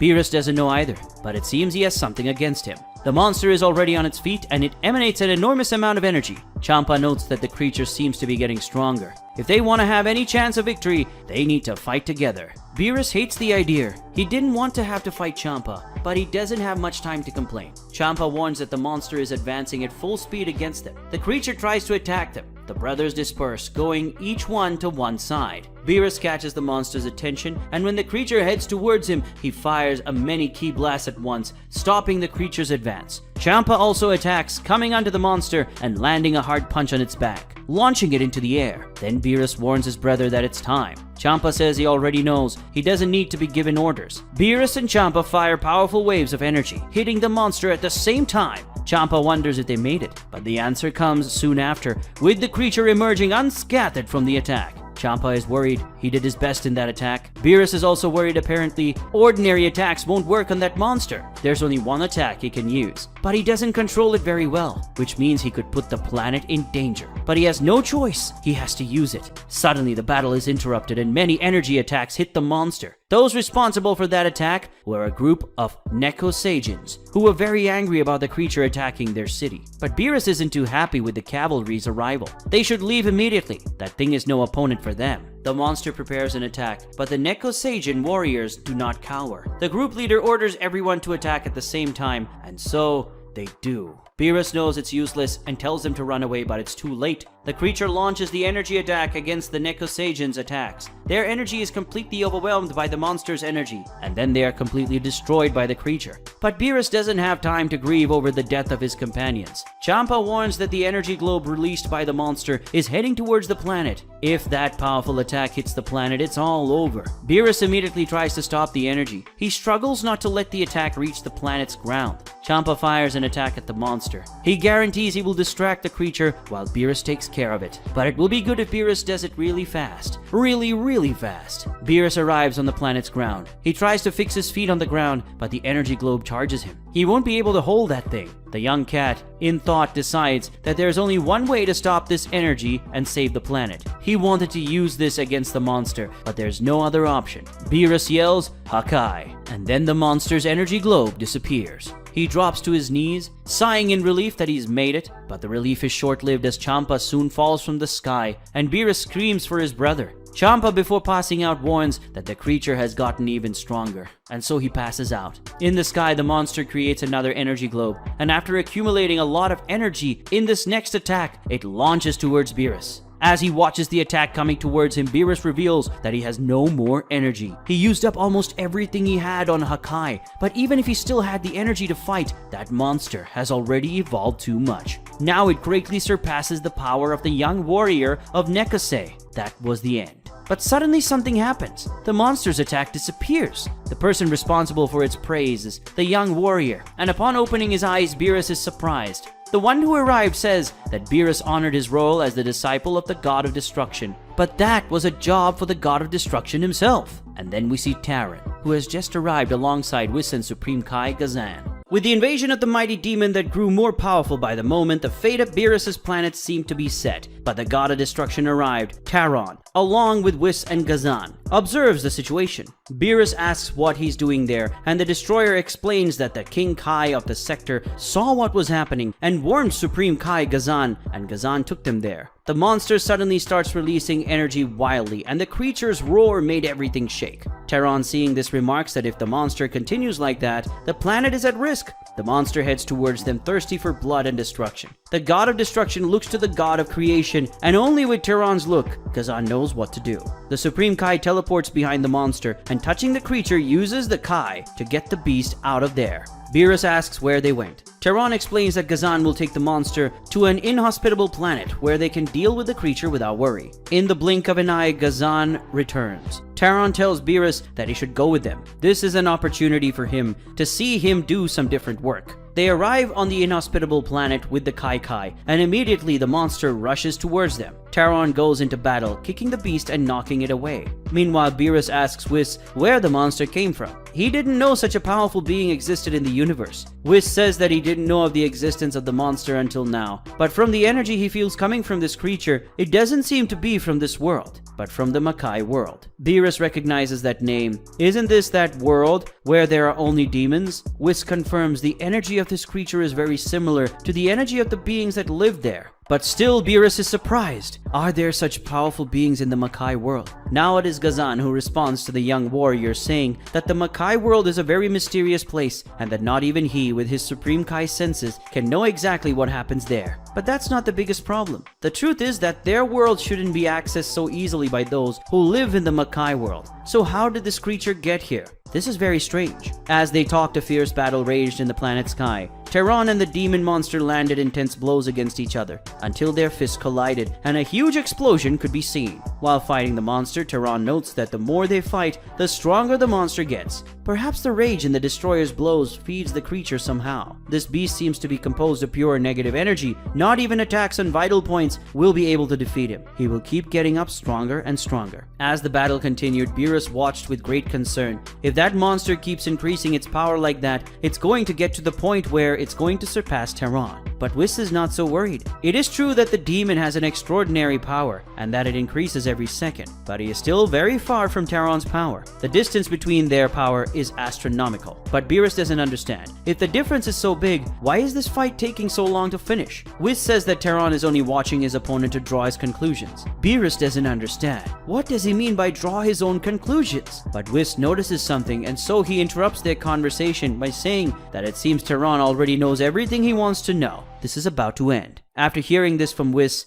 Beerus pays attention to their fight. The monster fires a very powerful energy wave at Teron, so powerful that it completely engulfs Teron's body, and can be seen from outside the planet. But despite being hit by the titanic attack, Teron is not injured. He calmly holds the creature's hand and then he says, "You are a beast that feeds on hatred and the impetus of battle, and therefore you should be invincible for any warrior. But not even an abomination like you can resist the purest form of destruction, which carries no hatred or any kind of emotion. The destruction that comes to purge all evil from the world." As he hears these words from the destroyer and sees him pointing his hand at him, the creature screams madly, as if he knew what was coming and feared it. And then Teron shouts, "Disappear from existence, Hakai!" A powerful flash of light can be seen. Whis and Kazan watch it intently and calmly, unlike Beerus, who's very impressed to see his master's power. After the powerful demon disappears, Teron remains for a while in the place where the creature left, reflective. Meanwhile, the other three at the scene approach him. The first to speak with the god of destruction is Kazan, who asks if Teron noticed that. The destroyer noticed. With all that evil energy emanating, the monster could only have come from the Makai world. But how could such a monster have reached the mortal world? Beerus says that this creature arrived on his planet through a portal, and for some reason seemed to be after him,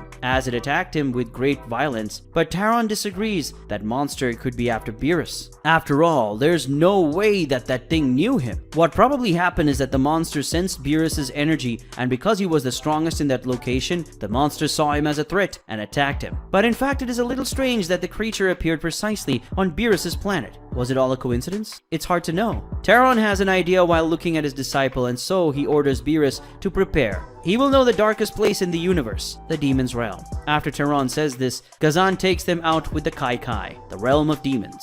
Beerus and Teron, Whis, and Kazan go to a completely different world. Kazan apologizes for not taking them directly to their destination. Unfortunately, his Kaioshin senses don't work very well in that place. Beerus takes a good look at the place and sees the desolate terrain, a pile of corpses, and a demon eating the bones of another creature. A truly demonic place. While observing that place, Beerus is very tense. He senses something very bad in the air. Beerus hears something and then he notices that in the sky there's a big hole, and then he asks what that is. Whis explains that it is a rift in time-space. It works as a dimensional barrier separating the two worlds. Beerus gets confused. Shouldn't it be easier for those creatures to go into their world then? Just go through that fissure. This should be more common. But Whis explains that it's not that easy. Although it doesn't look like it, that thing has surprising power. It is capable of destroying celestial bodies with a density thousands of times greater than that of a large planet. There are few in the universe who could cross that thing, and the only one he knows is Teron and himself. But of course, Kazan can also cross the barrier because of the Kai, as he doesn't have to physically cross it. Beerus now criticizes Kazan.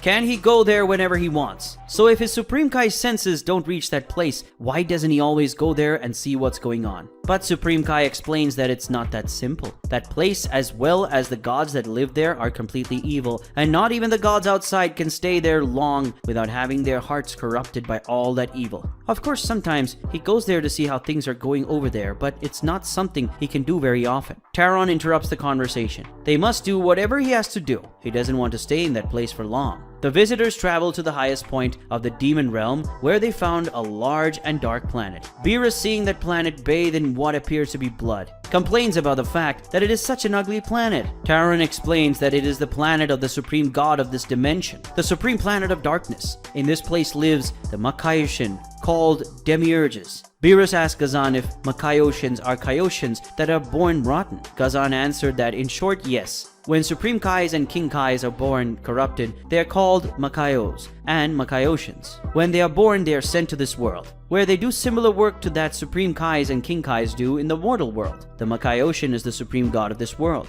Arriving on the planet, they see many bodies scattered across the land. Beerus, shocked, asks why there are so many bodies there. Teron explains that Demures has very voracious hobbies. Torture and murder are included in this. He's a demon god after all. But after saying this to Beerus, Teron screams for the supreme demon god. The destroyer orders the demon to appear. He has more to do. Suddenly, a drop of blood begins to float, and the blood from the various puddles scattered around that place begins to give shape to someone. When a mouth appears among the blood, that person says, "Teron the Destroyer, how long have you not been here?" 5 million years, maybe more, said Demures. But Teron doesn't want to talk too much. He goes straight to the point. An extremely powerful demon has invaded the mortal world, and he wants to know what the demon god knows about it. Demiurges, while still having his body formed by the blood splattered around the place, replies that in fact a very powerful demon has appeared. Unfortunately, too powerful for him to do anything about it. But Beerus argues that when he started fighting that demon, he was no more powerful than Gazan. This means that maybe Demiurges could have neutralized him before the monster got stronger. Just an observation here, guys. From Beerus's words we can see that his and the Supreme Kai Gazan's power is not that different, and maybe Gazan is even a little more powerful than he is.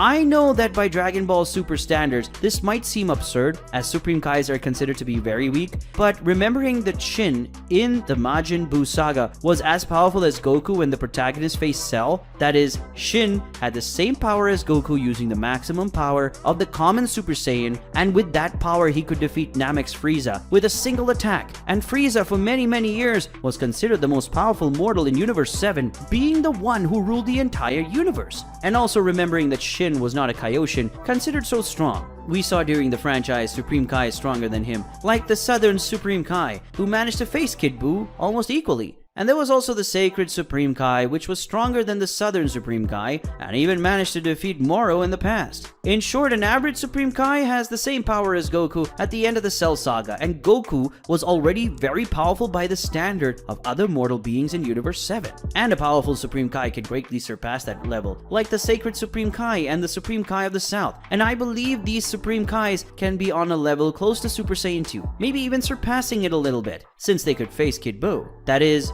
with this, we can conclude that Beerus, who was the most powerful mortal in Universe 7 at the time, had a power similar to Goku's power at the end of Cell Saga, and maybe a little weaker than Supreme Kai Gazan, who may be a stronger than average Supreme Kai. Anyway, let's get back to the scene. After Beerus questions Demiurges and to why he didn't do anything about that monster, the demon finally appears, showing his true appearance. Demiurges lashes out, saying that a brat like Beerus shouldn't question him like that. But Teron scolds the demon, saying it's good Demiurges respects Beerus, as he's going to be the next god of destruction in not too long. Demiurges laughs. That brat? A god of destruction? This can only be a joke. Beerus gets very angry and yells at the demon to stop laughing at him. But Teron is tired of that situation. He screams, and the sound of the god of destruction's voice makes everything shake, and Beerus drops to his knees. While his disciple is on the ground, Teron orders Demiurges to answer Beerus's question. Why didn't he do anything against that beast if he had enough power to do so? Demiurges finally answers. As Teron probably observed, the creature fed on the wrath of battle. He realized this the first time he tried to deal with the creature, and then he understood that direct confrontation was not the best option and isolated the monster. But somehow he doesn't know. The monster managed to escape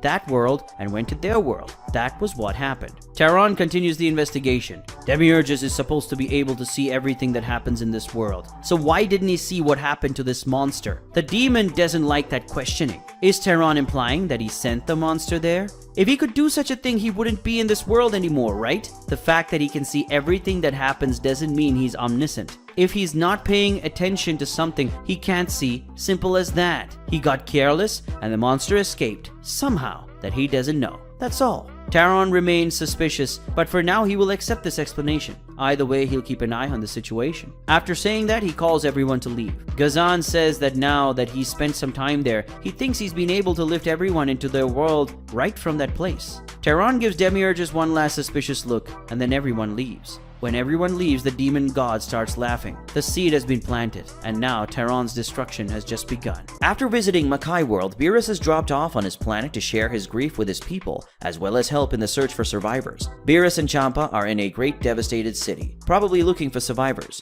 Meanwhile, Beerus remembers that near where they are, there lived a lady who allowed him to hide in her shop and sleep when he didn't want to work. And Champa remembers that 3 streets down the road, there was a restaurant that he liked. The owner of the restaurant liked him a lot and even gave him free food sometimes. The fried mouse he made was really good. Beerus suffered in thought, claimed to be Demiurges had something to do with everything that happened on the planet and wanted to make the demon pay for everything he did. But unfortunately, he is beyond his reach. Suddenly, and literally suddenly, a witch appears. Beerus suspiciously asks who she is and what she's doing there. She's not from the planet. The old woman replies that where there is an omen of destruction, she will be there to warn this planet. No, the whole universe smells of destruction. Beerus asks what she's talking about. Is she crazy? The witch goes on to say that when the god of demons comes, nothing will be left. He has already given his omen of destruction, but next time he will bring complete destruction. Beerus is starting to believe that prophecy and is interested when it talks about the king of demons. She was clearly talking about demiurges. She says that when he breaks free, everything they know will change. He needs to be stopped, but for that a hero needs to volunteer. But Beerus disagrees. She doesn't know what she's talking about. There's no way demiurges can get out of that world. But the witch quickly refutes the young warrior. That beast that attacked the planet theoretically couldn't leave either, right? Beerus has no answer for that. He's completely silent. The witch sees that Beerus is believing her, the only one who believes. She asks if he would be willing to volunteer to prevent this great evil by defeating the Demon King. Beerus emphasizes that it is not possible for him to return to that world alone, but the witch conveniently has a solution. She can take him there.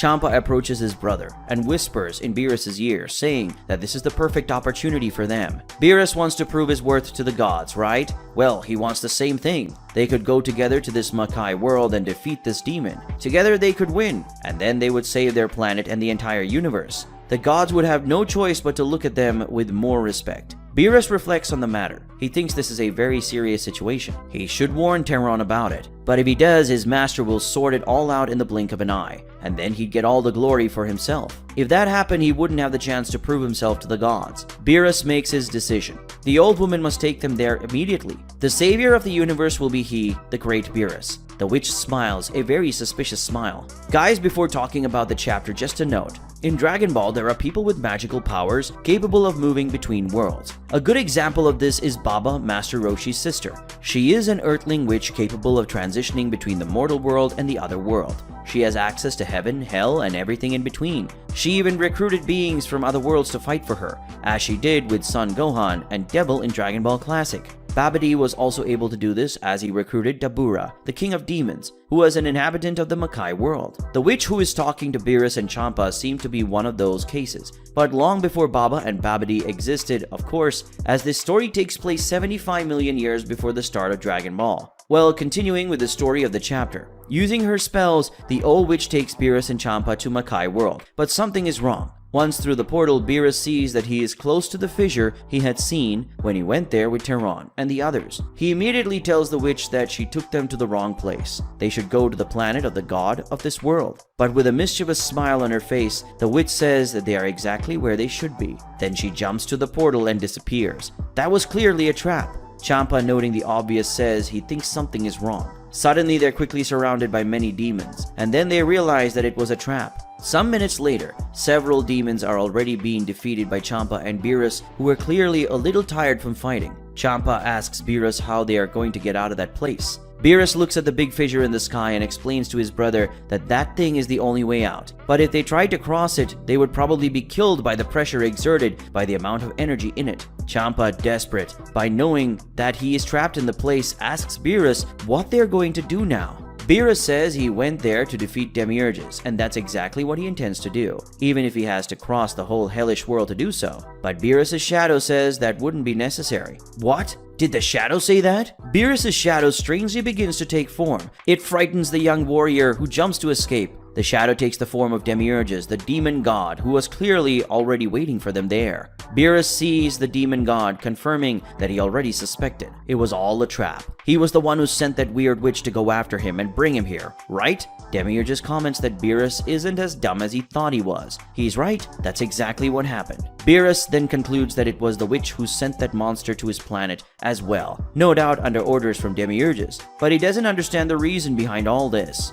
Demiurges says he doesn't need to answer everything Beerus wants to know. If he wants information, he needs to take it from him by force. Beerus and Champa quickly agree to the idea, and then they charge towards the Demon King to unleash a joint attack. But Demiurges disappears at high speed in front of them. He reappears between the two and lands a heavy kick on Champa, which knocks the fat cat away. After that, Demiurges tries to land a punch on Beerus, but he dodges, and then start an exchange of blows. Beerus is apparently at a disadvantage in this fight. Demures makes a spear appear in his hand and hurls it at Beerus. Beerus dodges, but opens a gap for the demon to approach, preparing a punch. But before Beerus is hit by the attack, Champa comes up behind him, yelling at him to dodge. Beerus does as his brother says, and Champa kicks Demiurges right in the face. and Beerus completes the combo by landing a second kick that sends the Demon King straight to the ground. Then the brothers complete the attack by firing multiple ki blasts, causing multiple simultaneous explosions. After they finish the attack, Champa celebrates. They've done it. Beerus agrees there's no way Demures could have resisted that attack, but they were wrong. Demures survived, protected by an energy shield.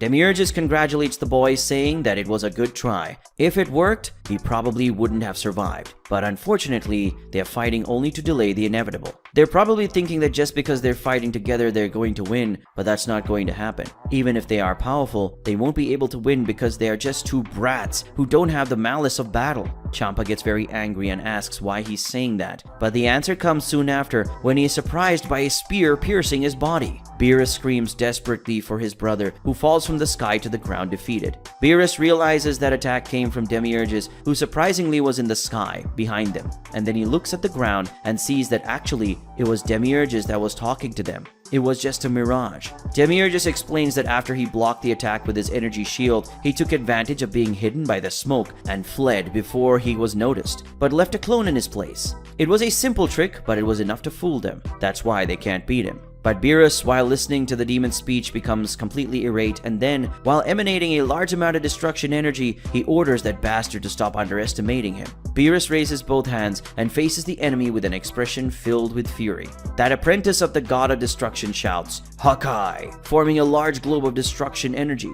Beerus launches this attack at Demures, who holds the attack while smiling. But the demon's smile quickly fades. He seems to have been surprised by the power of the attack. In a few seconds, the energy globe starts to engulf the demon, after which there is a big flash of light. Beerus gets very tired. In thought, he reveals that he got too angry and spent almost all his energy on that attack. But that's not a problem. He managed to win in the end, and now Demures is dead. But then, Beerus sees something that completely shocks him, and he wonders what's going on. By the time the smoke clears, Beerus sees that Demures is still alive, and not only that, he's different. More muscular, and with horns more raised. Did he transform? Demures says that Beerus almost made it. He barely managed to absorb that attack. Beerus asks what's going on. Demures should have been completely destroyed by his attack, but the demon mocks the young warrior. The energy he used to perform that technique was totally impure, built only by negative and selfish feelings. There was no balance at all. What does he think would happen if Supreme Demon God came into contact with such an energy? Only now Beerus realizes what happened.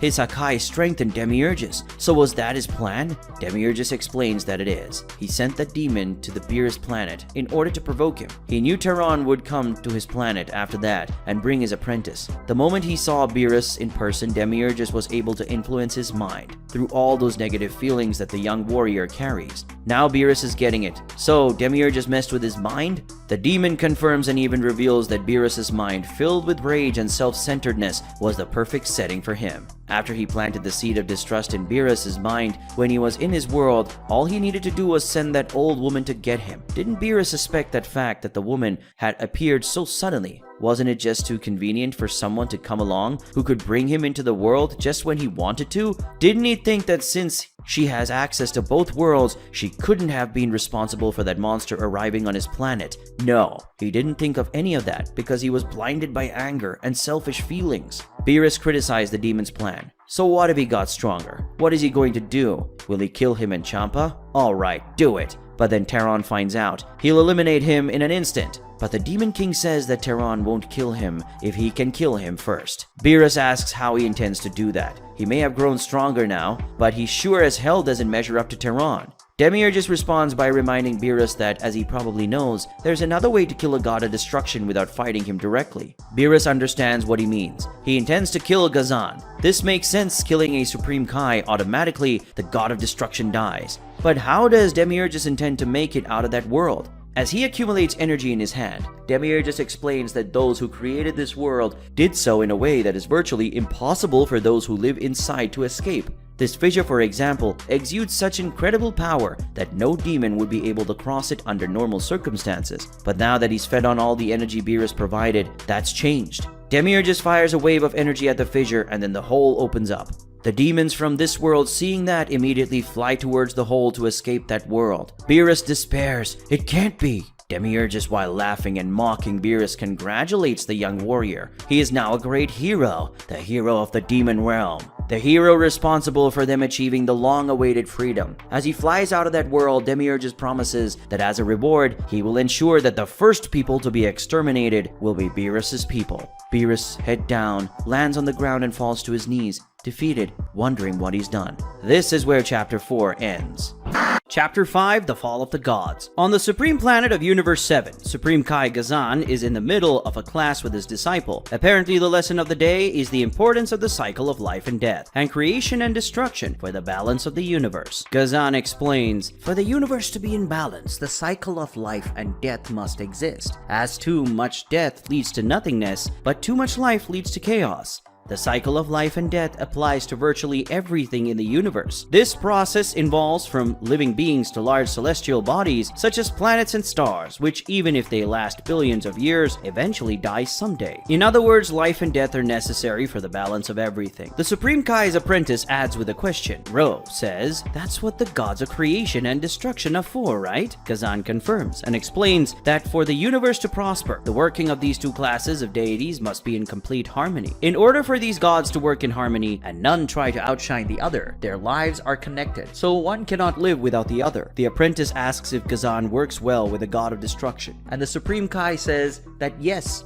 he and Teron have a good relationship of mutual respect, which is why Universe 7 is the most prosperous among the universes. But Gazan adds that unfortunately, this kind of relationship is not common among the other gods, which is why many of the universes are not as prosperous as they are. The apprentice with a proud smile says that this must cause a lot of envy among the other gods. Gazan confirms so, but that is the price of success. But the class is interrupted when he suddenly feels something strange, and in thought he says he feels a large amount of evil energy spreading through the universe. It's as if the demon realm has entered here. At that moment, someone arrives on the planet, and Gazan asks what he, Demures, was doing there, and how he managed to get out of his world. The demon god replies that he has finally gained enough power to escape the hellish prison, and he explains that the energy of this world is so clean that he could feel the energy of Gazan and come to him. Gazan is very surprised. Demures broke the barrier? This is impossible. Not even he, the god of creation, could do that, and he's the most powerful being in the universe below Teron. But Demures refutes. He was the most powerful, but now his powers have been surpassed. Gazan, taking a good look at Demures, notices that he is not lying. The demon's form changed,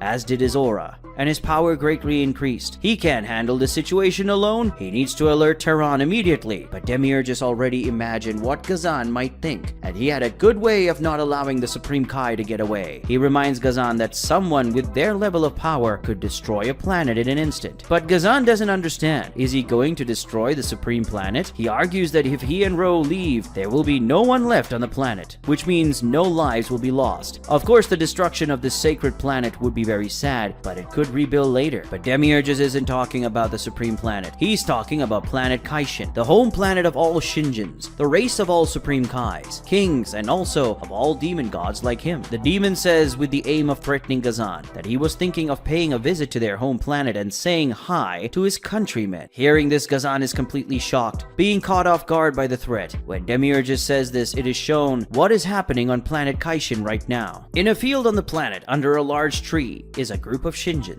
4 young Shinjins are apparently having a class, which is being taught by an apparently older Shinji, and in the background we can see something that looks like a school. Just giving a little extra information here, guys. According to official sources on planet Kaishin, the Shinjins are trained and taught in many ways, and those among the race that stand out are chosen to be gods that help in the organization and control of the universe. They can become the King Kais, who are responsible for guarding the galaxies, or in case of special Shinjins, they are born from a golden fruit.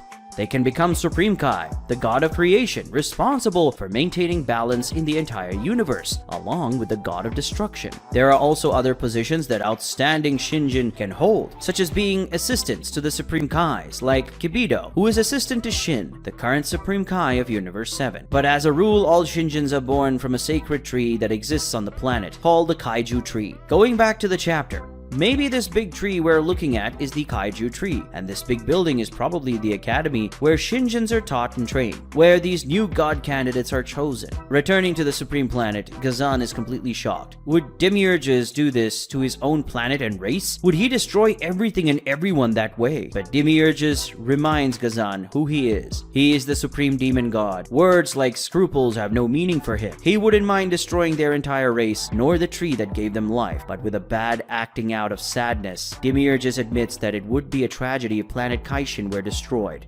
Imagine all those beings who are preparing to maybe become gods dying, and worse, with the destruction of the Kaiju tree, no one else would be born, and future generations of gods would no longer exist. What a tragedy. Gazan, after the provocations and threats of Demiurges, makes his decision and orders Ro to use the Kai to search for Teron and bring him to the planet. He can hold Demiurges for a short time, so he must go at once. But Ro is unsure about this. He still doesn't know how to use this technique very well, but Demiurges says he won't let that happen, and so he fires an energy attack towards Ro. The Supreme Kai's apprentice freezes. He can't react. All he can do is stand still, waiting for death to come. But Gazan saves his disciple by slamming the energy ball away, then orders Ro once more to go. Ro, go!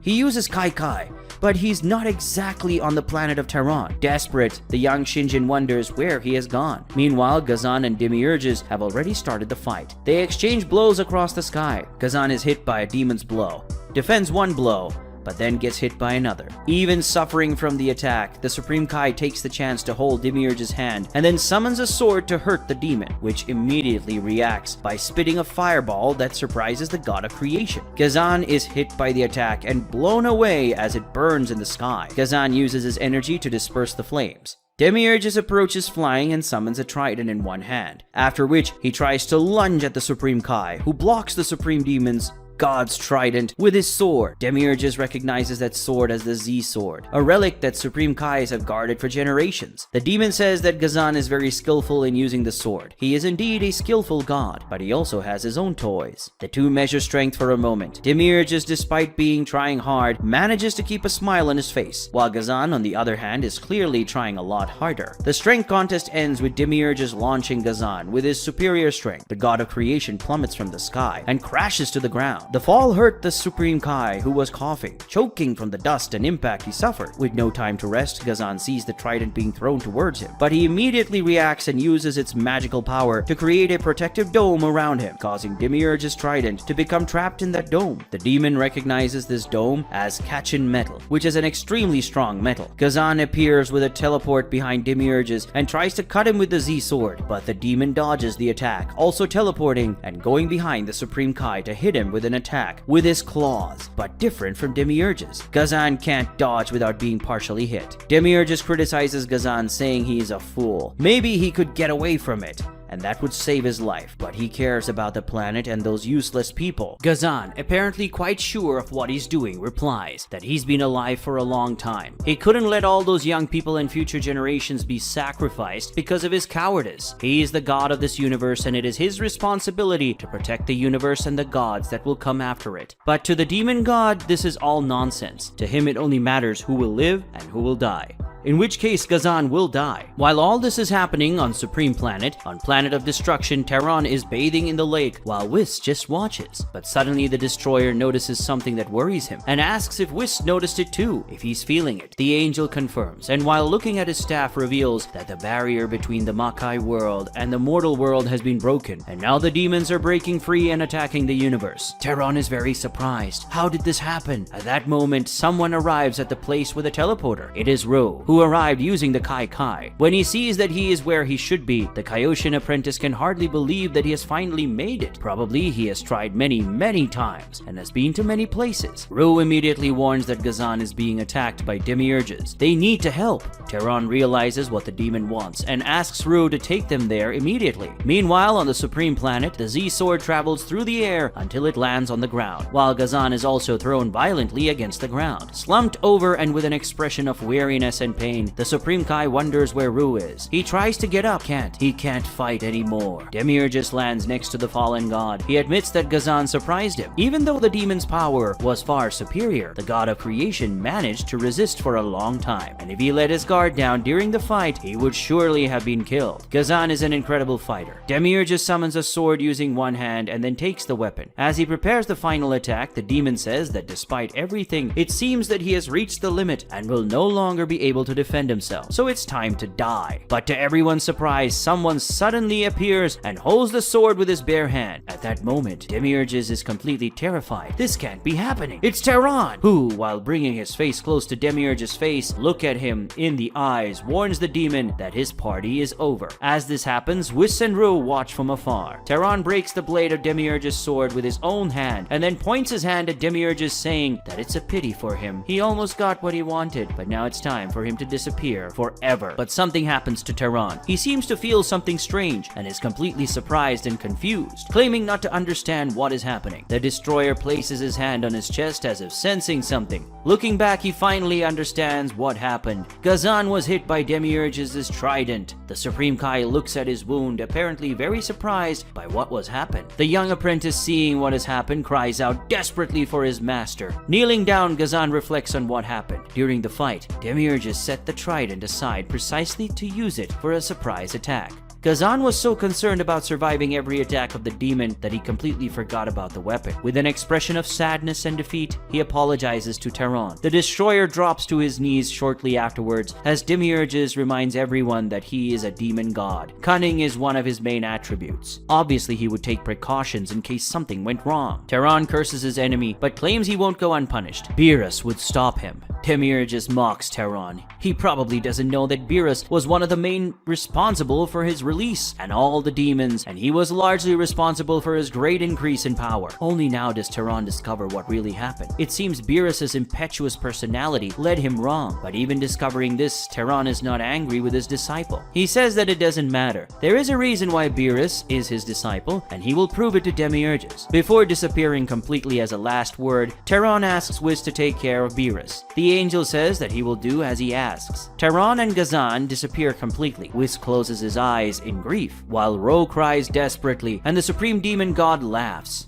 Meanwhile, in Hakai world, Beerus is surrounded by demons, and Champa is next to him, passed out. Clearly, he's been fighting as much for himself as he is for his brother, and apparently it's been a long fight. Beerus is exhausted. He complains that these things never end, and Champa doesn't wake up either. The young warrior sees another group of demons flying towards him, and with an expression of defeat, he closes his eyes and in thought accepts that all is lost. But suddenly a force field is created around him, and the bloodthirsty demons that came to attack him shatter in protection. Who created the shield is Whis, who arrived there along with Ro, probably with the help of the Kai. While seriously looking at Beerus, Whis warns that they have a lot to talk about. After assassinating the god of creation Gazan and the god of destruction Teron, the supreme demon god Demiurgus began a campaign of destruction and terror across the universe. Just as Demiurgus had promised Beerus before, one of his first targets was the young warrior's home planet Nekosei, and the people of Beerus, the Nekosasians, were slaughtered by the demon god's demonic hordes. The planet's warriors even tried to resist, but resistance is futile in the face of so many enemies.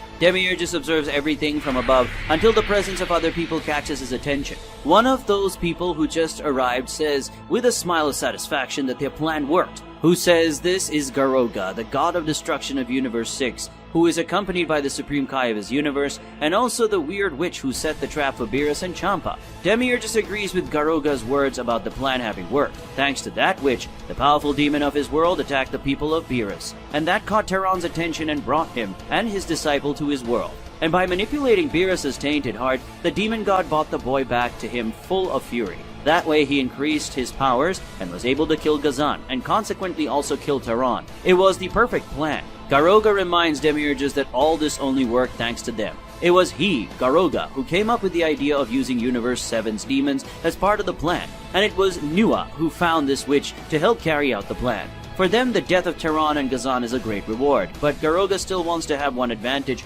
or another from Universe 7 in the future. Demiurgus agrees, assuring that when they need an ally in this universe, they certainly will. The old witch interrupts the conversation by saying that she is happy that everyone is satisfied, but now she wants her part of the bargain. She wants to become a goddess, but to the woman's surprise, her demand causes much laughter from the others. Garoga is the one who gives her the bad news. They don't intend to honor their agreement. Does she think a decrepit mummy like her can achieve godhood? What a joke. Furious, the witch insists, reminding him that they have an agreement, and they promised her that. This talk annoys the Universe 6's destroyer, who tells the woman that she has to feel grateful just for being able to help the gods with something. She has to put herself in her place. In a threatening tone, the witch says that no one breaks an agreement with her and goes unpunished. After that, she escapes through a portal.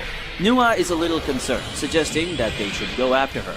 But Garoga says it's not necessary. An inferior being like her can't do anything against a god of destruction. The only thing that matters now is that they accomplish their goals. Now Universe 7 will become a true chaos, and everything that Teron stood for will be tarnished forever. Some days had already passed since the death of Teron and Gazan and the attack and extermination of the people of Nekose. Beerus, Champa, and Ro have been on the planet of destruction ever since, extremely depressed. Beerus, Champa, and Ro are depressed, reflecting on their defeat when Whis arrives from a meeting with the Grand Zeno and the Grand Priest. He explains that since the day of Teron and Gazan's death, Demures has been causing widespread chaos throughout the universe. And according to the angel for Daishinkan and Zeno, this situation is untenable. They have given 1 month for the situation to be resolved, or else Universe 7 will be erased. But Beerus doesn't seem to have any hope of resolving the situation. He says that cretinous god was right. He is not fit to be a god of destruction. He's weak. He couldn't defeat Demiurges, and everything that happened was his fault.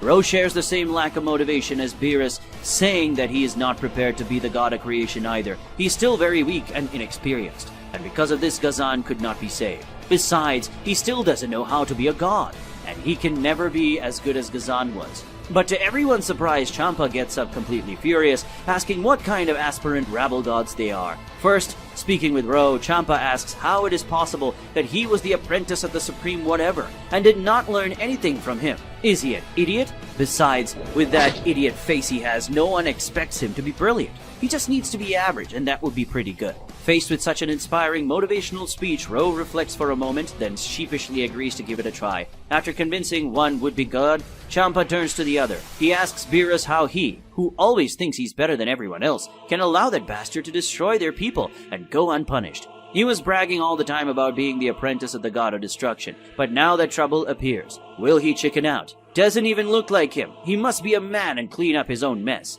Beerus is furious with his brother. Who does this stupid loser think he's talking to? He won't listen. All this shit from an idiot like him. Addressing Whis, Beerus demands that they begin training immediately. Whis is amazed that he didn't have to do anything to convince the younger ones. He agrees. Training must begin immediately, but warns that unfortunately, it's very likely that Beerus's power alone will not be enough to defeat Demiurges. This leaves the young warrior a little disappointed. What is Whis talking about? The angel reminds them that they only have a month until Zeno interferes with the Universe 7 situation, and explains that even if his training methods are very effective, it is unlikely that he will be able to make Beerus stronger than Demiurges in such a short time. This set off a red flag in Beerus. What are they going to do then? But Whis, already thinking about the solution, asks Champa if he would accept becoming a god of destruction candidate.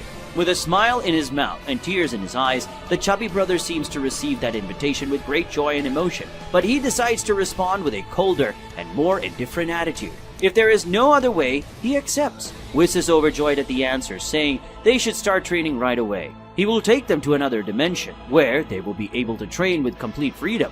But aren't they forgetting something? And what about Ro? What should he do? Pointing his staff at the Kaioshin apprentice, Whis makes the Z sword appear before him, which Ro clumsily grabs. After giving Ro the sword, Whis says that Beerus and Champa might need his help, so he should train his skills as well. The young apprentice looks at the sword with great pride. It is this sword his master wielded, and his master as well. He will make himself worthy to use it.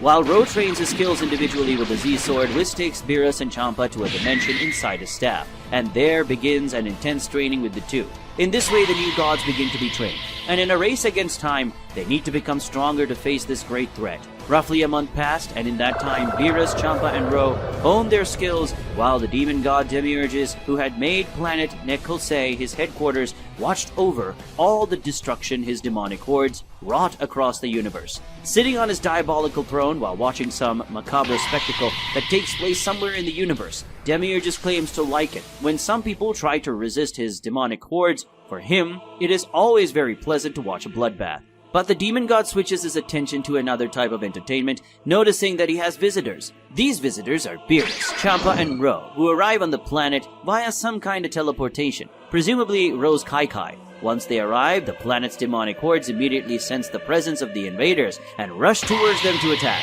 Making the Z-sword appear in his hand, Ro makes his fighting stance as he tells Beerus and Champa to proceed, stating that he will take care of these enemies himself. Beerus agrees, saying they'll leave it up to him. And after that, he and Champa head towards the dark castle of the demon god. Off the planet in space is Whis, who watches everything that is happening, curious to see what the new gods will be capable of, sitting on his throne. Demures welcomes visitors who arrive in his room by destroying the door using 2 demon guards. While Beerus has his emotions a little more in check, Champa is a lot angrier, asking how dare that bastard exterminate their people and use their planet as his lair. For Demures, the answer is simple. He is a god of this universe now, so everything belongs to him.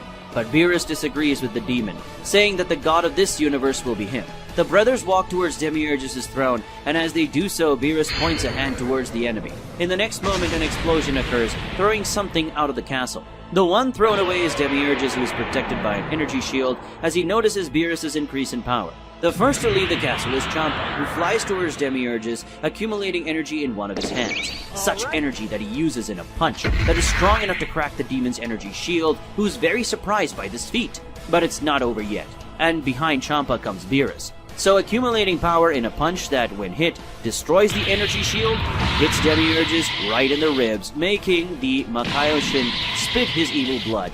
And finally, the combo is finished by Champa, who hits a flying kick on the demon, pushing him away.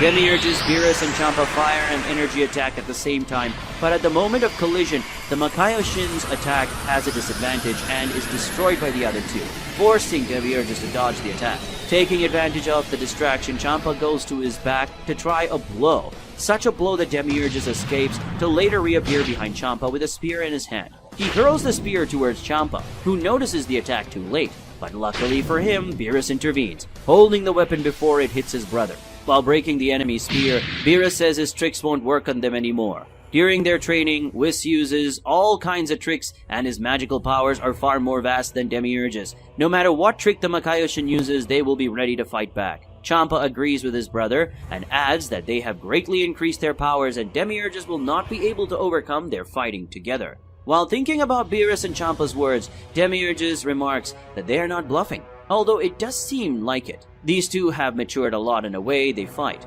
He concluded that tricks won't work, and at this point his power is not enough to overcome them fighting together. Beerus decides to have a little chat with his opponent. He asks if Demures doesn't know that a universe cannot exist in this chaos. If things continue like this, Zeno will not allow this universe to continue to exist. But for Demures, it doesn't matter. As long as he lives, he will spread chaos and evil. That's the reason for his existence. If he dies while doing this, it doesn't matter. Beerus begins to understand his enemy. He will do evil indiscriminately, even if it leads to his inevitable death. Right? Demures confirms, and then states that doing evil is as vital to him as breathing, is vital to a mortal. That's why he will never stop until evil completely dominates this universe or until he dies. After hearing all this, Beerus smiles, apparently finally coming to an understanding, but Demures doesn't understand the reason for his smile and asks why. Beerus responds, explaining that only now did he understand that Teron was trying to explain to him. Demures perfectly fulfills his nature as a demon god, doing what his nature tells him to do regardless of anything. Demures plays his role in existence by placing his nature above personal matters. All this talk annoys the demon, who asks what is the relevance of Beerus saying all this now. Beerus responds saying that he is saying all this because Demures made him understand the true essence of a god. As he begins to emanate energy of destruction, Beerus suggests that his brother stay away. Champa does as he's told, while Beerus creates an energy orb of destruction. Demures sees this with great satisfaction, asking if Beerus wants to confront him using this technique. The demon smiles and calls Beerus an idiot, saying he never learns. Ignoring the enemy's words, Beerus throws his energy. As he sees the attack coming, Demures plans to lower the attack power a bit and then absorb it like he did last time. That way he will increase his powers much more, and he will be able to beat the two. Demures fires a wave of energy at Beerus' Hakai to lower the attack's power a bit, and then waits anxiously for the energy globe to receive the attack head-on. When he is hit by the globe, Demures is absorbed by it, and then begins the process of absorbing the attack, thanking Beerus for giving him more power, but something is wrong. He can't absorb the energy. Beerus explains why. In the last time his Hakai was filled with negative feelings, that's because his own personality was too flawed, and he didn't quite understand the true purpose of destruction. From now on, he will no longer destroy things based on his own feelings, but because it's his job. Hate, love, empathy, none of these will intervene in his destruction. A god must be above his own feelings. Demures is shocked. So Beerus doesn't hate him anymore, but he killed his master and destroyed his people. Doesn't he remember? Beerus says that his master and his people were destroyed because that is the natural order of things, an inescapable fate that applies to all things. Demures was just an agent that brought about this, just as he, Beerus, is the agent that is bringing about his destruction. But that answer made the demon god even angrier. How dare this kid put himself above everything like that? Who does he think he is? He replies that he is Beerus the Destroyer, and he's had enough of this. Beerus extends both his arms, pointing at Demures and the energy globe that surrounds him. The globe is aimed at the planet's ground, carrying the demon there, contemplating his inevitable end. Demures screams in despair. Hakai! Beerus shouts, and then a huge explosion occurs.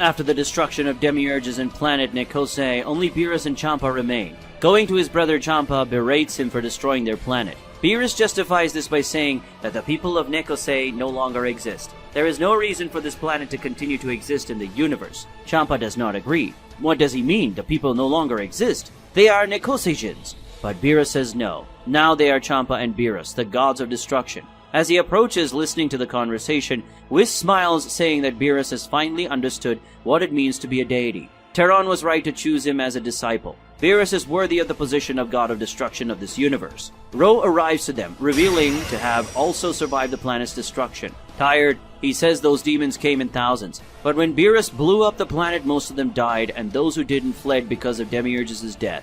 Whis says that without Demures to guide them in the world, most demons must have felt confused without leadership, and will return to the Makai world. And the few that remain, they can calmly deal with later. With a smile on his face, Beerus declares victory. They won. After a few days, in the palace of the Grand Zeno, there were all the gods and angels of the 18 universes, with the exception of the gods of Universe 7, Teron and Gazan, who had been killed. Daishinkan, managing the meeting as usual, breaks the news that apparently everyone already knew. Teron and Gazan were dead, victims of the Makaioshin of their universe called Demures. With the news, Garoga and Nua smile while exchanging glances, which catches the attention of Vados, who either already knows something or is realizing something now. Continuing with the speech, Daishinkan says that the situation was resolved thanks to the competence of Teron and Gazan's assistance, and also a mortal. The threat in Universe 7 has been resolved, meaning the universe won't need to be erased by the Grand Zeno. Such news causes great relief to the two brothers. Who doesn't like this news very much is Garoga, who wonders how Demures was defeated by these two kids. But that's okay. In the future, he'll think of another way to bring chaos to that universe. But then Garoga notices something while looking at Champa, and then he questions Daishinkan, saying that he understands the reason for Teron and Gazan's disciple to be there, and they will likely become the next gods of Universe 7. But why this other mortal is also present? At that moment, Daishinkan explains that this meeting has two purposes. The first is to announce Beerus and Ro as the next gods of destruction and creation of Universe 7, and the second is to announce the disconnection of the gods of Universe 6 and announce Champa as the next god of destruction. This information leaves Garoga and Nua in complete shock and despair. Daishinkan justifies this decision, saying that it was discovered that they contributed to the chaotic situation of Universe 7. Completely scared, Nua tries to protest, questioning if there is any proof of this. Whis answers, saying he brought a witness. Already in possession of a staff, Whis touches it to the ground, making his witness appear, the old witch.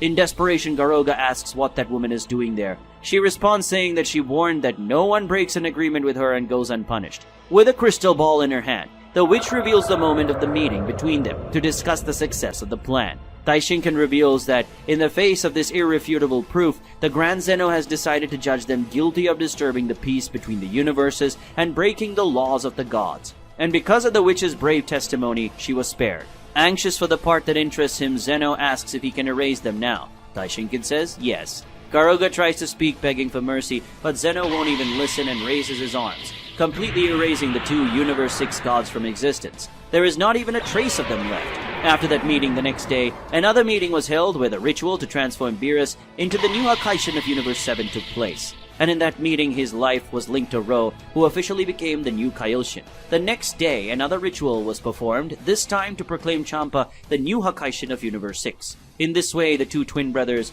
went to different universes. And since then, they have a great rivalry about which universe is the best. Not long after, the old witch, who had her life spared by the Grand Zeno for having testified against Garoga and Nua, managed to gain access to the supreme world of Universe 7. And still aiming to reach divinity, stole one of Rose Potara earrings and placed it in her ear, believing that wearing an accessory from a god would make her a goddess.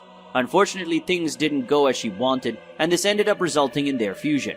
Ro ended up becoming a very ugly old Kaioshin with a very eccentric personality. Beerus ended up getting very tired of the old Kaioshin's pranks, which made him a lot of embarrassment in the meeting of the gods, and so the Destroyer sealed the Kaioshin in the Z-Sword, since he couldn't kill him. After doing so, he stuck the sword into a rock on the Supreme Planet. Over time, Beerus became more and more powerful, and because he didn't find anyone in his universe who could match him, he became extremely bored and hibernated in long sleep. Thanks to Beerus' long rests, the future Kaioshins needed to take care of the universe alone. And over the years, this ended up causing many problems to arise in Universe 7, and made it fall a lot in the average among all universes, being penultimate in that average in current times. But despite everything, Universe 7 has always survived, at least until now.